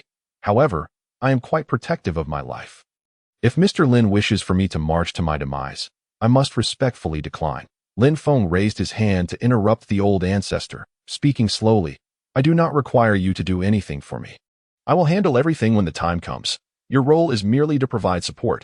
The individuals within the Shadow Organization are not simple-minded fools. Upon hearing this, the old ancestor's expression shifted. If Lin Feng had summoned them to seek assistance, it would not have been a slight against the old ancestor's dignity.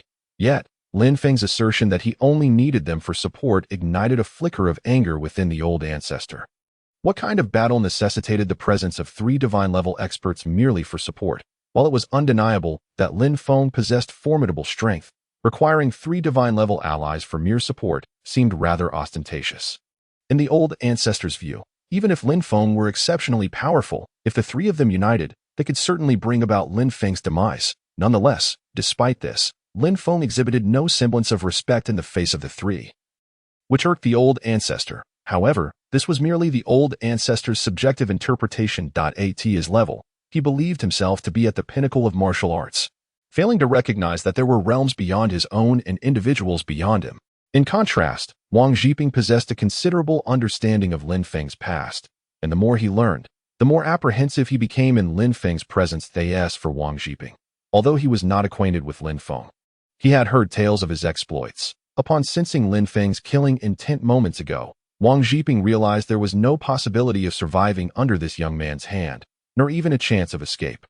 Among the 3 present, only the old ancestor remained oblivious to the true extent of his own strength. At this moment, the old ancestor scoffed, saying, "Could it be that your youth and achievements have inflated your ego, making you unaware of the importance of respecting your elders? Moreover, all 3 of us have long since entered the divine realm. To ask us to support you.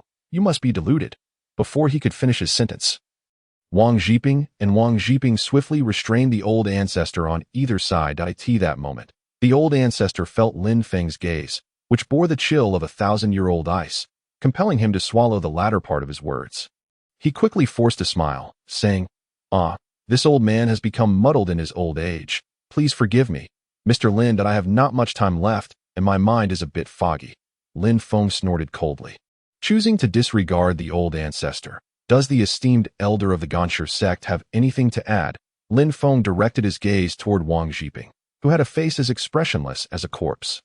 Slowly, Wang Zhiping replied. "No." Lin Feng nodded. "Since all 3 of you have no objections, let us proceed. With your influence in the Miaojiang region, I believe finding a few little mice will be quite effortless." As soon as the words left his mouth, Wang Zhiping promptly lifted the old ancestor from his seat, clasping their hands to Lin Feng as they exited the grand hall of the Goose sect. Observing the departing figures of the 3, Lin Feng squinted. Wang Zhiping needed no further persuasion. He was undoubtedly on Lin Feng's side. Even when facing the Shadow Organization, Lin Feng trusted that Wang Zhiping would willingly stand in front. As for Wang Zhiping of the Gonsher sect, it seemed he too was apprehensive of Lin Feng's strength. However, should the situation take an unexpected turn, Wang Zhiping would likely not sacrifice himself for Lin Feng. The most unpredictable variable was indeed the old ancestor. He had already harbored resentment toward this alliance. Had it not been for Lin Feng, he would never have set foot in the Goose sect for this meeting. Upon meeting Lin Feng, the old ancestor felt somewhat disillusioned, as if it were better to have heard of his reputation than to meet him in person. The elderly old ancestor was inherently disrespectful, and without Lin Feng extending any courtesy, he harbored no fear of Lin Feng. Should anyone betray this alliance, let it be known that I will not show mercy, Lin Feng thought to himself. This battle transcended mere personal grievances. The Shadow Organization had already infringed upon the dignity of the nation as the 9-star war god of the nation. How could Lin Feng tolerate the encroachment of that band of rodents? Outside the Goose sect, Wang Zhiping and the 2 others hastily made their way, having instructed their disciples to seek traces of the Shadow Organization, now heading toward the Gonsher sect. The old ancestor snorted. This Lin Feng truly knows no bounds. I extend him a modicum of respect, and he genuinely believes himself to be the best in the world. Hearing the old ancestor's words, Wang Zhiping replied coldly. Old poison, it would be wise for you to hold your tongue. That Mr. Lin is not as simple as you perceive. Just as the old ancestor was about to retort, he noticed the usually taciturn Wang Zhiping also speaking up.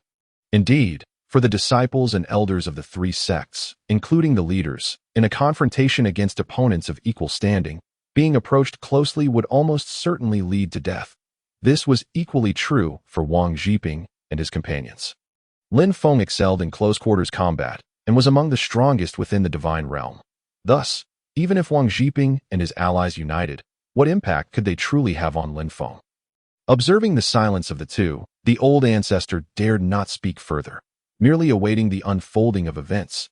This alliance, once initiated, offers no path of retreat, should the master of 10,000 poisons now betray us.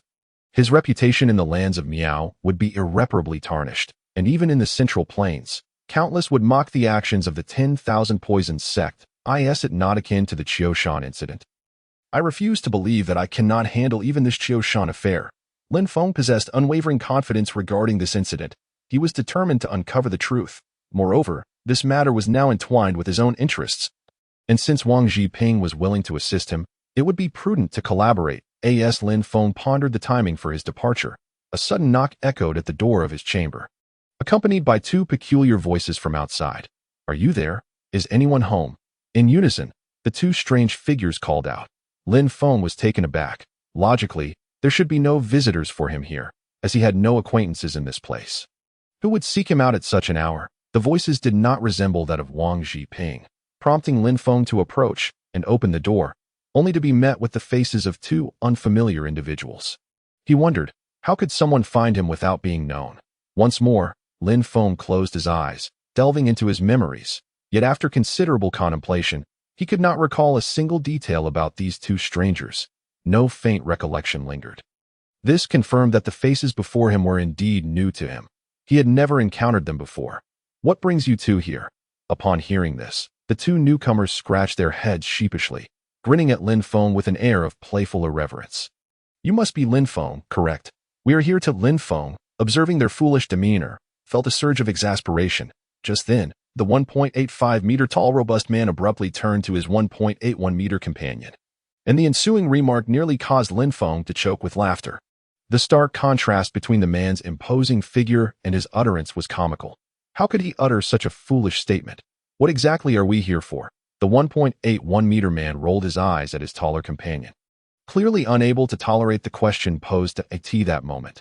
Lin Feng's internal reaction mirrored that of the shorter man. The 1.81-meter individual then began to introduce themselves, explaining their origins and the purpose of their visit. "We are bodyguards for Wang Zhiping, here to look after you." Lin Feng felt a mix of disbelief and resignation. These two appeared far too unreliable for his taste. "Did Wang Zhiping send you?" The pair nodded earnestly, their foolish gestures further solidifying Lin Feng's doubts about their capabilities. He wondered if they could truly collaborate effectively. "Well, it seems this is how it is. What are your names?" The 1.85-meter man promptly responded, "I am On, and he is Xiao." Taken aback, Lin Feng merely swallowed hard, acknowledging the situation with a sigh. "I see. Regardless, as the saying goes, in a group of three, there is bound to be a teacher among them. Perhaps our combined efforts will facilitate the resolution of this matter." Though uncertain, Lin Feng decided it was best to proceed together. "Are you both aware of the investigation we are undertaking? We are looking into the Qiushan incident. I assume you have some understanding of it. So, I need not elaborate further. Since Wang Zhiping had sent these two along, it was likely he had briefed them on the situation." The two men nodded in affirmation. They had been thoroughly informed prior to their arrival. Wang Zhiping would not dispatch unreliable individuals, so it was clear he had chosen wisely. "Indeed, we are aware of the Qiushan incident. It is precisely because of this investigation that Wang Zhiping has tasked us with your protection. Fearing you might encounter unforeseen dangers along the way." Lin Feng felt a twinge of skepticism. While they spoke of protection, he wondered if it might be something else entirely. Nevertheless, he saw no reason to dismiss them now that they were present. With a resigned sigh, he contemplated whether this alliance was a blessing or a curse. As the proverb states, "What is meant to be will find a way. What is not, will not." For now, he had no concrete plans, and all he could do was take one step at a time, as he remained utterly perplexed by the situation. "Indeed, Wang Zhiping is quite a decent fellow," he murmured, eliciting a quizzical response from the two men. "Then shall you accompany me?" The two, seemingly elated by Lin Feng's agreement, nodded enthusiastically, their eyes gleaming with delight. Lin Feng found it perplexing. Perhaps their towering stature contributed to their somewhat naive appearances. Rest assured, we will remain by your side, never leaving your sight, and we shall protect you diligently, they assured him. Lin Feng chose not to respond further, recognizing that they were resolute in their commitment. When do you propose we set out? He inquired. An quickly answered, we shouldn't linger. The sooner we resolve this matter, the sooner we can return. They were keen to expedite the investigation, aware of the complexities surrounding the Qiushan incident. However, having been chosen by Wang Zhiping to accompany Lin Feng, it was clear that he was not an ordinary individual. Let us not delay any further. Wang Zhiping instructed us to protect you during this investigation of the Qiushan incident. So why not commence now? Xiaohu added, nodding in agreement. That sounds reasonable. Let us depart at once. Upon hearing the news, Lin Feng joined the two individuals on their journey to investigate the Qiushan incident. However, as they walked, they traversed through a forest where the trees appeared strangely devoid of vibrant green, despite their inherent color. Yet, an inexplicable sensation lingered, suggesting that within the greenery lay a hint of darkness. They chose to remain silent, continuing onward. Suddenly, a dog darted out from the thicket, but they said nothing as it swiftly vanished into the woods. They pressed on, unconcerned, for the presence of a dog in the forest seemed entirely ordinary. Nonetheless, the same dog would occasionally reappear before them, yet it did not draw their attention. As they maintained a considerable distance from its, they continued deeper into the forest. The somber hues intensified, leaving them puzzled. When the dog reemerged, it had inexplicably closed the gap between them, its form seemingly imbued with a touch of verdant vitality. The forest's peculiar aura weighed heavily upon them, as if they were ensnared in an illusion. Ignoring the dog, they advanced, only for it to bark twice, prompting Avin to remark on its presence. Isn't that the same dog that kept circling around us? He mused, intrigued by its unusual demeanor. Yet, uncertainty lingered. Was there something peculiar about this dog? It appeared ordinary, yet its presence felt significant. Avin's curiosity deepened as he observed the dog closely. Xiaohu nodded in agreement, scrutinizing the creature before them. It bore an uncanny resemblance to a dog he had encountered in books, distinctly different from the commonplace mutts. This dog seemed to carry an essence of the cosmos, as if infused with the quintessence of the sun and moon. Its gaze suggested an understanding of their conversation, almost as if it possessed a consciousness akin to that of a human. Xiaohu contemplated the notion that perhaps prolonged interaction with humans could lead to such an evolution. Yet this dog seemed innately endowed with such capabilities. The more he gazed, the more he felt it resembled a legendary spirit dog. Recalling descriptions from literature, he realized that there were indeed similarities. Could it be that they had encountered a spirit dog? Such entities could embody both benevolence and malice, and this one appeared to exude an ominous presence. However, without Lin Feng's affirmation, he hesitated to voice his suspicions. Knowing he had only seen spirit dogs in texts and had yet to engage in any discernible communication with this one, that upon hearing Xiaohu's speculation, Avin was taken aback, realizing the gravity of their situation. Spirit dogs were not mere canines. They possessed various abilities, and their intentions were unpredictable. The sudden appearance of a dog in such a secluded forest raised alarm. Lin Feng nodded, acknowledging the situation with trepidation. The emergence of a spirit dog in this location felt too coincidental to be fortuitous. We must remain vigilant. This spirit dog's presence is likely a harbinger of trouble. Just as they resolved to proceed with caution, the spirit dog vanished into thin air. They watched in bewilderment, but chose to continue their journey. Unexpectedly, the spirit dog lunged towards them, leaving them curious about its sudden aggression, just as they caught a glimpse of its form. Darkness enveloped them, severing their consciousness. Lin Feng sensed the impending danger as the spirit dog approached. What manner of being was its master? Yet, he had no time to ponder these questions. Time slipped away. And when Lin Feng finally emerged from the abyss, he felt a dull ache in his head. Rubbing his temples, he attempted to open his eyes, only to find his eyelids unbearably heavy. With a resigned sigh, he succumbed to slumber once more. When Lin Feng finally opened his eyes again, he was greeted by a blinding whiteness. Confused, he realized he was lying on a woman's bed. Shock coursed through him as he pondered whether he had engaged in some indiscretion. As he attempted to recollect, he realized he had been with Avin and Xiaohu, traversing the forest. How had he ended up here? Curiosity mingled with anxiety as he sighed, acknowledging that he needed to ascertain the reason for his presence in this unfamiliar place. My goodness, how did I end up here? Surely, I haven't done anything to warrant this predicament, he lamented, feeling utterly bewildered. Just as he slipped on his shoes, preparing to explore, the door swung open. A woman entered. Clad in a striking red garment, her countenance adorned with a sweet smile, accompanied by none other than the spirit dog. Suddenly, memories flooded back. This spirit dog had been the cause of his unconsciousness, utilizing its powers to bring him to this bed. Who was this woman, and what were her intentions? Is this your domain? How did I find myself here? Who are you, and what do you seek? He inquired, bewildered. The woman chuckled softly, finding his bewilderment rather endearing. The woman, however, uttered not a word. She merely stretched languidly and gazed at Lin Feng with a cheerful smile. Lin Feng felt an inexplicable sense of unease, as if the woman before him harbored no malice. Yet he couldn't shake the notion that those who appeared the least threatening might conceal the greatest intentions of hostility. After all, it is a well-known truth that heroes often falter when confronted by the allure of beauty. And some individuals are indeed like tigers in disguise, are they not? The woman, discerning the subtle tension in Lin Feng's eyes, reassured herself that her intentions were entirely innocent. What malevolent designs could a beauty possibly possess? With a sigh, she sought to comfort Lin Feng, considering that in her domain, he ought not to feel anxious. After all, this was her territory, and such occurrences were simply out of the question. Do not be alarmed, she declared. I am Princess Tianxi. Rest assured, I am no villain.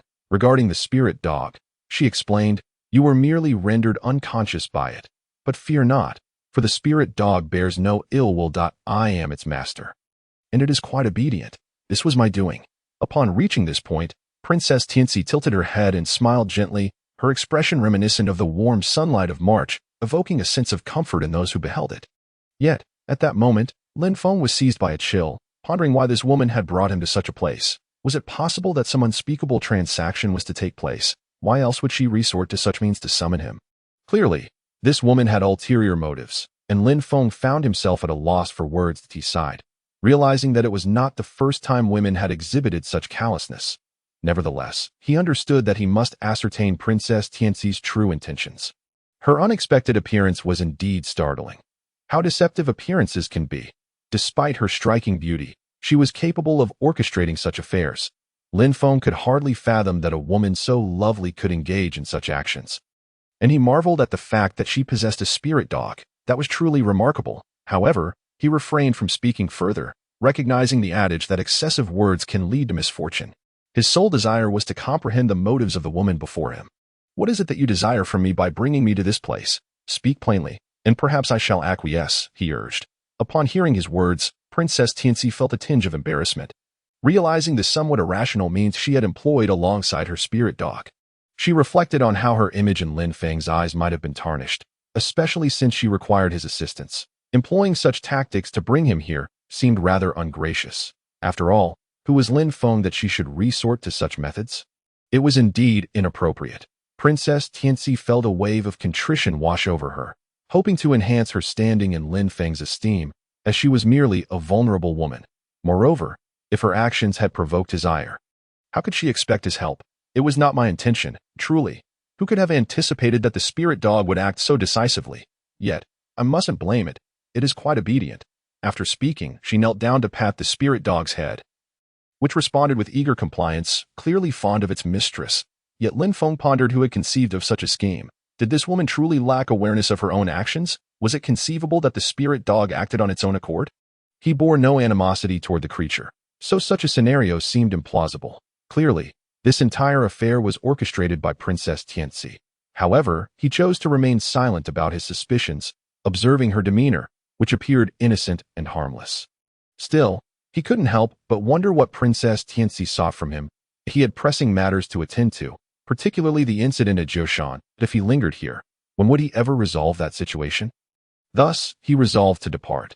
Just as he was about to leave, Princess Tianxi spoke up unexpectedly. I would like to borrow a strand of your hair, if I may. She proceeded to elaborate on how the spirit dog had rendered Lin Feng unconscious.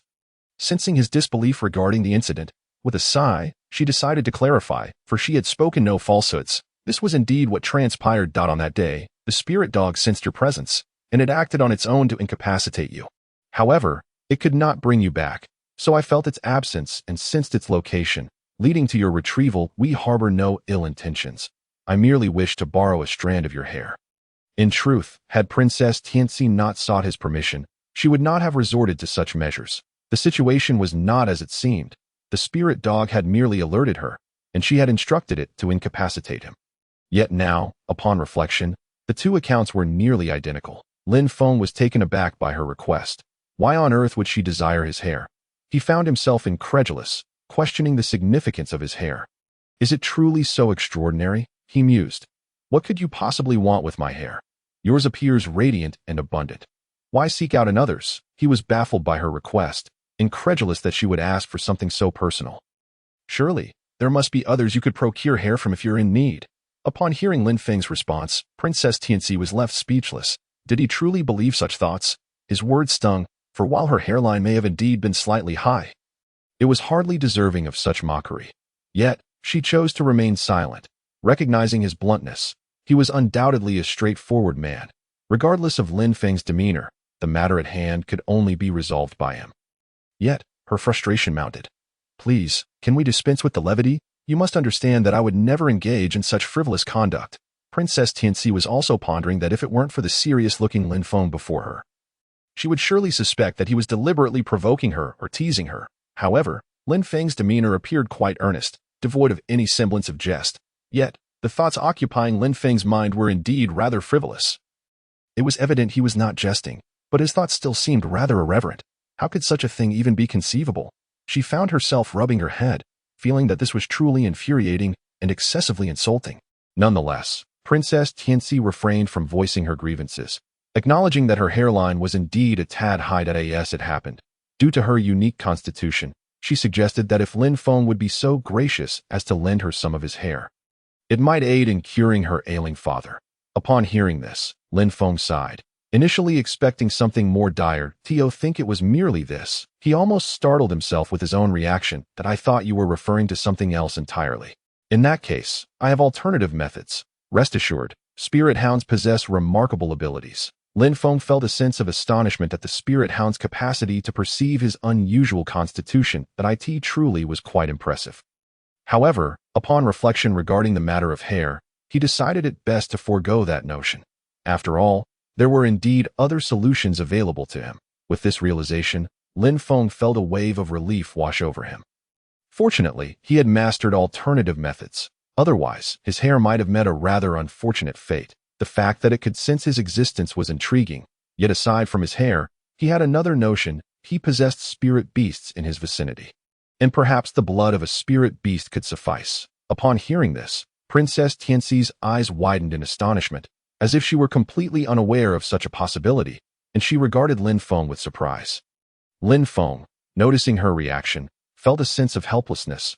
Recognizing that she truly seemed oblivious, it was clear that Princess Tianxi harbored some reservations about this matter. Do not worry. There is nothing to fear. I have plenty of spirit beasts. After hearing this, Princess Tianxi chose to remain silent, realizing that if Lin Feng intended to proceed in this manner, she could hardly dissuade him. With a sigh, she acquiesced to his decision. Lin Feng swiftly completed the task at hand. I am immensely grateful to you. I scarcely know how to express my thanks. Well then, if the city lord faces no issues, may all proceed smoothly and auspiciously. With peace prevailing, Princess Tianxi gazed at Lin Feng with profound gratitude, contemplating how best to repay him. Yet, upon reflection, she realized that given Lin Feng's status, she likely could not provide him with anything he desired. Moreover, she sensed an urgency about him. As if he were keen on expediting their journey. It was apparent that Lin Feng appeared to be traveling with a few companions. Are you in a rush to leave? You seem rather anxious, she remarked. Upon considering this, Princess Tianxi pondered that if they had been hurrying all this time, they likely hadn't enjoyed any fine meals. Therefore, she thought it might be a splendid idea to invite Lin Feng and his companions to share a meal. How about staying for dinner? Surely we can spare some time for a meal. Lin Feng, upon hearing this, intended to accept the invitation. He glanced back at Xiao Hu and An, who looked particularly despondent. After all, they had achieved a significant feat, and surely there would be an abundance of delectable food that evening. Everyone was naturally eager to partake in the meal. However, as Lin Feng turned around, he sensed an unusual aura emanating from a nearby tree. Curiosity piqued. He approached it for a closer inspection and discerned the presence of a dark figure's aura, a sign that matched his suspicions. Realizing that they needed to prioritize their objectives, he concluded that they could always eat later upon their return. Besides, one meal was hardly crucial. I think it's best we decline, Lin Feng replied, turning down the invitation. An and Xiao Hu, upon hearing this rejection, felt utterly despondent. However, since the invitation was extended to Lin Feng rather than them, they found themselves at a loss for words, merely sighing in resignation. An, unable to contain his disappointment, followed closely behind Lin Feng and lamented his misfortune, feeling as though he had missed an opportunity worth billions. That he felt truly despondent, lamenting the loss of such a splendid chance and reflecting on how they had never truly enjoyed a satisfying meal while accompanying Lin Feng. Despite having tasted delightful food, it hardly mattered now, as they seemed destined to once again endure hunger. The thought of missing out on such a delicious meal was profoundly disheartening. Indeed, as the saying goes, once you pass this village, the next may not have such a restaurant. It's truly unfortunate to leave now. What harm could one meal do? Lin Feng, upon hearing the complaints of Xiao Hu and An, felt a twinge of exasperation. He realized that they had failed to sense the ominous aura surrounding the tree just behind them. They had been standing right in front of it. How could they not perceive it? Do you not sense the dark energy emanating from that tree? Yet, it was understandable, as they likely had no knowledge of such dark auras. The night sky was eerily tranquil, devoid of even a single star. With an unsettling air that hinted at an approaching storm, if on cue, disaster struck. Help! Help! The cries for aid shattered the peace of the city. Indeed, the shadow organization had arrived, catching everyone off guard with the swiftness of their attack. Panic ensued as people hurriedly gathered their belongings and fled. But this was a grave miscalculation. They would have no chance to collect their things. Their homes were toppled, and many perished beneath the rubble. The shadow organization has set their sights on us. We can no longer remain here. In the chaos, someone ignited a fire, and the buildings erupted in flames. People frantically grabbed buckets, desperate to douse the blaze. Fire! Someone, come quick! Those individuals, lacking discernment, merely meandered about, while some among them perceived the truth that as for the dwellings, even if lost, could be rebuilt. Yet, how much value do the true riches within hold? Life extinguished, and those precious assets, once grasped, find no avenue for expenditure. Do they not realize? In the end, are they not merely offering their lives to those lurking in the shadows? What good is it to attempt to extinguish the flames now? The true wealth contained within offers little value. No amount of gold can exchange for a name of such gravity. Thus, rather than salvaging the flames, one should hastily extricate oneself from the inferno. How could one contemplate extinguishing fires when already engulfed in peril? Flee for your life. What a frivolous thought to consider saving the flames. Though one person appeared to grasp the situation with clarity, he was abruptly struck by an object, splitting his skull asunder, his brains oozing forth. That which is destined to occur will inevitably arrive. It is merely a matter of time. When the moment presents itself, all shall come to pass. In another part, a small girl, her face smudged with ash, lay in her mother's embrace. Mama, Mama, I am afraid, she trembled, gazing up at the figures surrounding them, feeling as though her breath were being snatched away. Upon seeing her child, the mother pressed the girl's head to her chest, her trembling hands striving to steady herself as she caressed her daughter's back and head, offering solace, fully aware that escape was no longer an option. Do not fear, do not fear. Mama will always protect you. The mother held her child tightly, mourning the recent loss of her husband. Rising, she attempted to flee with her daughter, knowing full well the futility of their efforts, yet feeling compelled to try. Unfortunately, those nearby noticed the pair and approached swiftly. The mother, caught off guard, could not react before they struck. The painful cry echoed from both mother and child, followed by their lifeless bodies collapsing to the ground. Silence enveloping them. The flames had consumed the dwellings, and those standing amidst the night seemed to reign as kings within the darkness, erupting into laughter in an instant. The city was restored to its daylight semblance.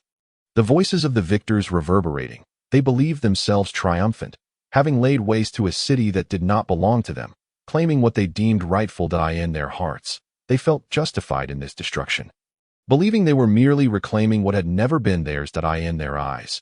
No heinous act had been committed. Rather, it was their entitlement to possess the spoils of this world. Look, we have ultimately prevailed, they exclaimed, dismissing the age-old adage of good triumphing over evil, convinced they embodied the true force of justice. Nearby, another individual nodded in agreement, pondering the meaning of existence in such a world. What purpose does life serve for those without significance? Look at the panicked masses. How many can truly escape? The laughter echoed. These people are destined to die. Their existence holds no merit. Why prolong it? A second individual, hearing this, also nodded, finding an inexplicable sense of logic in such twisted reasoning. Engaging in a debate with madmen? What sense is there in that? They felt it better to end their lives swiftly, believing themselves altruistic in their actions. This night, the locale transformed into a desolate wasteland, akin to another hell, where every inhabitant faced devastation. Yet, one remained, observing everything unfold. As the father of a noble daughter, the city's lord could not tolerate the chaos wrought by these invaders. Thus, he leaped into action. Confronting the audacious figures before him, he was uncertain whether he could stand against the shadowy organization. Yet he was resolute that they would not remain so brazenly in this place, though he recognized their formidable reputation.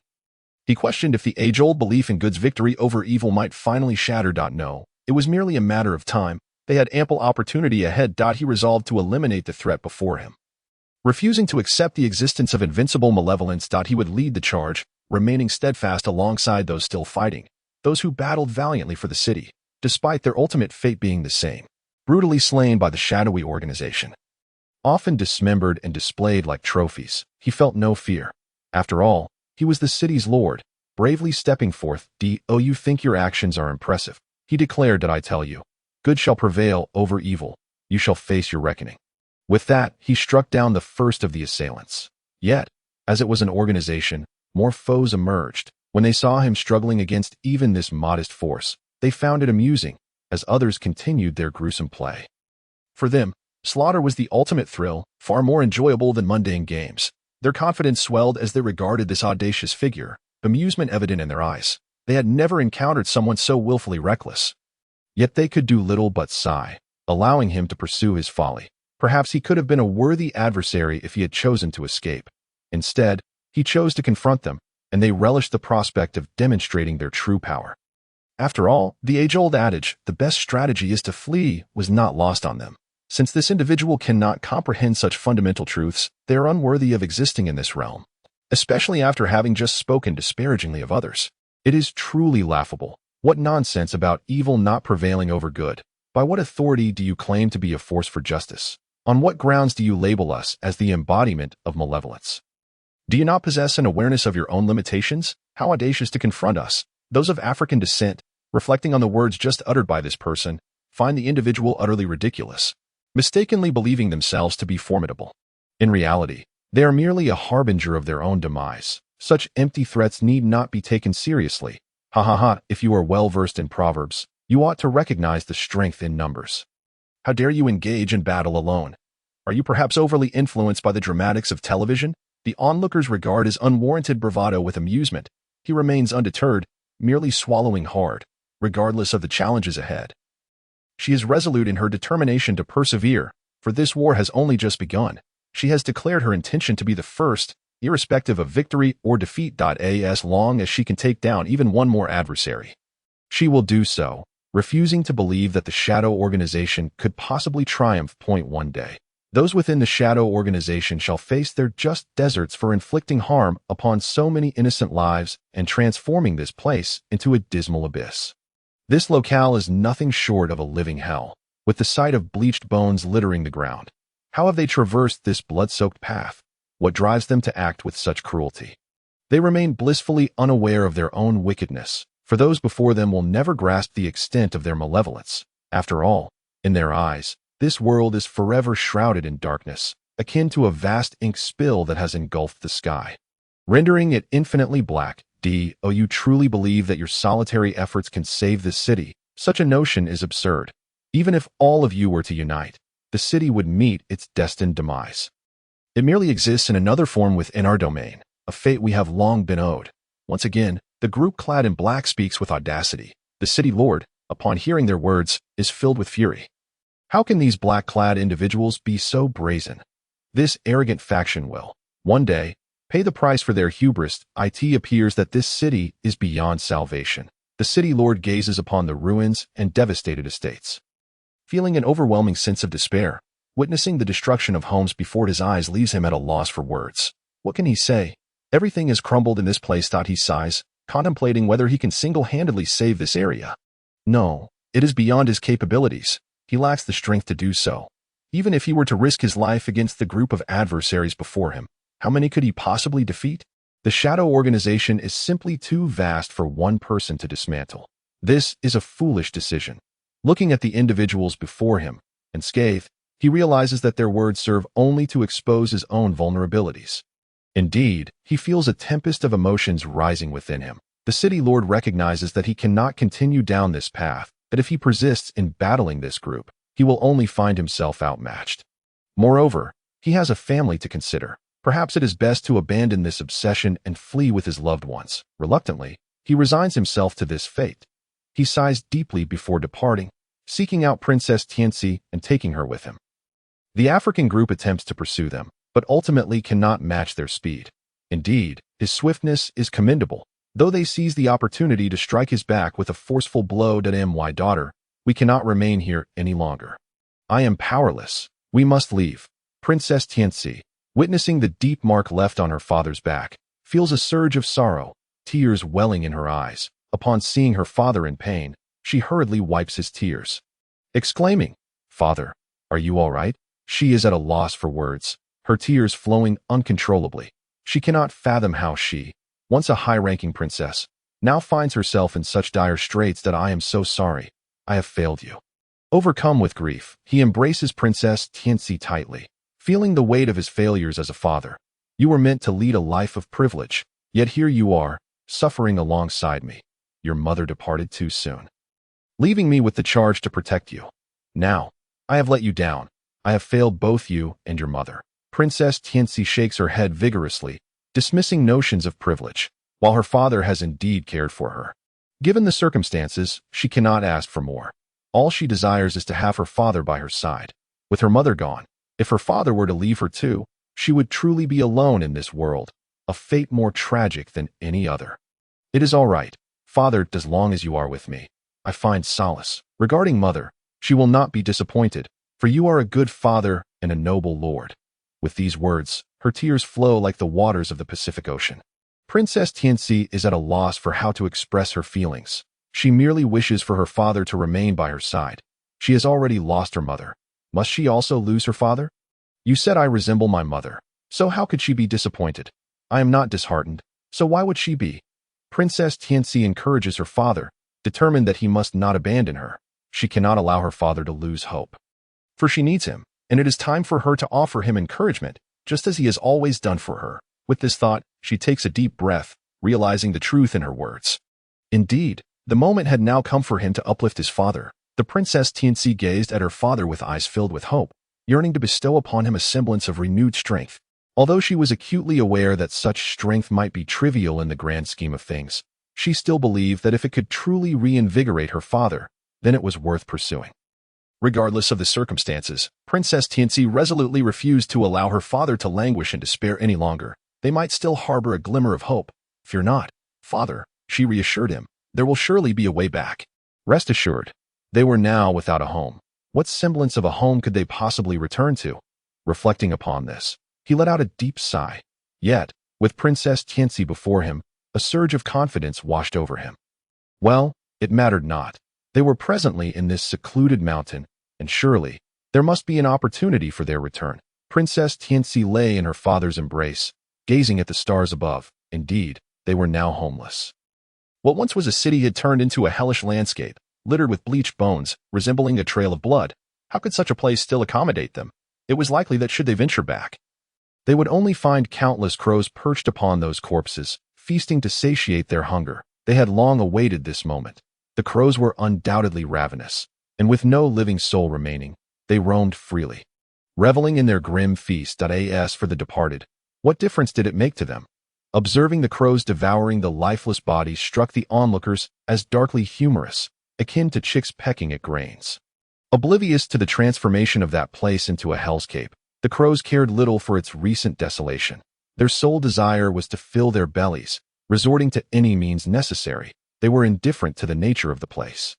All they craved was the fresh blood of the living. Even though the once vibrant souls had succumbed, emitting a repugnant stench, the crows remained unfazed, much like those who sought their own desires. They would stop at nothing. Princess Tianxi continued to gaze at the stars, realizing that she could only see a few dim lights in the vast darkness of the night. Why, she wondered, was there so much darkness and so few stars? With a sigh, she acknowledged that despite the abundance of shadows, those few stars steadfastly radiated their light. They did not retreat in fear of the encroaching darkness. They remained resolute, believing that even the faintest glow could pierce the night sky. Indeed, it was this belief that compelled them to shine, and they had succeeded in being seen. Princess Tianxi was one of those who beheld the stars. Father, rest assured, we shall prevail. One day, we will return. And those who have wronged us will face their reckoning. That place will once again be ours, transformed into a realm of joy and laughter. Princess Tianxi felt no fear. She was well acquainted with the harsh realities of life. She had witnessed the ruthlessness of the Shadow Organization and remained undeterred by their brutal methods. She would never yield to their intimidation, for she understood that she was a beacon of light, destined to eradicate the forces of darkness. The members of the Shadow Organization could not remain unchallenged. She vowed to return and exact her vengeance. Her father, upon hearing her words, felt immense pride swell within him. Truly, she was his daughter, the exalted princess. Once they returned, the Shadow Organization would undoubtedly face the wrath of many, that he marveled at her resilience, touched as he gently ruffled her hair. Meanwhile, Lin Feng, journeying along a path, caught wind of the latest developments. He was astonished to learn of the swift actions taken by the Shadow Organization. Had they already infiltrated that place? It was imperative that they return to rescue it. He was anxious about its current state. Awing's eyes widened in disbelief. They had only just departed, yet the Shadow Organization had already arrived, committing unspeakable atrocities. Upon reflection, it was not surprising that the Shadow Organization was capable of such heinous acts. Their nature made such behavior expected, though it was a bitter pill to swallow. What could they do now? They must hasten back. Indeed, Lin Feng lamented that they had not anticipated the swiftness of the Shadow Organization's assault. How could this have happened so quickly? He sighed, grappling with the weight of regret for having pressed forward that day. Had they remained, perhaps they could have salvaged the situation. They had truly fallen into a trap.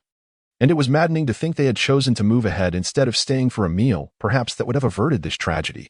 Little Hu nodded in agreement, acknowledging the truth in his words.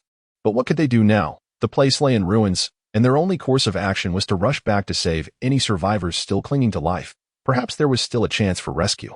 After returning to the site, they were met with the stark reality of devastation. The once bustling locale had been reduced to a wasteland, leaving them at a loss for words as they surveyed the charred remnants of their former home. Just a few days prior, it had thrived with life, but now it lay in desolation. The sight of burnt structures and debris scattered upon the ground was heart-wrenching. The crows, had they not intervened, would have turned the area into a veritable feast. This place held an abundance of food for them.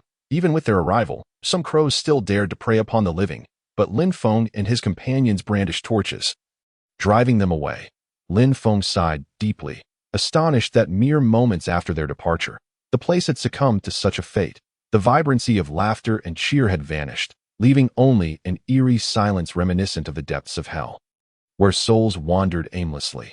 Lin Feng could only mutter a silent prayer for the departed to rest in peace, gazing upon the lifeless bodies, devoid of any remnants, and the dismembered heads scattered across the ground. Lin Feng took a deep breath, overwhelmed by the sheer horror of it all. That it was truly a scene of devastation. This place hardly resembled the vibrant locale he remembered from his arrival, bustling with life and energy. Now, even in the broad daylight, it bore an eerie resemblance to the darkness of night, casting a chilling atmosphere. The area felt saturated with restless spirits, evoking a haunting sense of the supernatural. Initially, they had dismissed the existence of ghosts and deities, yet the current reality forced them to reconsider, for it seemed as though the very air was thick with the presence of the departed. The souls of the deceased lingered everywhere, their sorrowful plight beyond articulation. As for Xiao Hu and An, confronted with the grim tableau before them, they struggled to comprehend the magnitude of the transformation. They could scarcely believe their eyes. The place had morphed into a desolate wasteland, void of life. Despite not being natives, they felt a profound sadness, having experienced the warmth and hospitality of the townsfolk during their stay. When they departed, There were those who had bestowed gifts upon them, a clear indication of their acceptance and fondness. Now, however, the familiar faces that once greeted them were reduced to cold corpses, their warmth extinguished. The once friendly inhabitants had been replaced by an array of chilling remains. Communication with these lifeless forms was no longer possible. The warmth of laughter and the comfort of familiar visages had vanished. In a poignant twist, Lin Feng's thoughts drifted to Princess Tianxi and her formidable father, the city lord. Surely, such a powerful figure would not succumb to the same fate as the others. For as the saying goes, the best strategy is to flee. It was possible they had escaped. Lin Feng resolved that, regardless of the circumstances, he must locate Princess Tianxi. Rescuing any survivors was a noble endeavor. Let us split up and search for the city lord and Princess Tianxi. Perhaps they yet live, he suggested. They traversed the city, discovering it entirely devoid of life. Occasionally, they encountered a few souls. But they were barely clinging to existence. Upon their arrival, the dying whispered the same final wish, to eradicate the shadow organization, to spare others from their malevolence. Moved by the selflessness of these individuals, Lin Feng felt a swell of admiration. Even in their final moments, their thoughts were for the safety of others. As Lin Feng continued on, he suddenly spotted a small girl, still breathing. Oh, you need water? Would you like something to eat? He inquired, lifting her gently. The little girl gazed up at him, tears streaming down her cheeks as she called out for her mother. Examining her leg, Lin Feng noticed it had been pierced, and the ground was stained with dried blood. Turning his gaze, he saw a corpse not far from her. Indeed, it was a woman, likely her mother, her fingers still reaching out in a futile gesture. Understanding dawned upon him, and he cradled the girl, placing her beside the woman. The child longed to cry, yet no tears remained. Do not worry. Your mother is not lost to you. She has simply departed for a more beautiful paradise. Do you know where the city lord is gone? The little girl rose from Lin Feng's embrace, pushing against her mother's body, yet receiving no response. It seemed she sensed her mother's absence. Realizing she would never again be acknowledged in this life, in her grief, the little girl began to weep uncontrollably. They went to the back mountain. I miss my mother. Why won't she speak to me? Her sorrow was palpable, and Lin Feng felt a pang of despair at her forlorn expression. Yet, he found himself at a loss for words. The girl's gaze held an inexplicable emptiness, as if she were no longer of this world. Your mother will not return. You must grow up alone now. Come with me. We shall seek the city lord together. But the girl shook her head vehemently, clutching her mother's hand tightly, unwilling to let go. I want to go. I want my mother. Mama, wake up. As she cried, her sobs suddenly ceased, and she collapsed on her mother's body. Lin Feng was taken aback and leaned in to check for breath, only to find none. Shocked, he realized the girl had already passed away, her brief moment of life merely a fleeting illusion. A heavy sigh escaped him. There was nothing to be done now. He could only lay the girl and her mother to rest. Afterward, Lin Feng joined Xiao Hu and An in their journey to the back mountain. Let us hasten to find Princess Tianxi and the city lord, he urged. Upon reaching the mountains, Lin Feng was relieved to finally spot the city lord. Approaching him eagerly, he felt a sense of gratitude for the opportunity to gain insight into the events of that fateful night. Although he had heard much already, curiosity compelled him to understand the city lord's next steps. Surely, he would not resign himself to a mere existence in hiding. Lin Feng had faith in the city lord's resolve and was determined to stand alongside him in the fight against the shadow organization. How fortunate you remain here. I feared you might not, Lin Feng exclaimed. However, it seems I am unable to confront the shadow organization alone. I am aware of your capabilities and the lives you have saved. I thank you for that. Lin Feng nodded in acknowledgement, recognizing their shared commitment to justice. The adage held true. The fragrance of the rose lingers on the hand that gives it. Thus, he felt that their collaboration was a natural extension of their shared purpose. Upon hearing this, the lord of the city nodded in acknowledgement, surprised that Lin Feng had managed to return. The lord could see that Lin Feng was indeed a rare and exceptional individual. If Lin Feng could escort the princess of Tianxi away, it would be a matter of utmost importance. As he found himself devoid of anyone else worthy of trust, it seemed that only Lin Feng was suitable for such a task. If Lin Feng could indeed accompany the princess, that would be splendid. Yet, it was uncertain whether such a thing could truly come to pass. He glanced at Lin Feng and felt that he was indeed a trustworthy candidate. Why not entrust the matter to Lin Feng? The question remained, however, whether Lin Feng would be willing. According to your assessment, Lin Feng should be inclined to accept, given that he and the princess were of the same age. And the princess harbored a profound disdain for the Shadow Organization. Their shared animosity could forge a common purpose. I am aware that the individuals from the Shadow Organization are responsible for the demise of many. You too wish to eradicate them, do you not? If so, we might indeed find common ground. Presently, I am injured and unable to accompany you. Upon hearing this, Lin Feng was filled with curiosity. The Lord then turned, revealing the wounds on his back for Lin Feng to see. Lin Feng was astonished. He had not anticipated that the Lord had endured a fierce battle with the dark forces throughout the day. Initially, he had believed that the Lord had fled with the princess, but it became apparent that this Lord was a figure deserving of admiration. Lin Feng was at a loss for words. Realizing how challenging it must have been to escape under such circumstances, that it was evident that the Lord had been truly enraged that day, a sentiment that suggested tumultuous events had unfolded. What could have driven the Lord to act so irrationally in confronting the Shadow Organization? It was no small feat. You should rest and recuperate here, he said, though remaining in one place indefinitely was not a viable solution. The Lord nodded in agreement. Indeed, he was indifferent about staying, but when he thought of his daughter, the Princess of Tianci, he shook his head and sighed. The princess could not remain here indefinitely. He understood the type of person she was, just as he recognized his own character. Her willingness to endure hardship in this place was commendable, yet she deserved to recover in peace. However, the princess's presence here was crucial. She was his most cherished treasure, that he would endure any hardship, as long as the princess was safe and sound. Yes, I share your sentiments, the Lord said, gazing at Lin Feng this moment. What other choice did he have but to entrust Lin Feng with this responsibility? After all, if the princess remained close to him, it could lead to dire consequences. Perhaps it would be wiser for her to leave sooner rather than later. Accompanying Lin Feng would be a most favorable option, especially if Lin Feng was willing. However, the question lingered. Could the princess remain with him? The princess had always been his most precious jewel, someone he had sheltered and protected. He wondered if it was appropriate to keep her by his side. But he felt that it would be unwise for her to stay with him. What do you think? Seeing Lin Feng's silence, the Lord contemplated how to express his thoughts. He recounted some of the princess's traits and experiences. Although the princess could be headstrong at times, she was also quite intelligent. Perhaps she would be attentive and capable of looking after Lin Feng in this setting. The Lord, fearing Lin Feng's refusal, implored him, realizing that for the sake of his daughter, seeking Lin Feng's assistance was not too much to ask. After all, if Lin Feng were to guide his proud daughter, it was only natural to request his aid. Would you be willing to accept my plea? Upon hearing this, Lin Feng was astonished. He had never expected the Lord to beseech him. The Lord's actions were beyond what he had imagined. Consequently, Lin Feng nodded vigorously in agreement. What was the Lord's intention? Lin Feng pondered the matter. Considering the princess's character, that it was evident that she was a person of deep loyalty and integrity. After all, she had chosen to support her father in his struggles against the Shadow Organization, rather than fleeing in fear. Thus, the princess was a woman of profound sentiment and loyalty, making her an excellent companion. Do not underestimate my willingness. I shall certainly agree. What of you?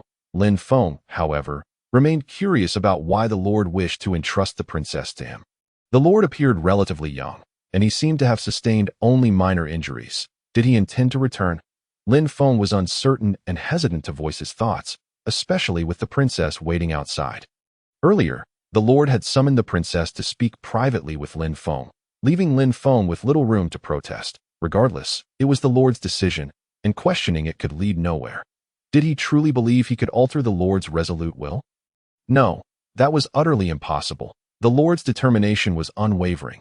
Upon hearing Lin Feng's thoughts, the Lord nodded and informed him that he did not plan to accompany him. The Lord had considered this matter, but felt that his injuries rendered him unfit for the journey. His only hope was that the princess would be safe and well. As long as she thrived, he would care little for anything else. After all, the princess was his only daughter, his sole hope. If she remained unharmed, then all else paled in significance. Ultimately, he wished for her to be well cared for by Lin Feng. As for his own fate, he would leave it to destiny. He had resolved to accept whatever came, no longer resisting.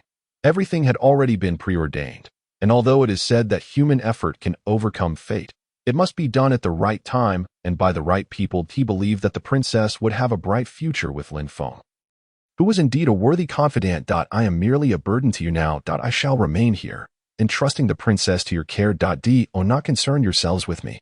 Rest assured, I will take good care of myself.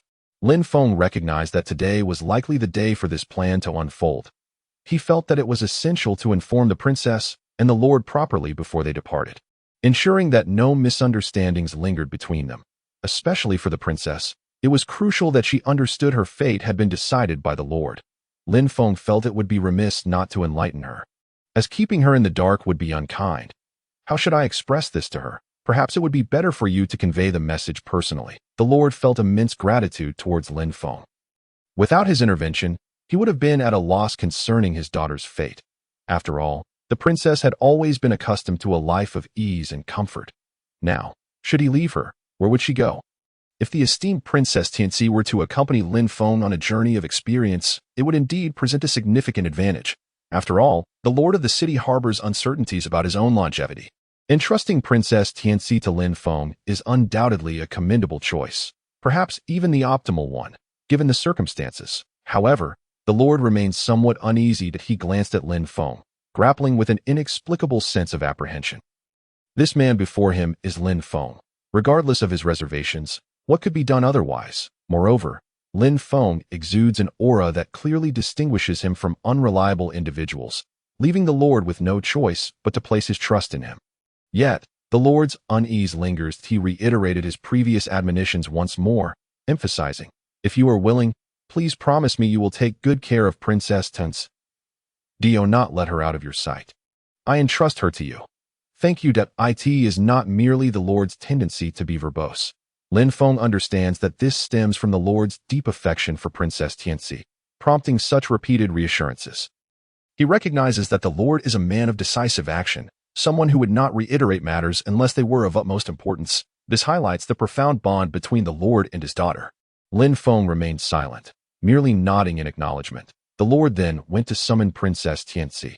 Upon seeing Lin Feng, she beamed with joy, captivated by his striking appearance and grateful for his previous act of saving her father, naturally fostering a fondness for him. Yet, the lord's next words somewhat dampened her spirits. "My daughter, from now on, you shall accompany Lin Feng.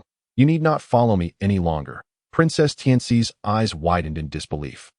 While she held a favorable view of Lin Feng, why must she part from her father and so casually place herself in his care? Though she struggled to harbor any dislike for Lin Feng, she felt an unwillingness to leave her father. Why could they not remain together? "Father, have I done something wrong? Please, tell me, and I shall amend it. Do not leave me. Do not abandon me, please. I do not wish to go with Lin Feng." The lord sighed, reluctant to allow Princess Tianxi to venture away with him, and he attempted to reason with her. If reason could resolve the matter, he would gladly explain it to her, hoping to clarify her understanding. After all, what could be done if she became despondent? He lamented the fact that Princess Tianxi was no longer a child. When would she learn to be sensible? It seemed that opportunity had slipped away. The lord felt a deep sense of regret, realizing he could no longer accompany his daughter as she grew up, having to entrust her to another after nurturing her for over a decade. An undeniably heart-wrenching decision. Yet, what could he do? He understood that staying with Princess Tianxi would only waste her time. Only Lin Feng could truly offer her the best path forward. "Enough? I do not wish for you to follow me any longer." "What prospects do you have in doing so?" "For now, you can only accompany Lin Feng. Do you understand? Once you are by Lin Feng's side, you must be obedient. Do you hear?" The lord exhaled deeply, acknowledging that his decision was indeed the wisest choice. Princess Tianxi could only find a way out by following Lin Feng. If she did not, such an opportunity would never arise again. They must cherish their time and seize the moment. For as the saying goes, once this village is passed, the shop is lost. I cannot accompany you on the road ahead. You must follow Lin Feng. I will be well. Take care of yourself, too. Upon hearing this, Princess Tianxi felt immense reluctance. It was futile to reason with the woman. She absorbed only one thing from the conversation. Her father was asking her to leave with Lin Feng. "Father, I cannot bear to leave you. I had hoped for good news upon entering. I was so happy to see Lin Feng, but now I must face this dilemma. How can I accept it?" Tears streamed down her face as she struggled to articulate her feelings. Bewildered by her father's decision to part with her. "Father, please do not be this way. I do not wish to leave you. We can still be together. Can we not? Why must you abandon me? The Lord shook his head, refusing to entertain her pleas. There is no why, no need for so many questions. Do not ask why. You have grown. You are no longer a child. Following Lin Feng means you will face the world and endure hardships. Do not be overly sentimental. He gently patted Princess Tianxi's head, acknowledging that she was overly attached to him. He loved his daughter deeply. How could he not? Yet, there was no alternative. This was the way it had to be. If you truly harbor ambitions of revenge and wish to avenge those wronged, you must obediently follow Lin Feng and join him in rectifying these injustices. That if you seek vengeance, go with Lin Feng. If not, you will never achieve it by my side, and I may not endure much longer. Rest assured, I will take care of myself. You must go now. No, Father, I will not leave you. The Lord felt a headache coming on. Realizing he needed to speak sternly to Princess Tianxi. Although he had never envisioned a day when he would have to be harsh with her, it seemed unavoidable now. After all, how else could he persuade her to accompany Lin Feng? If he did not speak firmly, how could she ever heed his words? With a heavy heart, he sighed, finding it difficult to express such sentiments between them. If you refuse to go, do you expect me to remain here? Do you wish for me to seek refuge elsewhere? Go away. With that, he turned his back, unwilling to witness her distress any longer. He feared that if he looked back, he would be unable to resist his emotions. Yet, what could he do? Could he alter the circumstances? He could not change the fact that Princess Tianxi leaving him was indeed the best choice for her. The wisest decision to follow him would lead to a future devoid of promise. He had little more to offer her. As her father, he felt he could only ever owe her. It was best to accept this reality. All right, you may go now, the Lord expressed, not anticipating that after nurturing his daughter for over a decade, he would ultimately have to relinquish her to another. Yet, he held no regrets, for he recognized that this was indeed the best choice for them both. Lin Feng was the only one worthy of her trust. And the promise of a solid future lay ahead of him. As they set forth on their journey, Princess Tianxi felt a profound sense of sorrow. She observed Lin Feng and pondered whether he and her father were conspiring together. Perhaps these questions could be posed to Lin Feng, as he might provide his own insights. Why did my father entrust me to you? Why does he refuse to allow me to accompany him? Upon reaching this point, Princess Tianxi could not help but feel an overwhelming surge of emotion. She found herself utterly perplexed. Just a moment ago, she had been walking alone behind them while this group moved ahead, and her mind was consumed with contemplation on this matter. Princess Tianxi could not fathom why, despite her profound affection for her father and his evident fondness for her, he would still choose to distance himself from her. Why would he send her away to a distant place? This defied logic and reason. Why would my father abandon me? Could it be that he no longer cares for me? Am I truly exhibiting excessive pride? Is there something I have done wrong that warrants his harshness? Why has he chosen to ignore me? As these thoughts coursed through her mind, tears began to cascade down Princess Tianxi's face. Lin Feng, witnessing her sorrow, found himself at a loss for words. That it is a common occurrence for girls to cry, yet he felt an acute discomfort at seeing her tears. What could he do? He rummaged through his belongings and offered her some tissues, hoping to quell her weeping. However, it was evident that Princess Tianxi had no intention of halting her tears, for the situation weighed heavily upon her heart. Lin Feng recognized that she was seeking answers from him, yet he was equally uncertain of the reasons behind her father's actions, and he dared not make any assumptions if he were to share his speculations with her. Would she not be further distressed? Please, do not cry, he urged. Your father must have his reasons for acting this way. There is no need for further inquiry. His decisions are surely grounded in logic, and you should not doubt him. Upon hearing this, Princess Tianxi felt even more bewildered. If even Lin Feng was unaware of the reasons, then what could possibly motivate the Lord's actions? She felt a profound sense of abandonment. As if she had been forsaken by her father, she could not understand why he chose to distance himself from her, nor why he did not wish to remain by her side. Was her pride truly so off-putting?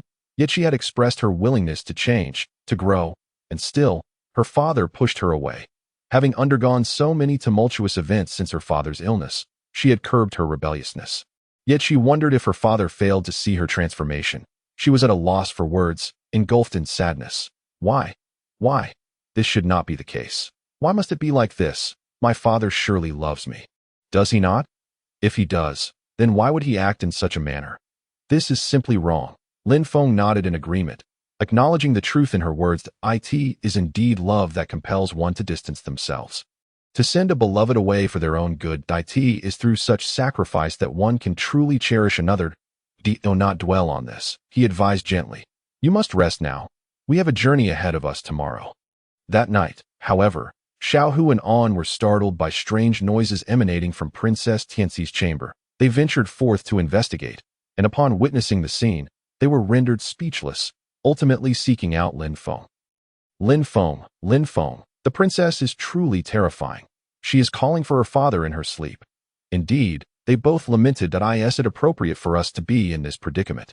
After all, she is the daughter of the Lord, raised for over a decade, and now she is entrusted to us. What a headache this is. Lin Feng, upon hearing their concerns, felt utterly at a loss. What could he do regarding her dreams? It was a natural human response. What purpose does it serve to discuss this? He said. The Lord's choice, while difficult, is undoubtedly correct. I fear we may never see him again. But for now, we must proceed as planned. After hearing Xiaohu and An's remarks, Lin Feng glanced back at the princess, who lay in bed, tossing and turning restlessly.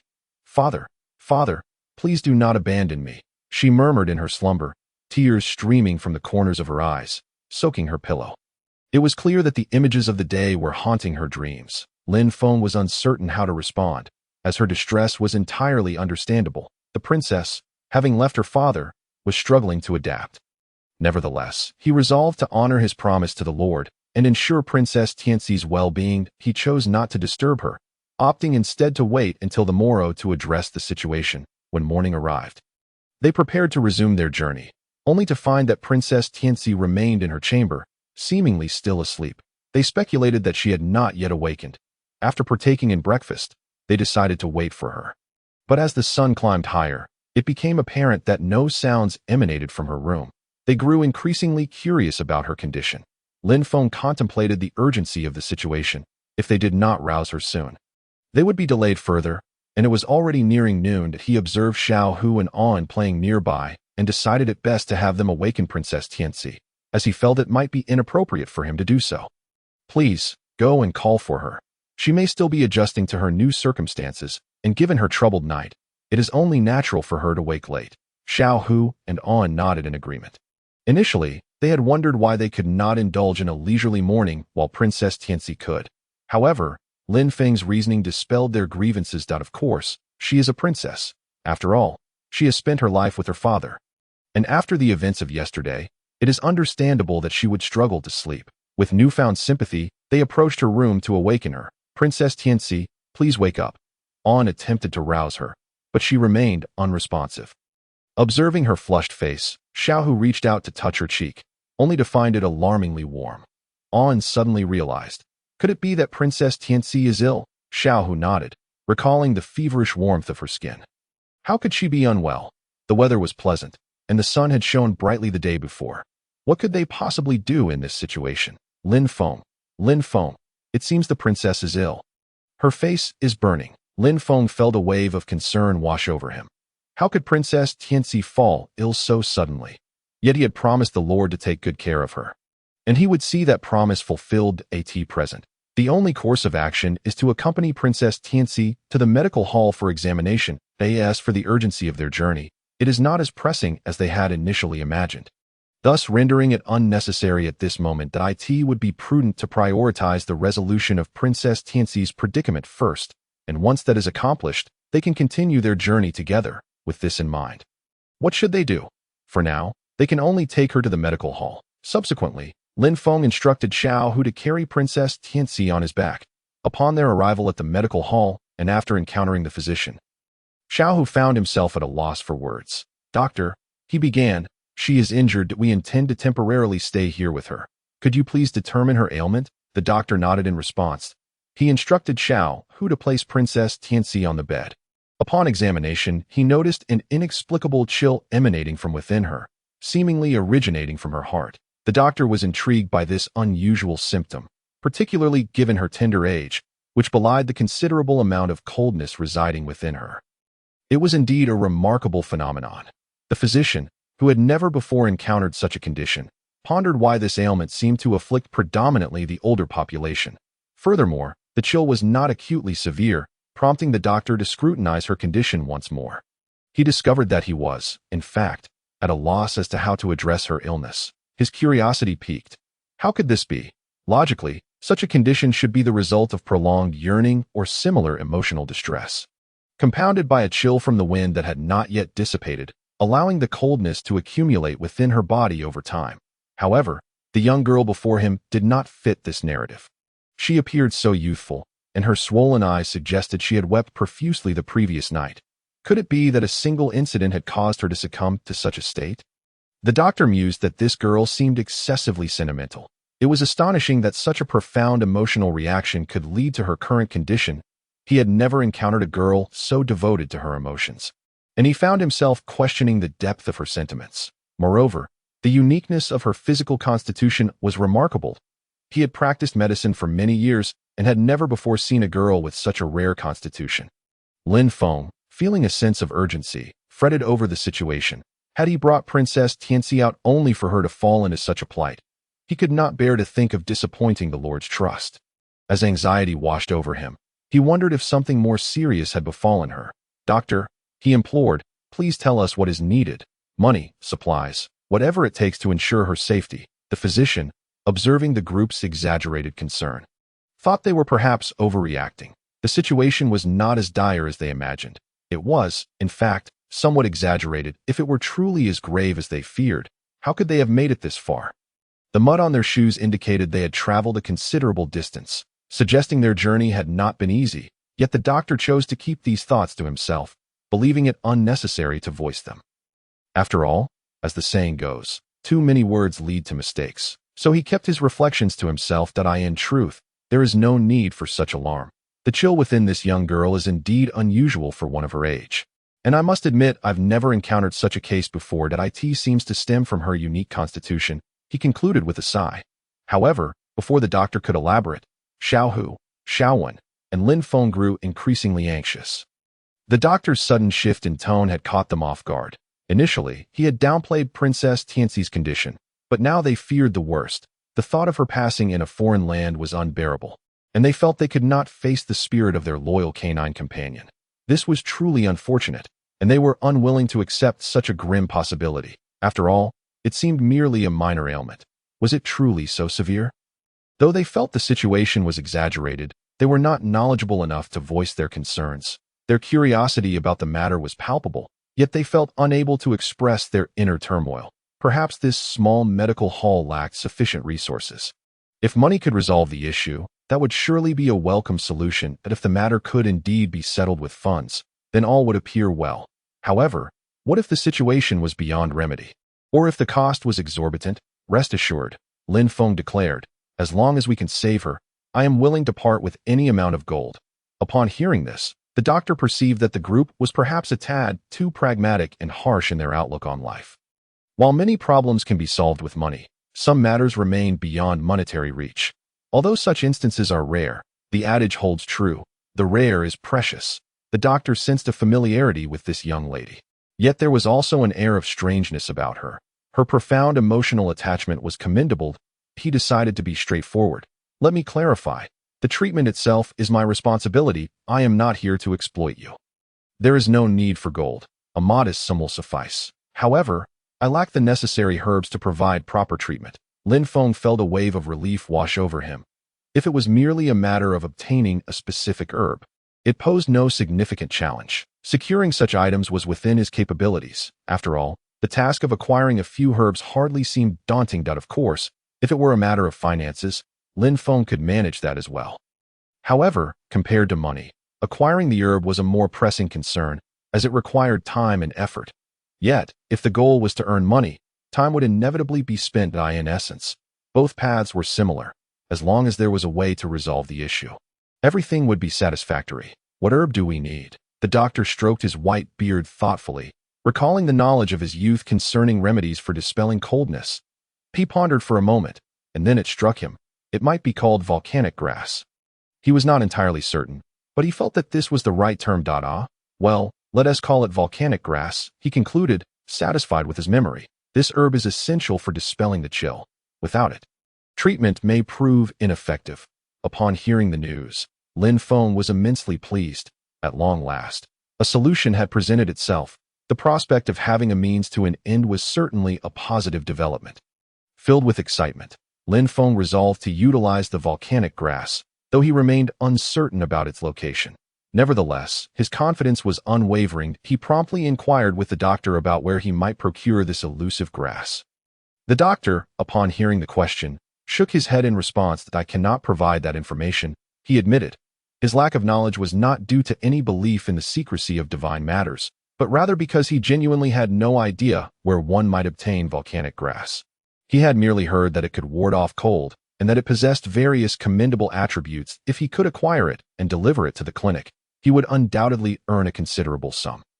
Yet, the reason he operated a modest roadside clinic was telling. Volcanic grass was not as readily available as one might assume. The quest to obtain it would undoubtedly require considerable effort. Not to mention, the environment in which it thrived was likely fraught with peril. It was not so simple as it appeared. The doctor, therefore, did not harbor grand illusions about the volcanic grass. Lin Feng pondered the implications of the name volcanic grass and surmised that it must grow near a volcano. However, having never encountered this grass before, he suddenly recalled the spirit hound belonging to Princess Tianxi. Perhaps he could consult the hound. Its keen sense of smell had previously detected his unique constitution. Surely, it would be able to identify volcanic grass. Entrusting the task to the spirit hound seemed like a brilliant idea, one that filled Lin Feng with joy. He finally had a chance to resolve this matter. With renewed hope, Lin Feng sought out the spirit hound. Upon seeing him, the hound barked joyfully. Lin Feng knelt down and affectionately patted the hound's head, pleasantly surprised that it remembered him. The hound's memory was impressive. He wondered whether their collaboration would be successful. Your master is injured, and we need to find a remedy called volcanic grass. The responsibility of finding it now rests with you. The hound seemed to understand. Barking in acknowledgement, Lin Feng was elated. With the hound's comprehension, their endeavor appeared promising. Together, they set forth on their quest. As they ventured out, they traversed the area surrounding the volcano, only to discover a steep cliff. Upon glancing back, they noticed that the ground behind them had inexplicably crumbled away. Alarmed, Lin Feng and the spirit hound sprinted forward, the ground collapsing at an alarming rate behind them. It was evident that whatever lay below was perilously high. They could not fathom why the ground beneath them continued to give way. If they were to fall, it would spell certain doom. They pressed on, struggling to catch their breath, acutely aware that pausing for even a moment would result in the ground beneath them collapsing entirely. Despite their efforts, they could not outpace the speed of the crumbling earth, and soon they found themselves plummeting downward. Upon regaining consciousness, they realized they had landed in a river. "Are you all right, spirit hound?" Lin Feng asked. The hound barked affirmatively, clearly unscathed. Lin Feng sighed, astonished that they had tumbled from the cliff only to land in water. It was indeed a stroke of fortune amid misfortune. Rising from the river, Lin Feng suddenly noticed a bridge ahead. As he approached, he observed two characters etched onto the bridge. Fire bridge. It seemed the collapse had indeed been fortuitous. Otherwise, how would they have arrived at this place? If they crossed this bridge, they should be nearing the volcano. Lin Feng realized this, chiding himself for having rushed so recklessly. Upon glancing back, he saw they had merely fallen at the river's edge. Had they not run so swiftly, they might have been caught in the debris. It dawned on him that this was merely a test, which was rather vexing. Soon enough, they arrived at the volcano, where considerable strength would be required. Sighing, Lin Feng and the spirit hound crossed the bridge and found themselves in the vicinity of the volcano. Uncertain of the volcanic grass's exact location, Lin Feng remained resolute. "We will surely find the volcanic grass, right?" The spirit hound barked in agreement, and together they pressed forward. As they walked, they stumbled upon a cave, likely the volcanic cavern. The spirit hound sensed something within the cave.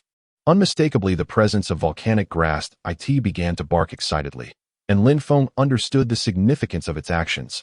Peering into the cave, however, he was met with a pitch-black abyss. Lin Feng's instincts warned him that if the spirit hound could sense the grass from such a distance, there was likely more than just volcanic grass hidden within.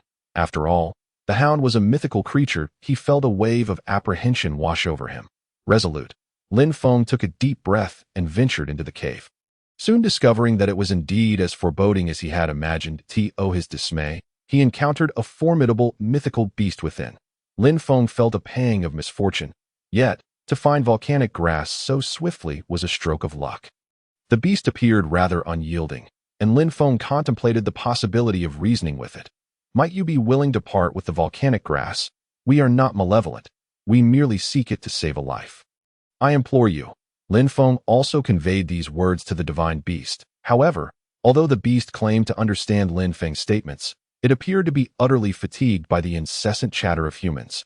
Displaying a profound impatience, that IT then contemplated taking action against Lin Feng, leaving him with no choice but to retaliate. As Lin Feng faced the formidable beast, he soon realized that it was far more challenging to contend with than he had anticipated.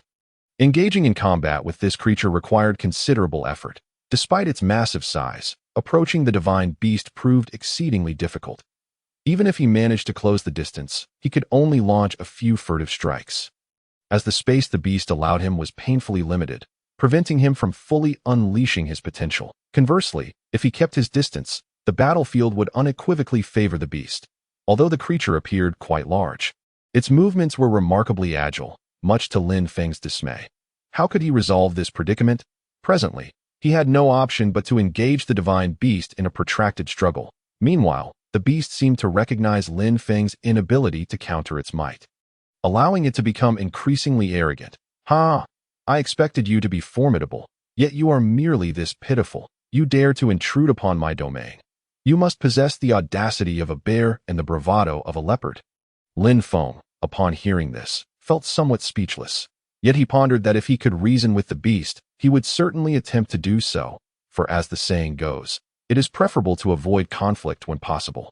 A gentleman engages in discourse rather than resorting to violence. Thus, Lin Feng endeavored once more to reason with the divine beast, confident in his ability to articulate his thoughts. That I merely wish to utilize the volcanic grass you guard. Surely, you must realize that volcanic grass is not a rare treasure. Even if you allow me to take some, it will still exist. You cannot be so cruel as to deny me this request. Can you? My willingness to come here stems from my sincere respect for the Princess of Tianxia. Therefore, I implore you, will you lend me the volcanic grass? Regrettably, Lin Feng's attempt was met with failure once again. As the divine beast was nothing like he had envisioned. Far from an easy opponent, the beast vehemently rejected Lin Feng's proposal, deeming it a mere fantasy. The beast laughed heartily, questioning whether Lin Feng understood the principle of strength determining the outcome of their encounter. With your meager prowess, you dare to utter such words to me? The creature was baffled by Lin Feng's audacity and found the situation utterly ludicrous. It perceived Lin Feng as foolish, acknowledging that while it could not harm him directly, the limits of Lin Feng's strength were evident. The beast had no need for sustenance or rest in this place, reinforcing its belief that it would always emerge victorious. You can forget about it. Either you kill me and step over my body to claim the volcanic grass, or you shall never lay your hands on it as long as I remain here. The beast, rather than retreating, advanced in its threats, stating that if Lin Feng did not heed its warning, it might very well end his life. Upon hearing such cruel words, Lin Feng could scarcely believe his ears. That it seemed evident that this divine beast was indeed capable of inflicting harm. He had initially sought a peaceful dialogue, contingent upon the beast's willingness to engage in reasoned discourse. However, the communication barrier between them appeared insurmountable, prompting Lin Feng to contemplate lethal measures. Initially, he had no such intentions, but the beast's brazen arrogance had pushed him to the brink. Is what you say even real? Surely, you are not the rightful guardian of this place. You seem to have lost your senses to utter such nonsense. The beast, witnessing Lin Feng's rage, grew increasingly disdainful, mocking him with laughter. So you reveal your true colors, a brash and arrogant individual. I had thought you might be a decent person, but now it seems you deserve to perish beneath my feet. Lin Feng realized that the beast's true nature had been fully exposed at that moment.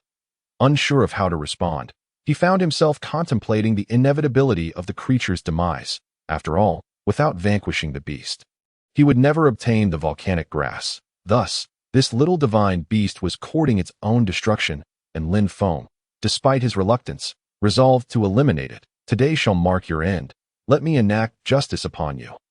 Lin Feng's incredulity grew as he observed the beast's audacity, questioning the courage it displayed in making such bold declarations. Did it not realize that their strengths were evenly matched? The beast's confidence seemed unfounded. relying solely on its size to intimidate. If Lin Feng were of equal stature, the beast would likely fall within mere exchanges. Do not speak so definitively. Such words may haunt you for a lifetime. With that, Lin Feng launched an attack against the divine beast, but the result mirrored their previous encounters. The beast found Lin Feng's efforts laughable, likening them to mere tickles. It could not fathom how Lin Feng could be so ignorant of his own limitations. The beast recognized its own considerable size, concluding that a mere human could not hope to pose a threat. It found the entire situation amusing, believing Lin Feng had no chance of overcoming it, given its agility and the inadequacy of Lin Feng's explosive power. Yet, the reality was that Lin Feng's inability to unleash his full strength stemmed from the constricted space he found himself in. If he were to disregard the risk of injury, he could potentially unleash his entire might and defeat the beast. However, the prospect of injury loomed large, and it was apparent that should he injure the beast, it would retaliate, and the consequences of such an encounter were all too predictable. "You think a mere human like you can best me?" The beast remarked. "It is indeed surprising that you managed to reach this place." As few have succeeded before, the beast found Lin Feng to be a source of amusement, marveling at the absurdity of his presence. Meanwhile, Lin Feng remained silent, drawing the beast to presume that he had capitulated. Thus, the divine beast continued to deride him, reveling in the perceived absurdity of Lin Feng's silence, never anticipating that he would respond with such restraint. He too was perplexed, unable to fathom the thoughts of Lin Feng, who had unexpectedly decided to come back another day.